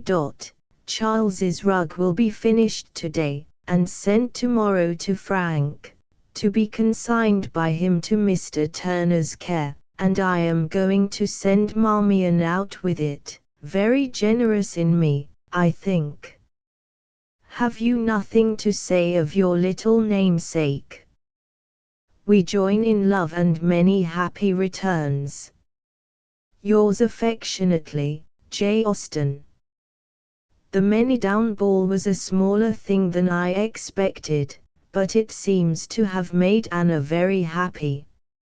At her age it would not have done for me. Tuesday, the 17th of January, 1809. I hope you have had no more illness among you, and that William will be soon as well as ever. His working a footstool fortune is a most agreeable surprise to me, and I am sure his grandmamma will value it very much as a proof of his affection and industry, but we shall never have the heart to put our feet upon it. I believe I must work a muslin cover in satin stitch to keep it from the dirt. I long to know what his colors are. I guess greens and purples. To set against your new novel, of which nobody ever heard before, and perhaps never may again, we have got Ida of Athens, 197, by Miss Owenson, which must be very clever, because it was written, as the authoress says, in 3 months. We have only read the preface yet, but her Irish Girl, 198, does not make me expect much. If the warmth of her language could affect the body, it might be worth reading in this weather. Adieu. I must leave off to stir the fire and call on Miss Murden. Evening. I have done them both, the first very often. We found our friend as comfortable as she can ever allow herself to be in cold weather. There is a very neat parlour behind the shop for her to sit in, not very light indeed, being a La Southampton, the middle of 3 deep, but very lively from the frequent sound of the pestle and mortar. Tuesday, the 24th of January, 1809. I had the happiness yesterday of a letter from Charles, but I shall say as little about it as possible, because I know that excruciating Henry will have had a letter likewise, to make all my intelligence valueless. It was written at Bermuda on the 7th and 10th of December. All well, and Fanny, 199, still only in expectation of being otherwise. He had taken a small prize in his late cruise, a French schooner, laden with sugar, but bad weather parted them, and she had not yet been heard of. His cruise ended the 1st of December. My September letter was the latest he had received. You rejoice me by what you say of Fanny. 200. I hope she will not turn good for nothing this ever so long. We thought of and talked of her yesterday with sincere affection, and wished her a long enjoyment of all the happiness to which she seems born. While she gives happiness to those about her, she is pretty sure of her own share. I am gratified by her having pleasure in what I write, but I wish the knowledge of my being exposed to her discerning criticism may not hurt my style, by inducing too great a solicitude. I begin already to weigh my words and sentences more than I did, and am looking about for a sentiment, an illustration, or a metaphor in every corner of the room. Could my ideas flow as fast as the rain in the store closet, it would be charming.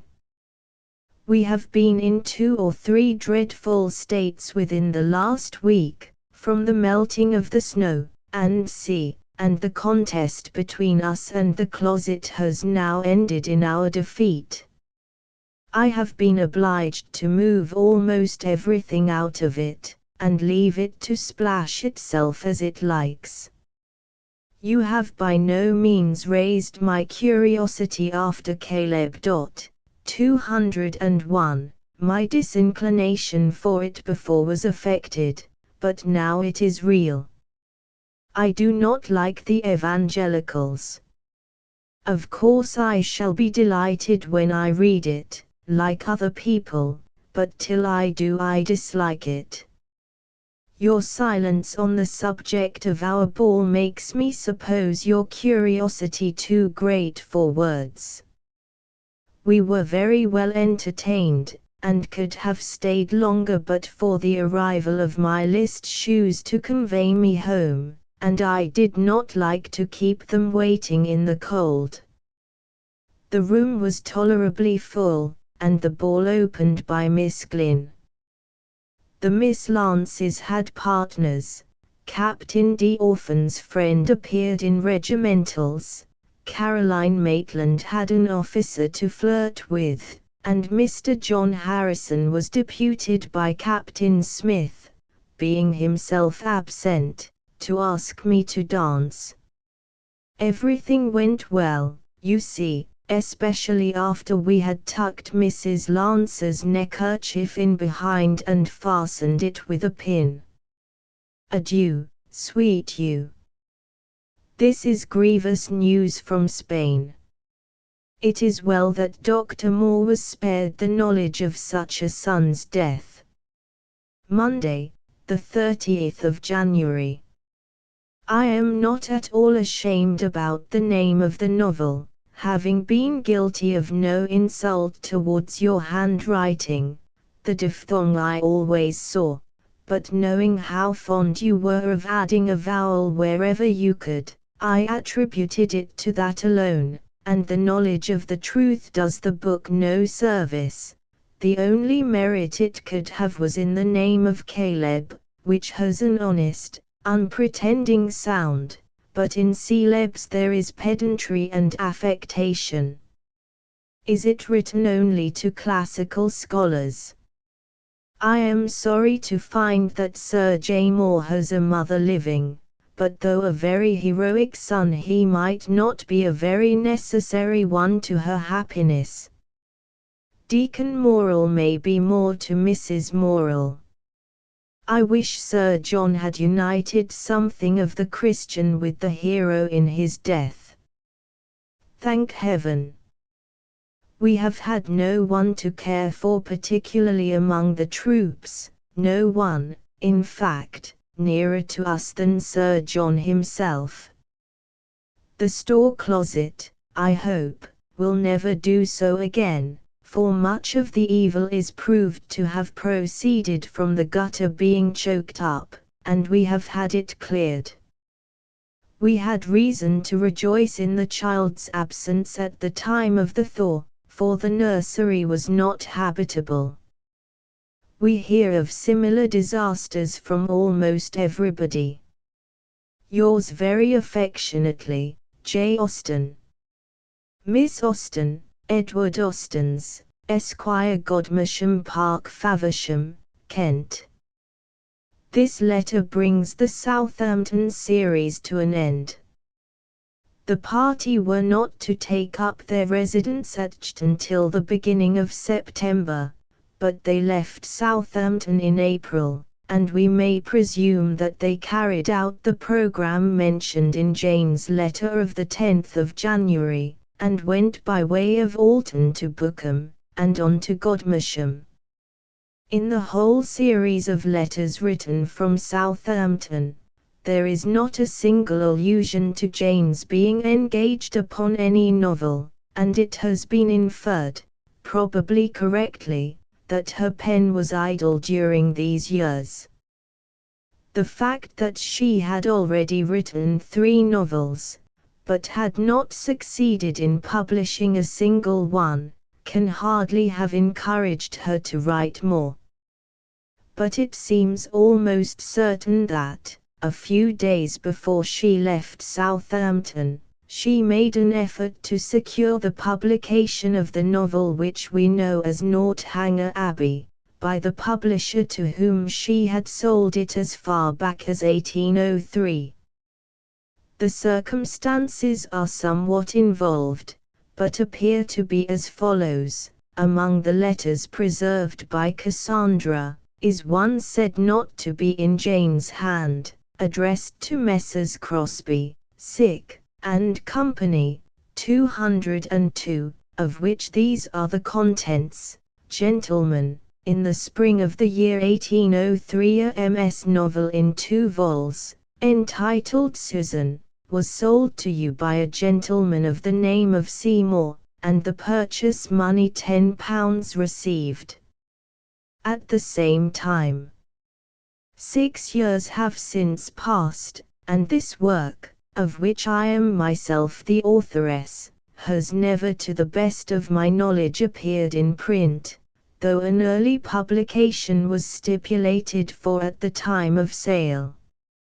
I can only account for such an extraordinary circumstance by supposing the MS by some carelessness to have been lost, and if that was the case am willing to supply you with another copy, if you are disposed to avail yourselves of it, and will engage for no farther delay when it comes into your hands.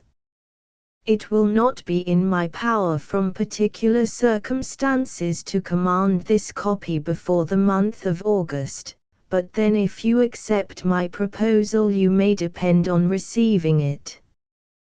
Be so good as to send me a line in answer as soon as possible, as my stay in this place will not exceed a few days. Should no notice be taken of this address, I shall feel myself at liberty to secure the publication of my work by applying elsewhere. I am, gentlemen, etc., etc., M.D. direct to Mrs. Ashton Dennis, Post Office, Southampton, the 5th of April, 1809. With this letter was preserved the following reply: Madam, we have to acknowledge the receipt of your letter of the 5th inst.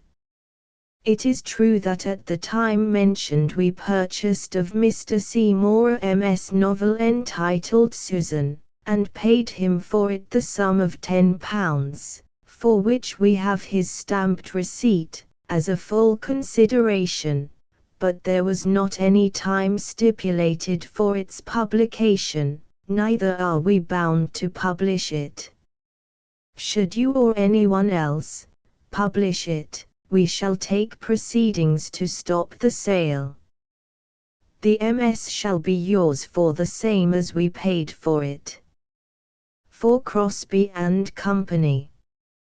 I am yours, etc. Richard Crosby. From the fact that this letter was carefully preserved among Jane's correspondence, from the almost exact coincidence of the dates at which the writer was to leave Southampton, and from the fact that a Mr. Seymour was Henry Austen's man of business, there can be no reasonable doubt that the letter refers to one of Jane Austen's works. It need cause no surprise that she should have written under an assumed name, or that she should have got someone else to write for her in view of the secrecy which she long maintained regarding the authorship of her novels. If we assume, then, that the letter concerns one of Jane Austen's novels, which novel is it?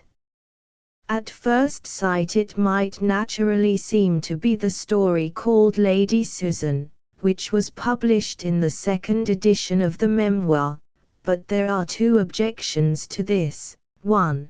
That so far from making 2 volumes, Lady Susan could hardly have made more than 1 very thin volume. Secondly, that Lady Susan is generally looked upon as an early and immature production, and Jane's judgment should have been too good to allow her to desire the publication of an inferior work at a time when she had already completed, in one form or another, 3 such novels as Sense and Sensibility, Pride and Prejudice, and Northanger Abbey.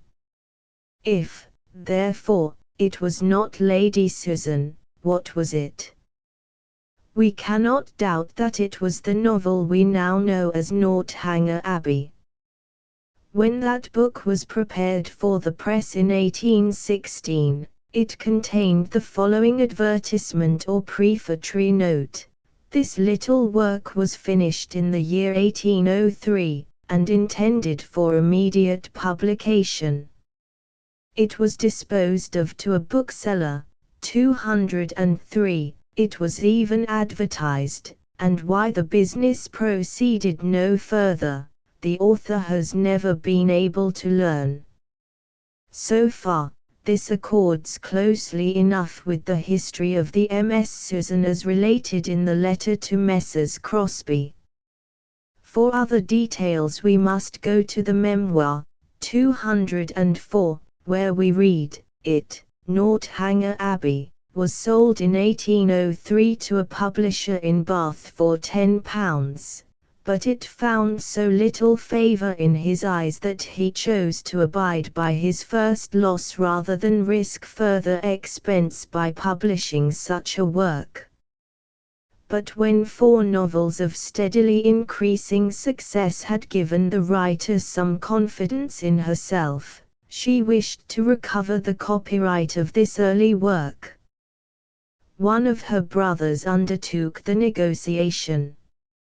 He found the purchaser very willing to receive back his money and to resign all claim to the copyright. 205.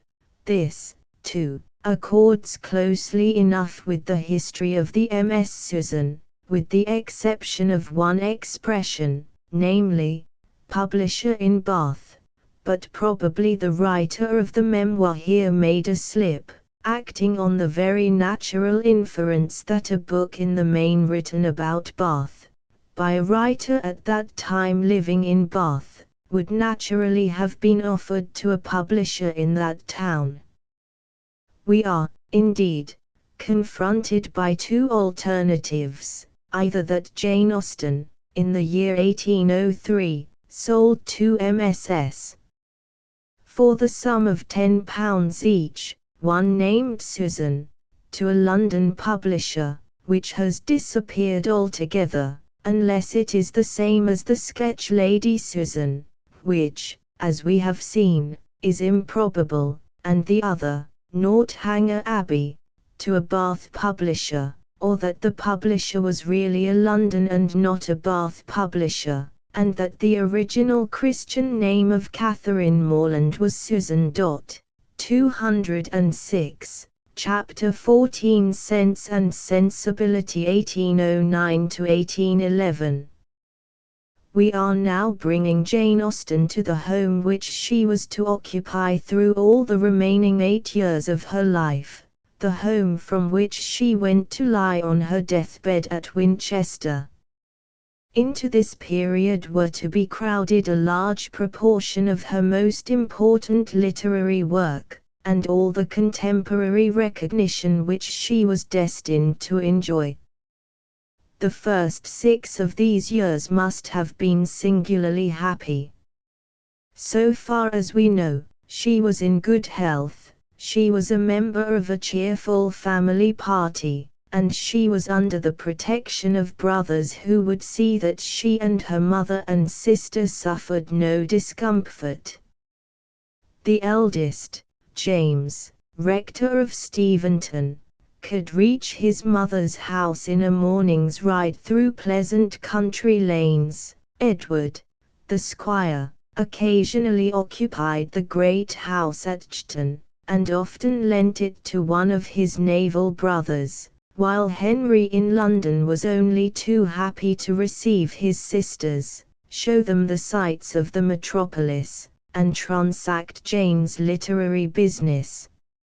At home were her mother, her lifelong friend Martha, and above all her other self, Cassandra, from whom she had no secrets, and with whom disagreement was impossible.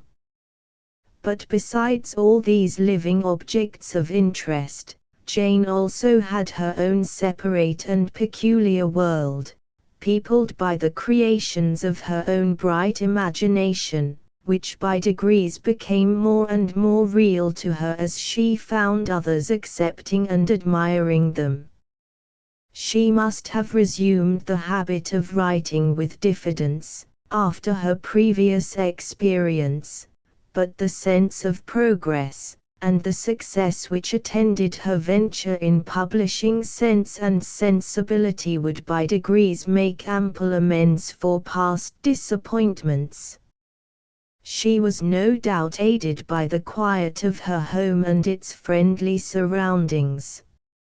In this tranquil spot, where the past and present even now join peaceful hands, she found happy leisure, repose of mind, and absence of distraction, such as any sustained creative effort demands. Chton was a charming village, about a mile from Alton, and deep in the country, although two main roads from Gosport and Winchester respectively joined on their way towards London just in front of the Austens' cottage.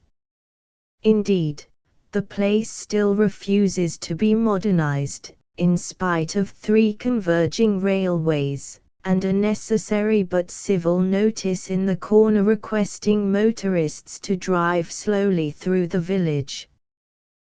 The venerable manor house, then always called the Great House, is on the slope of a hill above the church, surrounded by garden, meadows, and trees, and commanding a view over the intervening valley to a hill opposite, crowned with a beechwood and known as Chton Park. The cottage is in the centre of the village, and, as it actually abuts on the road, the Austens could easily see or be seen by travellers. It is supposed to have been built as a posting inn, but it had lately been occupied by Edward Austen's steward. The author of the memoir describes his uncle's improvements to the place in the following words: 207, a good-sized entrance and 2 sitting rooms made the length of the house, all intended originally to look upon the road, but the large drawing-room window was blocked up and turned into a bookcase, and another opened at the side which gave to view only turf and trees, as a high wooden fence and hornbeam hedge shut out the Winchester road, which skirted the whole length of the little domain. He goes on to speak of the garden laid out at the same time, which proved a great interest to the party of ladies, and in which old Mrs. Austen worked vigorously, almost to the end of her days, often attired in a green round smock like a labourer's, a costume which must have been nearly as remarkable as the red habit of her early married life. Jane Austen was now between 33 and 34 years old. She was absolutely free from any artistic self-consciousness, from any eccentricity of either temper or manner. Hers was a mind well balanced on a basis of good sense, sweetened by an affectionate heart, and regulated by fixed principles, so that she was to be distinguished from many other amiable and sensible women only by that peculiar genius which shines out clearly in her works. 208. Her tastes were as normal as her nature. She read English literature with eagerness, attracted by the 18th-century perfection of style, and still more by the return to nature in Cowper and the introduction of romance in Scott, but repelled by coarseness, which she found even in the Spectator, and the presence of which in Fielding made her rank him below Richardson. As for the latter, every circumstance narrated in Sir Charles Grandison, all that was ever said or done in the Cedar Parlour was familiar to her, and the wedding days of Lady L and Lady G were as well remembered as if they had been living friends. Her dear Dr. Johnson was a constant companion, and a younger friend was found in Crabbe, whom, as she used to pretend, she was quite prepared to marry, not knowing at the time whether he had a wife living or not. 209. As to her other tastes, she greatly delighted in the beauties of nature, and no doubt would have enjoyed foreign travel, had not that pleasure been quite out of her reach. Her attitude to music, as an art, is more doubtful. She learned to play the piano in her youth, and after spending many years without an instrument, took it up again on settling at Chton, but she says herself that she did this in order to be able to play country dances for her nephews and nieces, and when she goes to a concert she sometimes remarks on her inability to enjoy it.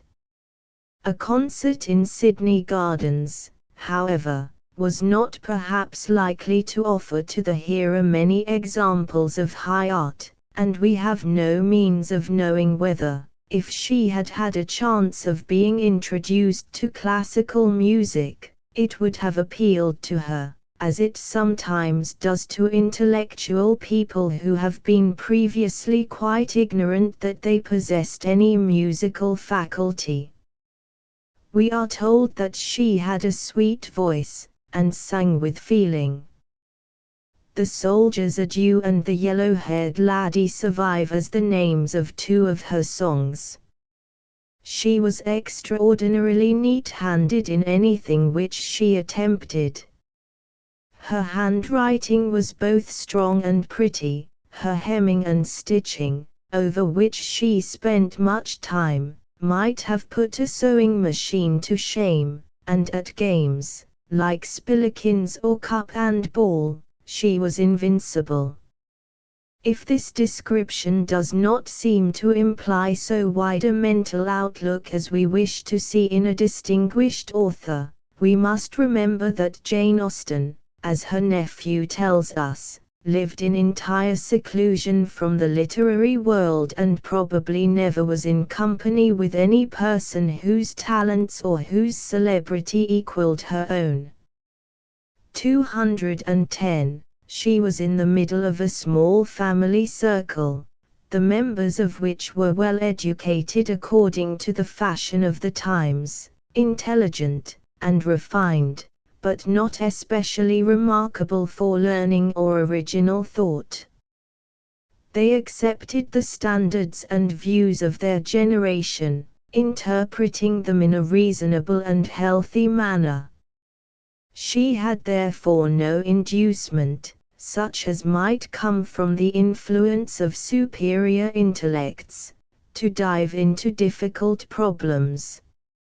Her mental efforts were purely her own, and they led her in another direction, but she saw what she did see so very clearly, that she would probably have been capable of looking more deeply into the heart of things, had any impulse from outside induced her to try. Her vision, however, might not have remained so admirably adapted for the delicate operations nearer to the surface which were her real work in life. Jane's person is thus described for us by her niece Anna, now becoming a grown-up girl and a keen observer, the figure tall and slight, but not drooping, well balanced, as was proved by her quick firm step.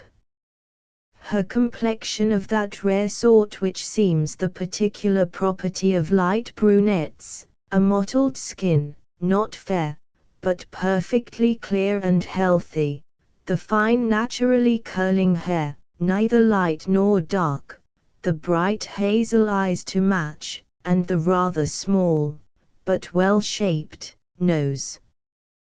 This is a delightful description, but she adds that in spite of all this, her aunt was not regularly handsome, though most attractive. As to her charm and lovableness, there is absolute unanimity among all those who were near enough to her to know what she really was. Jane had by this time seen a good deal of society, and enjoyed it, though with a certain critical aloofness which belonged to her family, and which was hardly to be avoided by so clever a person as herself.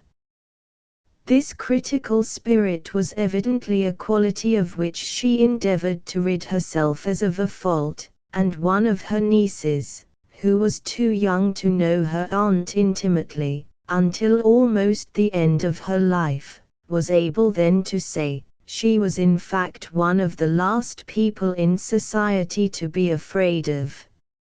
I do not suppose she ever in her life said a sharp thing. She was naturally shy and not given to talk much in company, and people fancied, knowing that she was clever, that she was on the watch for good material for books from their conversation. Her intimate friends knew how groundless was the apprehension and that it wronged her. She was not only shy, she was also at times very grave. Her niece Anna is inclined to think that Cassandra was the more equably cheerful of the two sisters. There was, undoubtedly, a quiet intensity of nature in Jane for which some critics have not given her credit. Yet at other times she and this same niece could joke so heartily over their needlework and talk such nonsense together that Cassandra would beg them to stop out of mercy to her, and not keep her in such fits of laughing. Sometimes the laughter would be provoked by the composition of extempore verses, such as those given in the Memoir, 211. Celebrating the charm of the lovely Anna. Sometimes the niece would skim over new novels at the Alton Library, and reproduce them with wilful exaggeration. On one occasion she threw down a novel on the counter with contempt, saying she knew it must be rubbish from its name. The name was Sense and Sensibility, the secret of which had been strictly kept, even from her. The niece who shared these hearty laughs with her aunts, James's eldest daughter, Anna, differed widely from her cousin, Edward's daughter, Fanny. She was more brilliant both in looks and in intelligence, but also more mercurial and excitable. Both occupied a good deal of Jane's thoughts and affections, but Anna must have been the one who caused her the most amusement and also the most anxiety. The interest in her was heightened when she became engaged to the son of Jane's old friend, Mrs. Lefroy. Anna's giddiness was merely that of youth. She settled down into a steady married life as the careful mother of a large family. She cherished an ardent affection for her Aunt Jane, who evidently exercised a great influence on her character. Jane Austen's literary work was done mainly in the general sitting room, liable at any moment to be interrupted by servants, children, or visitors, to none of whom had been entrusted the secret of her authorship.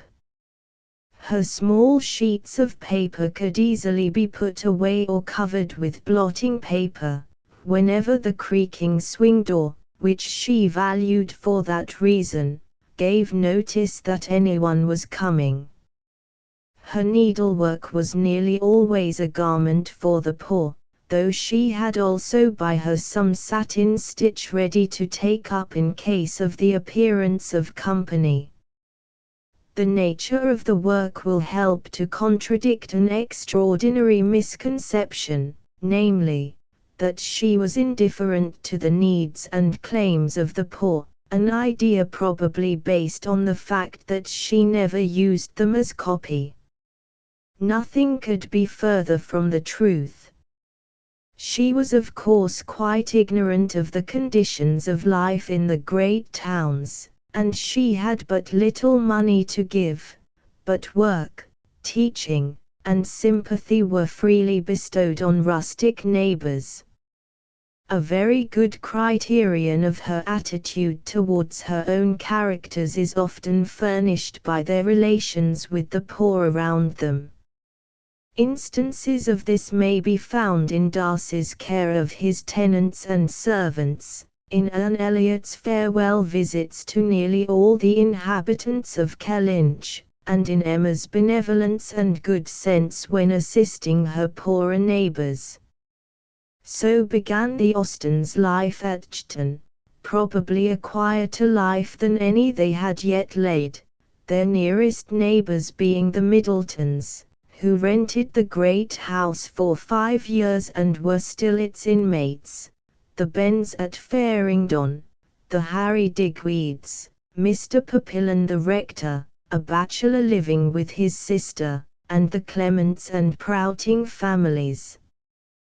The ladies took possession of their cottage on July the 7th, and the first news that we have of them is in a letter from Mrs. Knight, dated the 26th of October, 1809. I heard of the Chton party looking very comfortable at breakfast from a gentleman who was travelling by their door in a post-chaise about 10 days ago. After this the curtain falls again, and we have no letters and no information for a year and a half from this time. We are sure, however, that Jane settled down to her writing very soon, for by April 1811 Sense and Sensibility was in the printer's hands, and Pride and Prejudice far advanced. Since her fit of youthful enthusiasm, when she had composed 3 stories in little more than 3 years, she had had much experience of life to sober and strengthen her. 3 changes of residence, the loss of her father, the friendship of Mrs. Lefroy and the shock of her death, 212, her own and her sister's sad love stories, the crisis in the Leigh Perrot history, and her literary disappointments, all these must have made her take up her 2 old works with a chastened spirit, and a more mature judgment. We cannot doubt that extensive alterations were made. In fact, we know that this was the case with Pride and Prejudice. We feel equally certain that, of the 2 works, Sense and Sensibility was essentially the earlier, both in conception and in composition, and that no one could have sat down to write that work who had already written Pride and Prejudice. 213. There is, indeed, no lack of humor in the earlier work. The names of Mrs. Jennings, John Dashwood, and the Palmers are enough to assure us of this, but the humorous parts are not nearly so essential to the story as they become in her later novels. The plot is desultory, and the principal characters lack interest. We feel, in the presence of the virtue and sense of Eleanor, a rebuke which never affects us in the same way with Jane Bennet, Fanny Price, or Anne Elliot, while Marianne is often exasperating. Edward Ferrars is rather stiff, and Colonel Brandon is so far removed from us that we never even learn his Christian name. Mr. Helm, 214, makes some acute remarks on the freedom which Eleanor shows in talking of embarrassing subjects with Willoughby, and on her readiness to attribute his fall to the world rather than to himself.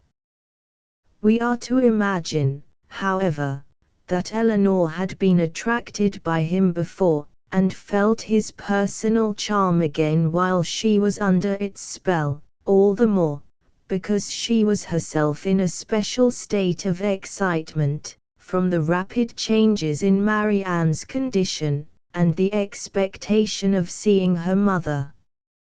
Her excuses for Willoughby were so far from representing any opinion of the author's, that they did not even represent her own after a few hours of reflection.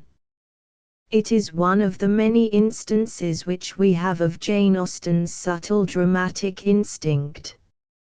On the whole, there is great merit in the book, and much amusement to be got from it, but it seems natural to look upon it as an experiment on the part of the author, before she put forth her full powers in Pride and Prejudice. We are glad, by the way, to hear from Jane herself that Miss Steele never caught the doctor after all. We must now accompany the author to London, whither she went in April 1811 to stay with her brother Henry and his wife, who had moved from Brompton to 64 Sloane Street, having been preceded by her novel, then in the hands of the printers. Cassandra had in the meanwhile gone to Godmersham. Sloane Street, Thursday, the 18th of April, 1811.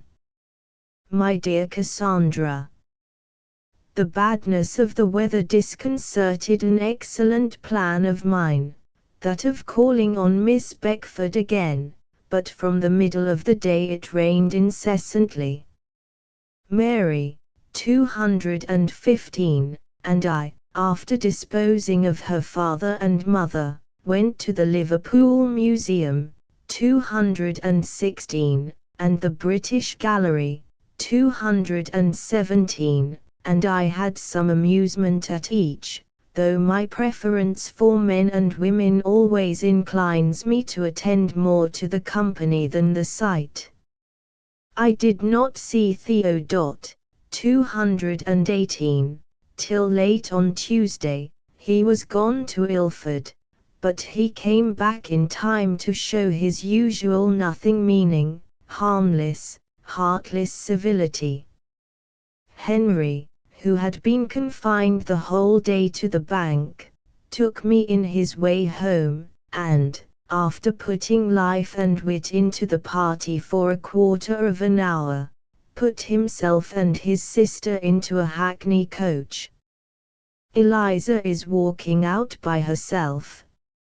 She has plenty of business on her hands just now, for the day of the party is settled, and drawing near.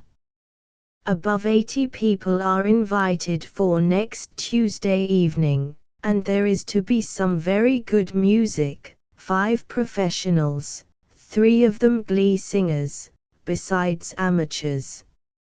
Fanny will listen to this. One of the hirelings is a capital on the harp, from which I expect great pleasure. The foundation of the party was a dinner to Henry Egerton and Henry Walter, 219, but the latter leaves town the day before. I am sorry, as I wished Her Prejudice to be done away, but should have been more sorry if there had been no invitation. I am a wretch, to be so occupied with all these things as to seem to have no thoughts to give to people and circumstances which really supply a far more lasting interest, the society in which you are, but I do think of you all, I assure you, and want to know all about everybody, and especially about your visit to the W. Friars, 220, Mise le Moyen, not to be occupied by one's own concerns. Saturday. Frank is superseded in the Caledonia. Henry brought us this news yesterday from Mr. Daysh, and he heard at the same time that Charles may be in England in the course of a month. Sir Edward Pollen succeeds Lord Gambier in his command, and some captain of his succeeds Frank, and I believe the order is already gone out. Henry means to enquire farther today. He wrote to Mary on the occasion. This is something to think of. Henry is convinced that he will have the offer of something else, 221, but does not think it will be at all incumbent on him to accept it, and then follows, what will he do? And where will he live? The D'Entraigues and Comte Julien cannot come to the party, which was at first a grief, but she has since supplied herself so well with performers that it is of no consequence. Their not coming has produced our going to them tomorrow evening, which I like the idea of. It will be amusing to see the ways of a French circle.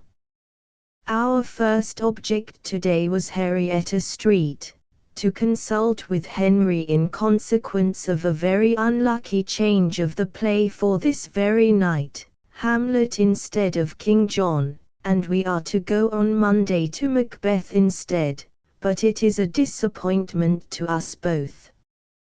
Love to all. Thursday, the 25th of April, 1811. 222. No, indeed, I am never too busy to think of S&S. 223. I can no more forget it than a mother can forget her sucking child, and I am much obliged to you for your enquiries. I have had 2 sheets to correct, but the last only brings us to Willoughby's first appearance. Mrs. K regrets in the most flattering manner that she must wait till May, but I have scarcely a hope of its being out in June. Henry does not neglect it, he has hurried the printer, and says he will see him again today. It will not stand still during his absence, it will be sent to Eliza. The incomes remain as they were, but I will get them altered if I can. I am very much gratified by Mrs. K.'s interest in it, and whatever may be the event of it as to my credit with her, sincerely wish her curiosity could be satisfied sooner than is now probable. I think she will like my Eleanor, but cannot build on anything else. Our party went off extremely well. There were many solicitudes, alarms, and vexations, beforehand, of course, but at last everything was quite right. The rooms were dressed up with flowers, and looked very pretty. A glass for the mantelpiece was lent by the man who is making their own. Mr. Egerton and Mr. Walter came at 5:30, and the festivities began with a pair of very fine souls. Yes, Mr. Walter, for he postponed his leaving London on purpose, which did not give much pleasure at the time, any more than the circumstance from which it rose, his calling on Sunday and being asked by Henry to take the family dinner on that day, which he did, but it is all smoothed over now, and she likes him very well. At 7:30 arrived the musicians in 2 hackney coaches, and by 8 the lordly company began to appear. Among the earliest were George and Mary Cook, and I spent the greatest part of the evening very pleasantly with them.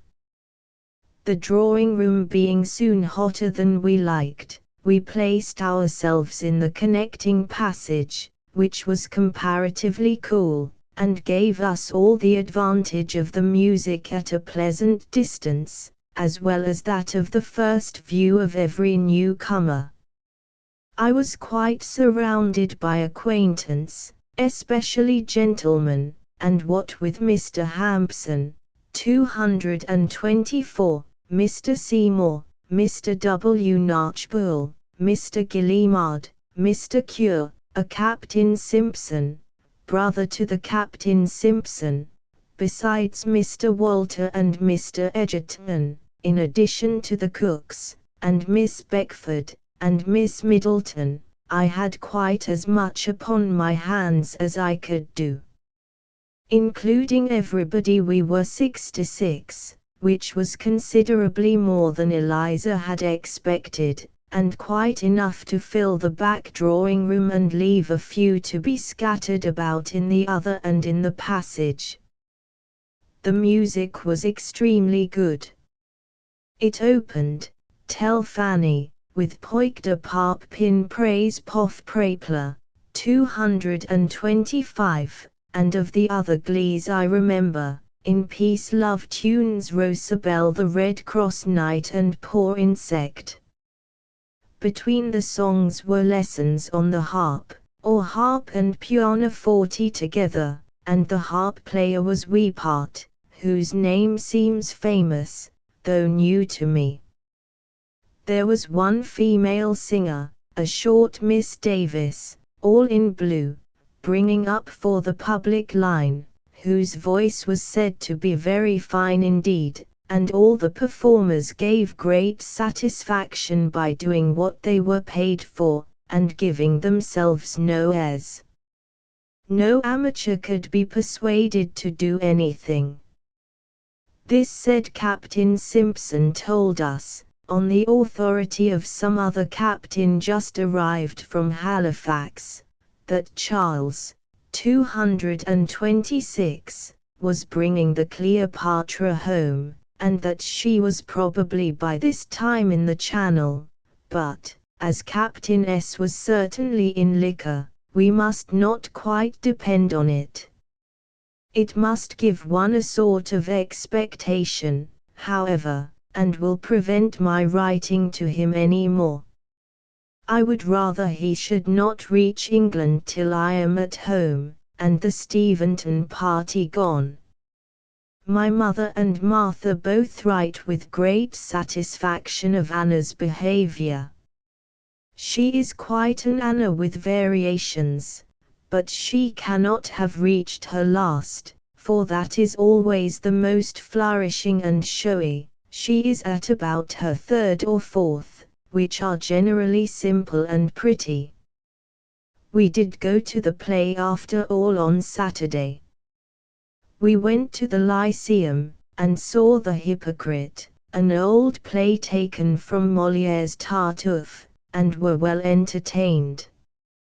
Doughton and Matthews were the good actors, Mrs. Edwin was the heroine, and her performance is just what it used to be.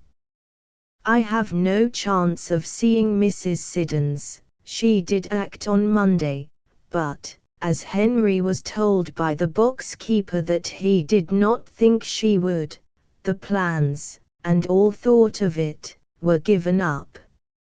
I should particularly have liked seeing her in Constance, and could swear at her with little effort for disappointing me. Eliza caught her cold on Sunday in our way to the D'Entraigues. 227.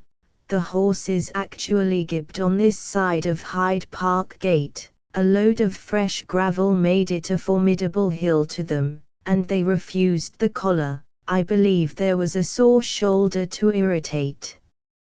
Eliza was frightened and we got out, and were detained in the evening air several minutes. The cold is in her chest, but she takes care of herself, and I hope it may not last long. This engagement prevented Mr. Walters staying late. He had his coffee and went away. Eliza enjoyed her evening very much, and means to cultivate the acquaintance, and I see nothing to dislike in them but their taking quantities of snuff. Monsieur, the old Count, is a very fine-looking man, with quiet manners, good enough for an Englishman, and, I believe, is a man of great information and taste. He has some fine paintings, which delighted Henry as much as the son's music gratified Eliza, and among them a miniature of Philip V of Spain, Louis XIV's grandson, which exactly suited my capacity. Count Julian's performance is very wonderful. We met only Mrs. Latish and Miss East, and we are just now engaged to spend next Sunday evening at Mrs. L.'s, and to meet the D'Entraigues, but M. Lecomte must do without Henry. If he would but speak English, I would take to him. Sloane Street, Tuesday, the 30th of April, 1811.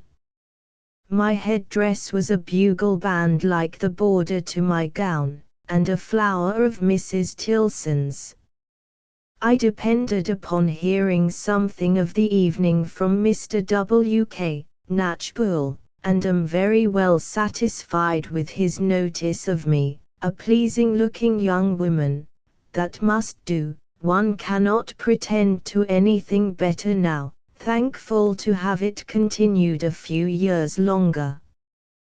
We have tried to get self-control, 228, but in vain. I should like to know what her estimate is, but am always half afraid of finding a clever novel too clever, and of finding my own story and my own people all forestalled. I forgot to tell you in my last that our cousin, Miss Payne, too, called in on Saturday, and was persuaded to stay dinner. She told us a great deal about her friend Lady Cath Brecknell, who is most happily married, and Mr. Brecknell is very religious, and has got black whiskers. Yours very affectionately, Jane. Early in May, Jane left London, and, after paying a short visit to Mrs. Hill, née Catherine Bigg, at Streatham, returned home to Chton, where she found only her mother and her niece Anna. Chton, Wednesday, the 29th of May, 1811. My dear Cassandra, you certainly must have heard before I can tell you that Colonel Ord has married our cousin, Margt. Beckford, 229, the Marchess of Douglas's sister. The papers say that her father disinherits her, but I think too well of an Ord to suppose that she has not a handsome independence of her own. We sat upstairs, at the Digweeds, and had thunder and lightning as usual. I never knew such a spring for thunderstorms as it has been. Thank God. We have had no bad ones here. I thought myself in luck to have my uncomfortable feelings shared by the mistress of the house, as that procured blinds and candles. It had been excessively hot the whole day. Mrs. Harding is a good-looking woman, but not much like Mrs. Toke, inasmuch as she is very brown and has scarcely any teeth. She seems to have some of Mrs. Toke's civility. Miss H is an elegant, pleasing, pretty-looking girl, about 19, I suppose, or 19½ or 19¼ with flowers in her head and music at her finger ends. She plays very well indeed. I have seldom heard anybody with more pleasure. Friday, the 31st of May. I have taken your hint, slight as it was, and have written to Mrs. Knight, and most sincerely do I hope it will not be in vain. I cannot endure the idea of her giving away her own wheel, and have told her no more than the truth, in saying that I could never use it with comfort. I had a great mind to add that, if she persisted in giving it, I would spin nothing with it but a rope to hang myself, but I was afraid of making it appear a less serious matter of feeling than it really is. From Monday to Wednesday Anna is to be engaged at Faringdon, in order that she may come in for the gaieties of Tuesday, the 4th, on Selborne Common, where there are to be volunteers and felicities of all kinds. Harriet B. is invited to spend the day with the John Whites, and her father and mother have very kindly undertaken to get Anna invited also. Poor Anna is suffering from her cold, which is worse today, but as she has no sore throat I hope it may spend itself by Tuesday. She had a delightful evening with the Miss Middletons, syllabub, tea, coffee, singing, dancing, a hot supper, 11 o'clock, everything that can be imagined agreeable. She desires her best love to Fanny, and will answer her letter before she leaves Chton, and engages to send her a particular account of the Selborne day. How horrible it is to have so many people killed, 230, and what a blessing that one cares for none of them. I return to my letter writing from calling on Miss Harriet Webb, who is short and not quite straight and cannot pronounce an R any better than her sisters, but she has dark hair, a complexion to suit, and, I think, has the pleasantest countenance and manner of the three, the most natural. She appears very well pleased with her new home, and they are all reading with delight Mrs. H. Moore's recent publication. You cannot imagine, it is not in human nature to imagine, what a nice walk we have round the orchard. The row of beech look very well indeed, and so does the young quickset hedge in the garden. I hear today that an apricot has been detected on one of the trees. My mother is perfectly convinced now that she shall not be overpowered by her cleftwood, and I believe would rather have more than less. God bless you, and I hope June will find you well, and bring us together. Thursday, June the 6th. Anna does not return from Faringdon till this evening, and I doubt not has had plenty of the miscellaneous, unsettled sort of happiness which seems to suit her best. We hear from Miss Benn, who was on the common with the Proutings, that she was very much admired by the gentlemen in general. We began piece 231 on Sunday, but our gatherings are very small, not at all like the gathering in the Lady of the Lake. Yesterday I had the agreeable surprise of finding several scarlet strawberries quite ripe. Had you been at home, this would have been a pleasure lost. There are more gooseberries and fewer currants than I thought at first. We must buy currants for our wine. I had just left off writing and put on my things for walking to Alton, when Anna and her friend Harriet called in their way thither, so we went together.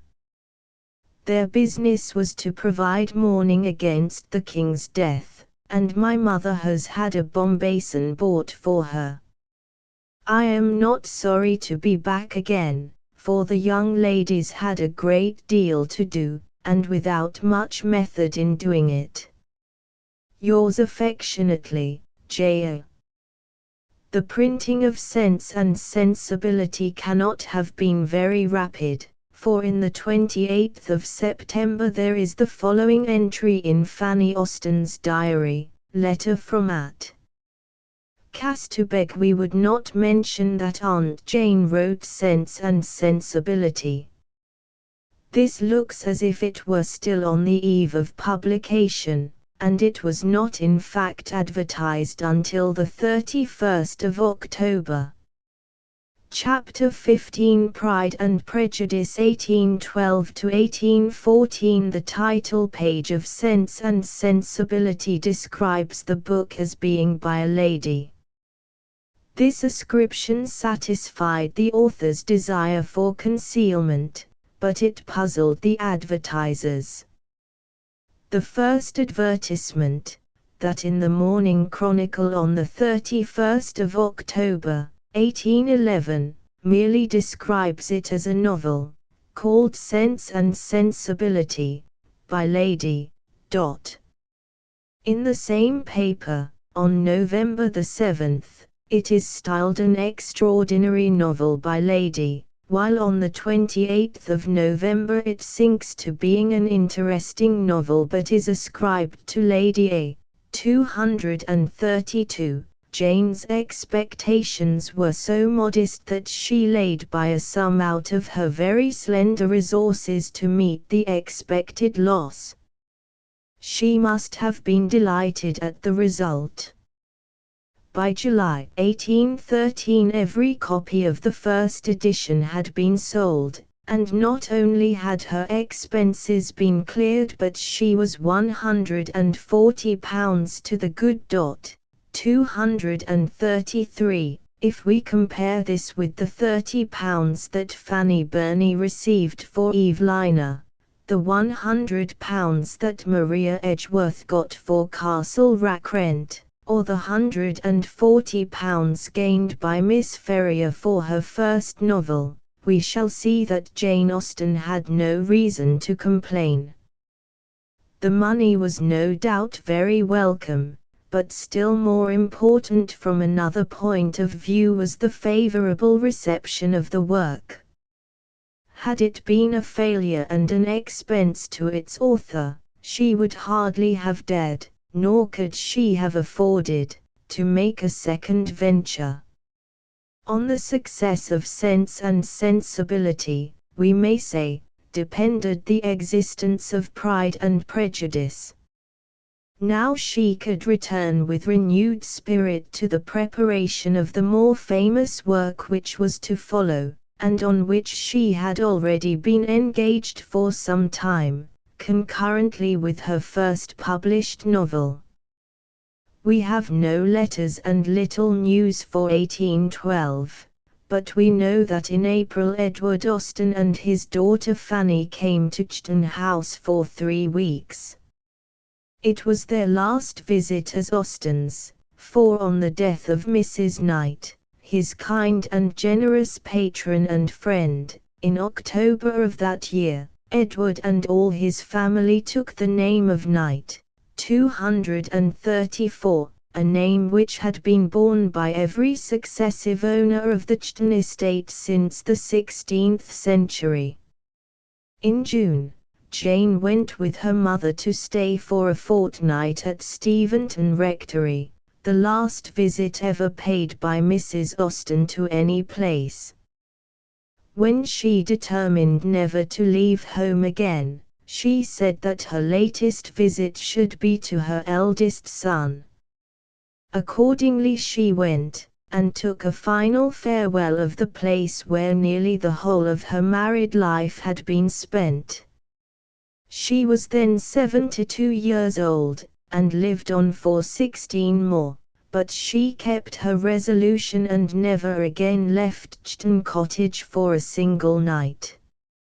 Her long survival can hardly have been expected by those who had to nurse her through frequent fits of illness, but these ailments do not seem to have been of the sort that kills. She was, however, always ready to contemplate the near approach of death both for herself and others, for in July 1811, after buying some Bombays in which to mourn for the poor king, she said, "If I outlive him it will answer my purpose, if I do not, somebody may mourn for me in it, it will be wanted for one or the other, I dare say, before the moths have eaten it up." As it happened, The king lived 9 more years, and Mrs. Austen 16, and it was the lot of the latter to lose 2 children before her own time came. When Jane died in 1817, the health of her eldest brother, James, was failing, and 2.5 years later he died. His mother lived on, but during the last years of her life she endured continual pain not only patiently but with characteristic cheerfulness. She once said to her grandson, Edward Austen, "Ah, my dear, you find me just where you left me, on the sofa. I sometimes think that God Almighty must have forgotten me, but I dare say He will come for me in His own good time." 235. Our letters recommence in January 1813, almost at the exact date of the publication of Pride and Prejudice, a date which will seem to many people the central point in Jane Austen's life. She appeared, indeed, to be rather of that opinion herself, so far as her modest, unassuming nature would allow her to attribute importance to one of her own works. She calls it her darling child and does not know how she can tolerate people who will not care at least for Elizabeth. But we had better let her speak for herself. The first of the following letters, 236, was written before the publication took place, but the others deal largely with Pride and Prejudice, while there is an undercurrent of allusions to Mansfield Park, now approaching completion. Chton, Sunday evening, the 24th of January, 1813. My dear Cassandra, this is exactly the weather we could wish for, if you are but well enough to enjoy it. I shall be glad to hear that you are not confined to the house by an increase of cold. We quite run over with books.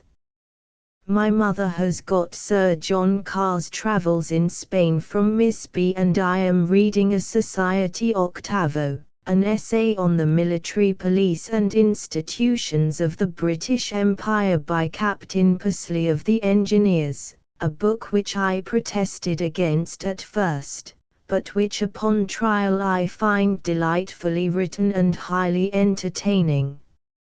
I am as much in love with the author as ever I was with Clarkson or Buchanan, or even the 2 Mr. Smiths of the city. 237, the first soldier I ever sighed for, but he does write with extraordinary force and spirit. Yesterday, moreover, brought us Mrs. Grant's letters with Mr. White's compliments, but I have disposed of them, compliments and all, for the first fortnight to Miss Papillon, and among so many readers or retainers of books as we have in Chton I dare say there will be no difficulty in getting rid of them for another fortnight if necessary. I learn from Sir J. Carr that there is no government house at Gibraltar. I must alter it to the Commissioners. 238. Our party on Wednesday was not unagreeable. We were 11 altogether, as you will find on computation, adding Miss Benn and 2 strange gentlemen, a Mr. Twyford, curate of Great Woldham, who is living in Alton, and his friend Mr. Wilkes. I don't know that Mr. T is anything except very dark complexioned, but Mr. W was a useful addition, being an easy, talking, pleasantish young man, a very young man, hardly 20, perhaps. He is of St. John's, Cambridge, and spoke very highly of H. Walter as a scholar. He said he was considered as the best classic in the university. How such a report would have interested my father. Upon Mrs. D.'s mentioning that she had sent the rejected addresses to Mr. H., I began talking to her a little about them, and expressed my hope of their having amused her. Her answer was, "Oh dear, yes, very much, very droll indeed, the opening of the house and the striking up of the fiddles." What she meant, poor woman, who shall say? I sought no farther. The P.S. have now got the book, and like it very much. Their niece Eleanor has recommended it most warmly to them. She looks like a rejected addresser. As soon as a whist party was formed, and a round table threatened, I made my mother an excuse and came away, leaving just as many for their round table as there were at Mrs. Grant's. 239. I wish they might be as agreeable a set. The Miss Sibleys want to establish a book society in their side of the country like ours. What can be a stronger proof of that superiority in ours over the Manydown and Steventon society, which I have always foreseen and felt? No emulation of the kind was ever inspired by their proceedings, no such wish of the Miss Sibleys was ever heard in the course of the many years of that society's existence. And what are their Biglands and their Barrows, their Macartneys and Mackenzies to Captain Pursley's essay on the military police of the British Empire and the rejected addresses? I have walked once to Alton, and yesterday Miss Papillon and I walked together to call on the Garnets. I had a very agreeable walk, and if she had not, more shame for her, for I was quite as entertaining as she was. Dame G is pretty well, and we found her surrounded by her well-behaved, healthy, large-eyed children. I took her an old shift, and promised her a set of our linen, and my companion left some of her bank stock with her. Tell Martha that I hunt away the rogues every night from under her bed, they feel the difference of her being gone. Friday, the 29th of January, 1813. I hope you received my little parcel by J. Bond on Wednesday evening, my dear Cassandra, and that you will be ready to hear from me again on Sunday, for I feel that I must write to you today. I want to tell you that I have got my own darling child from London. On Wednesday I received one copy sent down by Faulkner, with 3 lines from Henry to say that he had given another to Charles and sent a third by the coach to Godmersham. The advertisement is in our paper today for the first time, 18s. He shall ask 1l. 1s for my 2 next, and 1l. 8s for my stupidest of all. 240. Miss Ben dined with us on the very day of the book's coming, and in the evening we set fairly at it, and read half the first volume to her, prefacing that, having intelligence from Henry that such a work would soon appear, we had desired him to send it whenever it came out, and I believe it passed with her unsuspected. She was amused, poor soul. That she could not help, you know, with 2 such people to lead the way, but she really does seem to admire Elizabeth. I must confess that I think her as delightful a creature as ever appeared in print, and how I shall be able to tolerate those who do not like her at least I do not know. There are a few typical, 241, errors, and A said he or A said she would sometimes make the dialogue more immediately clear, but, I do not write for such dull elves as have not a great deal of ingenuity themselves. 242. The second volume is shorter than I could wish, but the difference is not so much in reality as in look, there being a larger proportion of narrative in that part. I have lopped tea and cropped tea so successfully, however, that I imagine it must be rather shorter than Sense and Sensibility altogether. Now I will try and write of something else, and it shall be a complete change of subject. Ordination. 243. I am glad to find your enquiries have ended so well. If you could discover whether Northamptonshire is a country of hedgerows, I should be glad again. Thursday, the 4th of February, 1813. Your letter was truly welcome, and I am much obliged to you for all your praise. It came at a right time, for I had had some fits of disgust. Our second evening's reading to Miss Benn had not pleased me so well, but I believe something must be attributed to my mother's too rapid way of getting on. Though she perfectly understands the characters herself, she cannot speak as they ought. Upon the whole, however, I am quite vain enough and well satisfied enough.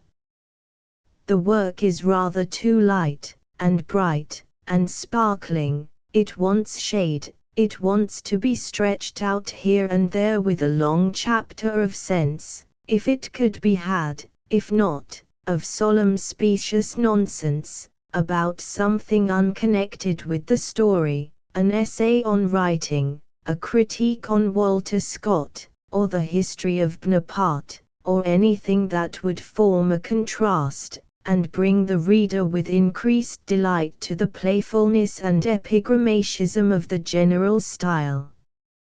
I doubt you're quite agreeing with me here. I know your starched notions. The caution observed at Steventon, 244, with regard to the possession of the book is an agreeable surprise to me, and I heartily wish it may be the means of saving you from anything unpleasant, but you must be prepared for the neighborhood being perhaps already informed of there being such a work in the world and in the Chton world. The greatest blunder in the printing that I have met with is in page 220, L3, where two speeches are made into one. 245. There might as well have been no supper at Longbourn, but I suppose it was the remains of Mrs. Bennet's old Meryton habits. Tuesday, the 9th of February, 1813. This will be a quick return for yours, my dear Cassandra. I doubt its having much else to recommend it, but there is no saying. It may turn out to be a very long and delightful letter. I am exceedingly pleased that you can say what you do, after having gone through the whole work, and Fanny's praise is very gratifying. My hopes were tolerably strong of her, but nothing like a certainty. Her liking Darcy and Elizabeth is enough. She might hate all the others if she would. I have her opinion under her own hand this morning, but your transcript of it, which I read first, was not, and is not, the less acceptable. To me it is of course all praise, but the more exact truth which she sends you is good enough. I have been applied to for information as to the oath taken in former times of bell, book, and candle, but have none to give. Perhaps you may be able to learn something of its origin and meaning at Manydown. Ladies who read those enormous great stupid thick quarto volumes which one always sees in the breakfast parlour there must be acquainted with everything in the world. I detest a quarto. Captain Pusley's book is too good for their society.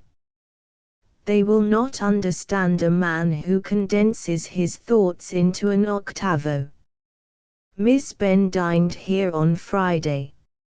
I have not seen her since. There is still work for one evening more. I know nothing of the P.S.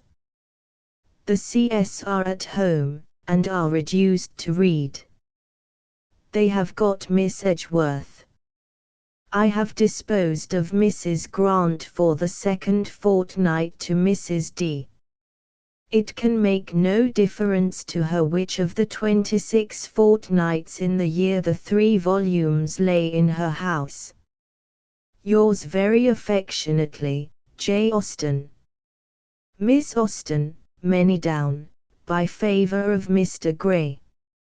As she read and reread Pride and Prejudice, Jane must have become aware, if she did not know it before, that she had advanced far beyond sense and sensibility.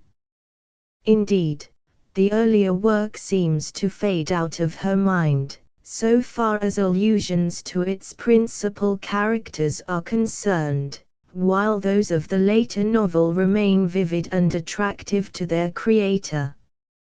Even the minor characters were real to her, and she forgot nothing, down to the marriage of Kitty to a clergyman near Pemberley, and that of Mary to one of Uncle Phillips's clerks.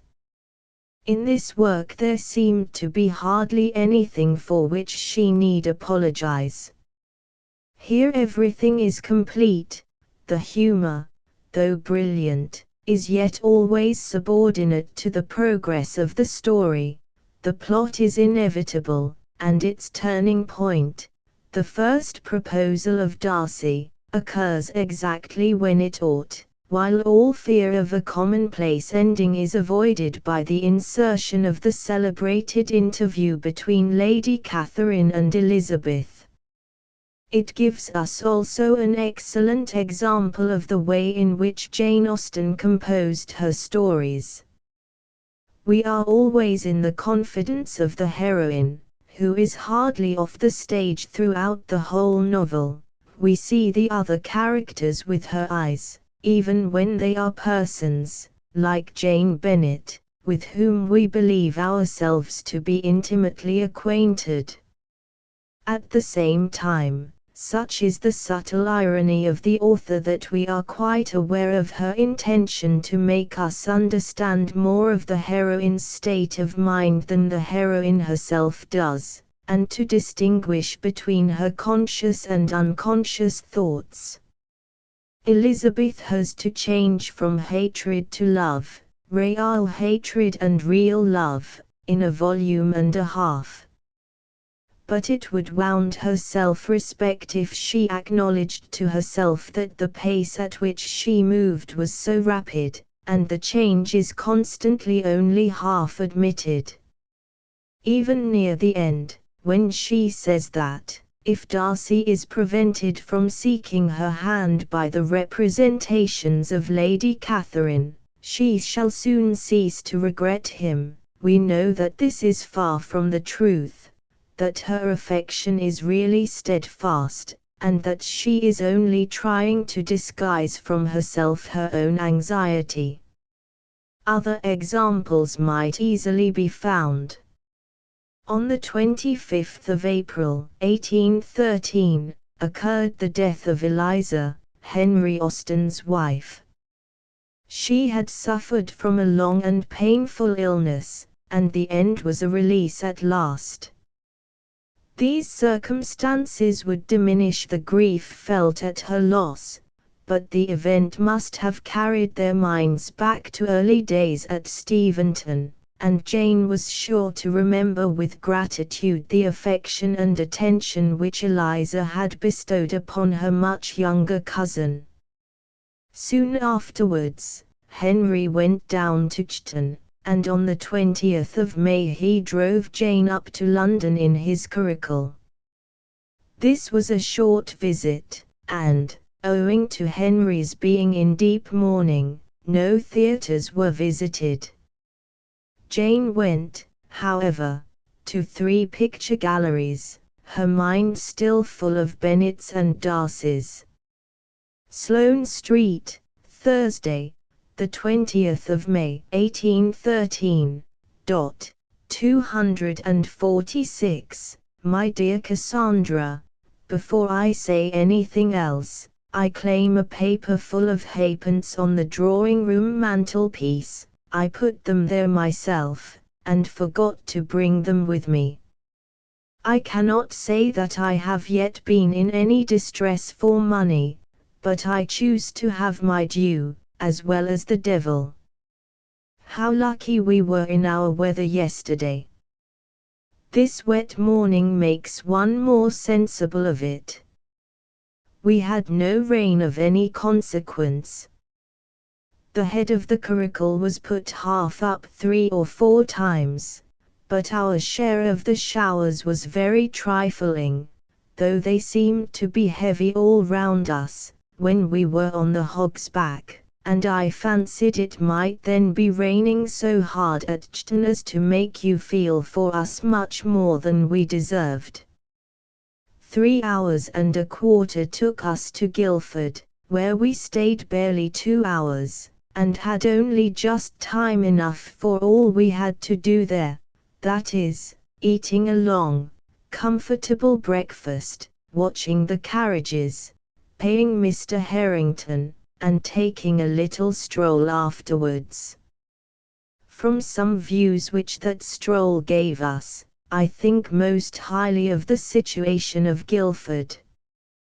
We wanted all our brothers and sisters to be standing with us in the bowling green, and looking towards Horsham. I was very lucky in my gloves, got them at the first shop I went to, though I went into it rather because it was near than because it looked at all like a glove shop, and gave only 4 shillings for them, upon hearing which everybody at Chton will be hoping and predicting that they cannot be good for anything, and their worth certainly remains to be proved, but I think they look very well. We left Guildford at 20 minutes before 12. I hope somebody cares for these minutiae, and were at Esher in about 2 hours more. I was very much pleased with the country in general. Between Guildford and Ripley I thought it particularly pretty, also about Paintshill and everywhere else, and from a Mr. Spicer's grounds at Esher, which we walked into before our dinner, the views were beautiful. I cannot say what we did not see, but I should think that there could not be a wood, or a meadow, or palace, or a remarkable spot in England that was not spread out before us on one side or the other. Claremont is going to be sold, a Mr. Ellis has it now. It is a house that seems never to have prospered. After dinner we walked forward to be overtaken at the coachman's time, and before he did overtake us we were very near Kingston. I fancy it was about 6:30 when we reached this house, a 12 hours' business, and the horses did not appear more than reasonably tired. I was very tired too, and very glad to get to bed early, but am quite well today. I am very snug with the front drawing-room all to myself, and would not say thank you for any company but you. The quietness of it does me good. I have contrived to pay my 2 visits, though the weather made me a great while about it, and left me only a few minutes to sit with Charlotte Craven. 247. She looks very well, and her hair is done up with an elegance to do credit to any education. her manners are as unaffected and pleasing as ever. She had heard from her mother today. Mrs. Craven spends another fortnight at Chilton. I saw nobody but Charlotte, which pleased me best. I was shewn upstairs into a drawing-room, where she came to me, and the appearance of the room, so totally unschool-like, amused me very much. It was full of all the modern elegances. Monday, the 24th of May, 1813. I am very much obliged to you for writing to me. You must have hated it after a worrying morning. I went the day before to Leighton's, 248, as I proposed, and got my mother's gown, 7 yards at 6s. 6d. I then walked into number 10, 249, which is all dirt and confusion, but in a very promising way, and after being present at the opening of a new account, to my great amusement, Henry and I went to the exhibition in Spring Gardens. It is not thought a good collection, but I was very well pleased, particularly, pray tell Fanny, with a small portrait of Mrs. Bingley, 250, excessively like her. I went in hopes of seeing one of her sister, but there was no Mrs. Darcy. Perhaps, however, I may find her in the great exhibition, which we shall go to if we have time. I have no chance of her in the collection of Sir Joshua Reynolds's paintings, which is now showing in Pall Mall, and which we are also to visit. Mrs. Bingley's is exactly herself, size, shaped face, features, and sweetness, there never was a greater likeness. She is dressed in a white gown, with green ornaments, which convinces me of what I had always supposed, that green was a favourite colour with her. I dare say Mrs. D will be in yellow. The events of yesterday were, our going to Belgrave Chapel in the morning, our being prevented by the rain from going to evening service at St. James, Mr. Hampson's calling, Messrs. Barlow and Phillips, 251, dining here, and Mr. and Mrs. Tilson's, 252, coming in the evening à l'ordinaire. She drank tea with us both Thursday and Saturday, he dined out each day, and on Friday we were with them, and they wish us to go to them tomorrow evening to meet Miss Burdett, but I do not know how it will end. Henry talks of a drive to Hampstead, which may interfere with it. I should like to see Miss Burdett very well, but that I am rather frightened by hearing that she wishes to be introduced to me. If I am a wild beast I cannot help it. It is not my own fault. Get us the best weather you can for Wednesday, Thursday, and Friday. We are to go to Windsor in our way to Henley, which will be a great delight. We shall be leaving Sloane Street about 12, 2 or 3 hours after Charles's party have begun their journey. You will miss them, but the comfort of getting back into your own room will be great. And then the tea and sugar. I am very much obliged to Fanny for her letter, it made me laugh heartily, but I cannot pretend to answer it. Even had I more time, I should not feel at all sure of the sort of letter that Miss D. 253, would write. I hope Miss Ben is got well again, and will have a comfortable dinner with you today. Monday evening.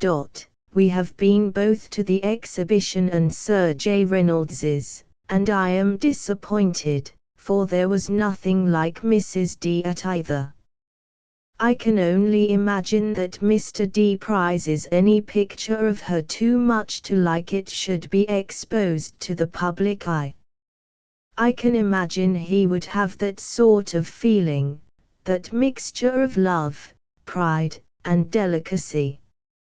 Setting aside this disappointment, I had great amusement among the pictures, and the driving about, the carriage being open, was very pleasant. I liked my solitary elegance very much, and was ready to laugh all the time at my being where I was. I could not but feel that I had naturally small right to be parading about London in a barouche. I should not wonder if we got no farther than reading on Thursday evening, and so reach Steventon only to a reasonable dinner hour the next day, but whatever I may write or you may imagine, we know it will be something different. I shall be quiet tomorrow morning, all my business is done, and I shall only call again upon Mrs. Hoblin, and see. Yours affectionately, J. Austen. Miss Austen, Chton. A very happy summer awaited the cottage party. Godmersham wanted painting, and its owner moved his family for some months to Chton. There were almost daily meetings between the two houses, and the friendship between Fanny Knight and her Aunt Jane became still closer as they spent delicious mornings together. Meanwhile, Frank, in command of the Elephant, was stationed in the Baltic, and engaged sometimes in convoying small vessels backwards and forwards, sometimes in protecting the transports which took Bernadotte Swedish troops to the seat of war. The following letter from his sister Jane reached him no doubt in due course. Chton, the 3rd of July 1813. 254, My dearest Frank, behold me going to write you as handsome a letter as I can. Wish me good luck. We have had the pleasure of hearing from you lately through Mary, who sent us some of the particulars of yours of the 18th of June, I think, written off Regen, and we enter into the delight of your having so good a pilot. Why are you like Queen Elizabeth? Because you know how to choose wise ministers. Does not this prove you as great a captain as she was a queen? This may serve as a riddle for you to put forth among your officers, by way of increasing your proper consequence. It must be a real enjoyment to you, since you are obliged to leave England, to be where you are, seeing something of a new country and one which has been so distinguished as Sweden. You must have great pleasure in it. I hope you may have gone to Karlskrona. Your profession has its douceurs to recompense for some of its privations. To an enquiring and observing mind like yours such douceurs must be considerable. Gustavus Vasa, and Charles XII, and Christina and Linus. Do their ghosts rise up before you? I have a great respect for former Sweden, so zealous as it was for Protestantism.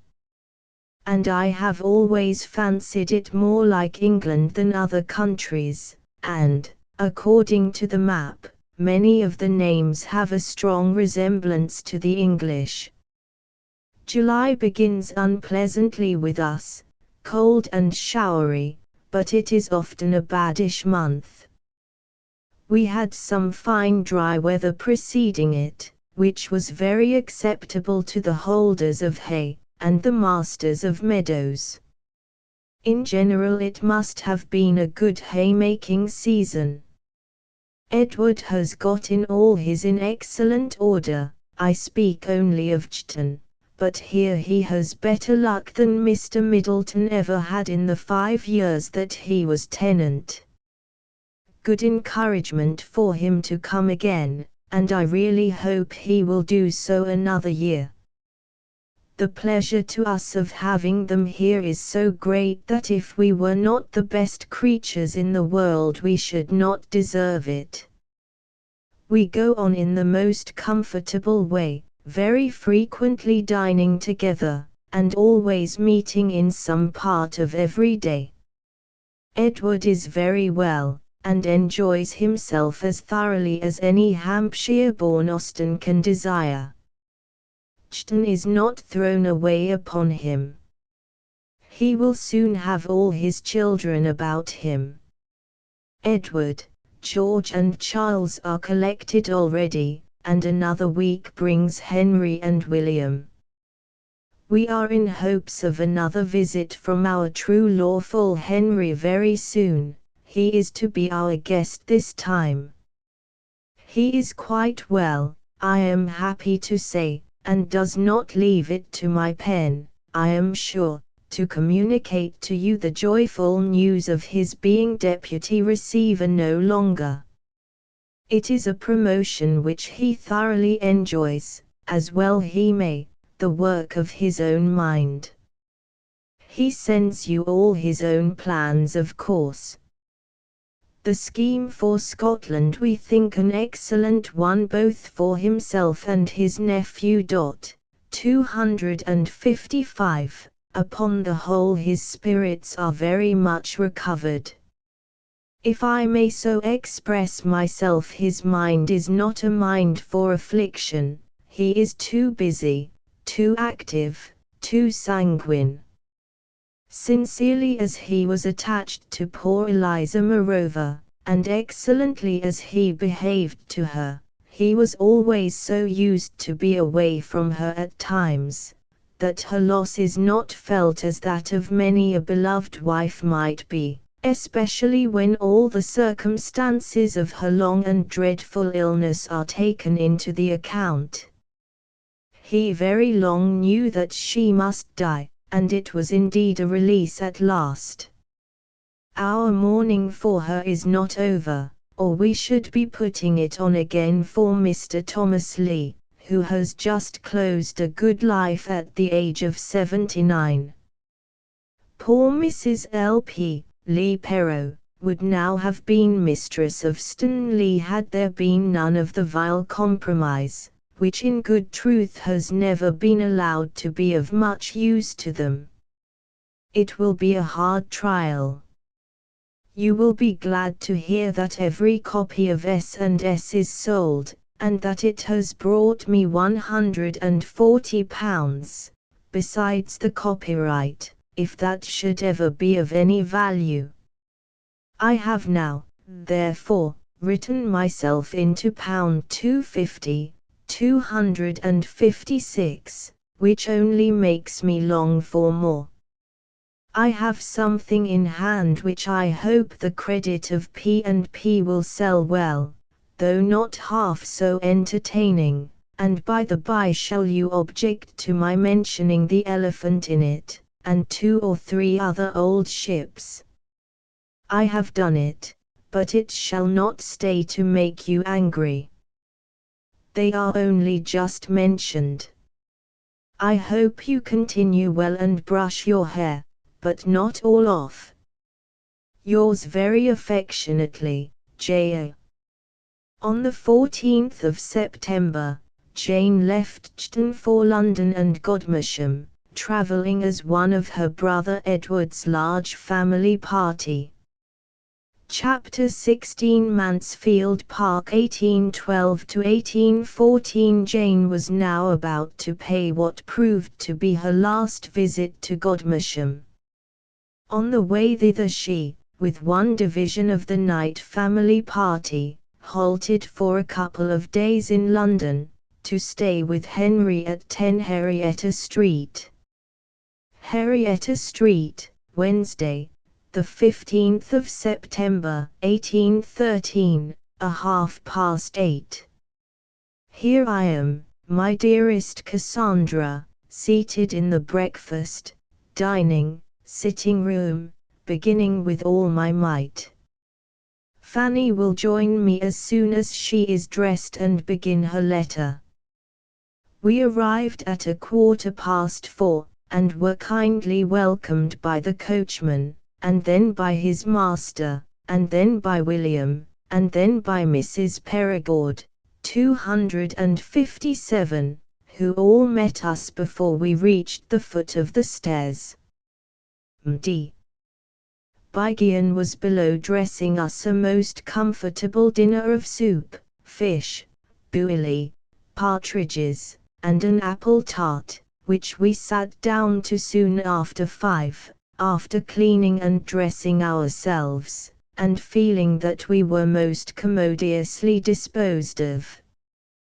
The little adjoining dressing room to our apartment makes Fanny and myself very well off indeed, and as we have poor Eliza's bed our space is ample every way. Lady Robert is delighted with P&P, 258, and really was so, as I understand, before she knew who wrote it, for, of course, she knows now. He told her with as much satisfaction as if it were my wish. He did not tell me this, but he told Fanny. And Mr. Hastings. I am quite delighted with what such a man writes about it. Henry sent him the books after his return from Daylesford, but you will hear the letter too.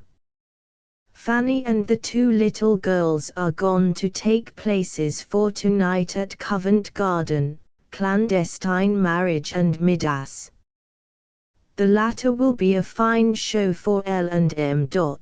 259. They revelled last night in Don Juan, whom we left in hell at 11:30. We had scaramouch and a ghost, and were delighted. I speak of them, my delight was very tranquil, and the rest of us were sober-minded. Don Juan was the last of 3 musical things.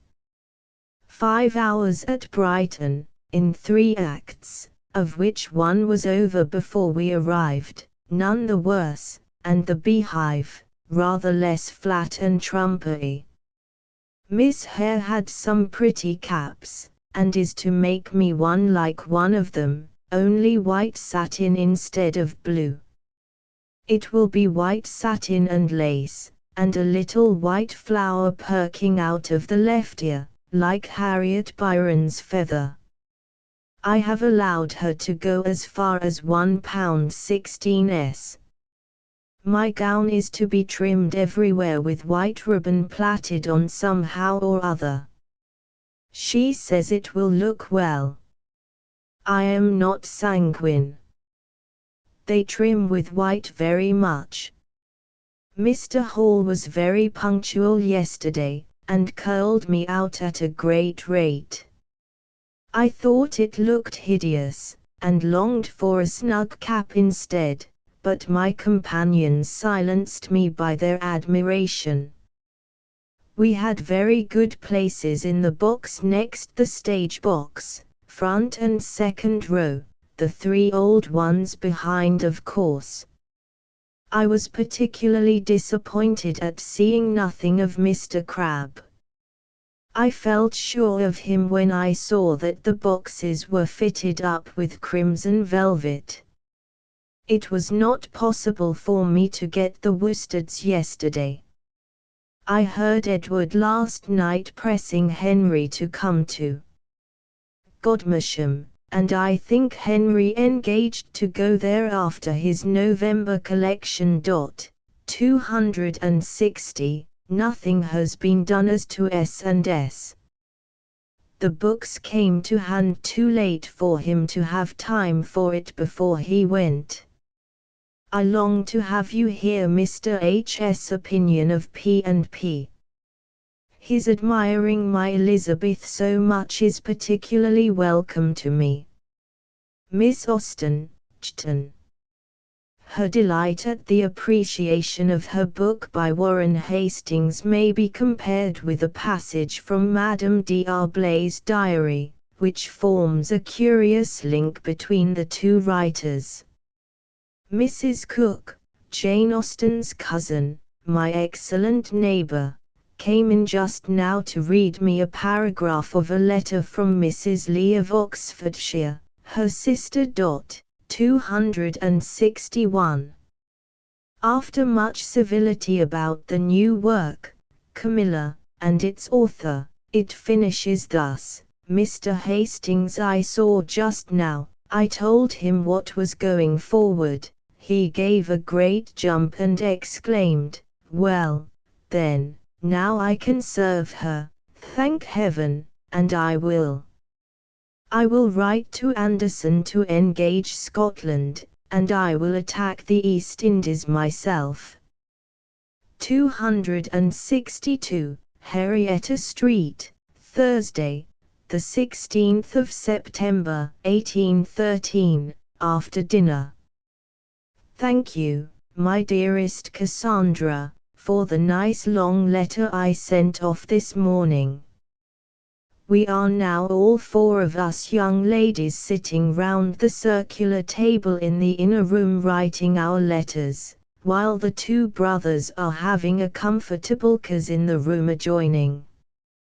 It is to be a quiet evening, much to the satisfaction of 4 of the 6. My eyes are quite tired of dust and lamps. We went to Wedgwood's, where my brother and Fanny chose a dinner set. I believe the pattern is a small lozenge in purple, between lines of narrow gold, and it is to have the crest. With love to you all, including Triggs. 263, I remain, yours very affectionately, J. Austen. The journey from London to Godmersham was no doubt duly narrated in a letter now missing. Those from Godmersham are filled with the ordinary comings and goings of a large family party, and allusions to Kent neighbours, of whom Cassandra would know just enough to be interested in their proceedings. Godmersham Park, Thursday, the 23rd of September, 1813. My dearest Cassandra, thank you 540 times for the exquisite piece of workmanship which was brought into the room this morning, while we were at breakfast, with some very inferior works of art in the same way, and which I read with high glee, much delighted with everything it told, whether good or bad. It is so rich in striking intelligence that I hardly know what to reply to first. I believe finery must have it. I am extremely glad that you like the poplin. I thought it would have my mother's approbation, but was not so confident of yours. Remember that it is a present. Do not refuse me. I am very rich. Let me know when you begin the new tea, and the new white wine. My present elegances have not yet made me indifferent to such matters. I am still a cat if I see a mouse. 'Tis night, and the landscape is lovely no more, but to make amends for that, our visit to the Tuldens is over. My brother, Fanny, Ed, and I went, Geo. Stayed at home with W.K. There was nothing entertaining, or out of the common way. We met only Tuldens and double Tuldens. A whist table for the gentlemen, a grown-up musical young lady to play backgammon with Fanny, and engravings of the colleges at Cambridge for me. In the morning we returned Mrs. Shearer's visit. I like Mr. S. 264, very much. Poor Dr. Isham is obliged to admire P&P, and to send me word that he is sure he shall not like Madame D'Arblay's new novel, 265, half so well. Mrs. C. Duke invented it all, of course. He desires his compliments to you and my mother. I am now alone in the library, mistress of all I survey, at least I may say so, and repeat the whole poem if I like it, without offense to anybody. I have this moment seen Mrs. Driver driven up to the kitchen door. I cannot close with a grander circumstance or greater wit. Yours affectionately, J. A. Miss Austen, Chton. The next of Jane's surviving letters was addressed to her brother Frank. Godmersham Park, the 25th of September, 1813. 266. My dearest Frank, the 11th of this month brought me your letter, and I assure you I thought it very well worth its 2 and 3 pence. I am very much obliged to you for filling me so long a sheet of paper. You are a good one to traffic with in that way, you pay most liberally. My letter was a scratch of a note compared to yours, and then you write so even, so clear, both in style and penmanship, so much to the point, and give so much intelligence, that it is enough to kill one. I am sorry Sweden is so poor, and my riddle so bad. The idea of a fashionable bathing place in Mecklenburg. How can people pretend to be fashionable or to bathe out of England? Rostock market makes one's mouth water. Our cheapest butcher's meat is double the price of theirs, nothing under 9 pence all this summer, and I believe upon recollection nothing under 10 pence. Bread has sunk and is likely to sink more, which we hope may make meat sink too. But I have no occasion to think of the price of bread or of meat where I am now. Let me shake off vulgar cares and conform to the happy indifference of East Kent wealth. I wonder whether you and the King of Sweden knew that I was come to Godmersham with my brother. Yes, I suppose you have received due notice of it by some means or other. I have not been here these 4 years, so I am sure the event deserves to be talked of before and behind, as well as in the middle. We left Chton on the 14th, spent 2 entire days in town, and arrived here on the 17th. My brother, Fanny, Lizzie, Marianne and I composed this division of the family, and filled his carriage inside and out. 2 post-chaises, under the escort of George, conveyed 8 more across the country. The chair brought 2 others came on horseback, and the rest by coach, and so by one means or another, we all are removed. It puts me in remind of St. Paul's shipwreck, when all are said, by different means, to reach the shore in safety. I left my mother, Cassandra, and Martha well, and have had good accounts of them since. At present they are quite alone, but they are going to be visited by Mrs. Heathcote and Miss Bigg, and to have a few days of Henry's company likewise.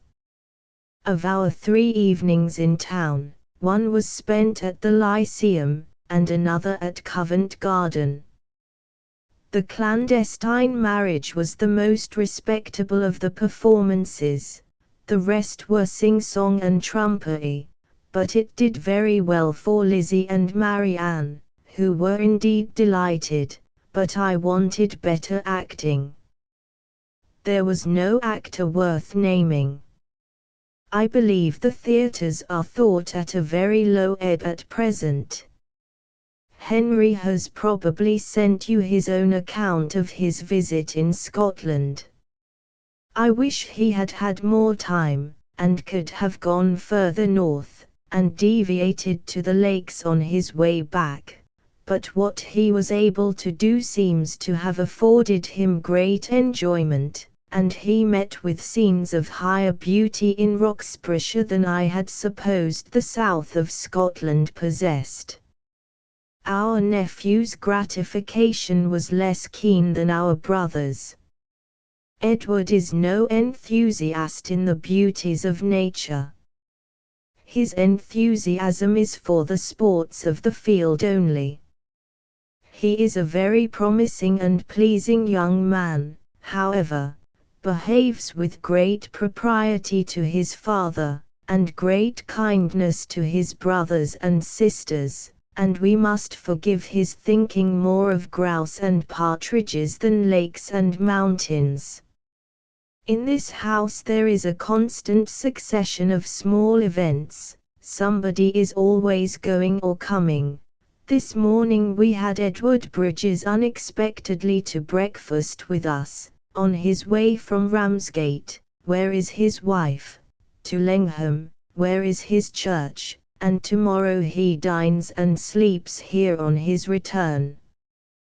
They have been all the summer at Ramsgate for her health. She is a poor honey, the sort of woman who gives me the idea of being determined never to be well and who likes her spasms and nervousness, and the consequence they give her, better than anything else.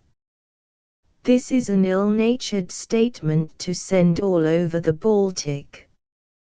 The Mr. Knatchbulls, dear Mrs. Knight's brothers, dined here the other day.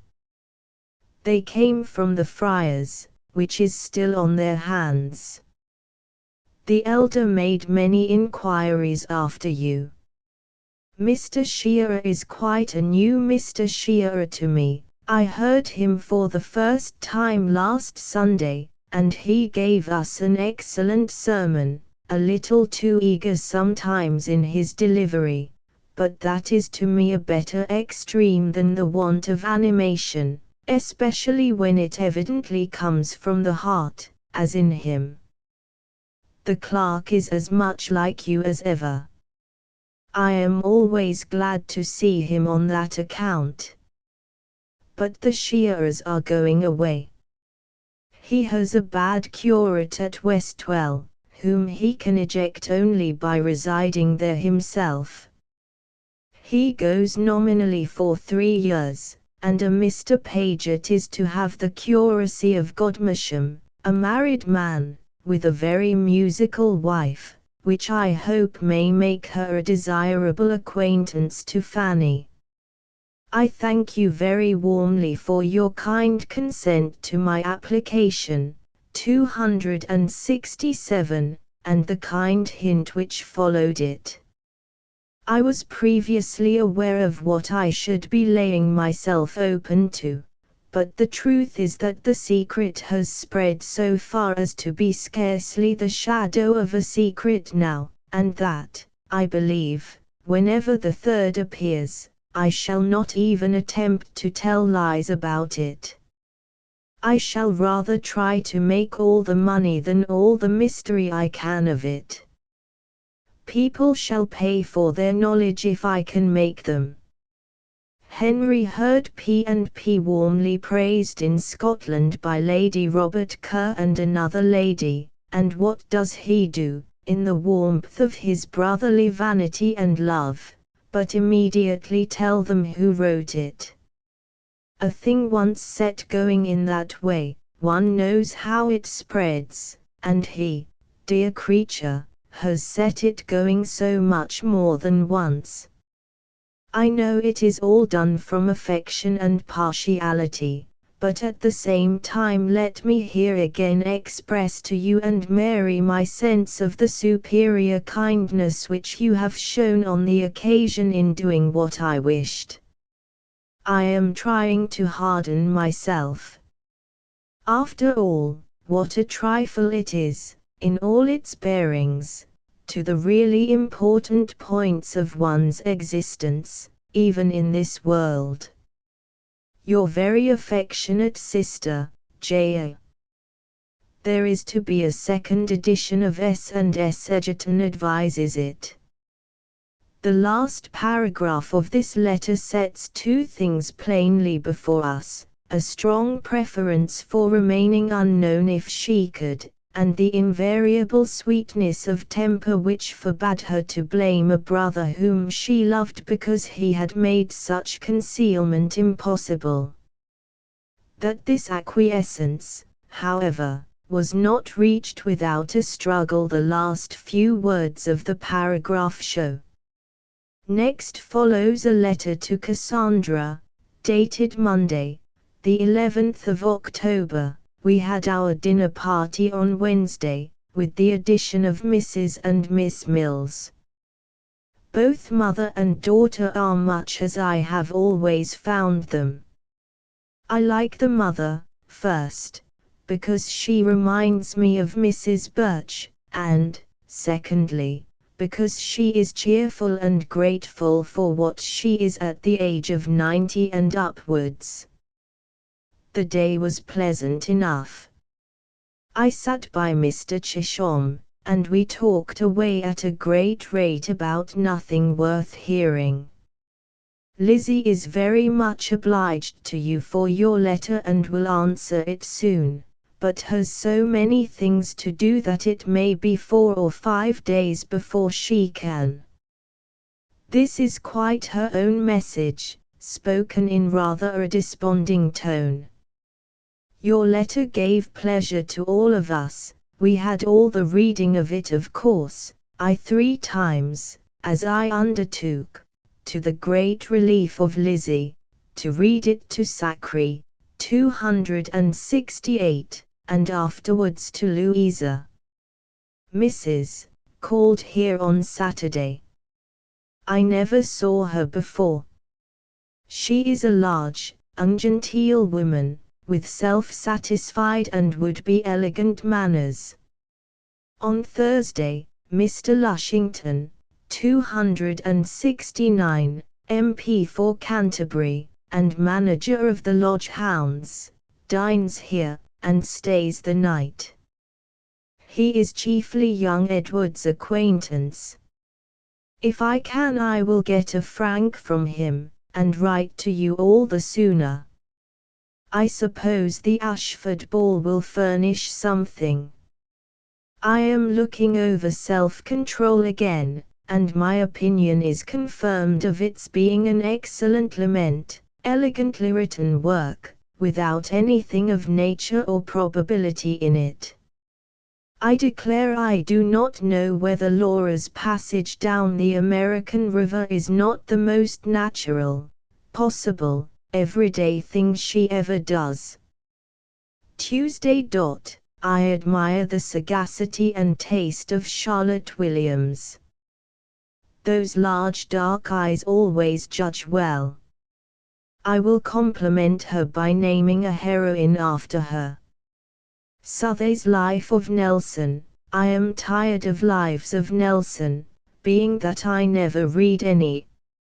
I will read this, however, if Frank is mentioned in it. The 14th of October, 1813. Now I will prepare for Mr. Lushington, and as it will be wisest also to prepare for his not coming, or my not getting a frank, I shall write very close from the first, and even leave room for the seal in the proper place.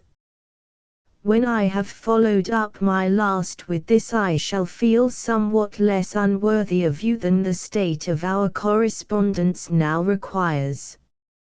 Mr. W. is about 5 or 26, not ill-looking, and not agreeable. He is certainly no addition. A sort of cool, gentlemanlike manner, but very silent. They say his name is Henry, a proof how unequally the gifts of fortune are bestowed. I have seen many a John and Thomas much more agreeable. We did not go to the ball. 270, it was left to her to decide, and at last she determined against it. She knew that it would be a sacrifice on the part of her father and brothers if they went, and I hope it will prove that she has not sacrificed much. It is not likely that there should have been anybody there whom she would care for. I was very glad to be spared the trouble of dressing and going, and being weary before it was half over, so my gown and my cap are still unworn.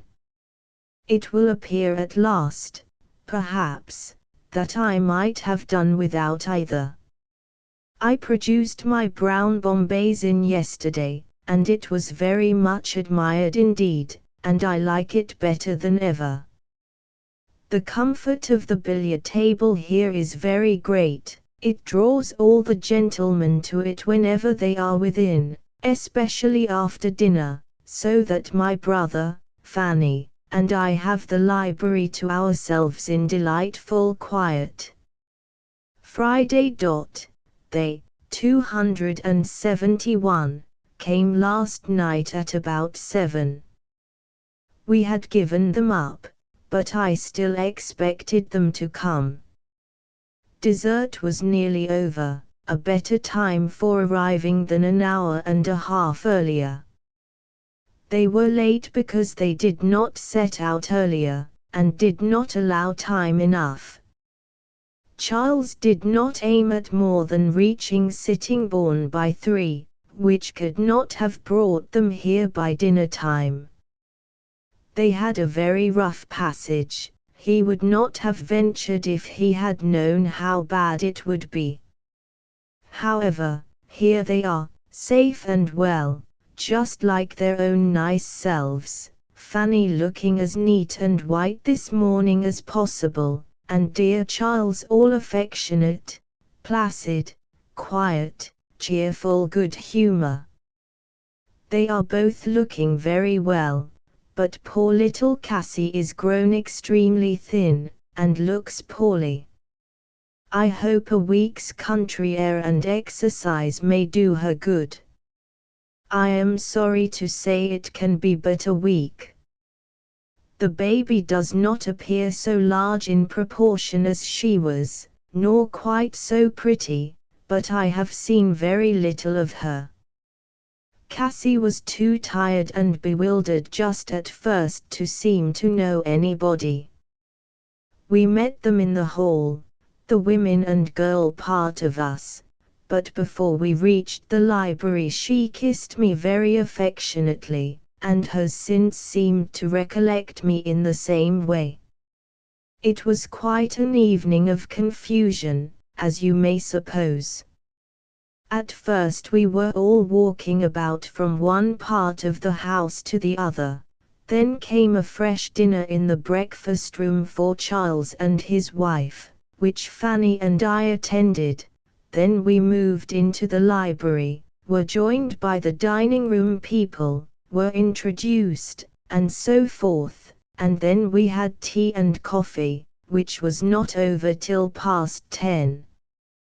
Billiards again drew all the odd ones away, and Edward, Charles, the two Fannys, and I sat snugly talking.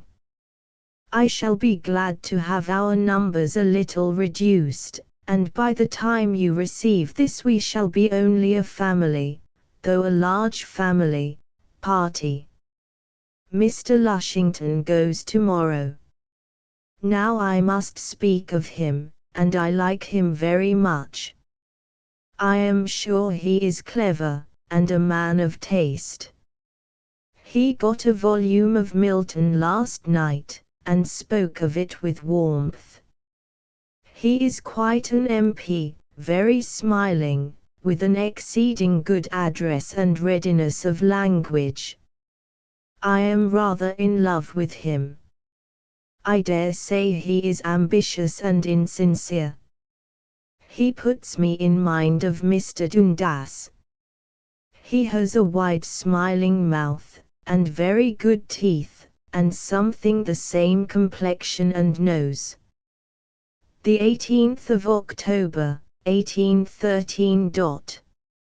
No, I have never seen the death of Mrs. Crabbe. 272. I have only just been making out from one of his prefaces that he probably was married.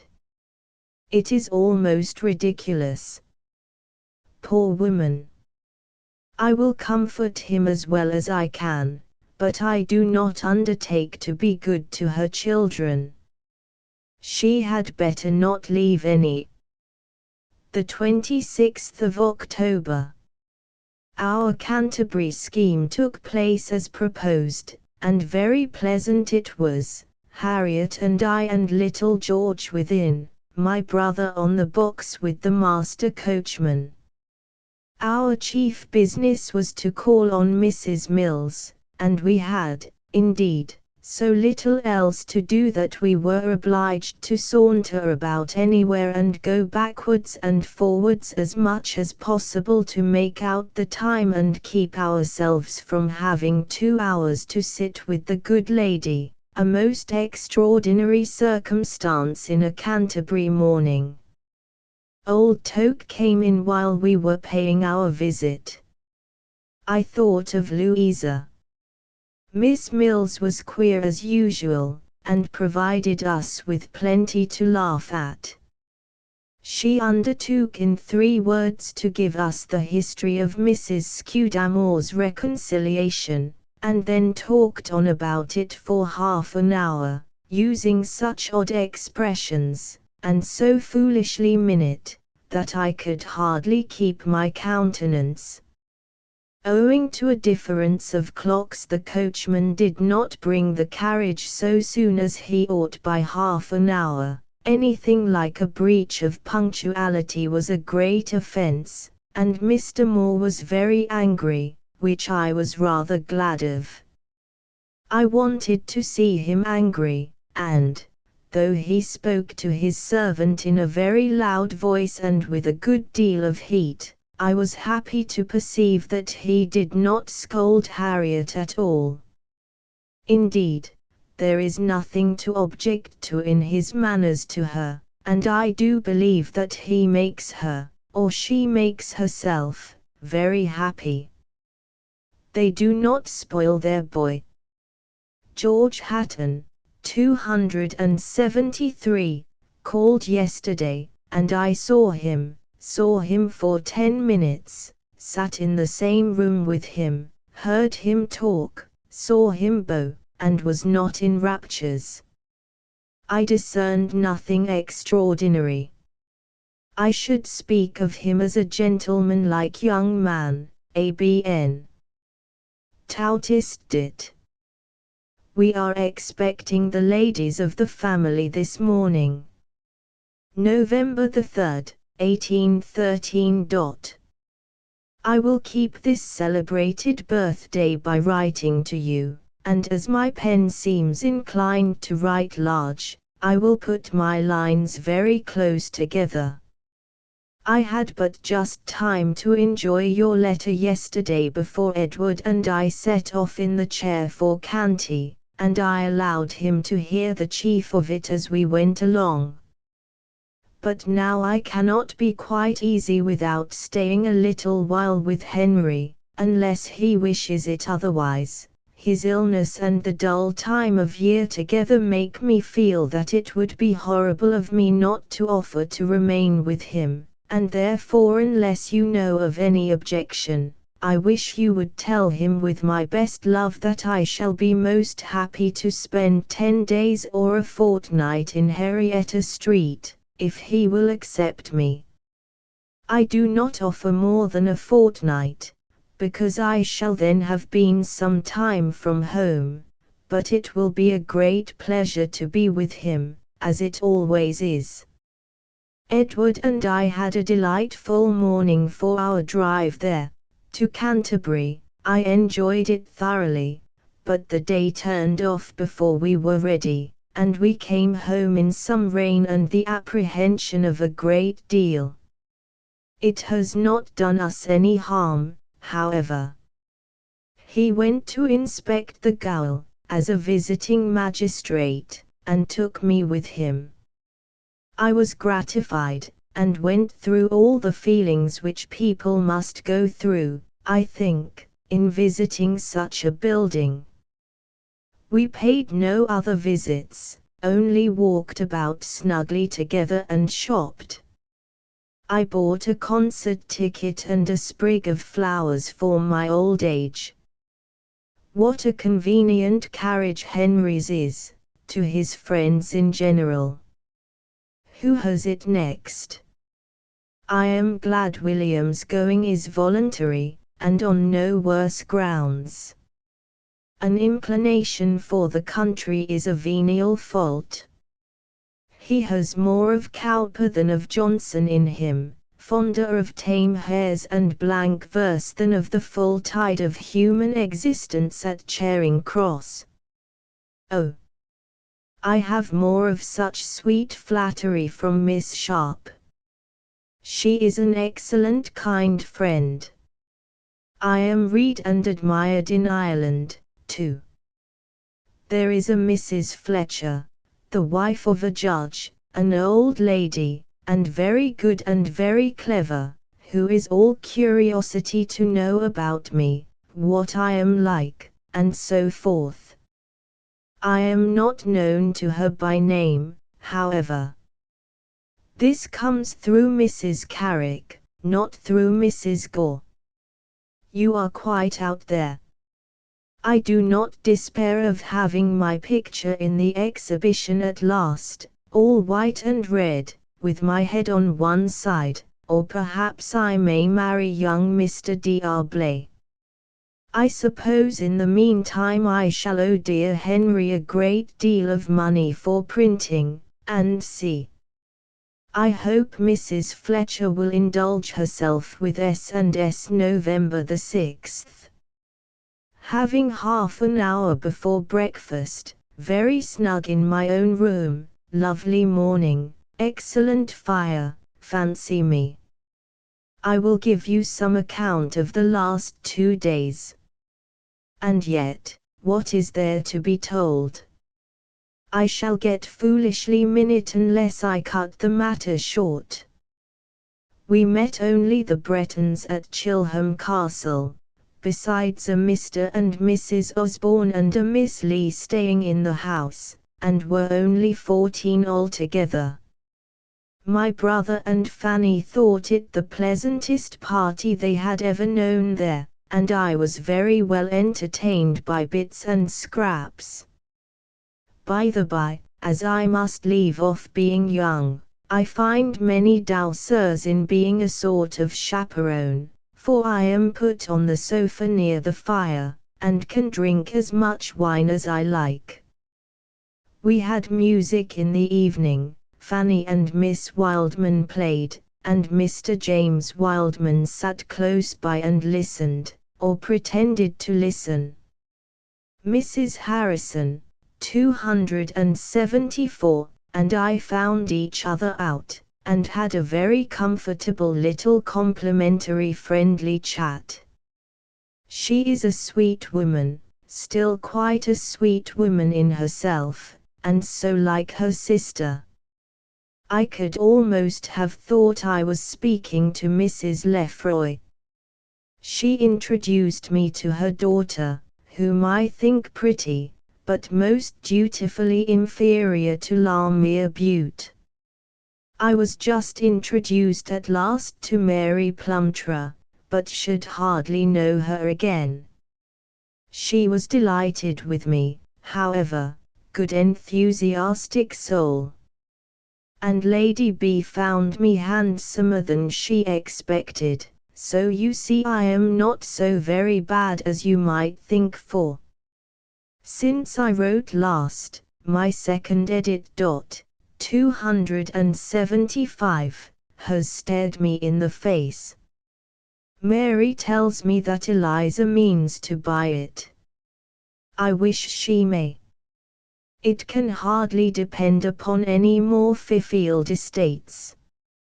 I cannot help hoping that many will feel themselves obliged to buy it.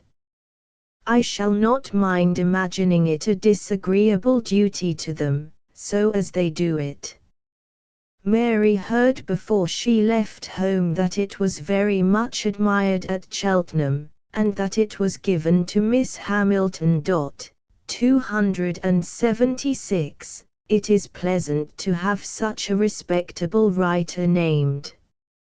I cannot tire you, I am sure, on this subject, or I would apologize. What weather, and what news!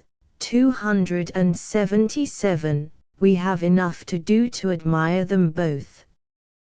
I hope you derive your full share of enjoyment from each. Lady Elise. Hatton and Anna Maria called here this morning. Yes, they called, but I do not think I can say anything more about them. They came, and they sat, and they went. Sunday. Excellent sweetness of you to send me such a nice long letter. It made its appearance, with one from my mother, soon after I and my impatient feelings walked in. How glad I am that I did what I did. I was only afraid that you might think the offer superfluous, but you have set my heart at ease. Tell Henry that I will stay with him, let it be ever so disagreeable to him. You shall hear from me once more, some day or other. Yours very affectionately, J. A. Miss Austen, 10 Henrietta Street. Even in the middle of this large family party, Jane was not likely to forget the literary profession which she had now seriously adopted. Indeed, it was just at this time that the second edition of Sense and Sensibility, on which she had ventured under the advice of her publisher Egerton, appeared. 278. According to our dates, she was not now actually engaged in regular composition, for Mansfield Park, 279, was completed soon after June 1813, and Emma was not begun till the 21st of January 1814. We may guess, however, that she was either putting a few humorous touches to Mrs. Norris and Lady Bertram, or else giving herself hints in advance for Miss Bates or Mr. Woodhouse, for we learn something of her process from an eyewitness, her niece Marianne Knight, who related her childish remembrances of her aunt not very many years ago. Aunt Jane, 280, she said, would sit very quietly at work beside the fire in the Godmersham library, then suddenly burst out laughing, jump up, cross the room to a distant table with papers lying upon it, write something down, returning presently and sitting down quietly to her work again. She also remembered how her aunt would take the elder girls into an upstairs room and read to them something that produced peals of laughter, to which the little ones on the wrong side of the door listened, thinking it very hard that they should be shut out from hearing what was so delightful. The laughter may have been the result of the second novel then published, for there is an entry in Fanny Knight's diary, "We finished Pride and Prejudice," or it may have been caused by a first introduction to Aunt Norris and Lady Bertram. Happy indeed were those who could hear their creator make her characters speak as they ought. The dramatic element in her works is so strong that for complete enjoyment on a first acquaintance it is almost indispensable that they should be read aloud by some person capable of doing them justice. She had this power herself, according to the concurrent testimony of those who heard her, and she handed it on to her nephew, the author of the memoir. On the 13th of November Jane left Godmersham with Edward, spent 2 days with some connections of his at Rotham, and reached London on the 15th, in time to dine with Henry in Henrietta Street. After that she had various plans, but we do not know which she adopted, and there is nothing further to tell of her movements until March 1814. We know, however, that Emma was begun in January, and that on March the 2nd, when Henry drove his sister up to London, spending a night at Cobham on the way, he was engaged in reading Mansfield Park for the first time. Jane was of course eager to communicate Henry's impressions to Cassandra.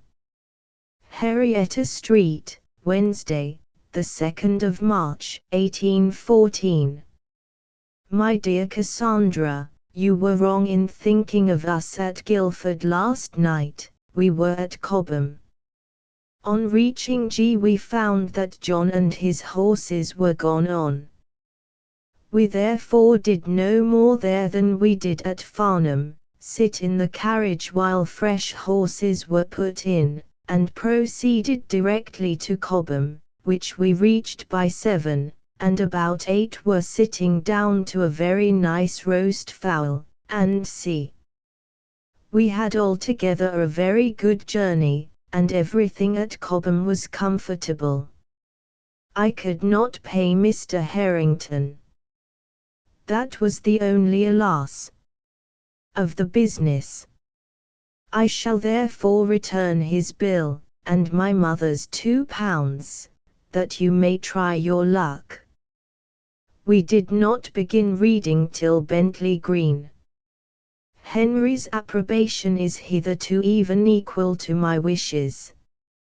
He says it is very different from the other two, but does not appear to think it at all inferior. He has only married Mrs. R. I am afraid he has gone through the most entertaining part. He took to Lady B and Mrs. N most kindly, and gives great praise to the drawing of the characters. He understands them all, likes Fanny, and, I think, foresees how it will all be. I finished the Heroine, 281, last night, and was very much amused by it. I wonder James did not like it better. It diverted me exceedingly. We went to bed at 10. I was very tired, but slept to a miracle, and am lovely today, and at present Henry seems to have no complaint. We left Cobham at 8:30, stopped to bait and breakfast at Kingston, and were in this house considerably before 2, quite in the style of Mr. Knight.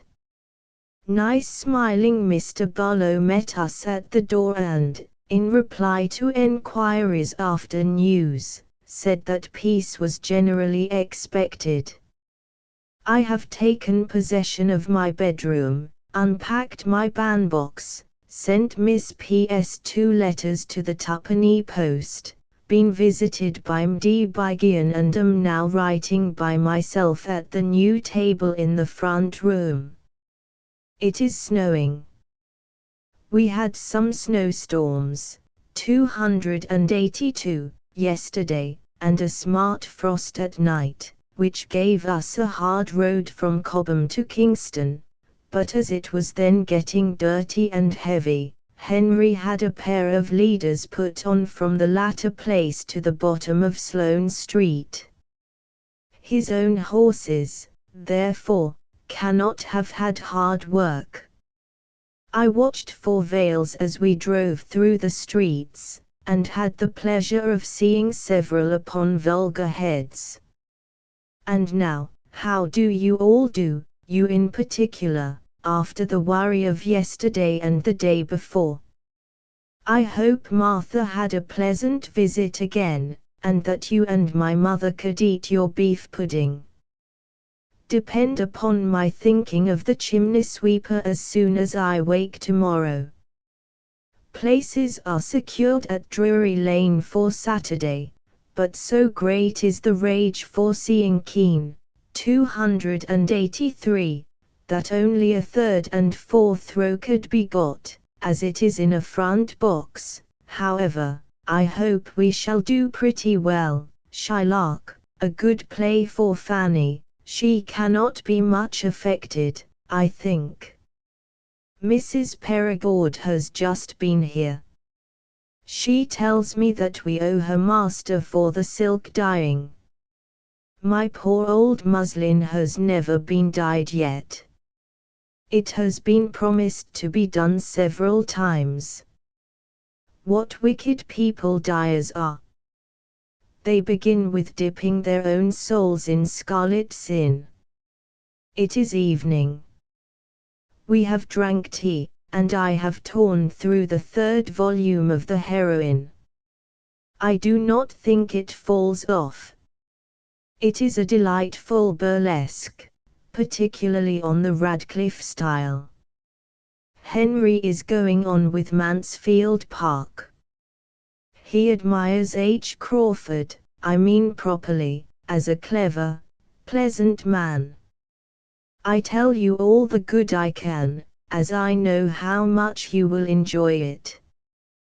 We hear that Mr. Kean is more admired than ever.